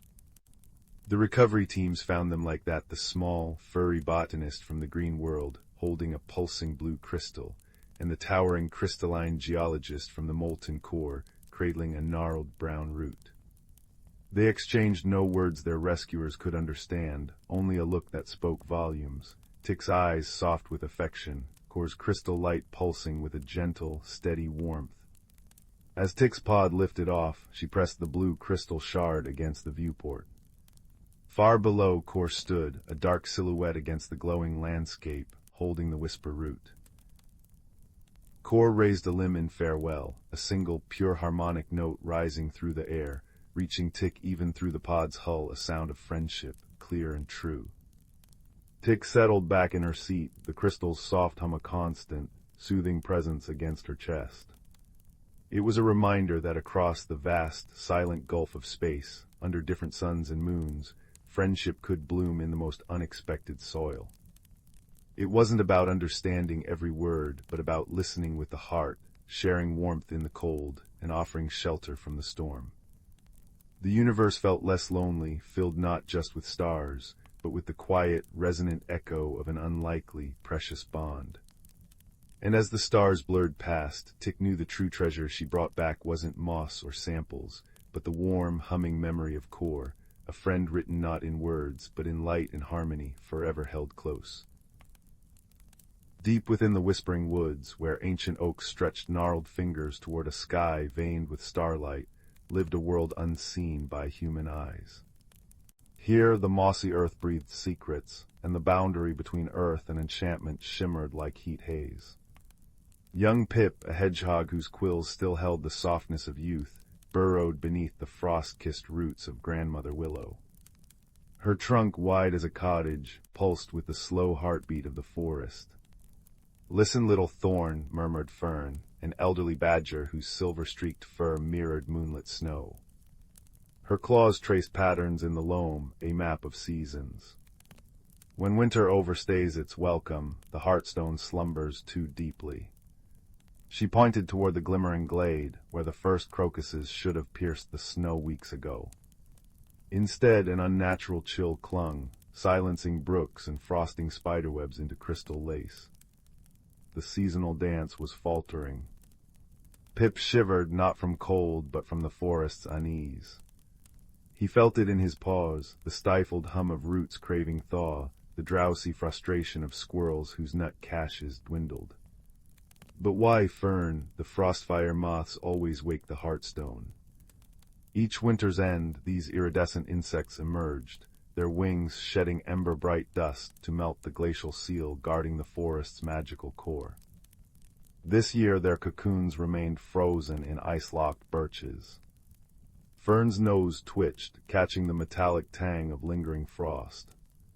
The balance is askew, old tales whisper of this. When snow drowns spring's song, courage must thaw what magic cannot. She nudged a withered acorn toward Pip. Seek Thistle the hare, her ears hear the wind's oldest stories. Thus began Pip's pilgrimage beneath a sky bruised purple with unseasonable cold. Crunching through snow like shattered quartz, he passed ice-encased ferns that tinkled like wind chimes. He inhaled the crisp scent of pine sap bleeding from frozen bark and touched hoarfrost that melted into dew on his paw pads. Near Mistfall Creek, now a ribbon of black ice, he found Thistle, her fur puffed against the chill. The north wind gossips, she whispered, ears pivoting toward distant mountains. A rock slide buried the sunstone caves. No dawn warmth reaches the frostfire cocoons. Her eyes, liquid amber in the gloom, held generations of weather wisdom. Only warmth born within the woods can rouse them now. Pip's heart sank. How could tiny creatures stir such cold? Yet Thistle nudged him onward. Find Bramble the bear, his den holds the emberblooms. In a honeycomb cave veiled by icicles, Bramble snored amidst dried herbs. Pip hesitated before the mountain of fur, then sneezed from the dust of crushed petals, imbursant, smelling of cinnamon and sunlight. Bramble's rumble shook the earth. Emberblooms. He yawned, revealing teeth like ancient standing stones. Aye, they store summer's fire, but their glow fades without. He lumbered to a clay pot brimming with luminous orange petals. Song the frostfires hatch to cricket choruses, silence starves them. Threefold wisdom now braided in Pip's mind, thaw the cocoons with inner warmth, revive them with song, guide them with emberbloom light.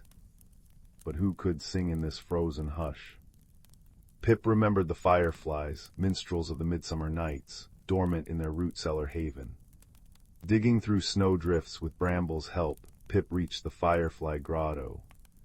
Inside, 1,000 tiny bodies glittered like captive stars. Wake, Pip pleaded, placing emberblooms among them. The petals pulsed, casting coppery light on translucent wings. One firefly, Zelda, flickered awake. The long dark, she buzzed weakly. Pip explained, his breath fogging the air. Sing spring back, for the crickets sleep too deeply. Zelda rallied her kin. Soon the cavern shimmered with bioluminescent music, a chorus of clicks and hums that vibrated through stone, up roots into the frozen birches. Pip led them out, carrying emberbloom bouquets in Bramble's woven grass satchel. Their combined light painted the snow in molten gold.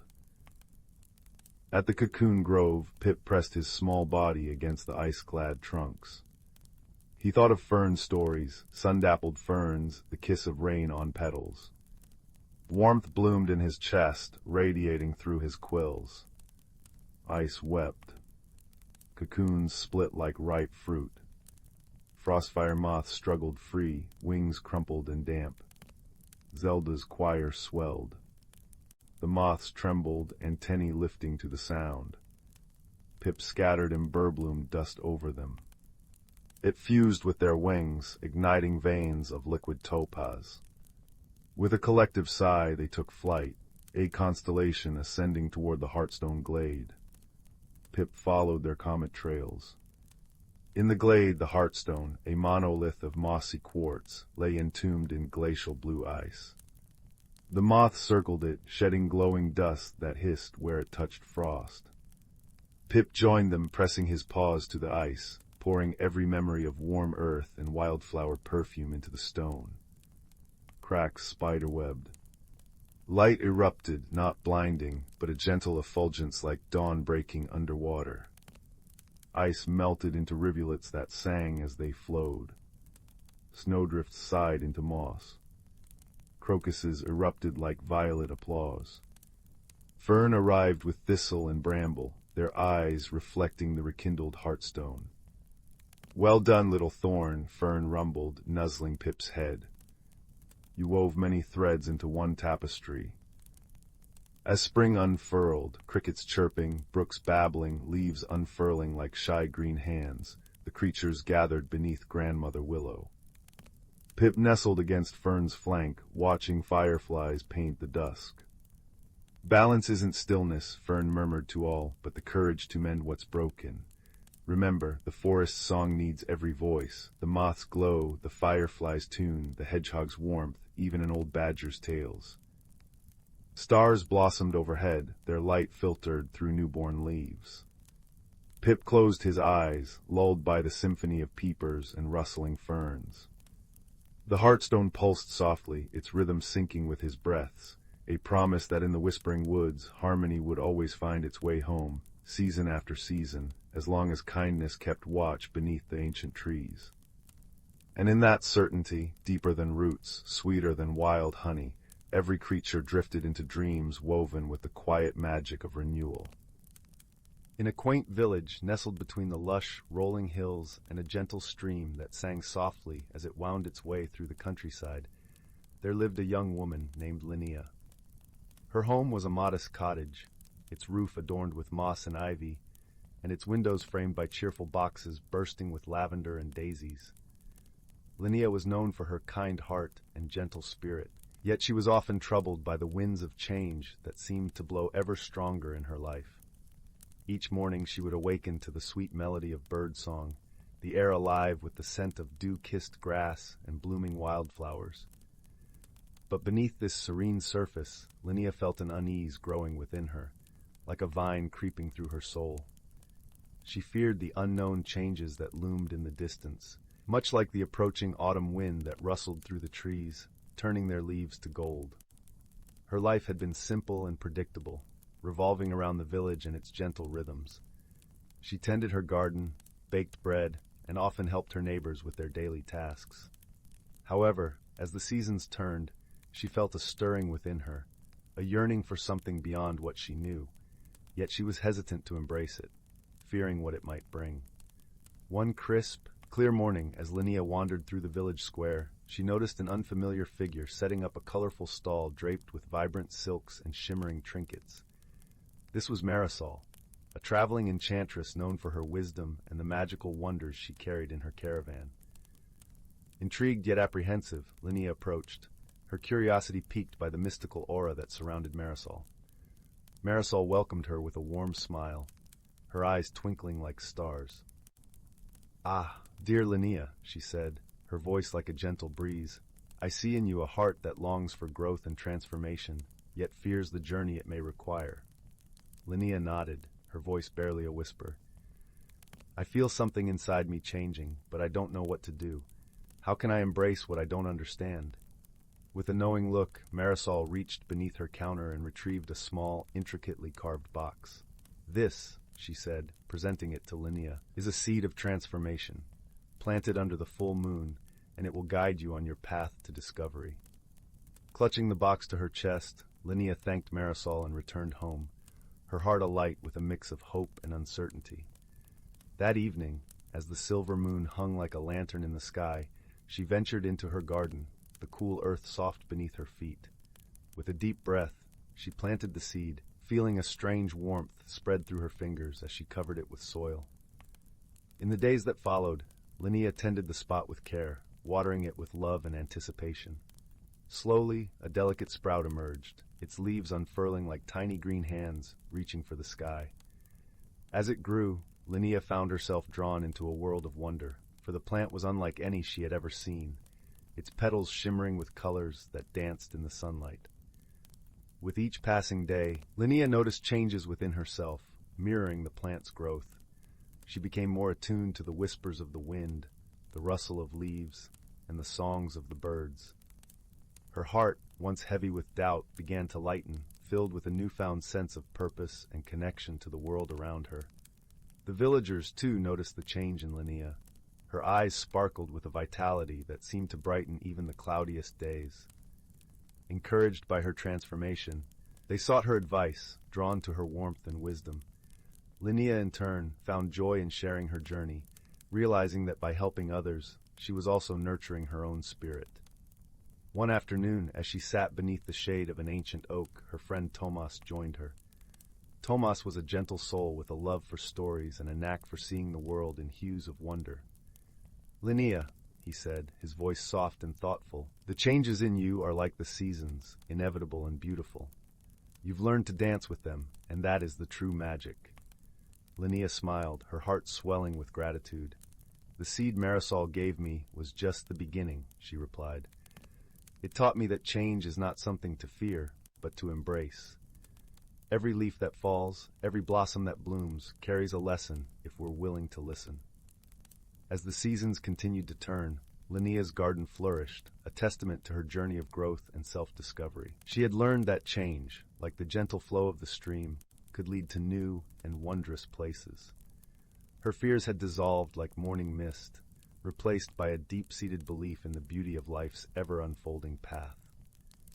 And so, in the heart of the village where magic and wisdom mingled beneath the starlit sky, Linnea found her place. She had become a beacon of hope, reminding all those around her that the most profound transformations often begin with a single, daring step into the unknown. As the sun set over the hills, painting the sky with hues of lavender and rose, Linnea stood in her garden, surrounded by the soft hum of twilight. She whispered a silent thank you to Marisol and the seed that had set her on this path of discovery. For in the gentle embrace of nature and the kindness of others, she had found the courage to grow, to change, and to truly become herself. And so, dear reader, as you drift into the gentle embrace of sleep, remember that, like Linnea, you too can find magic in the changes life brings. For every challenge holds the promise of growth, and every ending is but the beginning of a new and wondrous journey. Once upon a time, in a village nestled between rolling hills and whispering forests, there lived a curious young girl named Leela. Her eyes were the color of the morning sky, and her heart was as vast as the ocean. Lila spent her days exploring the meadows and woods around her home, but her dreams were filled with places she had yet to discover.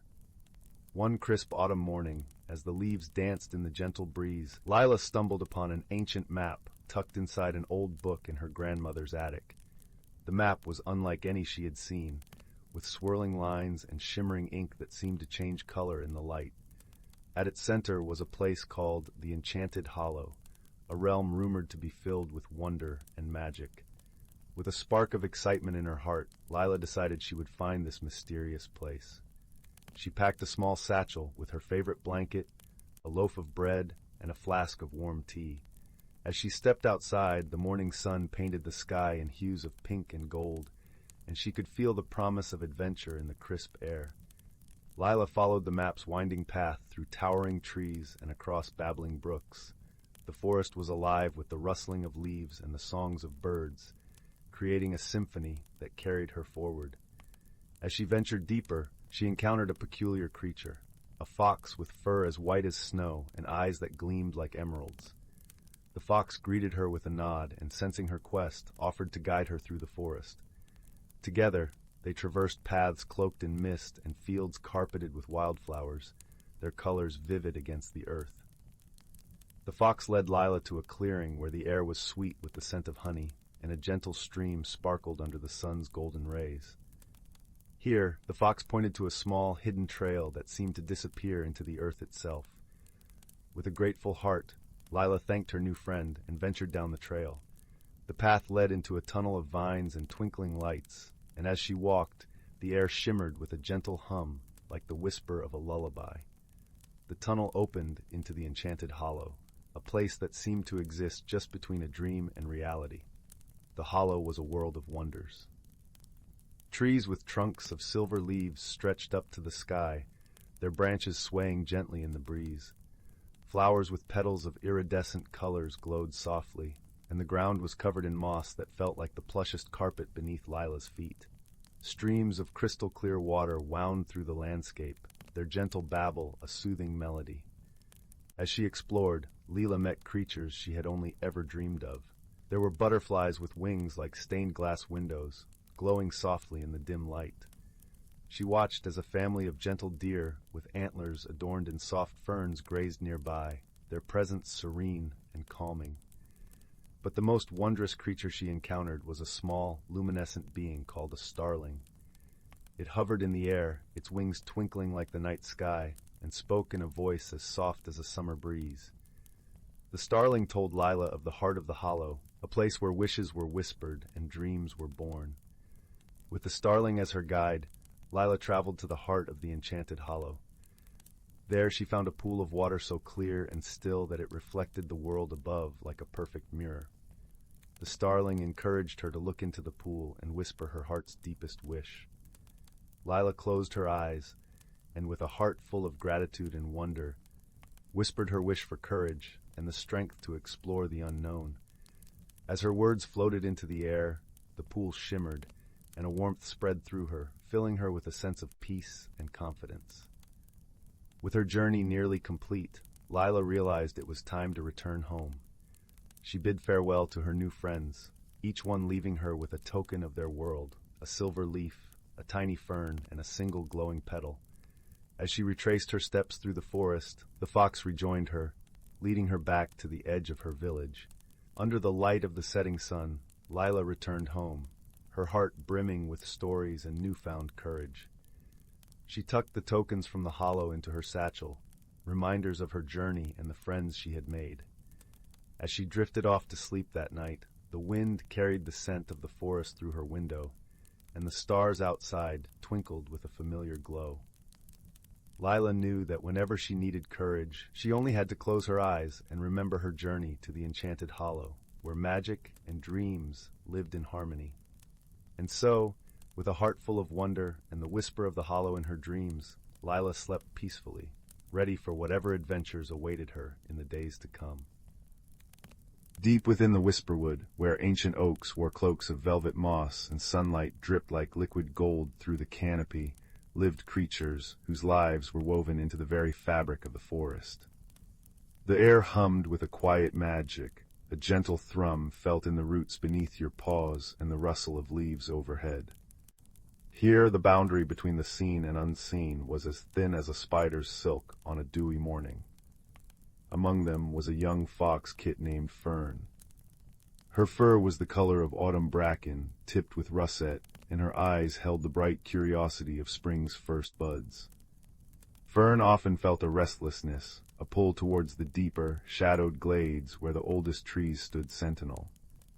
Her grandmother, a wise vixen with eyes like polished river stones, would tell her tales by the light of glowworms nestled in hollow logs. "The forest breathes, little Fern," she'd murmur, her voice a soft rasp like dry leaves skittering. "It dreams in seasons and speaks in the language of rain and wind. To live here is to listen." One crisp autumn evening, as the air turned sharp with the scent of frost and decaying leaves, Fern felt the forest's breath change. The usual comforting whispers of the wind through the pines grew strained, carrying a faint, discordant note, a sigh that sounded almost like pain.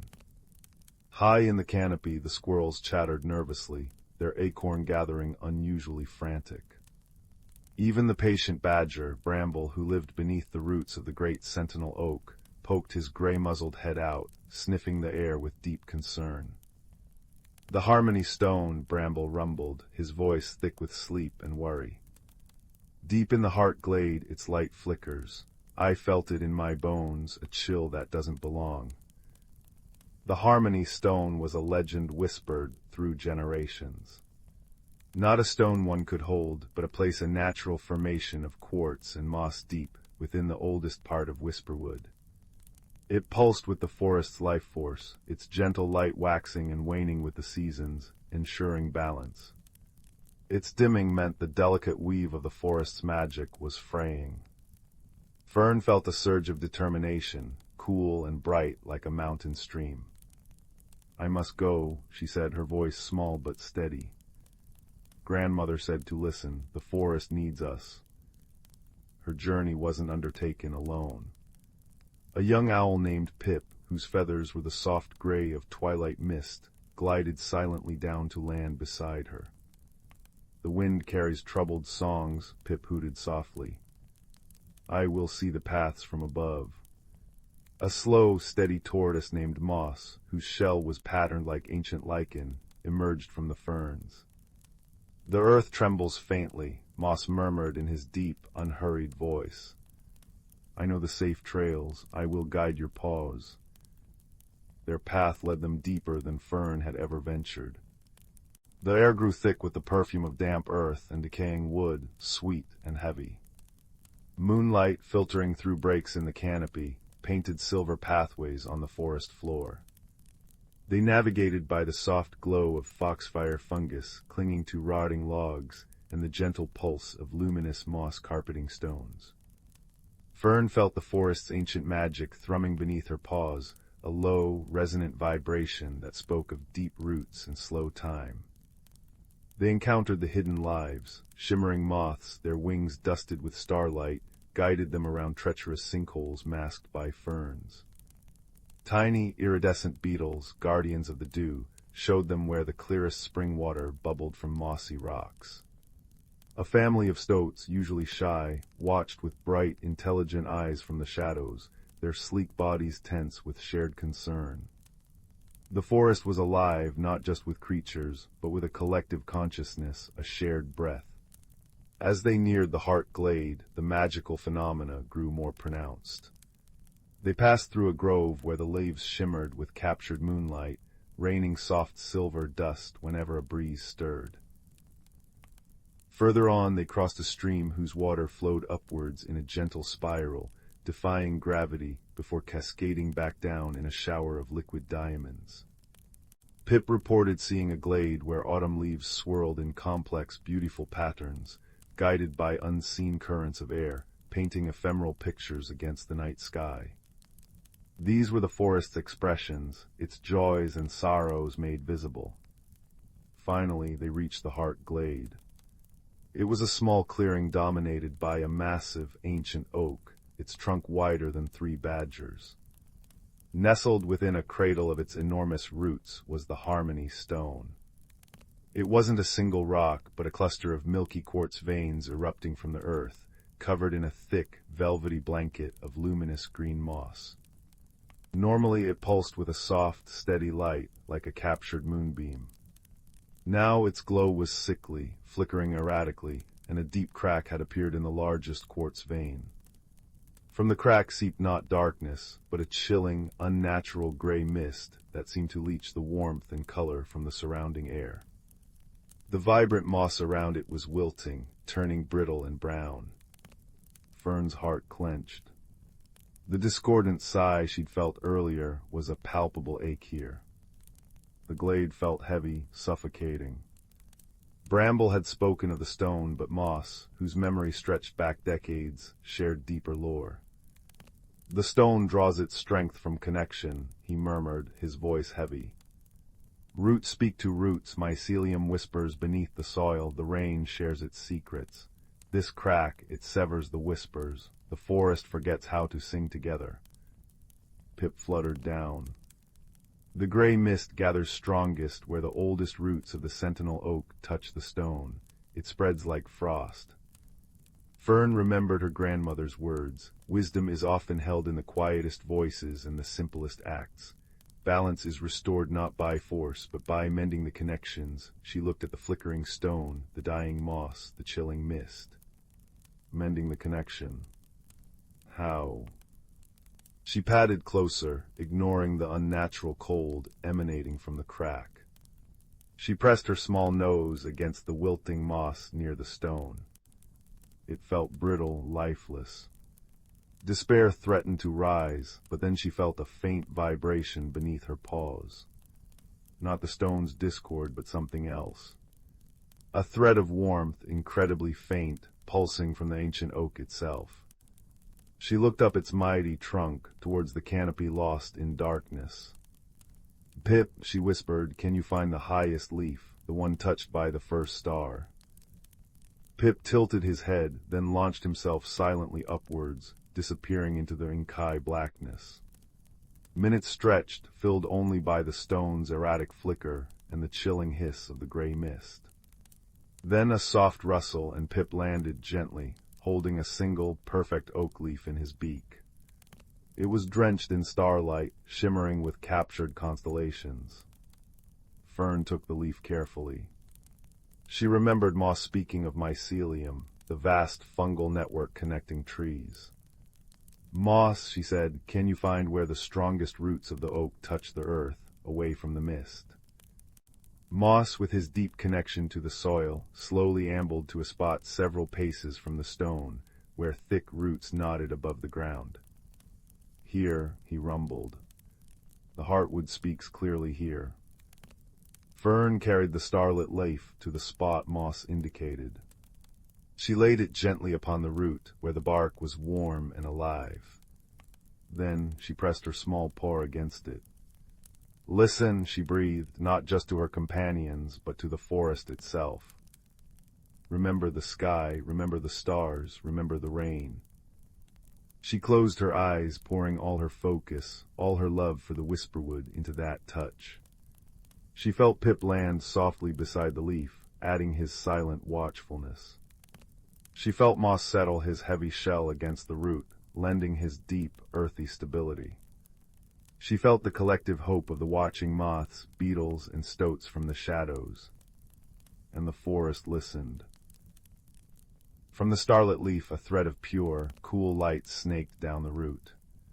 It met the deep, resonant warmth rising from Moss's connection to the earth. Pip's silent vigilance added a thread of focused clarity. Together these threads flowed along the root, beneath the soil, towards the fractured harmony stone. As they reached the crack, they didn't attack the gray mist. Instead, they wove around it a tapestry of starlight, earth strength, and quiet focus. They touched the wilting moss. Where the threads touched, the moss began to glow faintly, a weak but determined green.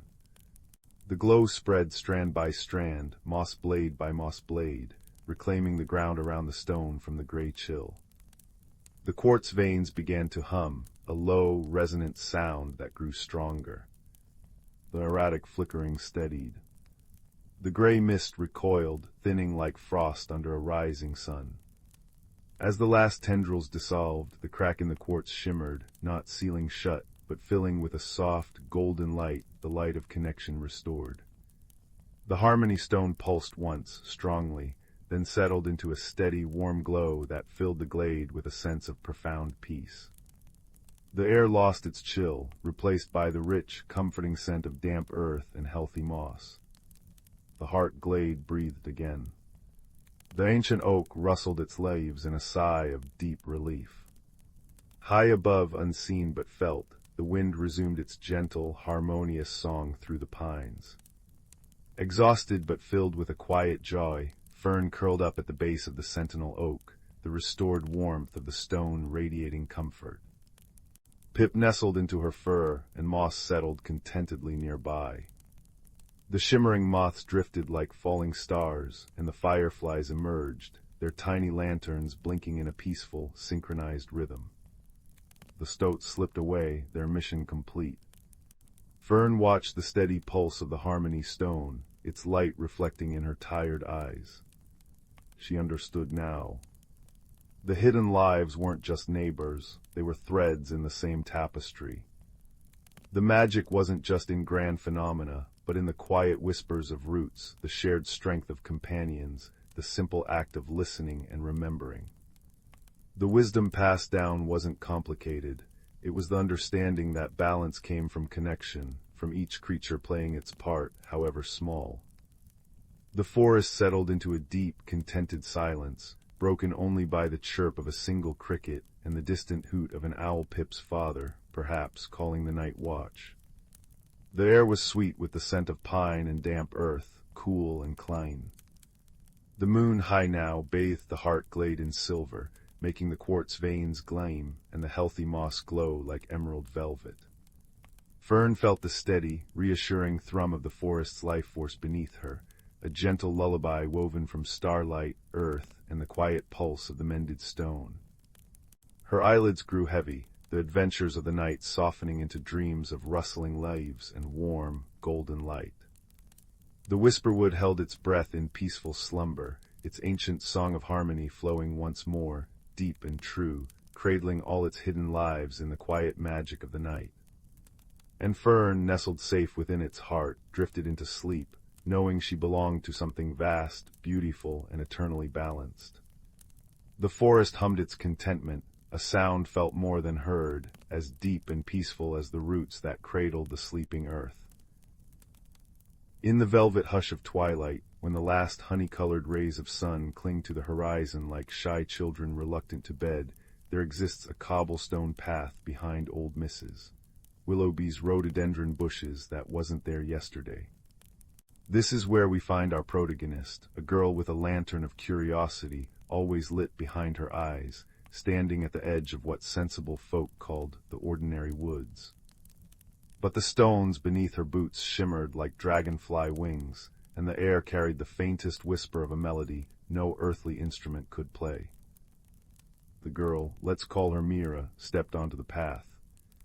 At once, the world softened around the edges. Trees stretched taller, their bark patterned with silvery spirals that pulsed gently, as if breathing. The ground became springy with moss the color of limes dipped in moonlight, and fireflies the size of apricots bobbed lazily, their light shifting between gold and violet. It was the Glimmerwood, though Mira didn't know its name yet. All she knew was the scent of cinnamon and rain, and the feeling that the very air was welcoming her. Her first companion appeared as she crossed a bridge made of interwoven roots, arching over a stream where the water sang in glassy notes. A creature no taller than her knee perched on the rail, its fur a cascade of autumn leaves, crimson maple, amber oak, russet elm, all rustling softly even without wind. It had eyes like twin hearth fires, and a tail that flickered like a candle flame. "You're the leaf ox," Mira breathed, recalling a half-forgotten tale her grandmother once told. The creature inclined its head, leaves chiming like distant bells. "And you're the girl who's forgotten her mittens," it replied, voice crackling pleasantly. Mira looked down at her hands, suddenly aware of the evening chill. Before she could speak, the leaf ox shook itself, sending a single golden leaf spinning into her palms. It grew warm, soft as rabbit fur, and shaped itself into perfect mittens. "Every wanderer needs protection," said the leaf ox. "Even from small discomforts, follow the singing stones when the path forks, and mind the ink-bloom flowers, their dreadful gossips." With that, it dissolved into a swirl of leaves, scattering into the darkening wood. Mira walked on, the mittens humming with gentle warmth. Soon the path split around a hillock crowned with flowers whose petals were deepest indigo, their centers glowing like bottled starlight. As she approached, they began to quiver. "She's wearing fox gifts," one bloom trilled.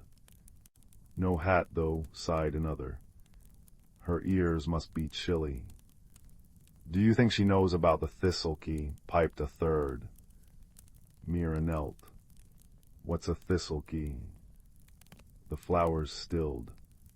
Then in unison they turned toward a nearby oak, where a single silver thistle hung from a low branch, its surface etched with tiny, swirling symbols.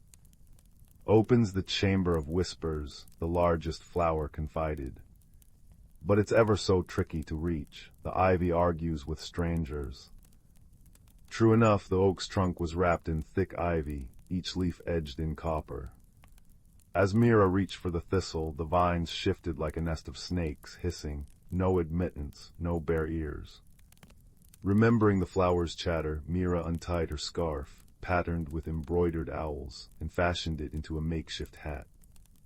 The ivy rustled approvingly and parted. The thistlecay fit snugly in her palm. At the hill's peak, she found a door carved into the side of an ancient stump, no taller than her shoulder. The key slid into a knot hole, and with a sound like a sighing cello, the door opened. Inside, the Chamber of Whispers was neither large nor small, but exactly the size of a held breath. Floating orbs of light drifted like dandelion seeds, each containing a voice, some laughing, some murmuring, one reciting a recipe for mushroom pie. In the center sat a stone basin filled with liquid moonlight. Look inward, the chamber seemed to whisper. Mira gazed into the basin. The moonlight rippled, showing not her reflection, but a winding path through a valley of crystalline trees, their branches chiming in an unfelt breeze. At the valley's heart stood a tower woven from living vines where something glimmered, a figurine of a fox, a thistle, and a flower, all forged in gleaming silver. The vision faded, leaving the taste of peppermint on her tongue. A map, she realized. The basin's moonlight had imprinted the route onto her mind, crisp as ink on parchment. The journey through the Crystal Valley tested her in gentle ways. Narrow bridges of frozen mist required careful steps. A river of liquid amber demanded she trade a story. She told of the time she'd helped a baby crow learn to fly for passage on a lily-pad boat. She met a hedgehog knitting socks from spider silk, who gifted her a pair for the stones ahead. They're fond of ticklish toes, and a family of moths who mended a tear in her coat with threads pulled from dawn's first light. At the vine tower, Mira found the figurine, but also a surprise. The leaf ox waited beside it, along with the ink-bloom flowers, now tucked into tiny flower pots carried by chipmunks and the moth family. Every guardian of the Glimmerwood comes to greet those who pass the valley, the leaf ox explained. The silver totem is yours, but it asks a question first. Will you keep our secrets? Mira hesitated. I'll share the wonder, but not the paths. Some magic needs quiet to grow. The totem glowed, warm in her hands. As it did, the Glimmerwood itself seemed to hum in approval. The leaf ox nudged her elbow.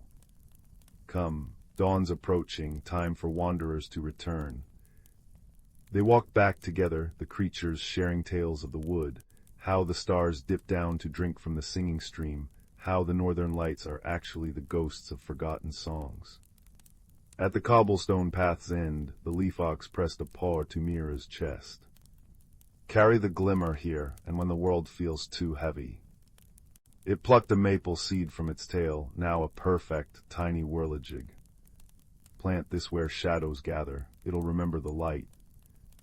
Mira stepped back into her world as the first birds began their morning chorus. In her pocket, the silver totem nestled close, and in her heart, the certainty that wonder never truly leaves us. It waits in the corners of our gaze, patient as moonlight. That night, she planted the seed by her window box. It grew into a sapling with leaves that glowed softly when she hummed, and though no one else ever found the cobblestone path again, Mira knew it was there. And sometimes, on the edge of sleep, she'd hear a familiar crackle of autumn leaves, and know her friends in the Glimmerwood were wishing her sweet dreams. The soft hum of the Starliner Serendipity usually lulled travelers into a peaceful sleep as it traversed the velvet expanse between the spiral arm and the Lyra Nebula. Tonight, however, the gentle thrum was shattered by a bone-jarring crunch and the shriek of tearing metal. Alarm klaxons blared, casting the corridors in pulsing crimson light. In Cargo Bay 3, 2 crates slammed against the bulkhead, their seals hissing open. From one spilled Kalen, a being from the ocean world of Aquaria. His skin shimmered like mother of pearl, smooth and cool to the touch, his large, luminous eyes wide with terror as he gasped for the humid air his filtration suit struggled to maintain. Opposite him, tumbling out in a flurry of coarse, rust-colored fur and clanking tools, was Grum. A native of the arid dust plains of Xerxes VII, his sturdy frame was built for scorching heat and biting sandstorms, his snout twitching as he inhaled the ship's unnervingly damp atmosphere. By the shifting sands, Grum rasped, his voice like stones grating together. He scrambled to his feet, blinking rapidly in the harsh light. What infernal contraption is this? He eyed Kalen's shimmering form and the faint scent of brine with deep suspicion. Water breather, did your kind sabotage the ship? Kalen recoiled, pressing his back against the cold metal wall. Sabotage, never. His voice was a soft, melodic burble. My people seek only knowledge. We were transporting rare Aquarian coral samples for the Galactic Archive. He gestured weakly towards the shattered crate nearby, revealing fragments of iridescent blue coral. You are a Xerxian. Your people are known for resourcefulness. The unspoken implication and occasional piracy hung heavy in the acrid air, filled with the smell of burnt wiring and ozone. A violent tremor rocked the bay. Sparks showered from a ruptured conduit above them. With a gurgle of dismay, Kalen's suit monitor flashed an urgent amber warning: humidity critical. The ship's artificial atmosphere was too dry. Grum, meanwhile, wiped sweat from his brow with a thick forearm. Too wet in here, he grumbled, eyeing a leaking pipe with distaste. Like breathing soup. The ship lurched again, throwing them both to the floor. A synthesized voice, calm but urgent, echoed through the intercom. Emergency protocols initiated. Life support compromised in sections Gamma through Epsilon. Abandoned ship procedure activated. Escape pods launching sequentially. Estimated structural integrity failure, 15 minutes. Panic surged through them both, momentarily overriding their mutual distrust. Escape pods. Kalen gasped, struggling to rise, his breathing becoming labored as his suit's internal humidity plummeted. We must reach them. Grum pointed a thick, clawed finger towards a flashing schematic on a wall panel. Deck 7, but the main lifts are out. He scanned the chaotic bay, his practical mind clicking into gear despite the fear. Service conduits, follow me, water breather, and try not to drip. Their flight through the dying ship was a nightmare of flickering lights, groaning metal, and blocked passages. Kalen's movements grew sluggish, his shimmer fading to a dull gray. Each breath was a rasping struggle. Grum, noticing his companion lagging, paused at a junction. What ails you? He snapped, though his gruff tone held a new note of concern. My suit, Kalen wheezed, leaning against a wall. Xerxian air, too dry, my gills desiccating. He slumped lower. Grum stared, his earlier suspicion warring with a sudden, uncomfortable pang. He recalled the sparse water rations on Xerxes VII, guarded fiercely. Water was life, the most precious resource. Yet here was this alien, literally dying from lack of moisture in the air. He looked down at his own utility belt, at the small, tightly sealed canteen of purified water. He always carried his emergency ration, enough for days on his desert world. It was instinct, deeply ingrained, to hoard it. Another tremor, more violent. A section of ceiling collapsed ahead, showering them with debris and completely blocking the corridor they needed. Blast the twin suns. Grum roared in frustration. They were trapped. He looked back at Kalen, whose luminous eyes were dimming, his body trembling. The Xerxian made a decision that shocked even himself. With a grunt, he uncapped his precious canteen. Here, he thrust it towards Kalen, his voice rough. Don't waste a drop, and don't expect more. Kalen stared at the offered water, a lifeline from the being he'd feared moments before. With trembling hands, he poured a small amount onto a specialized sponge within his suit's emergency port. Instantly, a fine mist sprayed internally. Color flooded back into his skin, his breathing eased, and his eyes regained their soft glow. Thank you, he breathed, the words thick with genuine astonishment and gratitude. You saved my life. Grum shifted uncomfortably, snatching the canteen back, though it felt lighter. Just practical, need you to help find a way out of this metal tomb. He avoided Kalen's gaze, focusing instead on the blocked corridor. This way's gone, we need another route. He tapped his temple. Service schematics, there's a maintenance shaft near the waste reclamation unit, smelly but wide enough. It was Kalen's turn to contribute. His people navigated complex, lightless coral caves. My ocular implants, he said, activating them. His eyes emitted a soft, focused beam of bioluminescent light, piercing the gloom of the damaged corridor. I can see in low light, laid the way Grum. I will illuminate the path. Together, the Aquarian and the Xerxian navigated the treacherous guts of the Serendipity. Grum used his immense strength to pry open jammed hatches and clear small debris, his knowledge of mechanics helping them bypass sparking junctions. Kalen's light guided them through pitch-black sections, his sensitive hearing picking up the subtle groans of stressed metal before Grum could feel them, giving them precious seconds to change course. They communicated in terse bursts, directions, and warnings, the initial hostility replaced by a focused, mutual dependence. They finally reached the service shaft near Deck 7. It was a vertical climb, rungs slick with condensation and oil. Kalen, weakened despite the water, struggled. His smooth hands slipped. Grum, climbing below, braced himself. Easy, scholar, I've got you. He positioned himself to catch Kalen if he fell, his strong arms ready. Kalen, touched by the uncharacteristic gentleness, found renewed strength. Your strength, my sight, he panted. Together. Reaching the top, they burst onto Deck 7 just as another massive tremor shook the ship. The escape pod bay was chaos-panicked crew and passengers, flashing lights, the roar of pods launching. They spotted one pod, its hatch still open, indicator blinking green.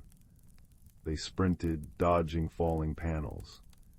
Just as they reached it, a severed power conduit whipped down like a live serpent, crackling with energy, blocking the hatch. Grum roared, trying to push past, but the energy discharge stung his thick hide. Kalen, remembering the coral samples, he'd salvaged a small pouch tucked into his suit, had an idea. Aquarian blue coral was not just beautiful, it was a natural superconductor and energy dampener. Grum, shield your eyes. He hurled a handful of the glowing coral fragments onto the sparking conduit. With a brilliant flash and a deep thrum, the energy was absorbed and dissipated harmlessly into the coral, which glowed even brighter before crumbling to inert dust. They scrambled into the pod just as the final warning sirens reached a deafening crescendo. Grum slammed the hatch control. With a hiss and a jolt, the small craft ejected violently into the silent void, leaving the dying Serendipity behind. Silence descended, thick and heavy, inside the cramped pod. Only the soft hum of its life support and the ragged breathing of its two occupants broke the quiet. They drifted amidst the stars, the vastness outside the viewport both beautiful and terrifying. Grum slumped against the wall, exhaustion etched onto his furry face. He looked at the empty pouch where Kalen had kept the coral. Your knowledge saved us, he admitted, his voice low. That coral, it wasn't just pretty rocks. Kalen managed a weak smile. And your water, it wasn't just a drink, it was trust. He looked at the Xerxian, truly seeing him now not a feared pirate stereotype, but a practical, strong being who had shared his most precious resource with a stranger. On Aquaria, we say that trust shared is like water in the desert. It makes life bloom where none seemed possible. Grum grunted, a sound that might have been agreement. He looked out at the unfamiliar starfield. Never been this far from Xerxian skies, don't know these stars. A flicker of vulnerability crossed his features, quickly masked. Kalen activated his implant again, projecting a gentle, swirling holographic map above the console. I know these constellations. This is the Rimward Drift. See that cluster there, the Singing Nebula. My people charted its harmonic resonance. His melodic voice filled the small space, painting pictures with words. And over there, barely visible, the dust veil, that leads towards Xerxes 7 eventually. He pointed. Grum leaned closer, fascinated despite himself. The dust veil, we call it the great scarf of the Sky Mother. He hesitated, then began to tell Kalen a Xerxian legend about the Sky Mother weaving the stars from desert sands and starlight, his rough voice softening as he spoke of ancient tales told under twin suns. Kalen listened intently, his luminous eyes reflecting the holographic starlight. Days passed as the pod drifted, its distress beacon pulsing silently into the void. They shared Grum's carefully rationed water and nutrient paste, Kalen using his knowledge of alien biology to ensure the paste was compatible for them both. Grum fixed a malfunctioning air recycler with ingenious jury-rigging, humming a low, rhythmic Xerxian work song that somehow felt comforting in the vast quiet. Kalen taught Grum simple Aquarian meditations to ease the claustrophobia. The soft burbling sounds strangely peaceful. They talked about their homes, their fears, their hopes. Kalen spoke of the silent, crushing pressure of the ocean deeps and the comforting glow of bioluminescent forests. Grum described the fierce, cleansing heat of the desert sun and the intricate beauty of sand patterns sculpted by the wind. The misunderstandings that had once seemed like impassable chasms now became bridges. Kalen understood that Grum's initial gruffness wasn't hostility, but caution born from a harsh world where resources were scarce. Grum realized Kalen's apparent fragility masked resilience and a deep well of quiet courage. Their differences, the need for water versus the tolerance for aridity, strength versus agility, practicality versus scholarly insight, were no longer weaknesses, but complementary strengths. They had saved each other, physically and emotionally, in the cold vacuum of space. On the fifth day, a powerful tractor beam locked onto the pod. A galactic patrol cruiser, responding to the Serendipity's distress call, had found them.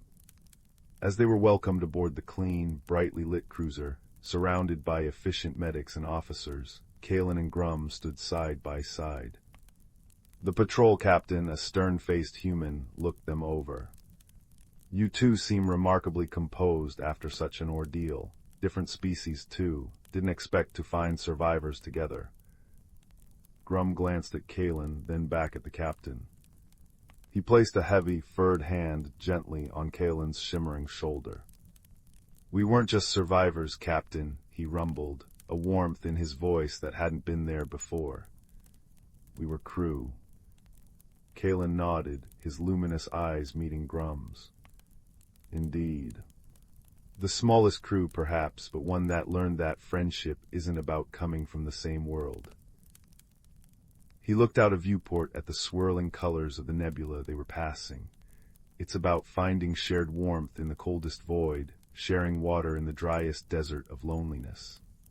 It's about seeing the stars not just as points of light, but as stories waiting to be shared.